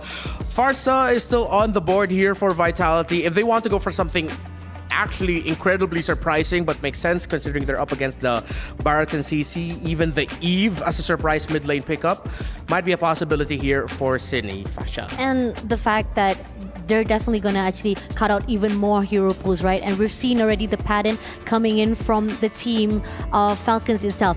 It seems like this is where we see the fine line of how much of strats they have and how much hero they are comfortable to use. Because, again, they're so already consistent and focused to actually get the Enchantress, but how much more can you actually put out if you're being denied? And looking on the side of Vitality, they actually take out Angela first of all, and on the side of Team Falcon, they took out Jushin. Yeah, Angela Barats is kind of gross, right? Yeah, it is. That's a lot of sustain in the early game, and technically with the composition that we're looking at from Team Vitality, they don't exactly have enough damage, I would say, to kind of penetrate through that in the early stages. So good call. I think there's still a possibility for them to pick up something like the Matilda to help out the Barats. We're maybe even looking at a Florin as an option, but obviously I don't think that the Estes will do too great here, going against the Akai as well as the Arlet. Yeah. Going back to the Farsa, I would think that maybe even Vitality would want to ban it away from Team Falcons. Technically, it would be a really good pick to deny the Irithel. So they still ban out the Matilda. I actually agreed with you there on the Farsa, thinking that maybe that could have been a surprise possibility for themselves. However, they still are leaning into the safer side. The Farsa, again, is going to be a great option for Sydney if they want to. Either the Farsa or the Eve. They ban out the Lancelot, so interesting choice. It feels like Falcons know something that we don't, because we're already automatically assuming that Akai is going into the jungle, right? But it seems like Falcons have gone into the possibility that the Akai could have actually gone to the roam for Vivian instead. I mean, we've seen it in the XP lane, right? So it's a triple flex in some regards. I think there's an argument to be made that maybe the Akai doesn't do as well in different lanes. Obviously, Lancelot is a huge power pick for FIFA, so they're opening that up as a possibility. One of the main reasons why I didn't consider the Farsa for Team Vitality is because there's so much dive coming through from the side of Team Falcons against the CC and the Barats. But okay, Farsa comes through, like you mentioned. All right, so I feel like you can tell Falcons really wants the healing, but right now they gotta have to. They're sort of forced to play something different here. I mean, the fact that probably they think that they're very confident enough that they want to still pick up that healing process. They know that they're even talking about how who's the strongest or who actually lasts the longest can win it. But the question is if it's going to be enough. Now, they picked out Zetian. Actually, that's a better mage or mid laner to be picked out, especially after we see from the first dress itself. I mean, yeah, got a lot of stun, got a lot of give a CC for themselves. But the question is, Minotaur, you've already predicted it. Again, giving up to the side of Renmar. Yeah. Okay, so they still really wanted the healing, but they needed something literally beefier into the front line. So they pick up the Minotaur, usually seen up against Arlots and Akais. So now what's the last pick here for Fumi Echo? Oh, excuse me, no. Supposedly, right, because the Arlot is a flex. That's why. Are we looking at a jungle pick here for Team Vitality? I mean, right now there is a lot of beefy boys. Do they want to be the ones to pick up something with a lot more percent damage? So maybe they're gonna swerve some things around and actually go assassin? There you go. That's what I was thinking. Percent damage. X-Warrior. So that's what you meant. True damage. Yeah, true damage. There you go. All right. Okay, real quick, Fasha Bunny, what did you think about that last pick? I mean, I was like wondering, is this the way how Team Vitality say, like, I'm going to show you how you use Xbox to the side of Team Falcons? Oh, yeah, that's a good possibility. Like, let me show you how it's done. Let's see what's going to happen. Falcons versus Vitality. Game number 2. Let's toss you on over to Naisu and Brigida to call the action. Thank you so much, Renmar. You got it. The panel, you got the draft. And for both of us, me and Brigida, I think we can go ahead and say who we think has the better draft here. What do you think, Brigida? Oh, wait, my mic was... It was up. Oh, Yeah. my You're head, good. okay. You're good. I'd say this is gonna be the moment where Akai starts redeeming himself. So I'm gonna go for Team Vitality again. Without on the Akai paired up with the Arlot. They are definitely gonna make things so much difficult for Sunlight. If earlier they keep on denying the Firaga armor, this time around they have true damage to respond to the Barats and all the passes that can come in later on. Well, once again, it's match point here for Team Vitality. Will they get to the playoffs? If they end up just taking this win, they'll definitely get to the playoffs if they end up winning here. But Team Falcons, can they make it to Game 3? I'd love to see it. This lineup is sort of reminiscent of what we've been talking about, especially after yesterday, where they like to play that sustainability lineup. Wow, Velvet taking a couple shots, but you know, this time around, I think the panel really mentioned it well. They want that healing. They want to be able to drag those fights out and win in the sustainability department, but they need a little more tankiness, you know, and they go with the Minotaur here. You can see, too, looking at the emblems, they've got that. There's a whole lot of tank emblems. Of course, the Concussive Blast. You get a little of that extra durability with the firmness for Vivian here. So the healing is going to be crucial, but that's why I think even the X-Borg was such a crucial pick, because you know that most likely Team Falcons, they want to fight around that Minoan Fury, get that knock up into the air. But if you can fight them with a Farsa, who's got the circular feathered airstrike, but then an X-Borg as well, you deal with a lot of that. And then you throw in the Arlot's final slash. There's just a whole lot to deal with some of that setup potential that comes from Team Falcons. Because even looking at the emblems of the damage dealers, both Chell and Cine, they definitely are looking to go for the burst, to provide the burst damage, which will make that sustain or those attempts towards sustaining the team fights a lot more difficult for Team Falcons later on. But hold on, it seems like Fumi Echo will experience the exact same thing Sunlight has been consistently experiencing in game number 1. Right now, she's the one without the Braga armor. Yep, fight for the turtle. This is a good one for Team Falcons to take if they can get it here. We'll see if they get it. Still doesn't have the final slash though. Then jumps in, however, and Fumi Echo together with the curtain call could only do so much, but still Vival gets the retribution and Sunlight falls. They also take out Velvet and they don't even get to trade out a single member from Team Vitality. And they didn't get to trade out. Couple kills on objective, and it looks like they're going to be able to take the buff too. That is tough because again, you're sitting here thinking, man, you know, Team Falcons with that, they should be able. Oh, no, Names. Oh, okay. How does? Oh, so fortunately, Names was able to avoid some of those vengeances, some of those skills from Vivian, because if not, that felt like another potential casualty. Yeah, we're gonna look at the instant replay here. This is what happens. I mean, the fight is extended, but it's actually in favor of Team Vitality with how they approach this fight. There's going to be a feathered airstrike that comes down here too. They capitalize on getting the turtle. Fumi Echo stays alive, and then they're able to actually get the right members separated from the team fight to make it happen. I feel like if the wait, hold on, Velvet. Okay, I feel like if the Fury of the Phoenix was used a little later, it could have stopped Vival from actually getting close to the turtle. But Vival was already able to cast the heavy spin nonetheless, so I feel like it was something Team Falcons could have just tried to avoid, but not entirely. Okay.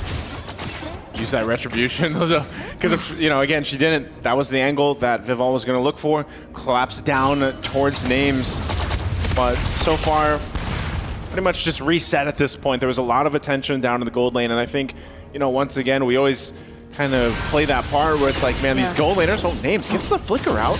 All right, that was a fast response from Cine to avoid the stacks of the crossbow of Tang, but then Team Falcons already know that there's no flicker available for Cine towards the next objective, so she could be a potential target unless Team Vitality start the aggression in as early as now. The purple buff is denied away from Sunlight. That Vivian final slash right there to just kind of swoop it towards them. The fight though for the turtle, at least Sunlight still has the retribution, so they might be able to secure this turtle for them, but still they have to watch out. They know they don't have to watch out for a final slash at least. So Fumi Echo has the armor, she'll go ahead and back off, flickers out defensively. Oh, Daytona's welcome.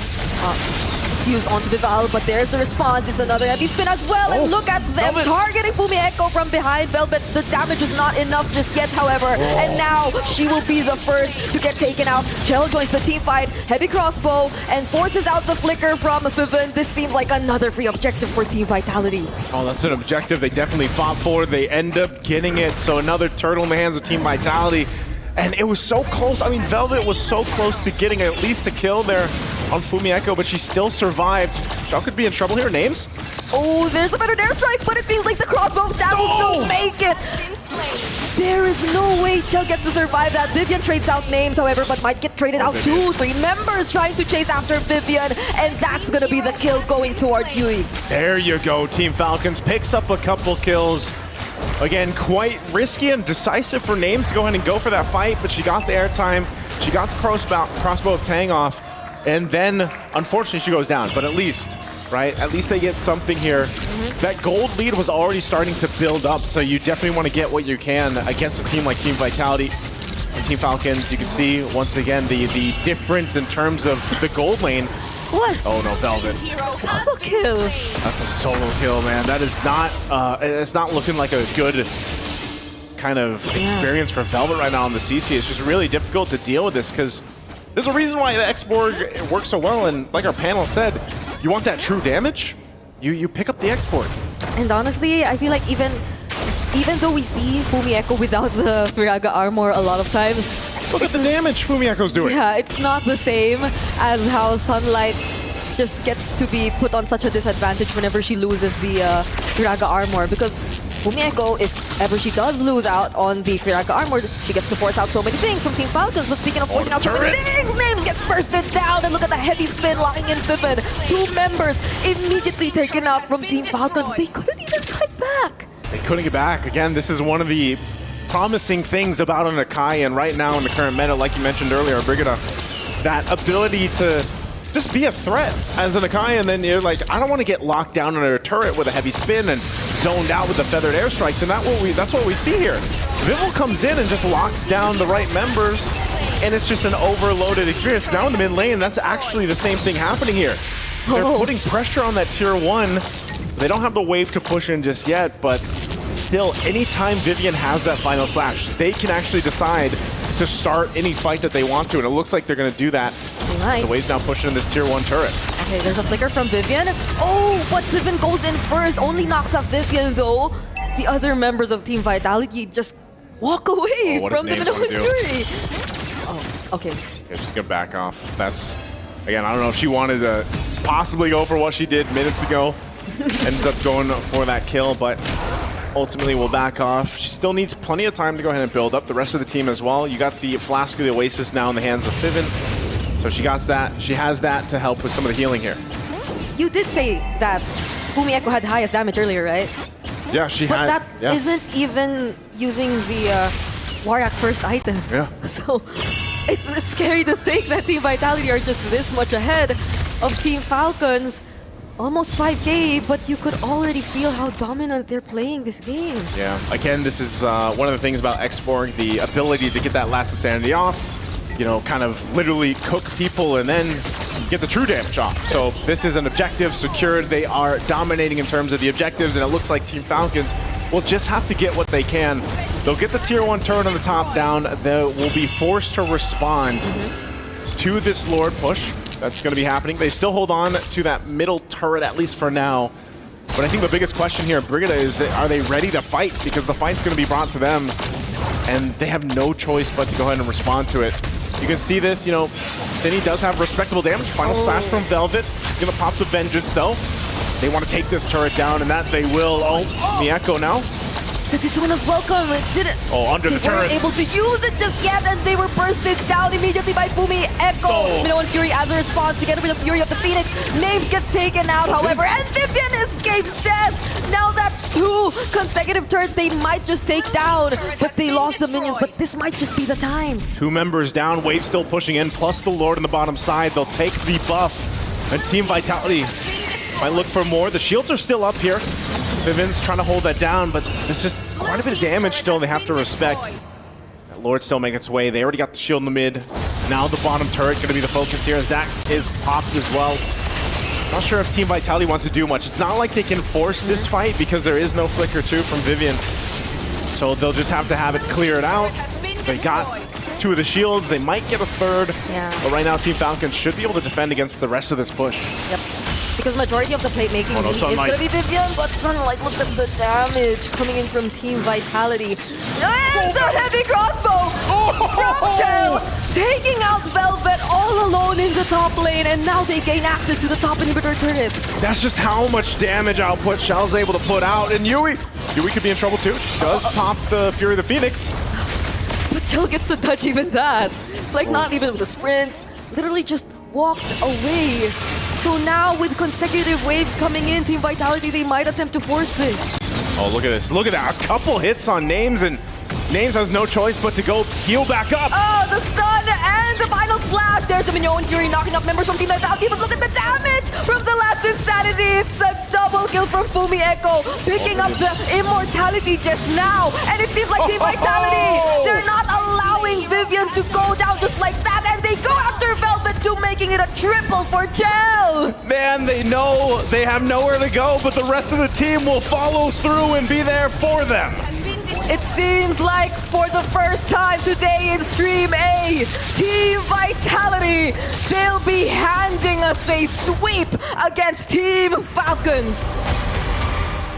And that's a dominant sweep here from Team Vitality, moving on to the playoffs here. A little bit of quicker game 2.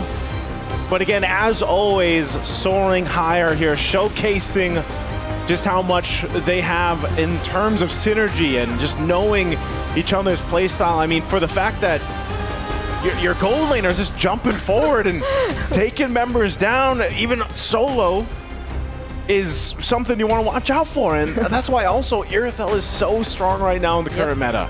There were times that you just saw the Irithel being the one in the front of the team fight. Because she's got the bike, I guess, you know? And how does Team Falcons respond to that? If even the gold laner gets to position herself wherever she wants because she doesn't need to worry about anyone, doesn't need to worry about any sort of burst damage, and they have full vision and information as to where Team Falcons are positioned almost most of the time, because they get to force them to be just locked within not even their jungle, because they always invade, they always try to interrupt the farming, and this hasn't been the best series for Sunlight as a jungler so far. She has always been denied of what she wanted to do.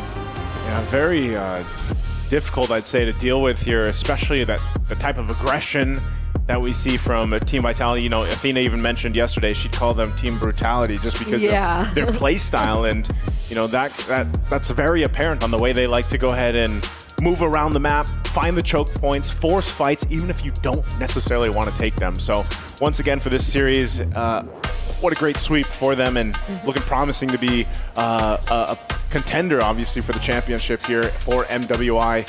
So again, phenomenal performance there, and you know, Brigid, I think there's got to be a team out there that can stop some of these aggressors out there, and some of the top teams right now are really showcasing just that dominant playstyle. I mean, these are quick games, you know, like we saw a record set earlier on. These are quick games here too, so I know the playoffs are going to be interesting. So let's go ahead and throw it over to the stage to go ahead and hear from our winning interview. Mother is here, the mother of tanks. We have the privilege of having Vivian beside me from Team Vitality. Now, Vivian, question for you. There seems to be a little bit of a rivalry before you guys even met Navi PH. Now, yesterday, you guys stomped them with the fastest game right here, all this time for MWI, and then get clapped back today in the previous match. So with that, what is your thoughts going into this rivalry even before meeting them on stage? Jadi di sini dia bertanya bahwa apa sih yang kalau kemarin kan kamu habis mengalahin tim mereka gitu. Tapi habis itu hari ini mereka kasih juga rekor kalian dihancurkan gitu. Dan dari kalian lihat apa sih maknanya gitu? Apakah kalian merasa tertantang atau enggak gitu? Atau ada perasaan lain? Ini? Bukan, tim yang kemarin kamu kalahin. Tim yang kemarin, match kemarin. Ya. Kenapa match kemarin? Match kemarin, jadi aku hari ini mainnya bagus kan? Kalian berhasil kalahin mereka, rekor kalian dapatkan. Tapi ternyata mereka pecahin lagi hari ini gitu. Dan, ada pendapat nggak soal itu gitu? Kalau misalnya rekor yang tercepat itu ya, yang tercepat itu aku nggak nyari itu sih, yang penting menang aja. Cuma kalau yang sekarang lumayan tambah bersemangat dan terbakar karena sorakannya kencang banget dari tim lawan. Jadi itu membakar api semangat yang ada di diri BP. Jadi itu ibarat seperti bensin mereka, membakar semangat BP. Jadi pengen banget kalahin tadi. Okay, so for the record, I think we don't really care about it. But of course, when they break our record, we feel a little bit of burning in our heart. But especially today when we fight against Falcons and we see how loud their crowd is, their fan is, it's actually an oil to our heart to make it burn, and we want to beat them even more. Yes, definitely, guys. The crowd was crazy, and they have definitely proved it right here from Team Vitality. Now, the next thing is, right now, it looks solid. I'm not gonna lie. They have been sweeping 2-0 all across the board, proving that they are here, you know, to fight it out and win back that trophy. So do you guys think that this is your prime, like Team Vitality in MWI 2022 and 2023? Do you think that you're there already to take back the championship? Ya, kita sangat siap dan sangat ingin menang dan nggak mau kalah. Nggak ada kata kalah di kamus Team Vitality. Yeah, I think we are very ready, and I don't think we even think about defeat. There is no defeat in our dictionary. Right, and I can only assume that there is only one team that stands in your way. Is there anything, as the mother of tanks, that you're gonna say to Navi PH?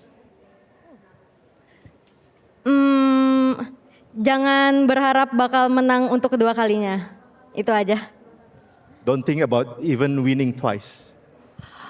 Oh, that is spicy. Go for the bees and you get stung. Now, this is the amazing interview we have from Vivian, the mother of tanks. And this is what we have for you right here for the interview and back to the studio.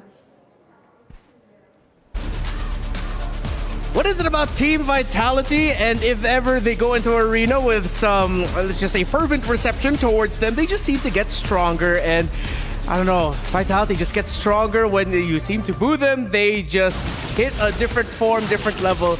And I feel like their game number 2 definitely was more brutal compared to what they showed off in game number 1. Agree, definitely. And I like the fact that she point out, like, the more you give us negativity or giving us the response to a point that burning arrow or burning fire emotion to us, we will do the same as well in the game. We don't need to worry about it. We pro ourselves in the game itself. And probably at the same time, I'm not saying that Team Vitality was just trying to actually prove it to the audience, but as we are talking about it throughout the game itself, Team Falcons, they have a different kind of approach for the draft, and this is the reason why we have issue with it.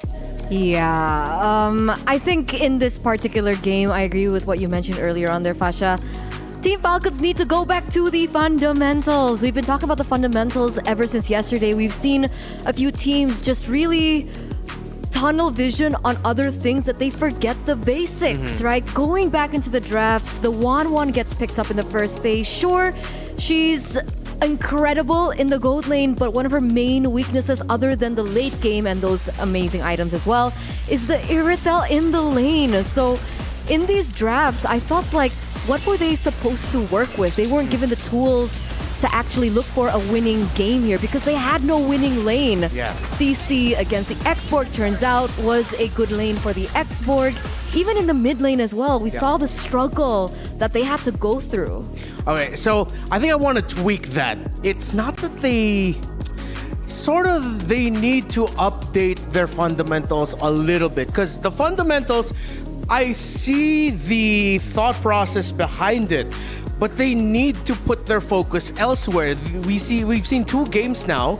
I really want to focus on this series specifically, not their drafts yesterday, but 2 games where the drafts relied on Velvet's pick to be the bridge to their mid-game power spike, and and that's what Fasha Bunny mentioned earlier, that they need to work on that mid-game power spike. For Fasha Bunny, it was, how do we get that from the mid laner? But in 2 games, we got mid laners that were focused more on the utility aspect, what utility they brought to the table. We go back to MWI 2024.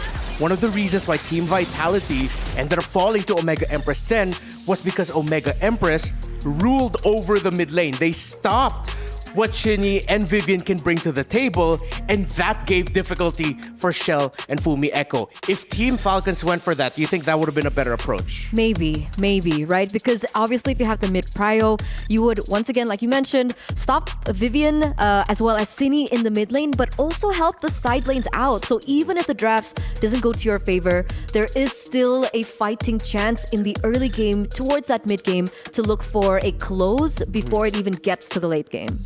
Yeah, it seems like the games that we've seen Team Vitality play now, they've always gone up against lineups that are seemingly built to counter instead of being proactive, right? Remember what we were talking about yesterday? Yeah, definitely. Every answer that they actually put out from the fight they had yesterday and now going into the second game of the day itself, it seems like no matter what it is, if you put out this hero, we'll definitely counter it back, and we have the answer for it. Very tough game here for Team Falcons. Team Vitality, though, let's focus on them. What's stopping the Queens now? Even Vivian herself did mention, don't think about winning twice when asked about what their potential messages for Navi PH. And I feel like this is very different compared to the Vitality from last year. Vitality from last year was confident. It seems like this Team Vitality is just convicted at this point. The conviction that they're showing that there's no more doubts in their shoulders that they will win this tournament. And this was just a playoffs qualification match. They had the same attitude last year, right? And maybe that's what got the better of them, because I think coming into last year's MWI, the only weakness I saw from them was themselves.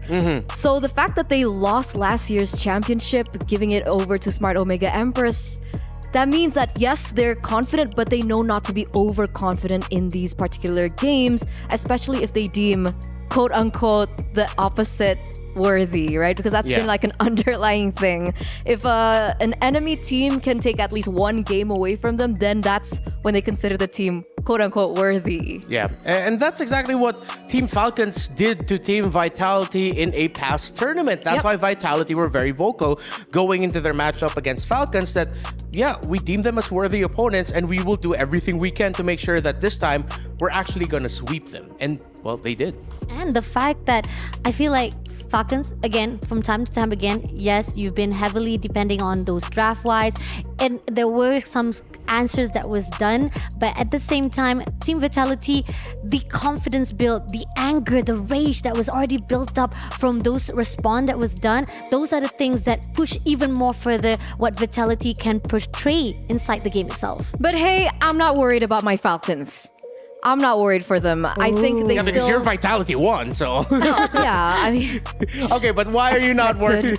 Why are you... Whoa. We're getting some Vivian energy coming out of you right now. Whoever sits here needs to exuberate the Chantel confidence. The Chantel confidence. Okay, so why are you not worried about Falcons right now? Because we've seen them and their experience over the years. They've gone into several international tournaments. They know how to adapt.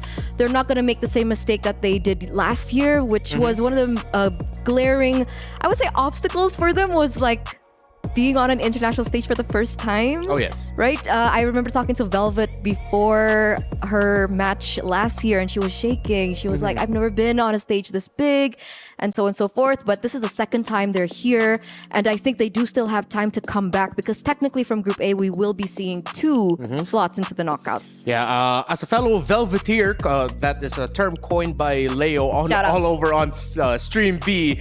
Yeah, I don't doubt that Velvet will be able to make a comeback. So we got to make a comeback, though, into what happened in the previous game in the roam position, Vivian versus Feven. Now, again, I love the Minotaur pickup, not only because I predicted it, but because of what we see on the board for Vitality. That was like one of their best roam picks that they could have gone for. That isn't completely healing, but can also provide a strong front line.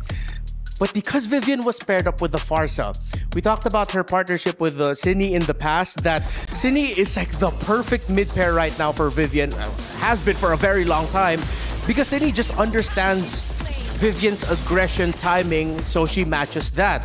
But then when you try to counter that against too much utility, as you mentioned, a lack of very strong mid-game power spike, you will struggle. And the fact that you keep on depending on sustainability. You say that whoever stays or survive the longest, you will win. But the thing is, sustain must also come with the damage, must also come with the spike itself that you must be promised by the mid game. And if you keep on trying to push in with the fact that you have a team that is so aggressive earlier on, pushing you, you don't even have your rotation done, you can't even survive as a whole team, that's going to be tough on Falcons itself. Yeah, so that's why clearly Vivian had a much easier game this time around. As much as we love the Minotaur pick here, it would be a struggle to bridge that on over to a better game in the mid game with Vivian and Cine just running all over Falcons. And yeah, that was expected. So we're now getting a quick look at Stream B. Whoever wins this match will face off against Team Falcons for that final potential qualification slot. So you have WoW GG from Mongolia and, heartbreakingly enough, Twisted Minds from MENA as well. That means if Twisted Minds will advance forward, then it'll be two hometown heroes fighting for that final slot. I was going to say something, but I don't know if I'm allowed to say that on broadcast. I'm worried now. Yeah, me too. Can we just Fasha save me? Can you write it down on a piece of paper? I'll do it later. First? Okay, you'll do it later. Look, we can talk about that later. Whisper to me. No. We have another. Anytime someone brings up something like that, of course I'll be on the fence. So let's talk about it after this. Yes, then yes. we can revisit it for the Okay. 4th series. Okay, yeah, we're cool with that. Okay. I'm cool with that. So I just want to take a quick look at where the draft is right now for Twisted Minds, especially since we just came from watching another team from, representing North Africa and Egypt and Team Falcons. CC Priority, that's interesting. I wonder why. Yeah. I don't know what the first 2 picks from the side of WoW GG are. I see 1-1, but I'm not exactly sure what the first one is. But CC Priority, I feel like that's taking away a comfort from the EXP lane. That, or they're anticipating that they are going to go for more sustained heroes That for too. WoW Mongolia. Or and the fact that we didn't even see the first draft itself, could be there's something that we didn't see earlier on that they had to That's actually true. steal it away. Yeah, considering that this is a game 3, maybe, just maybe, there's something about the CC right now that Twisted Minds said, hey, let's steal it away from WoW GG and take that away as a first pick instead. Again, if you want to catch this game right now on your screen, you can hop on over to Stream B to catch the final game between Twisted Minds and WoW GG. You got Leo and the gang over there calling the shots in the game. So good luck to them. Good luck to these 2 teams. Hopefully, whatever happens, it'll be another entertaining game of MLBB. It seems like the other broadcast, though, now they get the game 3. I wouldn't call it a curse, more like a blessing. It is a blessing. It is a blessing. We love to see these women go all the way. We get a little bit more taste as to how they adapt, because if they win game 1, game 2, then it's like, all right, so they have the momentum, so on and so forth. But when it comes to that 3rd game, that's when you start seeing, the big brains really coming to play from the drafts, even in execution. That's why watching match number 1 and match number 2 today was very, very entertaining. All right. So I think we need to revisit. There have been a lot of hot takes here on StreamMate today. But we need to revisit first for you and your 50-50 on the healers in the roam. I feel like this series especially just sort of like supported more of what you felt about healers right now and where we are in the meta with it. Exactly, and this is why I take the win, even if it's a small win. I mean, if it's the fact that I love Falcons and I know for a fact that they are very confident. We do not deny the success, the progress that they've done yesterday. But then again, you can't always hold on to the same draft. You remember that metas is always changing, draft is always changing, and those are the things that are crucial when it comes to playing not just in the tournament field but also in the MLBB scene itself. So those are the things that hopefully not just Team Falcons but the rest of the MWI players will take note of it. Yeah, so we may potentially find ourselves in a current place in the metagame right now wherein if you're going up against a team that is fast, aggressive, and very impactful from minute 1, instead of actually trying to defensive counterpunch into that, you just have to play into it and try to match them instead. That's why I think it really depends. There's an argument to be made on your side. I would 30% agree with healers being bad in this meta. I do still think that the meta is really good for healers, but it really depends on the team, right? Because obviously, if you're putting a healer in the roaming position, you need to find that lockdown tool or the utility tools elsewhere. So that's when you need an EXP laner that can find those kinds of opportunities. And especially in a meta where we're seeing a lot more utility in the jungle, we're seeing a lot more, beefy boys in the jungle. I think that's where the utility, the healers aspect in the roam starts to shine. It's very different from the assassin-centric meta that we were like a couple patches ago. So I still think it's a viable choice. I do agree though, it really depends on the team and whether or not they're comfortable playing around it. Obviously, you want to know the opposite team as well and how they work. Yeah, and most importantly now, another revelation is just make sure that if you're going to be leaning into that your mid lane pick can supplement the damage early on. Something that doesn't need scaling. Yes, utility is good, but utility to a certain degree. If you focus too much on vision, giving too much utility, then you're going to be severely lacking in the damage, as Fasha mentioned. For your hot take, you on the other hand, we did not see Harith in the previous series. So I feel like, yes, your decision on the Harith, that is definitely a hot take. But why no Harith? It depends on the bans, right? I was like, Harith is good, but under some conditions, right? If, the 1-1 is not on the board, if the Granger gets taken away and we see the Irritel, Harith is a viable choice, and you don't have to be forced on something like the Clint or even the Bruno in the gold lane. All right, so if you want more hot takes here on Stream A, then stick with us. But of course, we have more matches still ongoing on Stream B. But most definitely, there is the ultimate option, which is just watch both at the same time. We love having you here. And of course, we love having you here at MWI at EWC. Thank you so much for tuning in, but we are not done just yet because we are going to be closing off the day with one more series, Indonesia versus Turkey. It's Onyx versus Foot Esports. Once again, my name is Frenmar here with Eterna and Fasha Bunny. I am now worried about saying names because of what happened earlier. Names lost earlier. I'll give you that. High five, but I can't cross on over there. So we'll cross on over to a break. Please wait. MWI at EWC will be right back.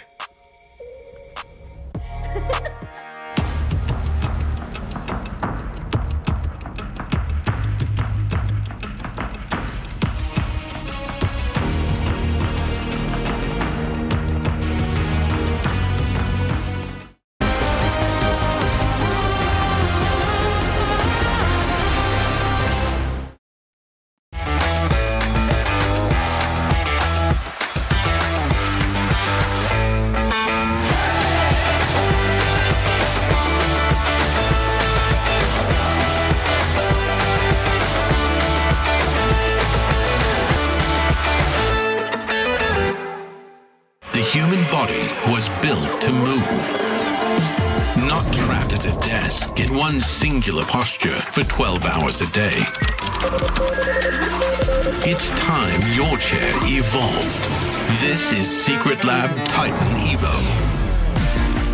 Ergonomically engineered for you, gamers, hybrid workers, artists, backing your every move.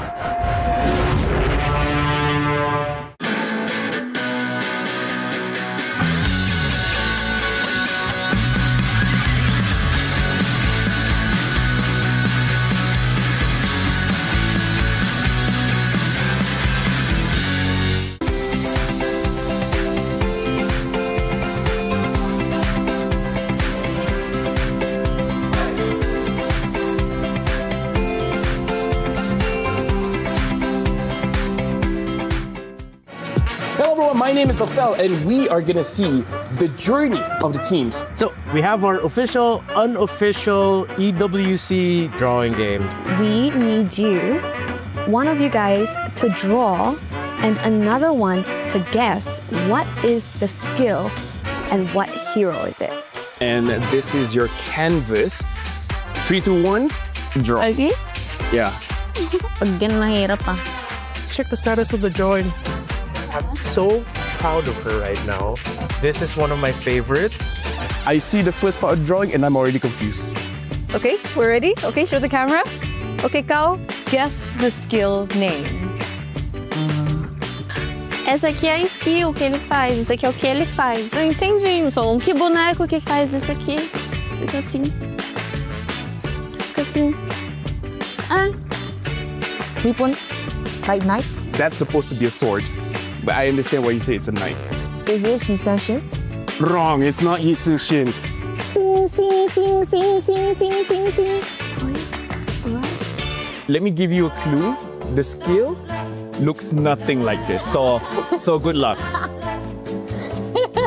What skill that is? To help you out a little bit more, I'll add sound effects. Okay. I think you'll get it. Sing. I can't think of anything. Maybe you can do the movements to let Dai guess it. For context, this is the hero. Okay. Link. Yes. This is Erythel. First skill, but you drew it horribly. You drew it horribly. Vexana. No. No. Harley. No. No. No. Heavy spin. There it is. He got it. All right. Zishan. There you go. Now we've established that you are good at MLBB. Very good. But you're not good at drawing. And we'll catch you guys later.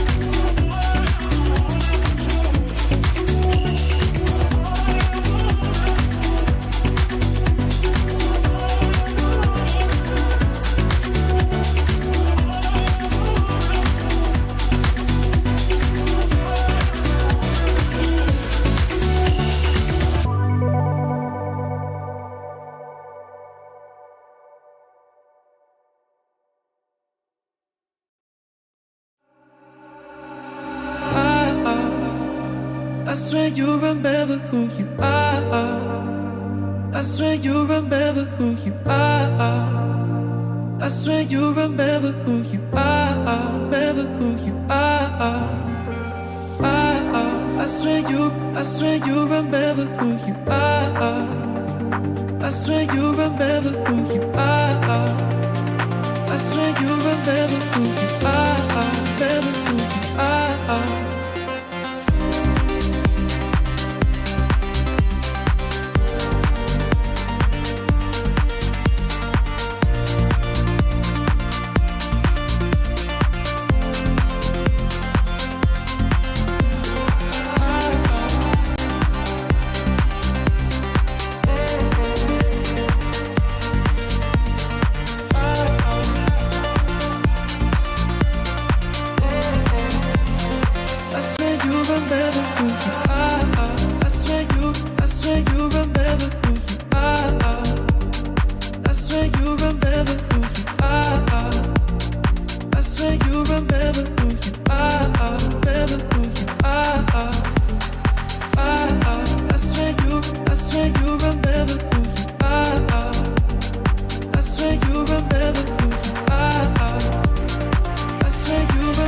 Welcome to MWI 2025. Now here we have a little something different for our teams. Now we want to show them some plays from the previous year and find out more about what they think. Oh, the Crimson Beacon helps him get into the fight. First blood drawn by Baruth. Tokes gets one. The turtle taken down. Quinn as well. Ash, can she get away? No! 现在你们观看有什么感想？其实感觉去年打的也挺不错的，我们今天会继续像去年那个样子，然后会打出更加好的成绩来，就再接再厉。对，会再接再厉。非常棒。 So this is a clip from MWI last year against Cloud9. Look at it together. Here comes Cloud9, looking for the possible dive here. Big Oh, 멋있. The damage does respond his way. Able to get their Earthshaker. Druid goes down first. Nicolette looking for a target, gets caught up against the wall. This is big damage. Kami comes in. That was an incredible opening, Moshi. Talk to us about that. How did that call happen? That time we decide to make team fight, so I come to open team fight. So now I have a play here that I want you guys to react to. And now, spoiler alert, this is your play. Yeah, this is against Vitality, and this is around your fight around the board. Still a stalemate, but Fibble wants to go for it. It's been stolen. Oh. Yeah. What a steal, bro. That's so familiar. So how did that happen? There was no call before me trying to get the Lord, but when I tried to get it, I was like, I got it. Let's get out. Oh, that was luck. So that's it. This is Navi PH. My name is Afel. And again, good luck defending your title. No biasness. I just hope for the very best. And now, we'll see you guys later.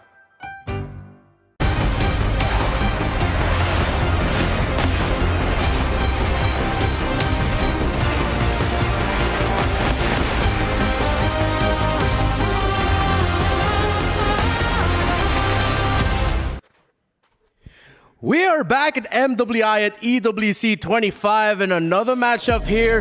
It's Onyx versus Foot Esports, Indonesia versus Turkey. And I got the vibe of the community. A lot of people are saying that this is clearly going to be going one way. But hey, who knows? Maybe the overly brawly playstyle of Foot Esports might just be enough to shock the new rising powerhouse in Onyx from Indonesia. We already saw one Indonesian team secure their slot into the playoffs. Maybe, just maybe, we'll see another one secure it today. Once again, my name is Renmar here with Eterna and Fasha Bunny. Do you feel like we finally got to move on from all the hot takes and everything that's happened in the previous series, or you think that's just going to bleed on over to this one? No. We got it out of our system, I think, right? Okay. Right? Yeah, I think so. Oh yeah, okay, done. There you go.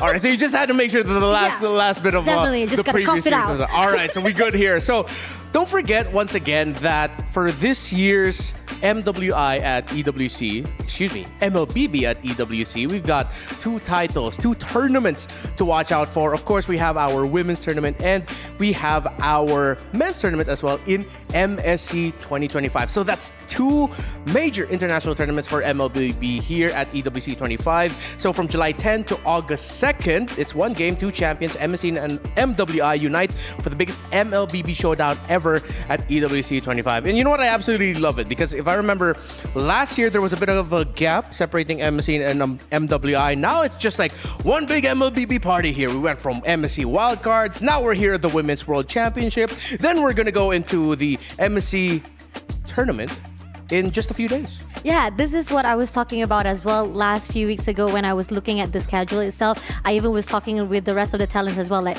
oh wow, what a great scheduling how they did it when they put it the wild cards first to actually give the intention of the opener to the side of MSC. But then they also want to make sure that, hey, don't forget about MWI because those are the things that happened last year whereby once the downside or probably once the post glory from the side of MSC was down, and then once we push into MWI, we do see like, oh, some people are already still talking about MSC, right? So these are the things where we can see both are being focused at the same time. Yeah, it's a great time here at EWC for MLBB, but of course, today, now we're just gonna have to check out what's actually going on over at Stream B. It seems like Twisted Minds is getting close to... Wait, no, did I just caster curse it? Oh, no, it's a very close game though for the elimination match between Twisted Minds and WoW GG. I'm not surprised if it goes a very long way into maybe the 20th minute, considering the drafts. I mean, this is an elimination match, so it's go big or go home here. Yeah, once again, you heard that right. This is an elimination match happening in Stream B right now. The winner of this match will be facing off against Team Falcons for that final chance to secure a slot out of this group into the playoffs. So good luck to both. A part of me just wants to like stay here. Like I wouldn't mind just so we can finish this series, but I don't think we're gonna be able to cap it off though. I mean, it's almost close enough, you know, if they were able to actually get it all done because it's already 15 minutes to the game. But again, we are going to see that they're already pushing away or try to actually tone things down, not trying to go all out yet. But if they do try to go in for the aggressiveness, gonna end it off, who knows, maybe at the time we finish talking, they're already getting their win. All right, so I think with it being so close, you know what? Why not? Let's enjoy it. Let's turn this into a watch party. Yay! All right. Twisted Minds versus what? Are we allowed to cast this? Because considering that we're just on the panel, are we allowed to do that? Watch party vibes, maybe? Watch party vibes? Like all right. Comments and stuff. I think that's all right. okay, right? Oh, so we can actually cast it. Oh. All right. How do you want to do this? I don't know. Pasha.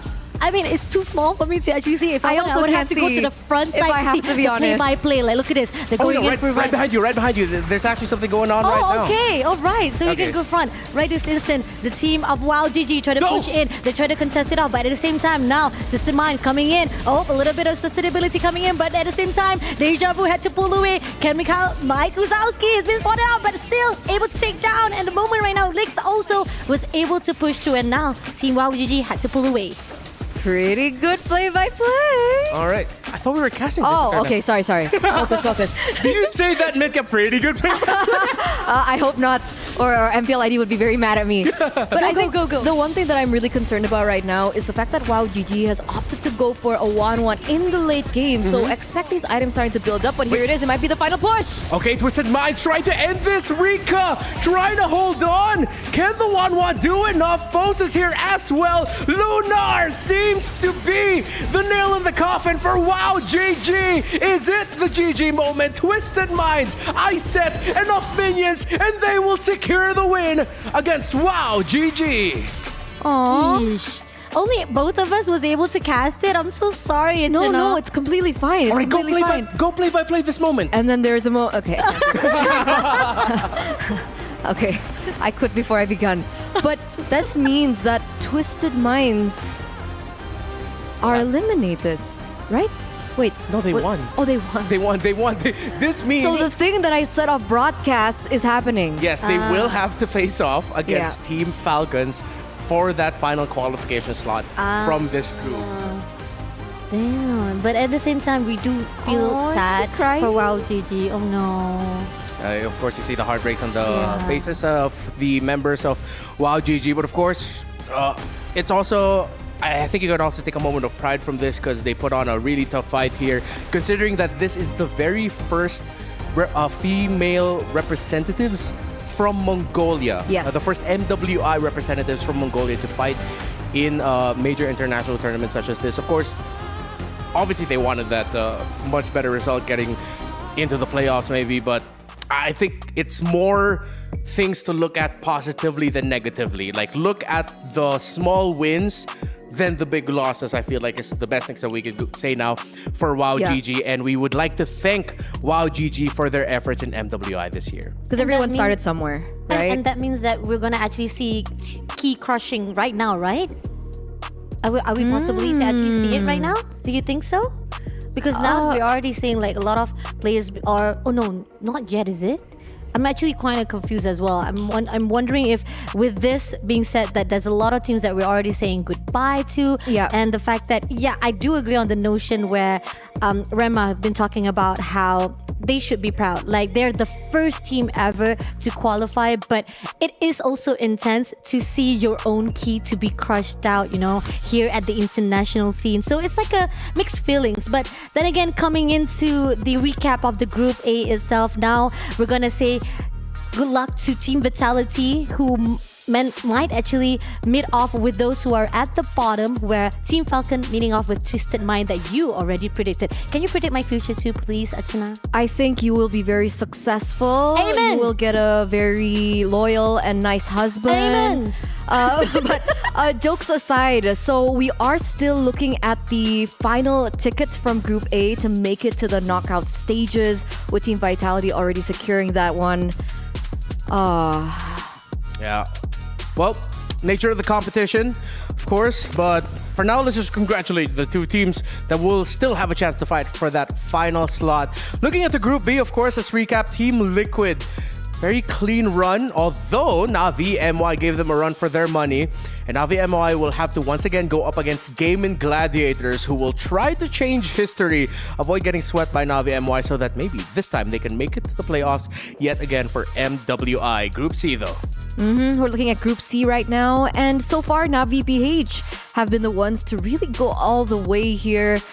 And I was quite surprised that Terror Queens was able to get a game over from Navi PH. So it really just goes to show that all these regions from around the world, not just the developed regions in the MLBB women's scene, they're quickly catching up.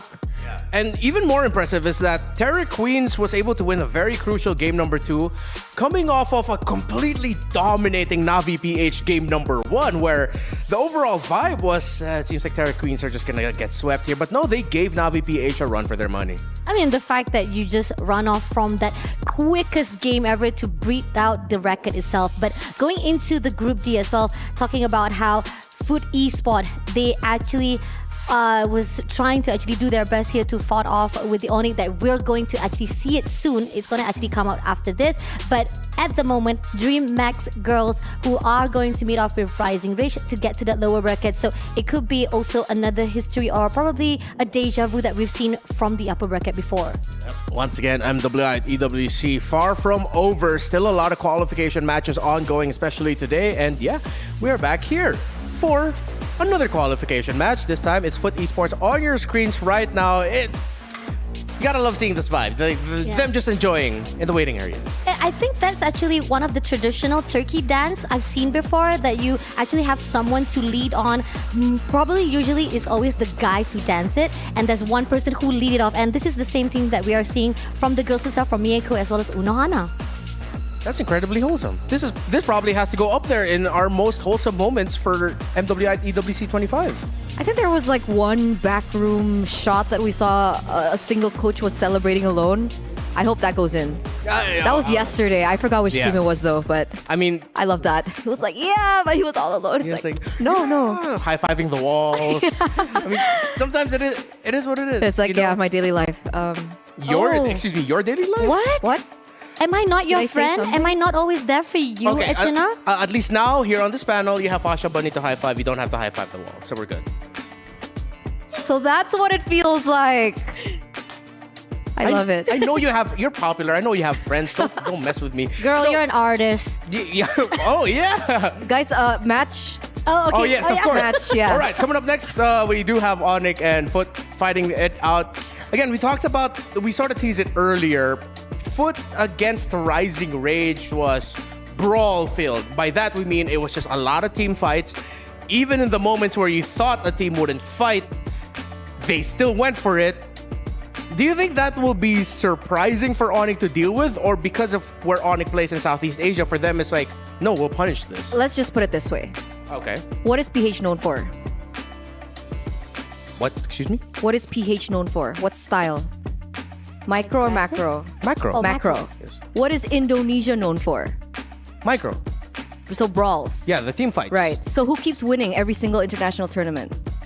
The fans. Oh. Right. Okay. No, it's Philippines. It's the Philippines, Yeah. exactly.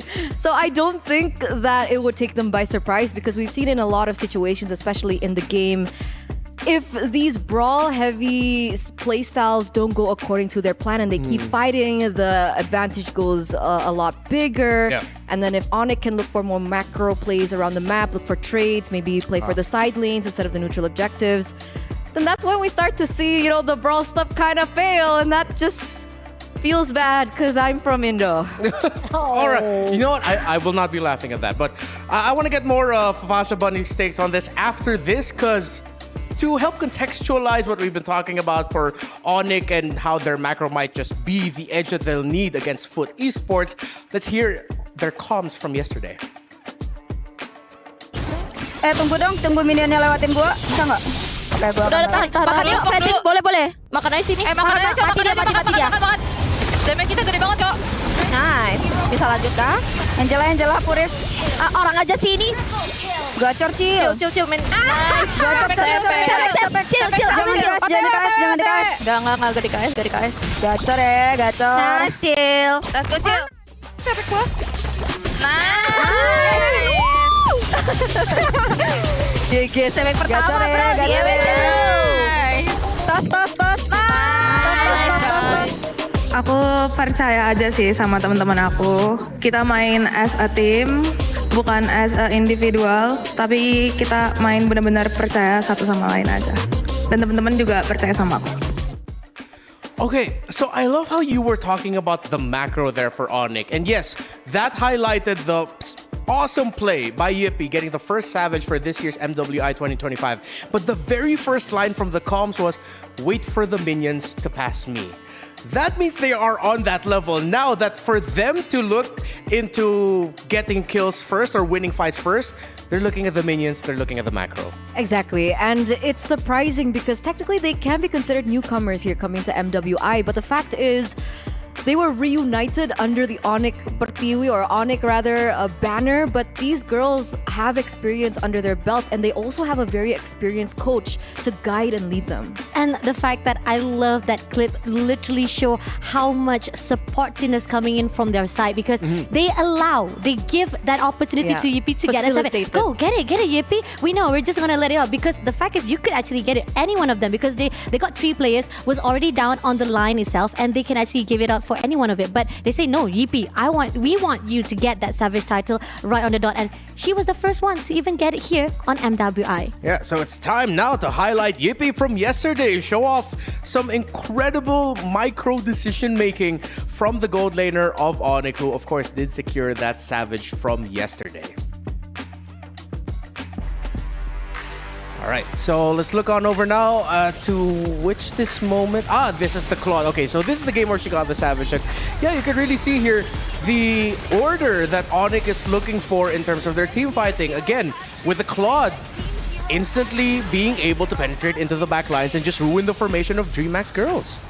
And I love the fact, because we don't see a lot of Claude in the meta, but the fact is, because Yippee is so versatile as a player, she's able to really master several different heroes. We're looking at the Maniac right now, and this was the moment where the Savage really hit through.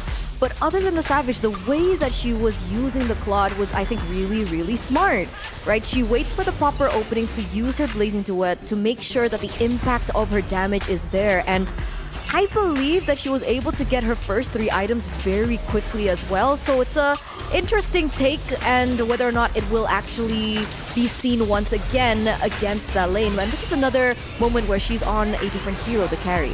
Yeah, and I think this is where the fine part that we did talk about how DreamHack girls, their drafting was really unorthodox. We were questioning like Leslie, and not only that, we even talked about how there's a lot of things that they wanted to counter out to the side of Team Onyx, that it wasn't even favorable, and there were so many other heroes that you could have picked up, but it ended up not even going into their favor, and it was backfired. Now, the one thing I really wanted to highlight in that particular situation is the fact that in the lane, it looked like Yippee was kind of struggling on the carry against the Leslie.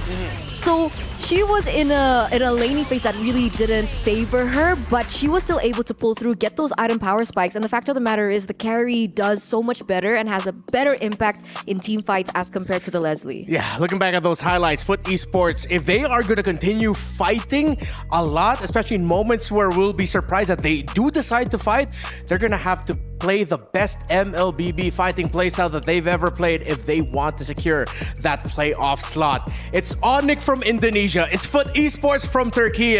Let's welcome in back to the stage Sandstorm and Cheryl to welcome our 2 teams. 3 teams have locked in their spot in the knockout stage of MWI 2025.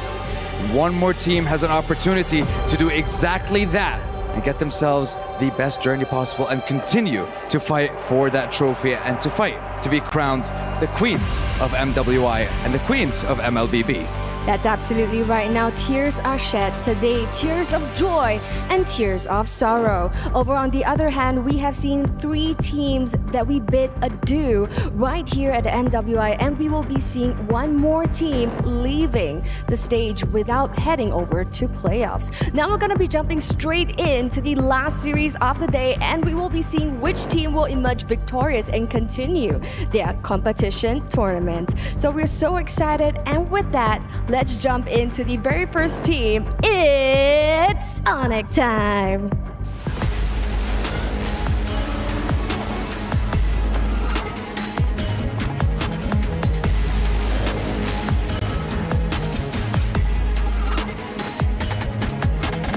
The Indonesian debutants who have proved that all teams from their region are worthy of being labeled as a powerhouse. Led by Yippee, who made headlines yesterday after claiming the first Savage of this year's tournament. They're looking unstoppable en route to claiming the top seed of their group. And on the opposing side, their competitors hailing from Turkey, it's Foot Esports!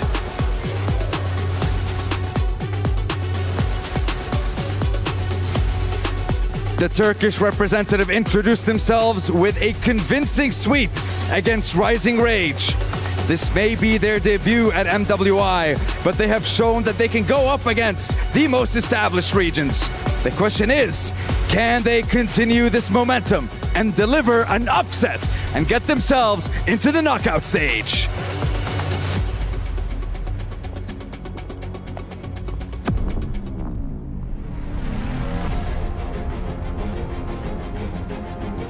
One more series to wrap up the day. One more spot in the knockout stages on the line. Who will be able to take it? Is it going to be the Turkish representatives, or is it indeed going to be Onyx time?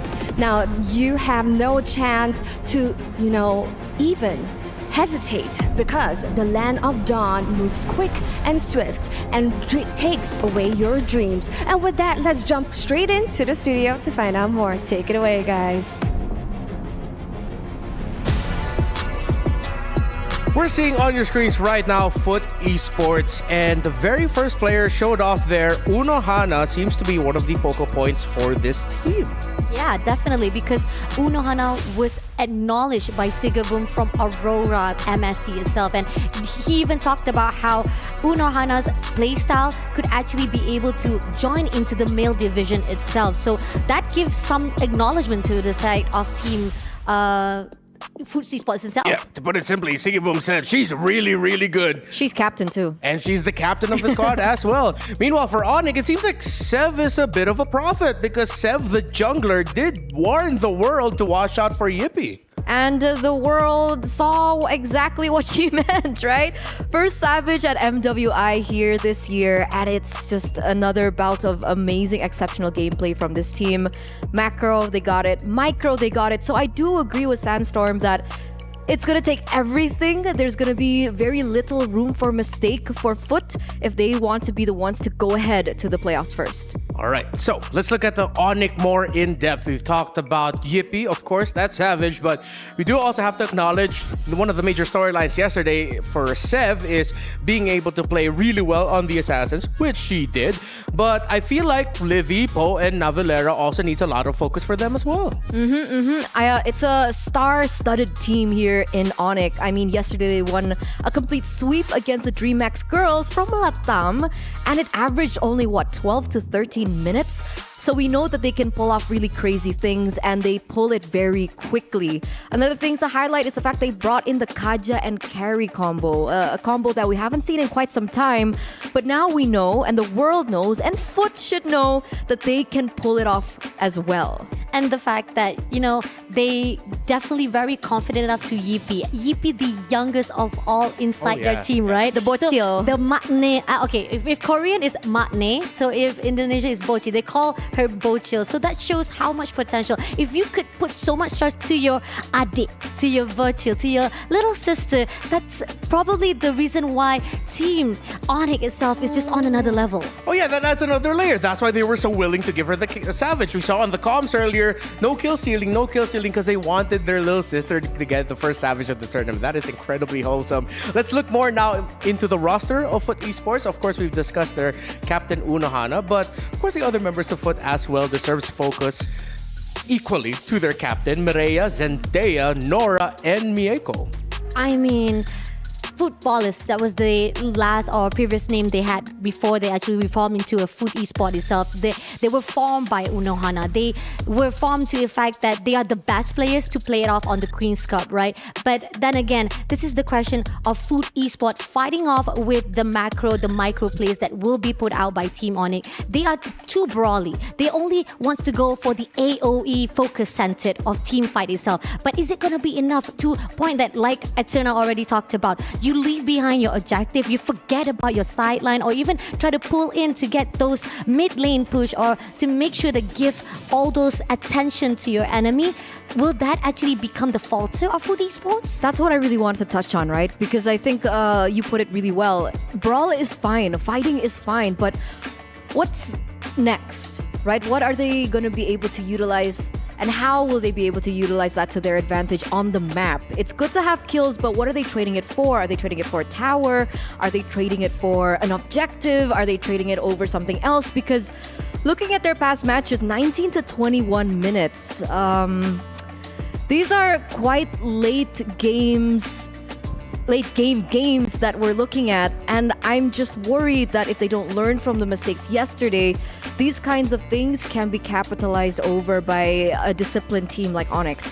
Yeah, that's a lot of brawls. If that's 19 to 21 minutes, that is a lot of fighting. But instead of looking at it in that certain aspect, that going up against a very disciplined team that knows the macro really well, there have been so many moments in MLBB Esports history where even some of the most incredibly disciplined teams, macro-focused teams, lose to the teams that just fight better. So maybe that's the edge that Foot Esports have, that they are incredibly confident with their sheer mechanical ability. And if you want to take away one of the best heroes that just eats up so much damage that he doesn't care about your mechanics, you definitely have to ban out the Uranus. And the fact that Mieko was the only one who had the total kills lead collectively throughout our first day itself shows that Team Foot Esport, they want to go all out. They already confident with Mieko having so much damage. So probably those are the things also Onyx will probably focus more, right? So, excuse me, repeat that again. Mieko had the most kills from day one? Yeah. Collectively. All right. So we're going to have to watch out for the KDA here of Mieko, the gold lane of Foot Esports, to see if she can replicate her leaderboard leading performance from yesterday. Onyx takes away the YSS and the Phobius. Actually, two heroes that play very well for teams that love to fight Eterna. Yeah, exactly. Huge respect coming over. You guys mentioned earlier on. I think the better coin to use is Foot can be tempo breakers. So I like that. I like that. They're eliminating these tempo breaker potential heroes, right? YSS has been eliminated, so maybe putting Mariah in a position where, all right, maybe I'm forced onto something that I'm not as comfortable on. Technically, the Farsa also does make sense here, right? Farsa is a really good hero in the early game to regain that control of the early game because of her early burst damage and her mobility. So, very wise here, but let's see the next ban. Okay. You know, I'm really hoping that we get a game that just... Hopefully we get to see Foot Esports take a game. Because I really just want to see that shock value moment of, wow, here's the rest of the world expecting Onyx to just be able to run away with this. Here's Foot Esports really showing why they fight, because they're really good at it. So are they going to ban things like maybe the Kimi or the Baksha? Even? They can even surprise and take away the... Okay, they ban away the Baksha. Kimi should be available. I think they might have their eyes set on picking up the Badang if you're Foot Esports. Okay. Kimi Badang is an option if you're in the side of Onyx. What other hero? Do they want to take away the Fredrin this early? Oh, they go for the 1-1. Oh, hey, boys there's a Farsa ban. That's one, but the Iritel is open. Yeah. So I guess they're confident. I mean, in the end, like, we know for a fact that there's a possibility, even though that Iritel might not be taken yet, if, for example, Foot Esports says like not the priority, because again, we've talked about how they want to be aggressive. Iritel-wise is more like a late game or mid game itself, so that does not converse or to I say like suitable with how the team of Foot Esports always plays. So again, this is a really good read coming in from Onyx. Okay, with the 1-1 across the board. Hey, Fredrin, you mentioned Fredrin coming in early, so Foot Esports, as a team that do love to fight, they picked up two very strong heroes for the utility, but this is actually deceptively a very aggressive option because Fredrin and Juicin past level 4 will be invading a lot if they have the tempo. Zetian, sorry, excuse me, not Juicin. Guys, I'm sorry, I'm tunnel visioning on this 1-1 pick because this has got to be a bait, right, by Coach Chico? Yeah. Are they baiting the 1-1 pick? And if they are baiting the Iritel pick, and if they are baiting the Iritel pick, why? How do you capitalize over an Iritel pick? I mean, it sort of feels like that Onyx already foresaw that Fredrin might be coming out of Foot Esports early on. So they preemptively went for the 1-1. Suyo against a Fredrin is actually still okay. Not A-okay, okay. It's not going to be the easiest job, but you're not going to be completely stomped here by the Fredrin. I do like that the Onika picked up the Gata Kacha at least to help protect the center of the map. Oh yeah, definitely. And you know for a fact that when it comes to AoE, Foot always wants to make sure that they have the benefits or the advantage against to the Onyx. So Onyx want to make sure that they can contain that. They make sure that whatever aggressiveness that you want to pull out, they'll be able to pull through. But now, with the last pick coming in from Foot Esports, they have Kalia as a pickup hero. Okay, so they do have setup for their team fights for Foot, but this leaves the option to ban the Iritel here in the second phase. Now, I was looking back at the drafts coming in through from Coach Asmo for Foot, and maybe they were denying the Harith pick. Maybe that's why the 1-1 came through. Okay, could be a possibility. I mean, you did mention the Harith earlier with how it's looking right now. Harith could have been very good for Foot, considering that they do need more magic damage with the Zetia not providing enough, and they need those strong options of burst damage that isn't just the Fredrin. So that could be the possibility here. Oh, agreed, definitely. And the fact that now they're already focusing on all the mid laners, trying to take it out. Kimi with a really good clearance, and they know for a fact that Jushin with giving so much pressure on picking off or making sure that giving a lot of disturbance on the river area. Those are the things that Foot Esports want to make sure to take out the ability from Onyx Esports itself. Okay, so we're seeing here that Foot Esports is at least putting a lot of priority in controlling the center of the map, Eterna. Yes. I'm looking at the Iritel. The Iritel should be banned here. And another thing coming to the second phase with the 1-1 being picked up in the gold lane is maybe we might be seeing another potential Kaja pick flex the Gatot into the EXP lane, that is an option, right? There is a 1-1 Kaja combination that we do see coming through, but there goes the Irritel. So now, what do Foot prioritize here? Considering that they don't see enough, they might want some range. Farsa's already gone, but you are not gonna Eve in this scenario. Running out of mid laners in my head, considering that they also banned the Zed. Excuse me, no, they already have the Zed. Victory! Okay, they get range, good damage. Oh yeah, good damage. Yeah, that covers it. Strong basic attack, strong burst as well. The Swiss Army knife of Marksman makes it on the board, and I like it. Huge combination as well with the Kalea, right? It's a modern day Beatrix Franco, right? With the Kalea not being as strict with the single target. So there are opportunities for that one crazy big play of burst damage from the Beatrix as well. I like it. So, yeah, looking at Foot, I get it now. Like, I haven't been able to capture games yesterday, but just seeing their draft, the fact that they pick up the Beatrix just goes to show they do love the fight. And they do love the pick-off. I like the condition checking that they have here. Interesting pick here on the Zask and CC, Fasha. I mean, yeah. Okay, probably because, you know, with the ability of Zask itself, the stun, giving a lot of pressure on the movement of Foot Esports itself. And this is where the fine line, they say, like, you want to go for aggression, we want to slow you down as much as possible, making sure that you're not going to be able to pass through us. There's going to be a very difficult barrier on the line for Team Foot Esports to fight with Onyx. Yeah, Turner, you mentioned earlier Foot Esports, maybe they just like to play as tempo breakers, but Onyx ended up with a major tempo breaker in the Zask. That Fasha Bunny mentioned. Hilda as a last pick, real quick here. Turner, what are your thoughts? I think it's okay, right? They have the aggression set forth. Hilda will go into the EXP lane, I believe. So there should be moments in the early stage of the game where we do see that the Hilda be very invasive. It's not as great against the CC, but I guess if the Hilda just focuses on clearing, rotates, it should be okay. All right, that's it for us. Let's go on over to Joseph Naisu Rezbek and Alexandra Brigida Ramos. Thank you so much for Renmar, Santa Cruz, and the panel once again for breaking it down. In this matchup that we had ahead of us, it's going to be a brawl here. Brigida, once again, I'm Naisu, and this is Brigida, and we're here to bring you the last match, the last best of 3 that we have for you guys here at day 2 for MWI at EWC. Brigida, what do you think of the drafts here? I'm thinking that teams are starting to really pick up on other teams and the strategies that they've been showing us so far. This is the second Zask that I'm seeing for today. Earlier, it nearly got the win. Yep. But this is Onyx we're talking about. And even in the previous matches we saw them play, it really doesn't seem like they care that much about the sequencing and all that. It's just that they want to go for whatever they want to pick, and they have this plan in mind to go with it. Yeah, it's funny how it works too. The Zask, you know, dropping down the little Johnny, I was like to call it, helps with the leash to start things off early on. So Sev gets this very minor advantage in terms of rotation to go ahead and work with. Oh, whoa, Navilera. Ooh. Getting poked down quite a bit. This is the strength of a Hilda, though, that we've actually seen a couple of times already, though, mid lane. Oh, actually very low. Sev joins in, though, and gets first blood against Nora. So just as we thought Foot Esports was getting the slight advantage in that fight, Sev was actually there.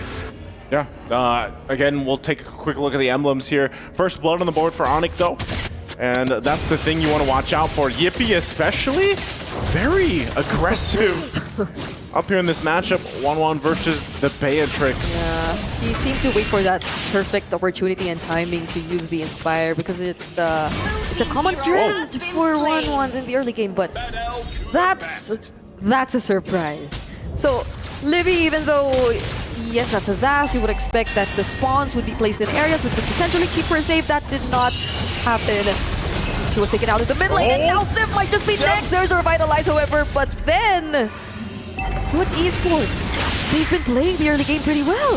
This is what we heard about them, you know, their matches yesterday that were on Stream B.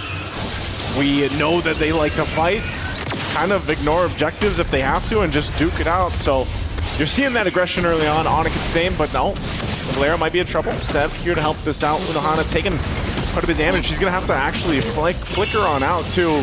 This all fight for that first turtle. Looks like Onyx trying to get control of it. Not entirely their favor just yet. Quite tanky here for Foot Esports. Everyone's so poked down already, and the fight or the actual turtle fight hasn't even started just yet, but it might just start now. Fury of the Phoenix already committed, and there's the title strike committed onto Nora as well. Now they actually get to fight on their terms. It seems like Onyx were just waiting for the perfect opportunity. Mireia, how did she get out of this? She does not. That's a 3-0 already for Sev on the Suyo. That is going to be difficult to deal with if she continues to snowball like this.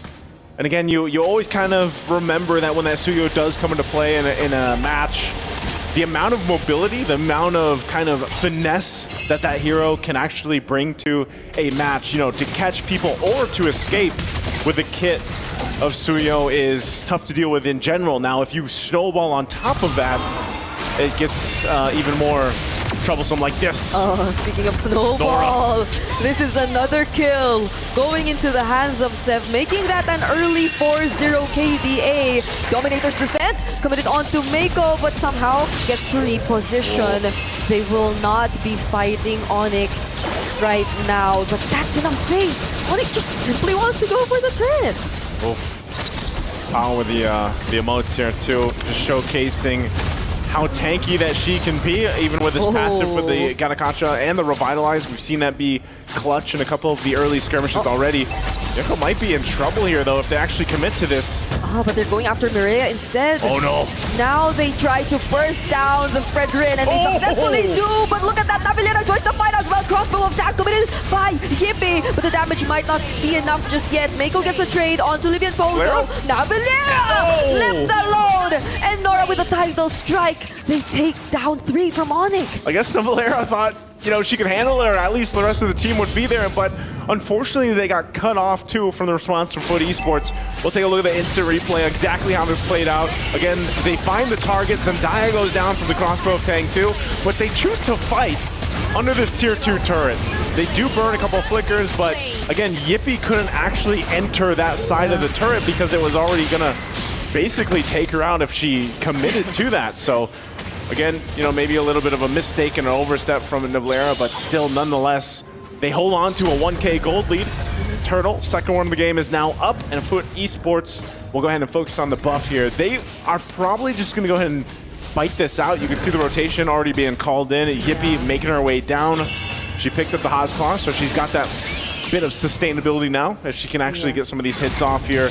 But this might be a hard one. Nora doesn't have a flicker, so she can't force that combination with the Tsunami Slam.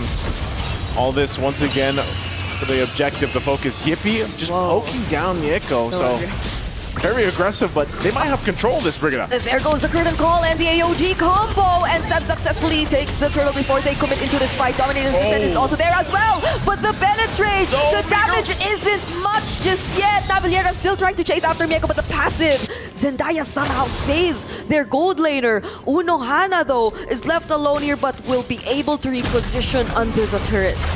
Not much Unohana can do there. Just taking a gander at what's going on, the aftermath of that fight, unfortunately. She's gonna poke down Libby, though. Oh, okay, never mind. She can do what she wants to do. Now she's actually able to do something. That was a trade that took long enough for Foot Esports, but at least they didn't go out of that fight empty-handed. Now Sev successfully takes a turret, which kind of doubles the advantage Onyx was able to take in the past few minutes. Oh, never mind. Triple that. They were able to get that top lane turret too. Flicker burn 2 in the mid lane from Zendaya. So that's the power once again of the, you know, just the pokes that even Suyo can showcase here. So a lot of space. Jumps to safety. No way. She's fine. She's still able to get out of that. I mean, I guess they already committed like majority of their crowd control. Wasn't able to chain it in a way that could deny her of the AOG though, but the fight might still proceed here. Unohana is the target, and the crossbow of Tang. Foot Esports, they should be thanking this wall, because if it weren't for that wall, Yippee still could have went in, but Mieko somehow falls. Sev commits right onto the turret. There's still the Dominator's Descent as well, but then Livy, she might get punished here. Fortunately though, is able to get away. On top of that, Yippie's gonna pick up the Malefic gun, so a little extra range, but I don't even know if they need that range. They seem to just choose the fights everywhere, even under the turret. Wait a Nora? minute. Even though there was a slight disconnect, they were able to bring down Navillera under the turret so they get to secure the kill. Yippee though might just be the next target for Unohana, but there are several members of Onyx trying to keep her safe. They're able to hide away the members of Foot Esports. Now Sev is currently godlike. Unohana still gets to survive, but Mireya might not, and is taken down as well by Onyx. Yippee still trying to go for it, but we'll respect the damage of Foot Esports for now. This is a fight. We've got 8 minutes in. Just a back and forth between these skirmishes, this full-on team fights that eventually go in the favor of Onyx because of how they approach the fights. It's Foot Esports really trying to, find these moments where they get these windows of opportunity. But again, as the instant replay, we see this. The crossbow of Tang is set up perfectly, and then transitioning into this fight where they have control. They can't catch Yippee because of the movement, but also in the jungle right now. Paula's taken out. It's been brawls here and there for both Onyx and Foot Esports. They're not stopping, and I feel like Foot Esports, somehow they're still doing a great job. They're trying to keep up with the way Onyx is playing this aggressively, because that kind of denies Onyx of just immediately going for the conversions, because then Foot Esports, they just keep trying to force fights.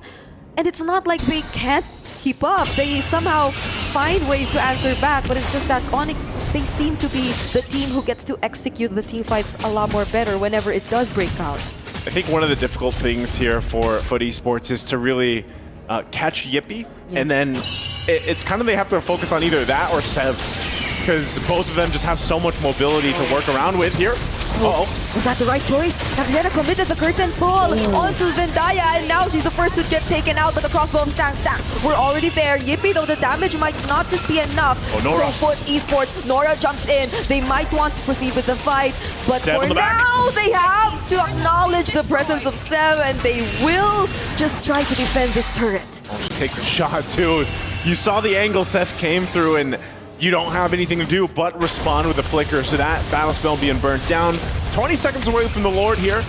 Navillera is going to be back up. Wind of Nature now picked up for a defensive item for Yippee, so they will go ahead and make their way to get in positioning here. As we take a quick look as well for Foot Esports, again, they're not, I wouldn't say it's too much of a ask to see them try to contest.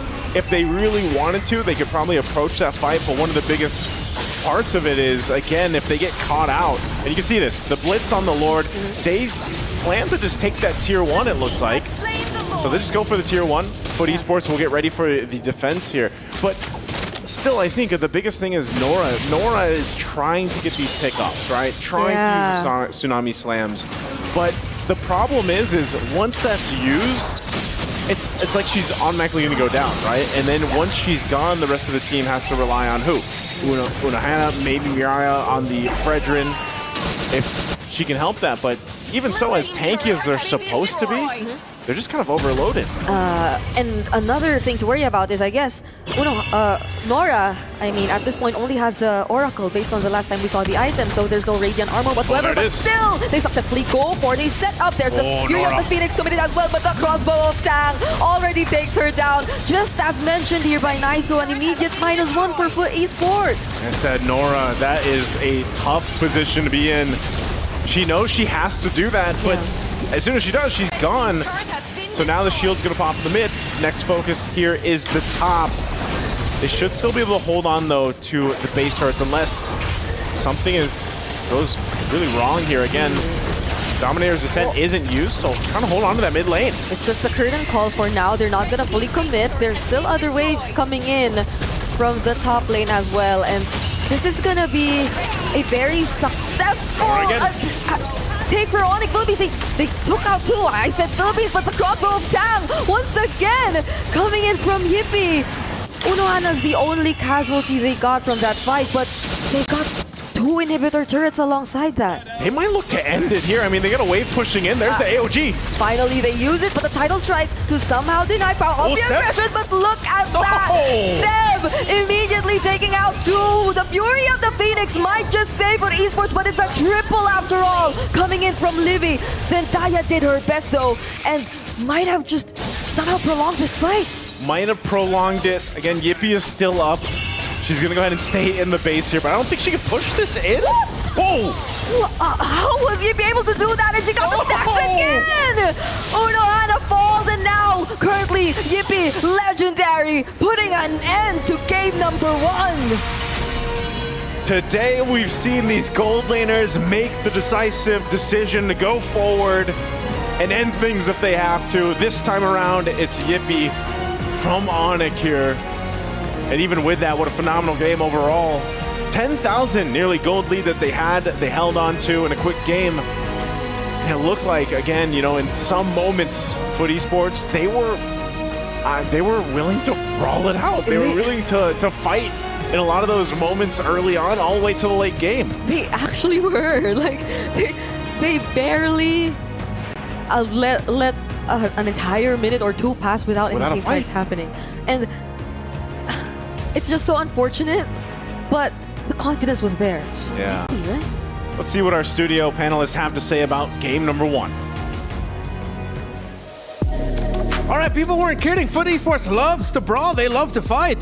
And Onyx, they matched that. They didn't just focus on the macro. They said, we will fight you. Yes, we'll trade a lot, but we'll win the objective takes. And that's the thing, right? Because even though we saw that aggression coming through from FUT, it felt like the gold disparity didn't really reflect what we were looking at on screen. I think a big highlight goes on to Sev. Despite all that aggression, that damage coming through from the early stage of the game from FUT, she still remained consistent with her farming pattern, was still able to get the neutral objectives down, and eventually in these other neutral objective takes that happened after, I think, around first turtle, she still had an exceptional amount of XP gap amongst the junglers.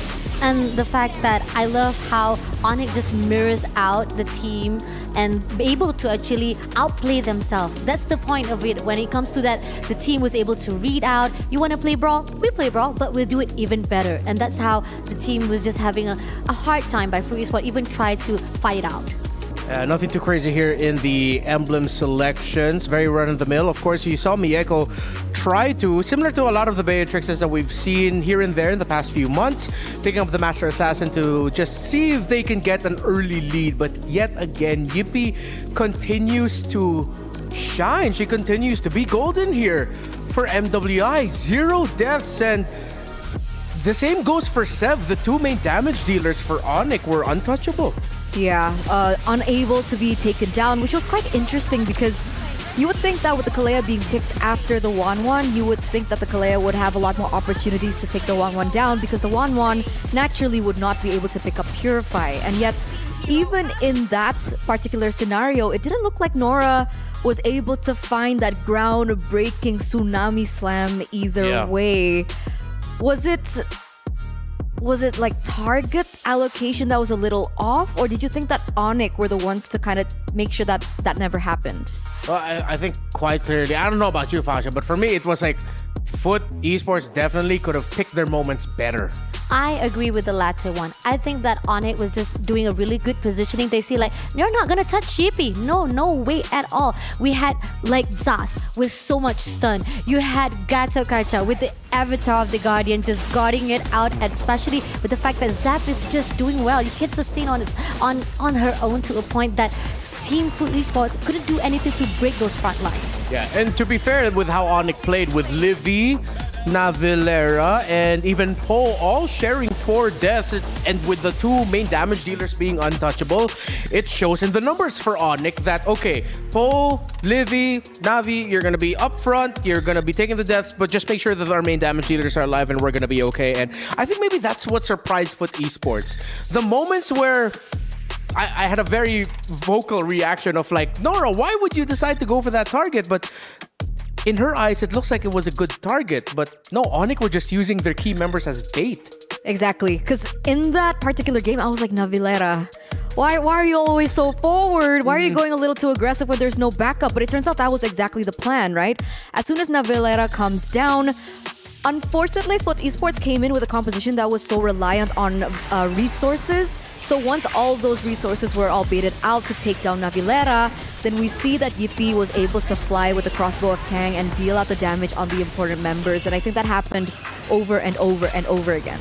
And the fact that they've been allowing Unohana to do, say like, you know what, let's just be us four, we can take care of ourselves. But then Unohana was all alone. They needed that backup. You know, they were depending on Unohana to do those, at least push on her own lane. But then again, it was not enough. You need that Unohana. You need Unohana's Hilda to make sure that you can sustain at that most time. And those are the crucial things about Food Esports was just overlooked. Yeah.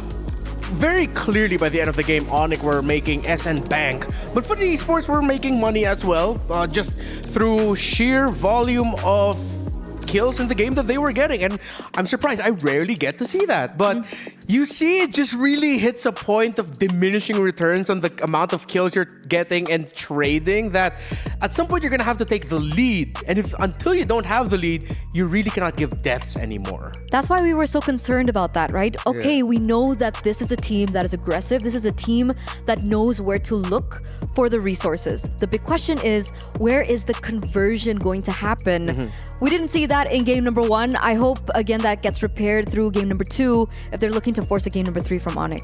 Oh, I mean, like, yeah, definitely. Because again, this is all about how they want to actually put out for the next one. Because brawl-wise, again, you've done it yesterday. It was successful. This is the same storyline that we talked about when it comes to Team Falcon. Are you going to keep on with the same draft, or is it a time for you to adapt and change things around? Yeah, a little bit of nugget of wisdom here in my very pure and sporadic experiences with being able to consult for teams.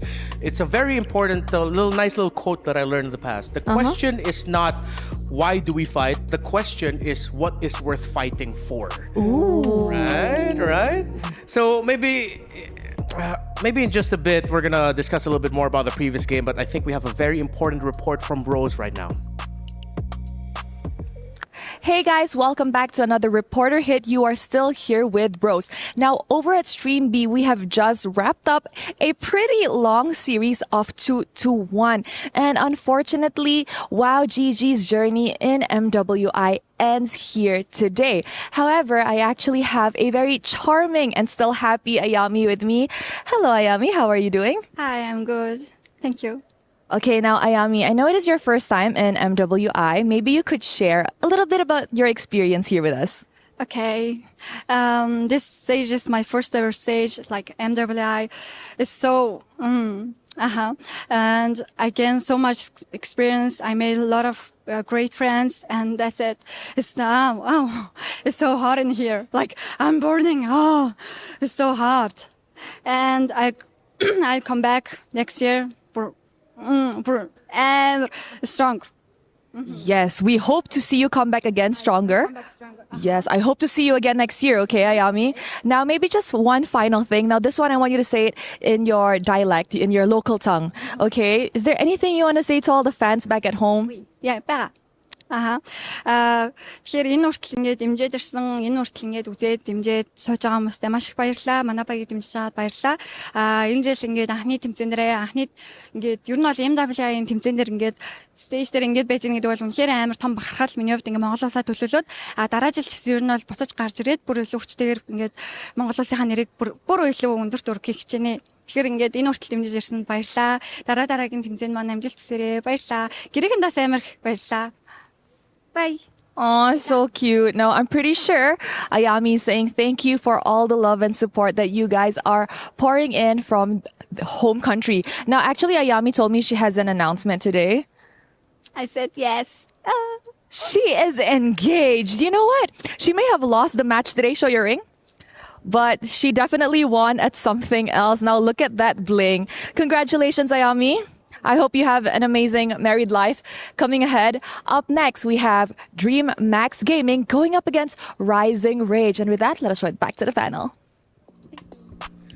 That, I think, is one of the biggest plot twists of MWI 2025. Ayami, thank you for the effort that you showed here in the tournament, but congratulations on the engagement. That's so cute. Yeah. I don't think it's just MWI this year. Sorry, Fasha, but I think it's MWI history. I don't think we ever saw that on broadcast. A proposal on the broadcast, like somebody being proposed from the girls. Wait, did she get proposed to while she was here, or was that did she?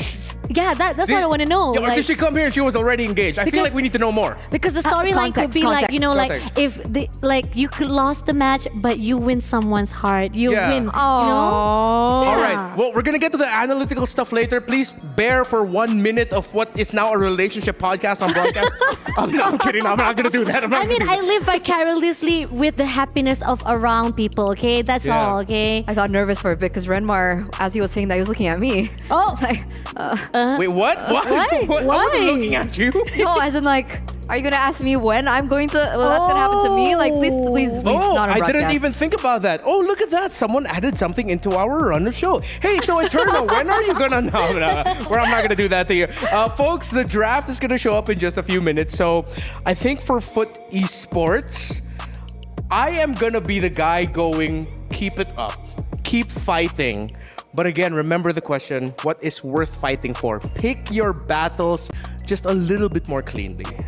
I mean, yeah, because the fact is, the moment that you keep on using the same draft, the same gameplay, or even the same mindset itself, this is where the fine line that you're stuck in a rut. You're definitely stuck in a rut and you're not doing anything to fix or even improvise itself to fight off with not just Onyx, but the rest of the teams if you're ever going to meet off or able to go into another lane. Yeah. If you want to take a good step forward, you gotta bring your best foot forward. Plenty of minutes in for a real fight. What did you eat for breakfast, Renmar? I don't wanted remember. to. You're on a roll. We are in the same hotel, of course. But doesn't mean that I take the same food, though. I have my own choice. I take everything. Okay, so Joy and Phovius gets taken away by Foot Esports here. And the Kalea and the Yisun Shin... Are these, excuse me, please help me jog my memory. Are these the same bands? No. The two teams? Okay. Kalea was not banned in that at least- obvious game, right? It was let through. So we're looking at a particular shade of respect coming through from Onyx here onto Foot, denying that away because technically this is one of the heroes that she has picked alongside the Gatot. So if the Gatot gets contested, well, the Gatot's actually banned out. So we're going to be seeing a debut pick in for Nora. I mean, the fact that they put like a respect as well. Like, okay, so we have Onyx respecting the Kalia, even though it wasn't really that successful on the first run. But then again, they want to make sure that no, you're not going to be able to go to the back lane. We're going to make sure that you at least have the least amount of pools of heroes for your own choice. But at the same time, when it comes to Foot Esports, they also put a respect on the line as well with that Gato Gacha. I mean, talking about how it was so defensive. It was to a point that there was nothing that Foot Esports could do. Okay, so with the Kalea ban, it's Onyx showing that we do have something that we really want to protect and we don't want easy access to. But then again, we have to go back to what we mentioned about Onyx yesterday in their near religious devotion to controlling the center of the map and the river. We got to see Foot contest that, and the Kalea did somewhat slow it down to a certain extent. Just to a certain extent. But Foot Esports go with the arguably most contested pick right now in the Uranus, and hey, it's a Farsa and Badang for Onyx. So now we know that obviously Onyx will have tools to kind of make do with that mid highlight. Can we call it that? Mid highlight coming in from this particular team. The Farsa is going to have a good time in the early stages of the game. I'm wondering how they're going to be able to contest against the Farsa. We've seen a Zetian kind of play into the Farsa. We've seen some Yves who technically is able to clear a little bit faster considering the cooldowns to her skills that are a lot quicker as compared to the Farsa. So that is something that they can consider.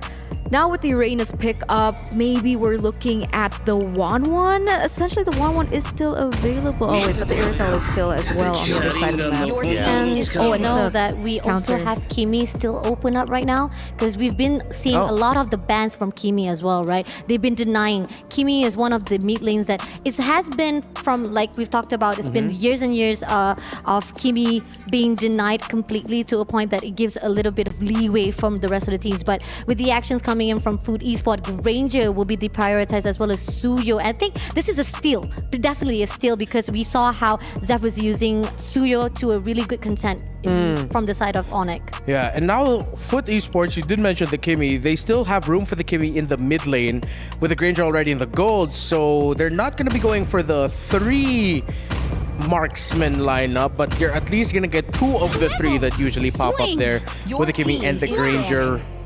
Oh no, Sev got the Fanny. We completely forgot about the Fanny. Oh no. Recognized by RRQ's Sutsu Jin. This is it's a huge hero for It Sev. never went through, right? Yesterday we didn't even see any Fanny gameplay, and today finally we saw one, right? Yes, it was banned away from her on multiple occasions. And considering that it's 3rd pick in the first phase, they do have time to take away the counters towards the Fanny. And luckily enough, remember, this is Foot locking in the Granger, so we won't be able to see a Moskov in the gold lane for Foot to try and alleviate that pressure that the Fanny can have.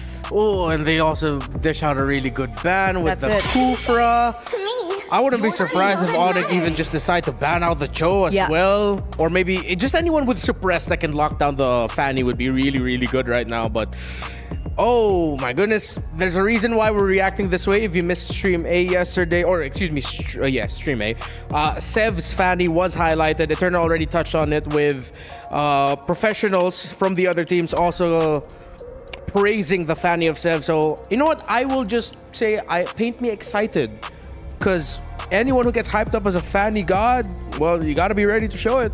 I mean, we've seen it already from MSCYs, right? Like, the guys was able to actually put out a really good show. I mean, talking from the Malaysian division, right? Sikis was well known with how he used the Fanny itself. Now, the question is, the more that you actually give the leeways to the side of Onyx, this is where the fine line of Food Esport, you have to make sure that you don't want to give so much mobility-wise to Onyx. But again, you talked about show, and there you go. They're not going to allow anyone to get in the way of Fanny's mobility. However, there is one thing that is important to note about the Fanny. So after the recent changes towards the Fanny, she's not as, I would say, mobile on the map, because her energy cost is humongous. Yeah.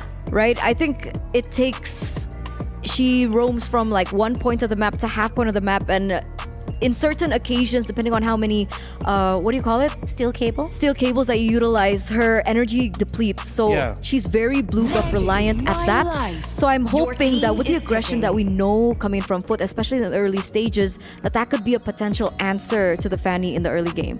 Hey, look, a Harith Eterna. Finally. Like, you get the Harith to show up. But yeah, this Fanny is going to be a problem. At this point, they're forced to pick up something like a Franco or a Kaja to lock it down. You can't rely on Jungle or EXP to have lockdown, because you already showed the Suyo and the Uranus. It was the perfect pickup in the perfect slot for Onyx. Foot might end up here with a significantly weaker front line, though. Yes, they have the Uranus on their side, but one of the biggest issues with Uranus is he lacks crowd control. Okay, I don't know if this is a hot take, or probably you guys would be denying it, but okay. I was about to say Vexana, because probably this is one of my heroes that I actually put out as a favorite. But yeah, Jushin as one of the also ultimate, or probably another option of mid laner itself. But again, I feel like, is it going to be enough though with Jushin right at the fine line? Because we did saw on our second match itself, this is where, like, yes, Na'Vi was able to actually maneuver from every motion of the Jushin being used. Even no matter how hard you lock on it, they'll be able to get away. Oh no, it's getting even worse with Akai. Your favorite panda is back again. Onyx just pulled off what I feel like a near perfect draft. Real quick, Eternal, we got 20 seconds. I think I understand, right? They want to have a mid lane that can control and dive early. So they're not looking for lockdown against the Fanny. They're looking to invade and take away these resources. But with the lockdown coming from Akai now, alongside the Badang and the Farsa, will they be able to achieve that? All right, it's caster time. I like it. It's time for the casters to come in. Once again, it's me, Naisu, joined here with Brigida to bring you game number 2 ahead of us. It's match point right now for Onyx.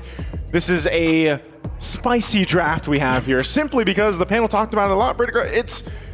It's the Fanny. The Fanny's coming through for Sev, and we know that this has been talked about from even some of the most known pros around, especially Indonesia. So many pro players that most of the fans probably look up to acknowledge Sev and how good she plays the Fanny. So now you're gonna start to wonder how Foot is gonna respond to this, because it's not just the Fanny. They did not stop with the Fanny. The Akai makes an appearance yet again, and I'd say one of the good things about the Nakai is that in the early game it actually tends to hurt a lot. But wait a minute, they actually tried to stay as aggressive. So this is Onyx clearly trying to deny whatever Foot Esports wants to do in terms of delaying the Fanny. Yeah, they gotta protect all the buffs. Wow. Unohana. Okay. Yeah, she's I told you it hurts. It's a Uranus, so you're gonna be fine. Seb, though, will get her buff, so this has to be a team effort, and that's exactly what. Whoa! Still, whoa! I told you it hurts. It does. Plus the concussive blast. I was gonna say, plus there's the concussive blast there. Oh, Yippee burns the flicker, so she'll be fine. Stand still too as that shot comes through. Oh, mid lane. Livy has the wings by wings, so will somehow get to escape. But Seb, are they able to escape? Seb, look at that wall!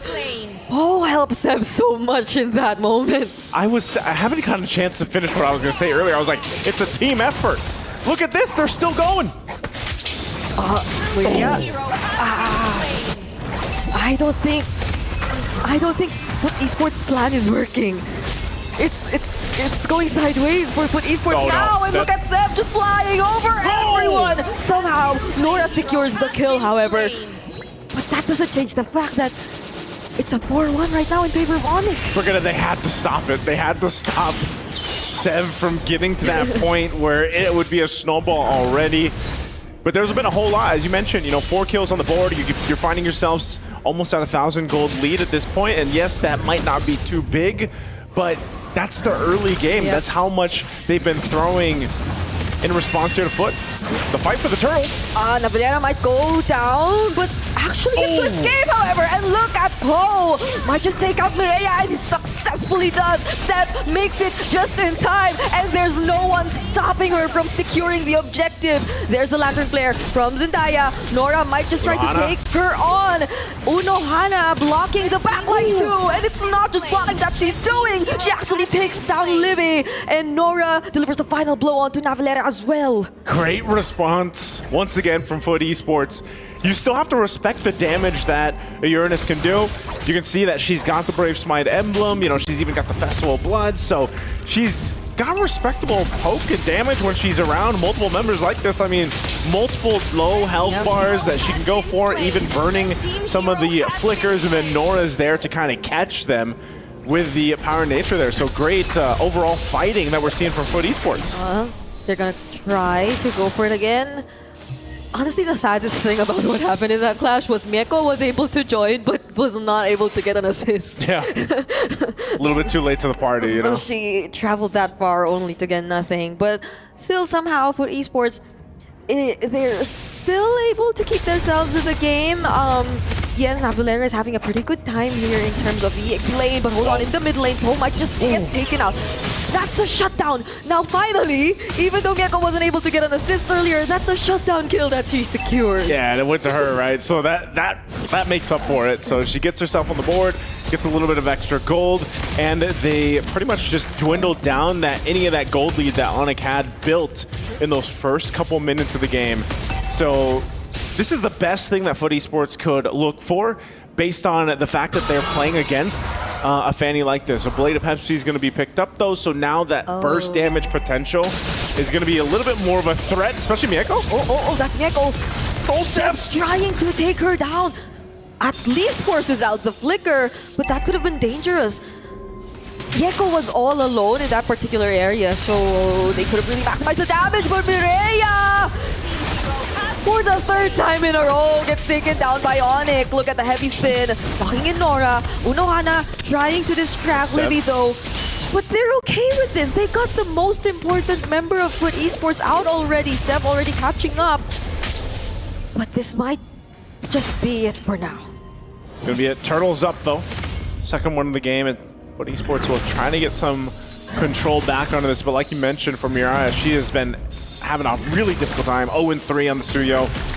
Not sure how she's going to fare into this fight. Zon Force.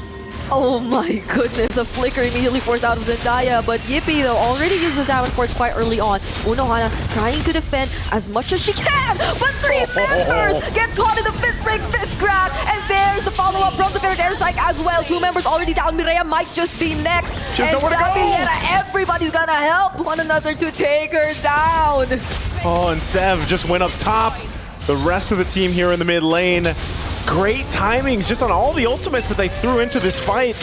Unohana is going to try to do her best to hold on to this, but the turret's going to go down. Dominant Force drop. Mieko. Mieko's all alone. Does she really want to take them on? Livy, it seems like she's just trying to look for the right positioning, but they just decide to disengage because Nora and Zendaya are already close by. That was... It's so hard to move as a frontliner if you're Foot Esports because there are just so many layers of crowd control that Navilera and Po could offer. I mean, why is Po 514 on the Badango? That's a great question, you know, and a lot of it again is the synergy between these heroes work out really well. For Po to go ahead and set things up with a fist break, fist crack combination, but then, you know, not only does that give an opportunity for Seb to connect to that wall, but also a feathered airstrike. It's a lot easier to just kind of lay it down into that setup. Yes! Oh! All I could do was blink or you'll miss it. All I could do was scream her name. There was... Oh my gosh, how do you... She had the flicker even, but there was not enough reaction time. Wasn't enough, and that is only going to get worse here. Livy's going to flicker out. Nora on the chase. Oh no, Wings by Wings just... Yes! But Navilera protects Livy! And right after taking down Zendaya, Zeb works on Nora next. Unohana also gets to receive the feathered airstrike. And they turn things around just like that. Even down mid, Mieko might just fall too. Po on her 6th kill in this game! They are everywhere right now. Onyx finding wins on all corners of the map. And there's exactly the reason why everybody has been talking about Seb's Fanny. Even down to the pros and all around Indonesia and the world respect it because... And it's funny because as we look at this, it's not just her, right? Anytime it's a Fanny that is impressive, it's not just the Fanny that makes it that way. It's the team, the way they play around this. Even this, the fact that they were able to save them. Oh, hold on. And once more, Po gets shut down, but the Zaman Force is there from Yipi, and they might just take everyone down because Seb also catches up. Livy trying to chase after Unohana, but they change targets. They look for Nora instead. Curse of the Crow might just make it.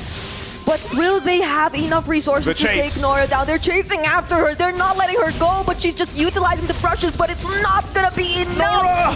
One more hit, and Yippee takes her down. Oh my goodness, and Seb all alone taking on 3 members of Foot Esports. Nearly even got a kill out of that. And that's the problem with a Fanny that is snowballed to all control right now. It's too much. I mean, 1v3, looking at this too, she has a Malefic Roar, the Blade of FC. She's still working on the 3rd item, but she's able to do that. And even so, as we get further into this game, now Yippee is wanting a bite of the action. You see her being a little more aggressive, flickering forward into the Zaman Force if she has to. And so Onyx has definitely found a good lead to work with. 3,000 gold up. Po is a problem too. It's quite crazy to think, you know, Thunderbelt and Oracle, and you're 6-2 and 5. If I were Po, I wouldn't feel so bad about picking up a damage item right now. Yeah. Just to amplify everything, because they're just this much ahead anyway. They can apply so much pressure. She has the same gold as Foot Esports XP laner. But speaking of XP laner, Seb looking for Mieko the gold laner. Zendaya already uses the Crimson Beacon, but Navilera, even though in that very dangerous sequence, was still able to heavy spin her way out. Yeah, it's so tough. Foot Esports finds some of these moments where it looks like, okay, they'll capitalize on some of the kills. They'll really get that to happen, but they just don't have the layering on the right timings just yet. Mieko even having a couple kills is great, but ultimately a big part of your damage... Oh no, hold on. Mieko, as I was just mentioning, run! No way!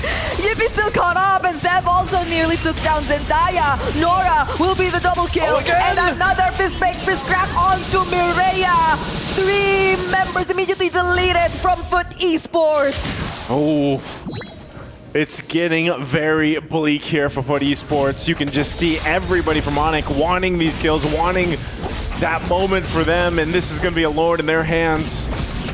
But Esports struggling to really find a way to get this game under control and find a way to actually fight back. I mean, that's what I was saying. You know, you get forced in these situations. As we take a look at the instant replay, this feathered airstrike, finding Mieko to get her down to this, and then Yippee flickering forward amidst it all, just does not care.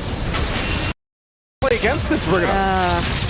The lack of crowd control is really getting to Foot Esports right now. Like, they have all those tanky frontliners. They have the Hilda, they have the Uranus. But who's gonna hold and lock down the members of Onyx Esports who are the members of Onyx who just decide to dive in? And there are multiple members who actually decide to dive in. It's either Sev, it's either Paul, even Navillera from time to time. So this is gonna be a very crucial defense considering the gold lead. A 6K gold lead that's in the hands of Onyx. Yeah, shields are gonna pop. Lord is taken care of, but again, Onyx, this is what they were looking for, and again, I think you have to really look at how is this possible for Foot Esports? Oh, Navillera.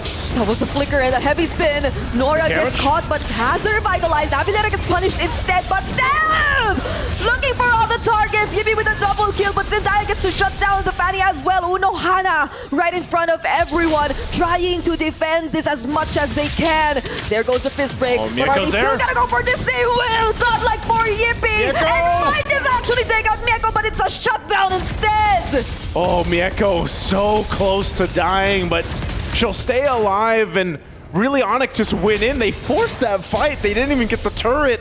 They lose a ton of bodies. They give up a ton of gold to Foot Esports, so that's great for them. We'll see if they can go ahead and continue on. Again, Mariah's been having one tough time in this game. Really difficult for her. You're seeing the gap between the junglers here, but nonetheless, one of the great things is Mieko might be that kind of saving grace in a way to just make things happen. You know, she's got the Sky Piercer and a couple of the crucial items. I'm not sure if she's going to finish that Rose Gold tier 2, but the positioning and her ability to move around these fights is what's really important here. And who is going to do that? Like you mentioned, Nora and Unohana are that front line to go ahead and give that kind of space for Mieko to move around. Especially if they make use of this, in a way, an unfortunate situation where they're in, that they have to keep themselves safe under the turret, so they can find opportunities to punish those little mistakes that Onyx might do. And I don't even think you could call the setup a mistake. It was just they actually had that much damage that Onyx probably didn't expect. But speaking of damage, Mireya! What an outplay! Oh my goodness, Mireya, able to stay alive with that. Again, Sev will just do that time and time again, but Mariah's just trying to hold on, honestly. She's just trying to stay alive. This Lord is up, so there's going to be a reset here. Onyx will get in positioning again, still having the lead, still having the firepower advantage too. You can see this damage dealt. Yippee up at the top, Sev there trailing, and Livy, all three from Onyx, and that's going to be a Lord easily secured. There was a play trying to be made up top, maybe to push in that tier 2 turret at least to get something. As Mieko will go ahead and work on that, but they'll have to get back to base to get ready to defend because Onyx is already knocking on the doors here. Okay, wait. Oh, so we'll be seeing if whether or not something comes out of what happened there later on, but that was such an outplay from Mireya. I'm surprised that she's able to keep herself alive even after all those cables which got thrown out by Sev, but this is gonna be the real test for Foot Esports if they're able to hold it out long enough still, and if Mieko also gets to keep herself alive despite the attempts that can come in from Onyx. It's gonna be a tough one to defend here. The waves be crashing in. Lord making its way up top. So Foot Esports is gonna have to deal with this the best they can. Now, how do they do that? Mieko's got to play from that back line, shooting off the Rhapsodies and the Destinatas here. Lord's gonna go in with that charge. We'll see what the angle Onyx takes. Feathered Airstrike gonna be dropped down already. They're forcing the fight. Is Unohana gonna be the first target here for Onyx? It seems like they're not gonna fully commit just yet. Sev shows up as well, but they might just be able to defend the Lord. They get to take things one by one, but what is gonna be the plan? Sev flies in, but there's no one. Again, no crowd control to capture just yet. No crowd control to capture them. They hold on Into the game they go, but they still want to fight. Oh, the air scout control coming in from Onyx. However, Mega flickers out to keep herself safe. Nora, will she be able to survive this? Probably not. Yippee takes her down. An immediate pickoff for Foot Esports. Oh, down at one member. Mid turret's going to be the focus now. Onyx might look to just go for more. Seth taking a couple shots. Oh, those are 3 members that just can't take the damage coming in from Seth. They're trying their best to defend, but Mireya nearly gets taken out by Yippee. Now they gain access to the base. Zendaya taken out by the Feathered Airstrike. Uno Hana as well will not be tanky enough to defend. It's only Mieko and Mireya trying to keep this game alive, but even they can't do it anymore as Onyx deliver the second sweep of the day here in Stream A. And Onyx will get it done once again. Just like we saw from the previous series from Indonesia, they will go forward with a sweep. And again, it's just a showcase of world-class play. I mean, this Fanny, the team that supported Sev on the Fanny, is what was really impressive here. Brigida, time and time again, we saw that game unfold, but provide avenues for Sev to shine. Yippee took it in her own hands too. A lot of times being aggressive with the flickers forward. And again, it's just a great showcase of how strong they are. Again, both these teams, Onyx and Foot Esports, can be seen as new contenders really here at MWI for EWC, and it was showcased great here. Sev is probably never gonna get hold. Probably never. Of her Fanny again. Unless. I didn't even expect her to be able to use it here in MWI because I thought it was common knowledge for teams to not allow her to get hold of that Fanny. But now that she was able to in one game, all other teams have definitely learned from this. I highly doubt that there is a chance we see this Fanny again ever in MWI. If there is, if a team decides to go the route later on, especially in the playoffs, to leave it open, then they're for sure gonna have something to counter into it, you know? And that's something they have to do. And like I said, it was a good, basically a really good effort from Foot Esports in the early portions of the game. And I know the panel will break that down a little bit further later on, but it was just like, you know, they had I feel like the right idea, but how do you catch? That's the biggest thing. How do you catch the Fanny? And you're so focused there. If only they got to play the early game a little more aggressively, be the ones to set the tempo, I guess, in the game. So it will be a little more uncomfortable for Sev to just keep flying around like that, even up against 3. It could have been different, but Onyx knew that was the plan. So they just completely denied them of that. Yep, once again, it's me, Nice Sue, and Brigida. We brought you the action for these matches. We're going to be throwing it to the stage for our winning interview. Let's head on over to the stage. Thank you very much, boys and girls. And first of all, we are joined by Team Onyx Captain Navilera. First of all, congratulations. And of course, we're joined by Vincent for the translations. First of all, you made it into the knockout stage. Tell me, how does it feel being able to do that in your first international tournament? Jadi pertama-tama, congratulations tentunya sudah berhasil masuk ke dalam playoff atau ke knockout stage. Bagaimana perasaan Anda dan juga gimana pengalaman Anda selama bermain di turnamen ini? Untuk kita pasti ada pressure dan sebagainya, nervous. Cuman kita udah prepare juga untuk handle itu dari hari-hari sebelumnya. Jadi dengan support dan dukungan dari tim, kayak manajemennya Onyx, kita udah prepare dan udah siap. Tinggal menjalani seperti apa yang udah kita siapin aja. So first of all, of course, I think we are a little bit nervous and we're a little bit jittery when we are playing. But now we are in the knockout stage, and I think what we prepare and what we already learn from the previous tournament, especially also want to shout out the Onyx management that they're doing a great job, and we're just doing what they told us to do. So yeah, here we are. I mean, I'll be honest, it didn't feel like you guys were, or you ladies were looking nervous or anything like that, and the performance that you've shown on stage so far has been phenomenal. Now, I want to ask you, how's it been for you in the international tournament and both being in Riyadh? How's the experience been for you, competing in the tournament and being in this country? Jadi bagaimana perasaannya juga tentunya di sini setelah kalian bertanding di EWC dan juga berada di Riyadh untuk pertama kalinya tentunya buat Navilera.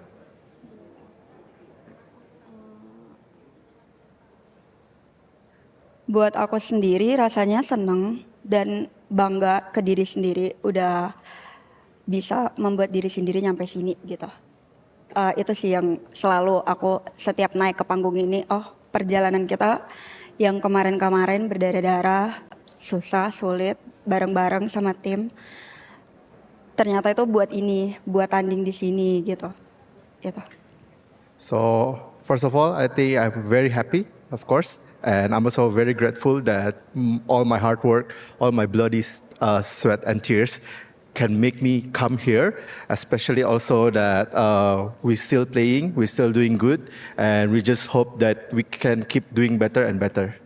Well, so far you've made it into the next stage, and when it comes to the knockout stage, one of the teams, Navi PH, and of course the players who are the previous champions and the reigning champions of the tournament, they said that your team is one of the teams that they want to face off. So, is there something that you would like to say to the other queens that you might face later on in the tournaments? Jadi tentunya di sini ada juga Navi Filipina yang merupakan juara bertahan dari EWC tahun 2024 dan mereka bilang mereka ingin justru bertemu dengan Onyx gitu di turnamen ini. Apakah ada kata-kata tentunya buat tim Navi? Ayo kita rematch dengan gameplay yang lebih seru lagi. Just let's have a rematch and I hope we have a good gameplay. Well, honestly, I cannot wait to see what these queens will show us in the Land of Dawn, because so far we have 4 teams that have qualified to the knockout stage, 4 teams who have been eliminated, pending the B-Stream matches, of course. Thank you very much, Navilera, for joining us. Thank you very much, Vincent, for translations. And thank you very much, everyone, for joining us. We're going to be heading back to the studio to wrap up day number 2 of MWI 2025.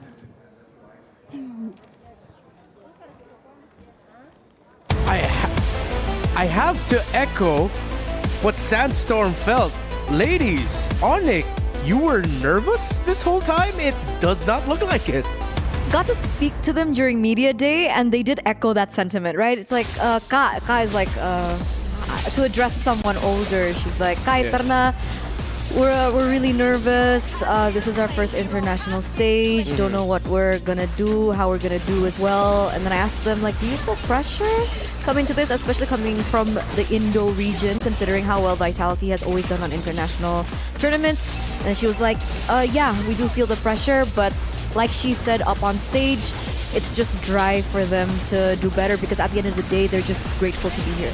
And the fact that I feel doesn't matter whether you have that nervous system or you feel pressure-wise, it's this feeling that you want to do good. Those are the things, because mechanically, skill-wise, does not be affected because of your own emotions. And those are the professionalism that we are seeing coming in from MWI itself.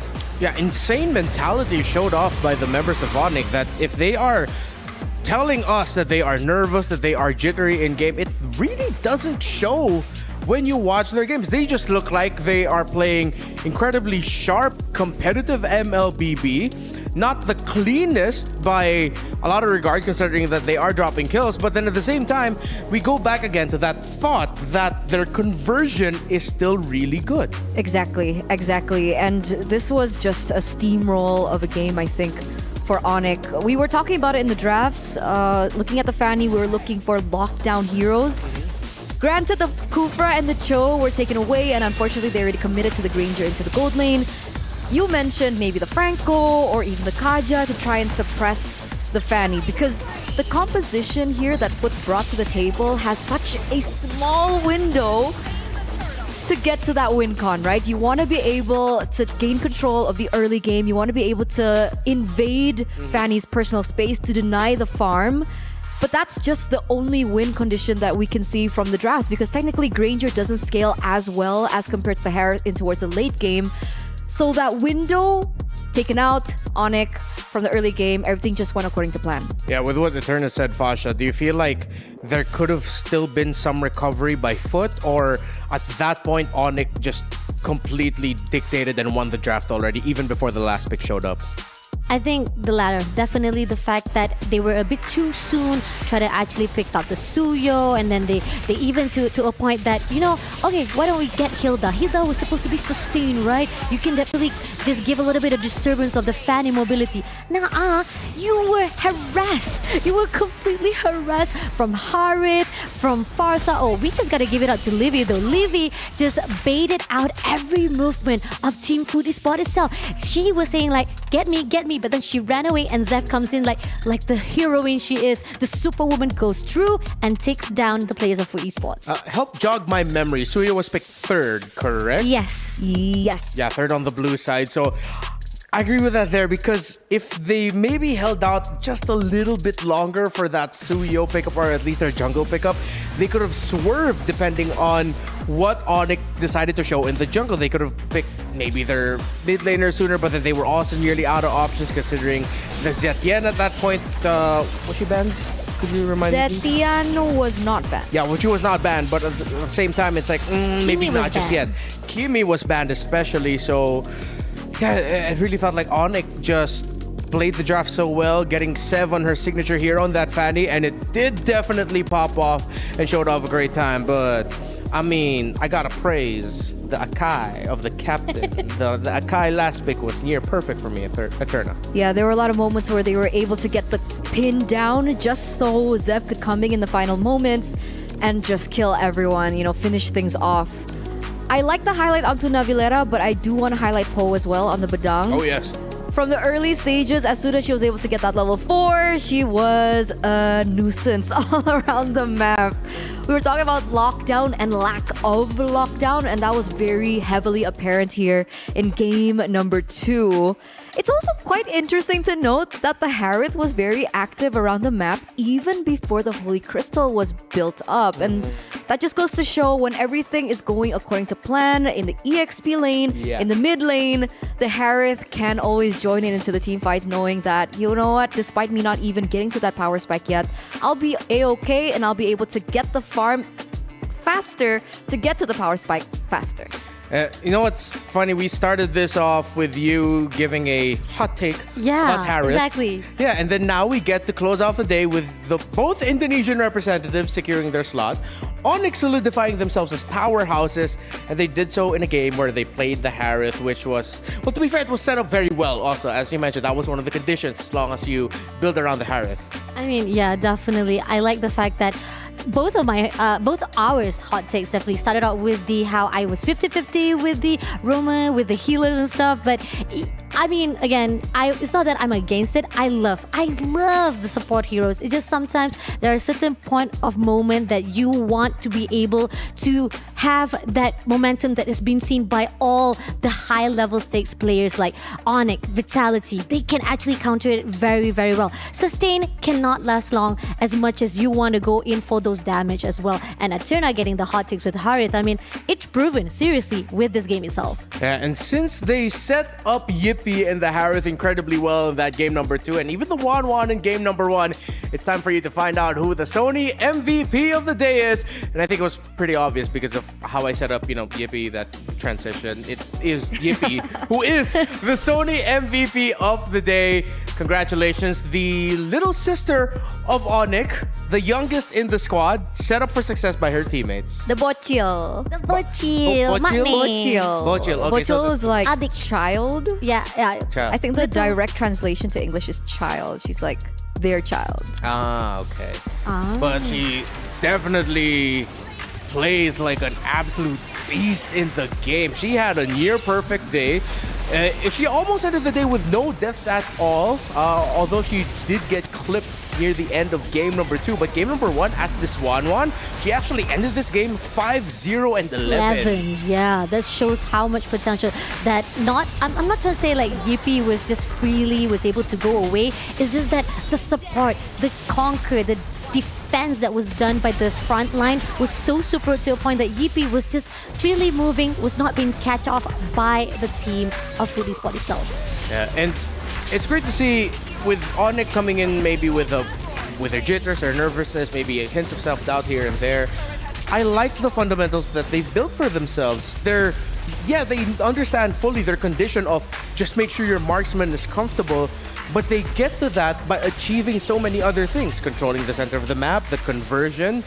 They are, I never want to call a team near perfect, but you know what, just to be fair, they're really, really good at this. Shout outs to Coach Chico, right? Obviously with that guidance coming through from his experience in MPL, even, not just MPL ID, but also MPL MY. Yes. Right? So he has that knowledge under his belt, and you can see that the girls have been properly guided with a proper mapping as well when it comes down to their execution in the game. And to go back to Yippee particularly, I love the fact that she knows when to be aggressive and when to stay in the sidelines. Like, that calculation is something that we don't see too often, especially from teams that are new to the international stage, because either their adrenaline hits too hard, they go a little bit too aggressive, but not for Yippee. It's like the perfect balance for me. And I think pretty much it is also have to be given an acknowledgement to the side of Food Esports to be able to actually pull through, push the games to a point of 16 minutes. I mean, we know for a fact that even on the mid game itself, they were having a difficulty already. It could have been on the side of Team Onyx to end it off already, but Food Esports, they made it through. They were able to actually tone things down, defend on their own turf. But then again, how long can you stand? How long can you be able to defend to a point that all of your turrets been stripped off? So, like in the words of Turkish itself say, Harika Ohyan. What does that Oh, mean? it actually means great game, good job. Harika Oyen. All right, cool. Harika Oyen. I learned something new today.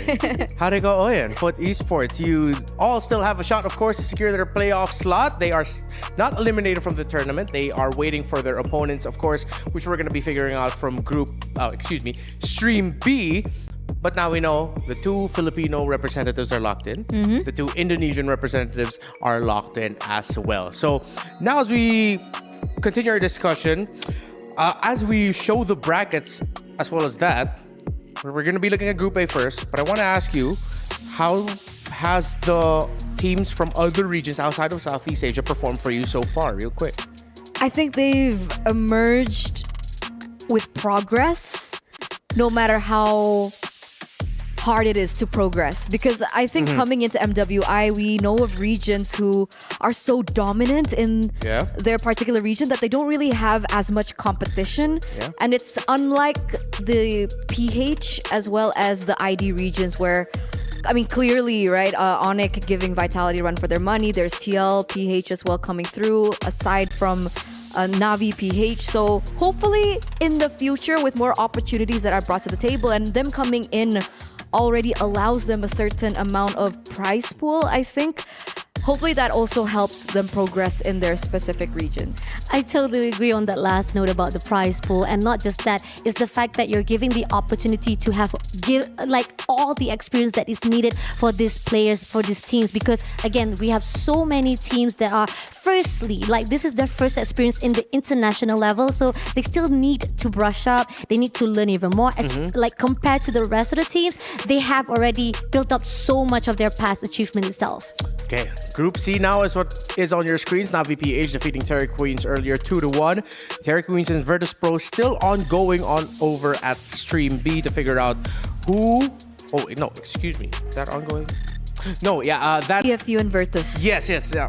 Forgive me for that. Terry Queens and Virtus.pro already just waiting to see which between the two of them will be advancing into the playoffs. And then, of course, earlier in Group B, we saw it's Gaming Gladiators and your hometown heroes in Malaysia and Navi MY waiting to see who will be advancing to the playoffs.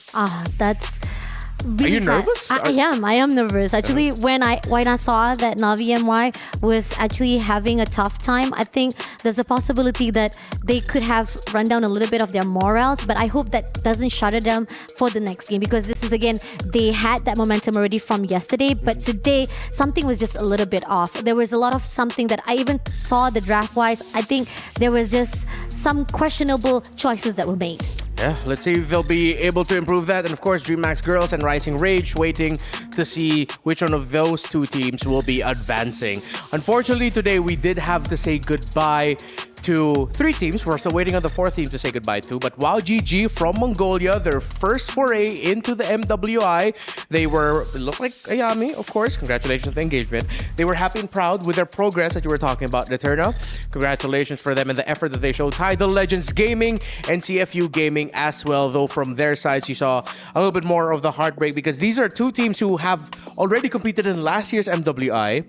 And in their interviews, you saw they were just so eager and hungry to make it to the playoffs, to go even further, place higher than they did last year. I'm so surprised about these 2 teams, TLG and CFU Gaming not making it, because granted, WOW GG, obviously it's their first hurrah, so whatever happens, they will take home whatever they learned here at MWI, but there was so much hype around TLG, right? The fact that they were doing really well pre-MWI on the international competitions prior to this. And CFU always, once again, being a staple on the international stage in the MWI scene. And not just MWI scene, but the overall women's MLBB landscape as a whole.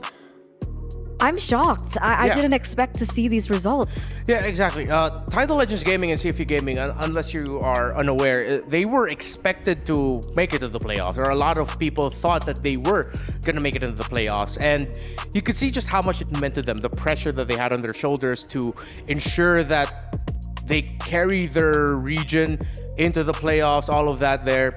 Unfortunately, the nature of competition and all, but hopefully, again, echoing your statement, that they can move on forward and carry on all of this with experience, potentially for the next international tournament, because again, they were going into this as favorites. So, of course, as heartbreaking as it is to talk about the teams that were eliminated, and yes, we will be seeing their keys crushed near the end of Stream A in just a few moments. We're just waiting for the progress of the others. For you, Fasha, let's start with you. Let's now talk about the teams that have made it in so far. Sir, are you surprised that the Indonesians and Filipinos got their slots without that much of a problem, or how do you feel about that? Are you really asking me that? I mean, come on. We've already known the potential. It's like, it's not just from this game, but from every single game that we've seen so far when it comes to the region of Philippines and Indonesia. You guys, I mean, I'm not trying to I like that we're still considered. No, I'm not now brown-nosing you guys, okay? I'm just saying that you guys, when it comes to your region, you have like so much potential players when it comes to playing games. You guys are committed, you have so much passion, and I'm not putting down on Malaysian teams or whatever the rest of the region's team. It's just that you guys have so much dedicated moments to a point that the rest of the regions have to keep up. Coming from the Malaysian who won MSC last year. Who won MSC last year? 7 years. Remember that? 7 years of their duration, okay, for them to get that title, which I'm really proud of. Shout out to them. Yeah, and hey, Navi MY are looking really good as well. Yes, they were taken down by Team Liquid Philippines, but it was a close fight up until, of course, that game number 3, where it looks like Navi were just able to fix what they needed to fix. But Navi MY against Gaming Gladiators tomorrow should be a big test more for Gaming, considering that they did get swept by Navi. Because if I have to, make my power rankings now, top 5 would be including Navi MY. Oh. They surprised me. Yeah. I mean, I got to see the comments of the community on all the social media, and a lot of them have agreed. Yes, they are still looking strong, but a lot of them really are just saying that they've improved so much compared to last year. And I think a lot of that comes, of course, from their performance earlier against Team Liquid Philippines. So for the Malaysian viewers there, and especially for Fasha Bunny over here, and Lafel as well. Am I missing another Malaysian in our broadcast for MWI? Right now, no. No? Okay. Oh, wait, I mean like Staffa Husky. Hello? Oh, yeah, Because I was thinking Gideon. The Group B people. Stream B people over there. So yeah. Stream B people. A lot of pride for the Navi MY team. But let's see if maybe Gaming Gladiators and North America will be able to shock them. Let's look at the schedule to expect for tomorrow. And I believe by tomorrow we'll be done for our group stages. It's been a relatively quick journey, but this is a recap of today's schedule. Excuse me. Team Liquid Navi MY winning. Of course, Navi PH as well. Team Vitality, Falcons, Onyx, and Foot Esports? I think this is such a step up from what has happened yesterday. I think that we were asking, like, definitely it's going to be a tight game, right? The fact that we had 2-0, such a great clean sweep, we want to see more. We want to see some damage a little bit. So it was seen already for today. But what surprises me is that at least we get to see not just a back-to-back or best-of-1 games, is the fact that another 2 clean sweep as well here for the end of our stream. I think match number 2 should have been a clean sweep as well. Ooh. Another hot take? Hot take. Navi PH limit testing, but continue. Okay, all right. Navi MWI versus Gaming Gladiators will open up day 3. Terror Queens and Virtus Pro. Team Falcons and Twisted Minds, and of course Foot Esports still waiting to see who their opponent will be. By tomorrow, we will see who will be completing the picture of the teams making it to the knockout stage. The 8 teams to get that newly revamped MWI trophy and the lion's share of, what was it again? 500,000 US dollars. That's a fantastic prize pool. Very happy about that. And of course, a great opportunity for our ladies. And of course, if you want to make sure that you don't miss any of the action here at MWI, you can of course follow the official channels of Moonton in all of the available social medias there. Just look for the official channels and streams through MLBB Esports _women to follow MLBB Women's Esports, mainly on TikTok and Instagram. And yeah, it has been a terrific day so far. Unfortunately, I don't think we will be covering any of the key crushings. Maybe it might actually be Stream A because they are still ongoing, but we are done here for Stream A. Thank you so much. Real quick, your final thoughts at the end of day 2, heading into day number 3. Start with you, Fasha. It's amazing. I'm really impressed with a lot of the draft-wise, how the consistency, the persistency that we've seen so far from all the teams. But I'm hoping for those who still have one more life to go, utilize it, potentially go back to the drawing box and do best for tomorrow. Ashley, you got this. Sorry, that was so depressing. Wait, did you suddenly just shout out Ashley from Game and Gladiators? Ashley is my G. Beside the Malaysian?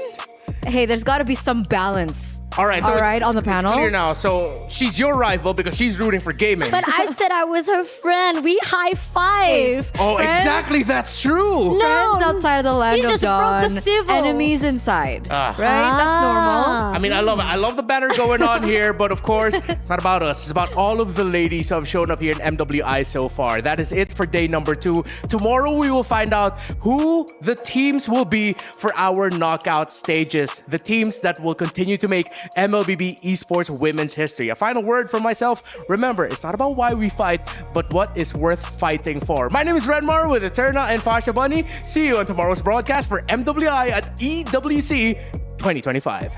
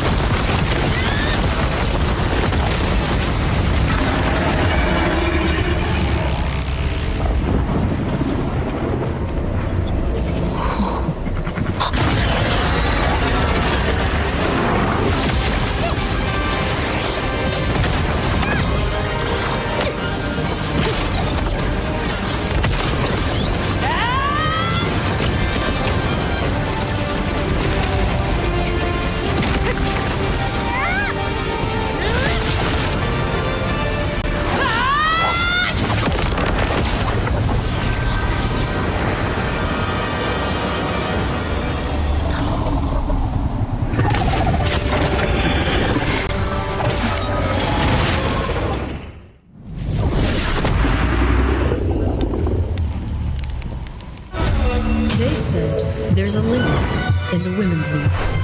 In MWI, we say limit, watch us bounce. From the MWI queens everyone knows, to the stars who came out from nowhere, to the ultimate champions. Now, MWI is expanding greater than ever.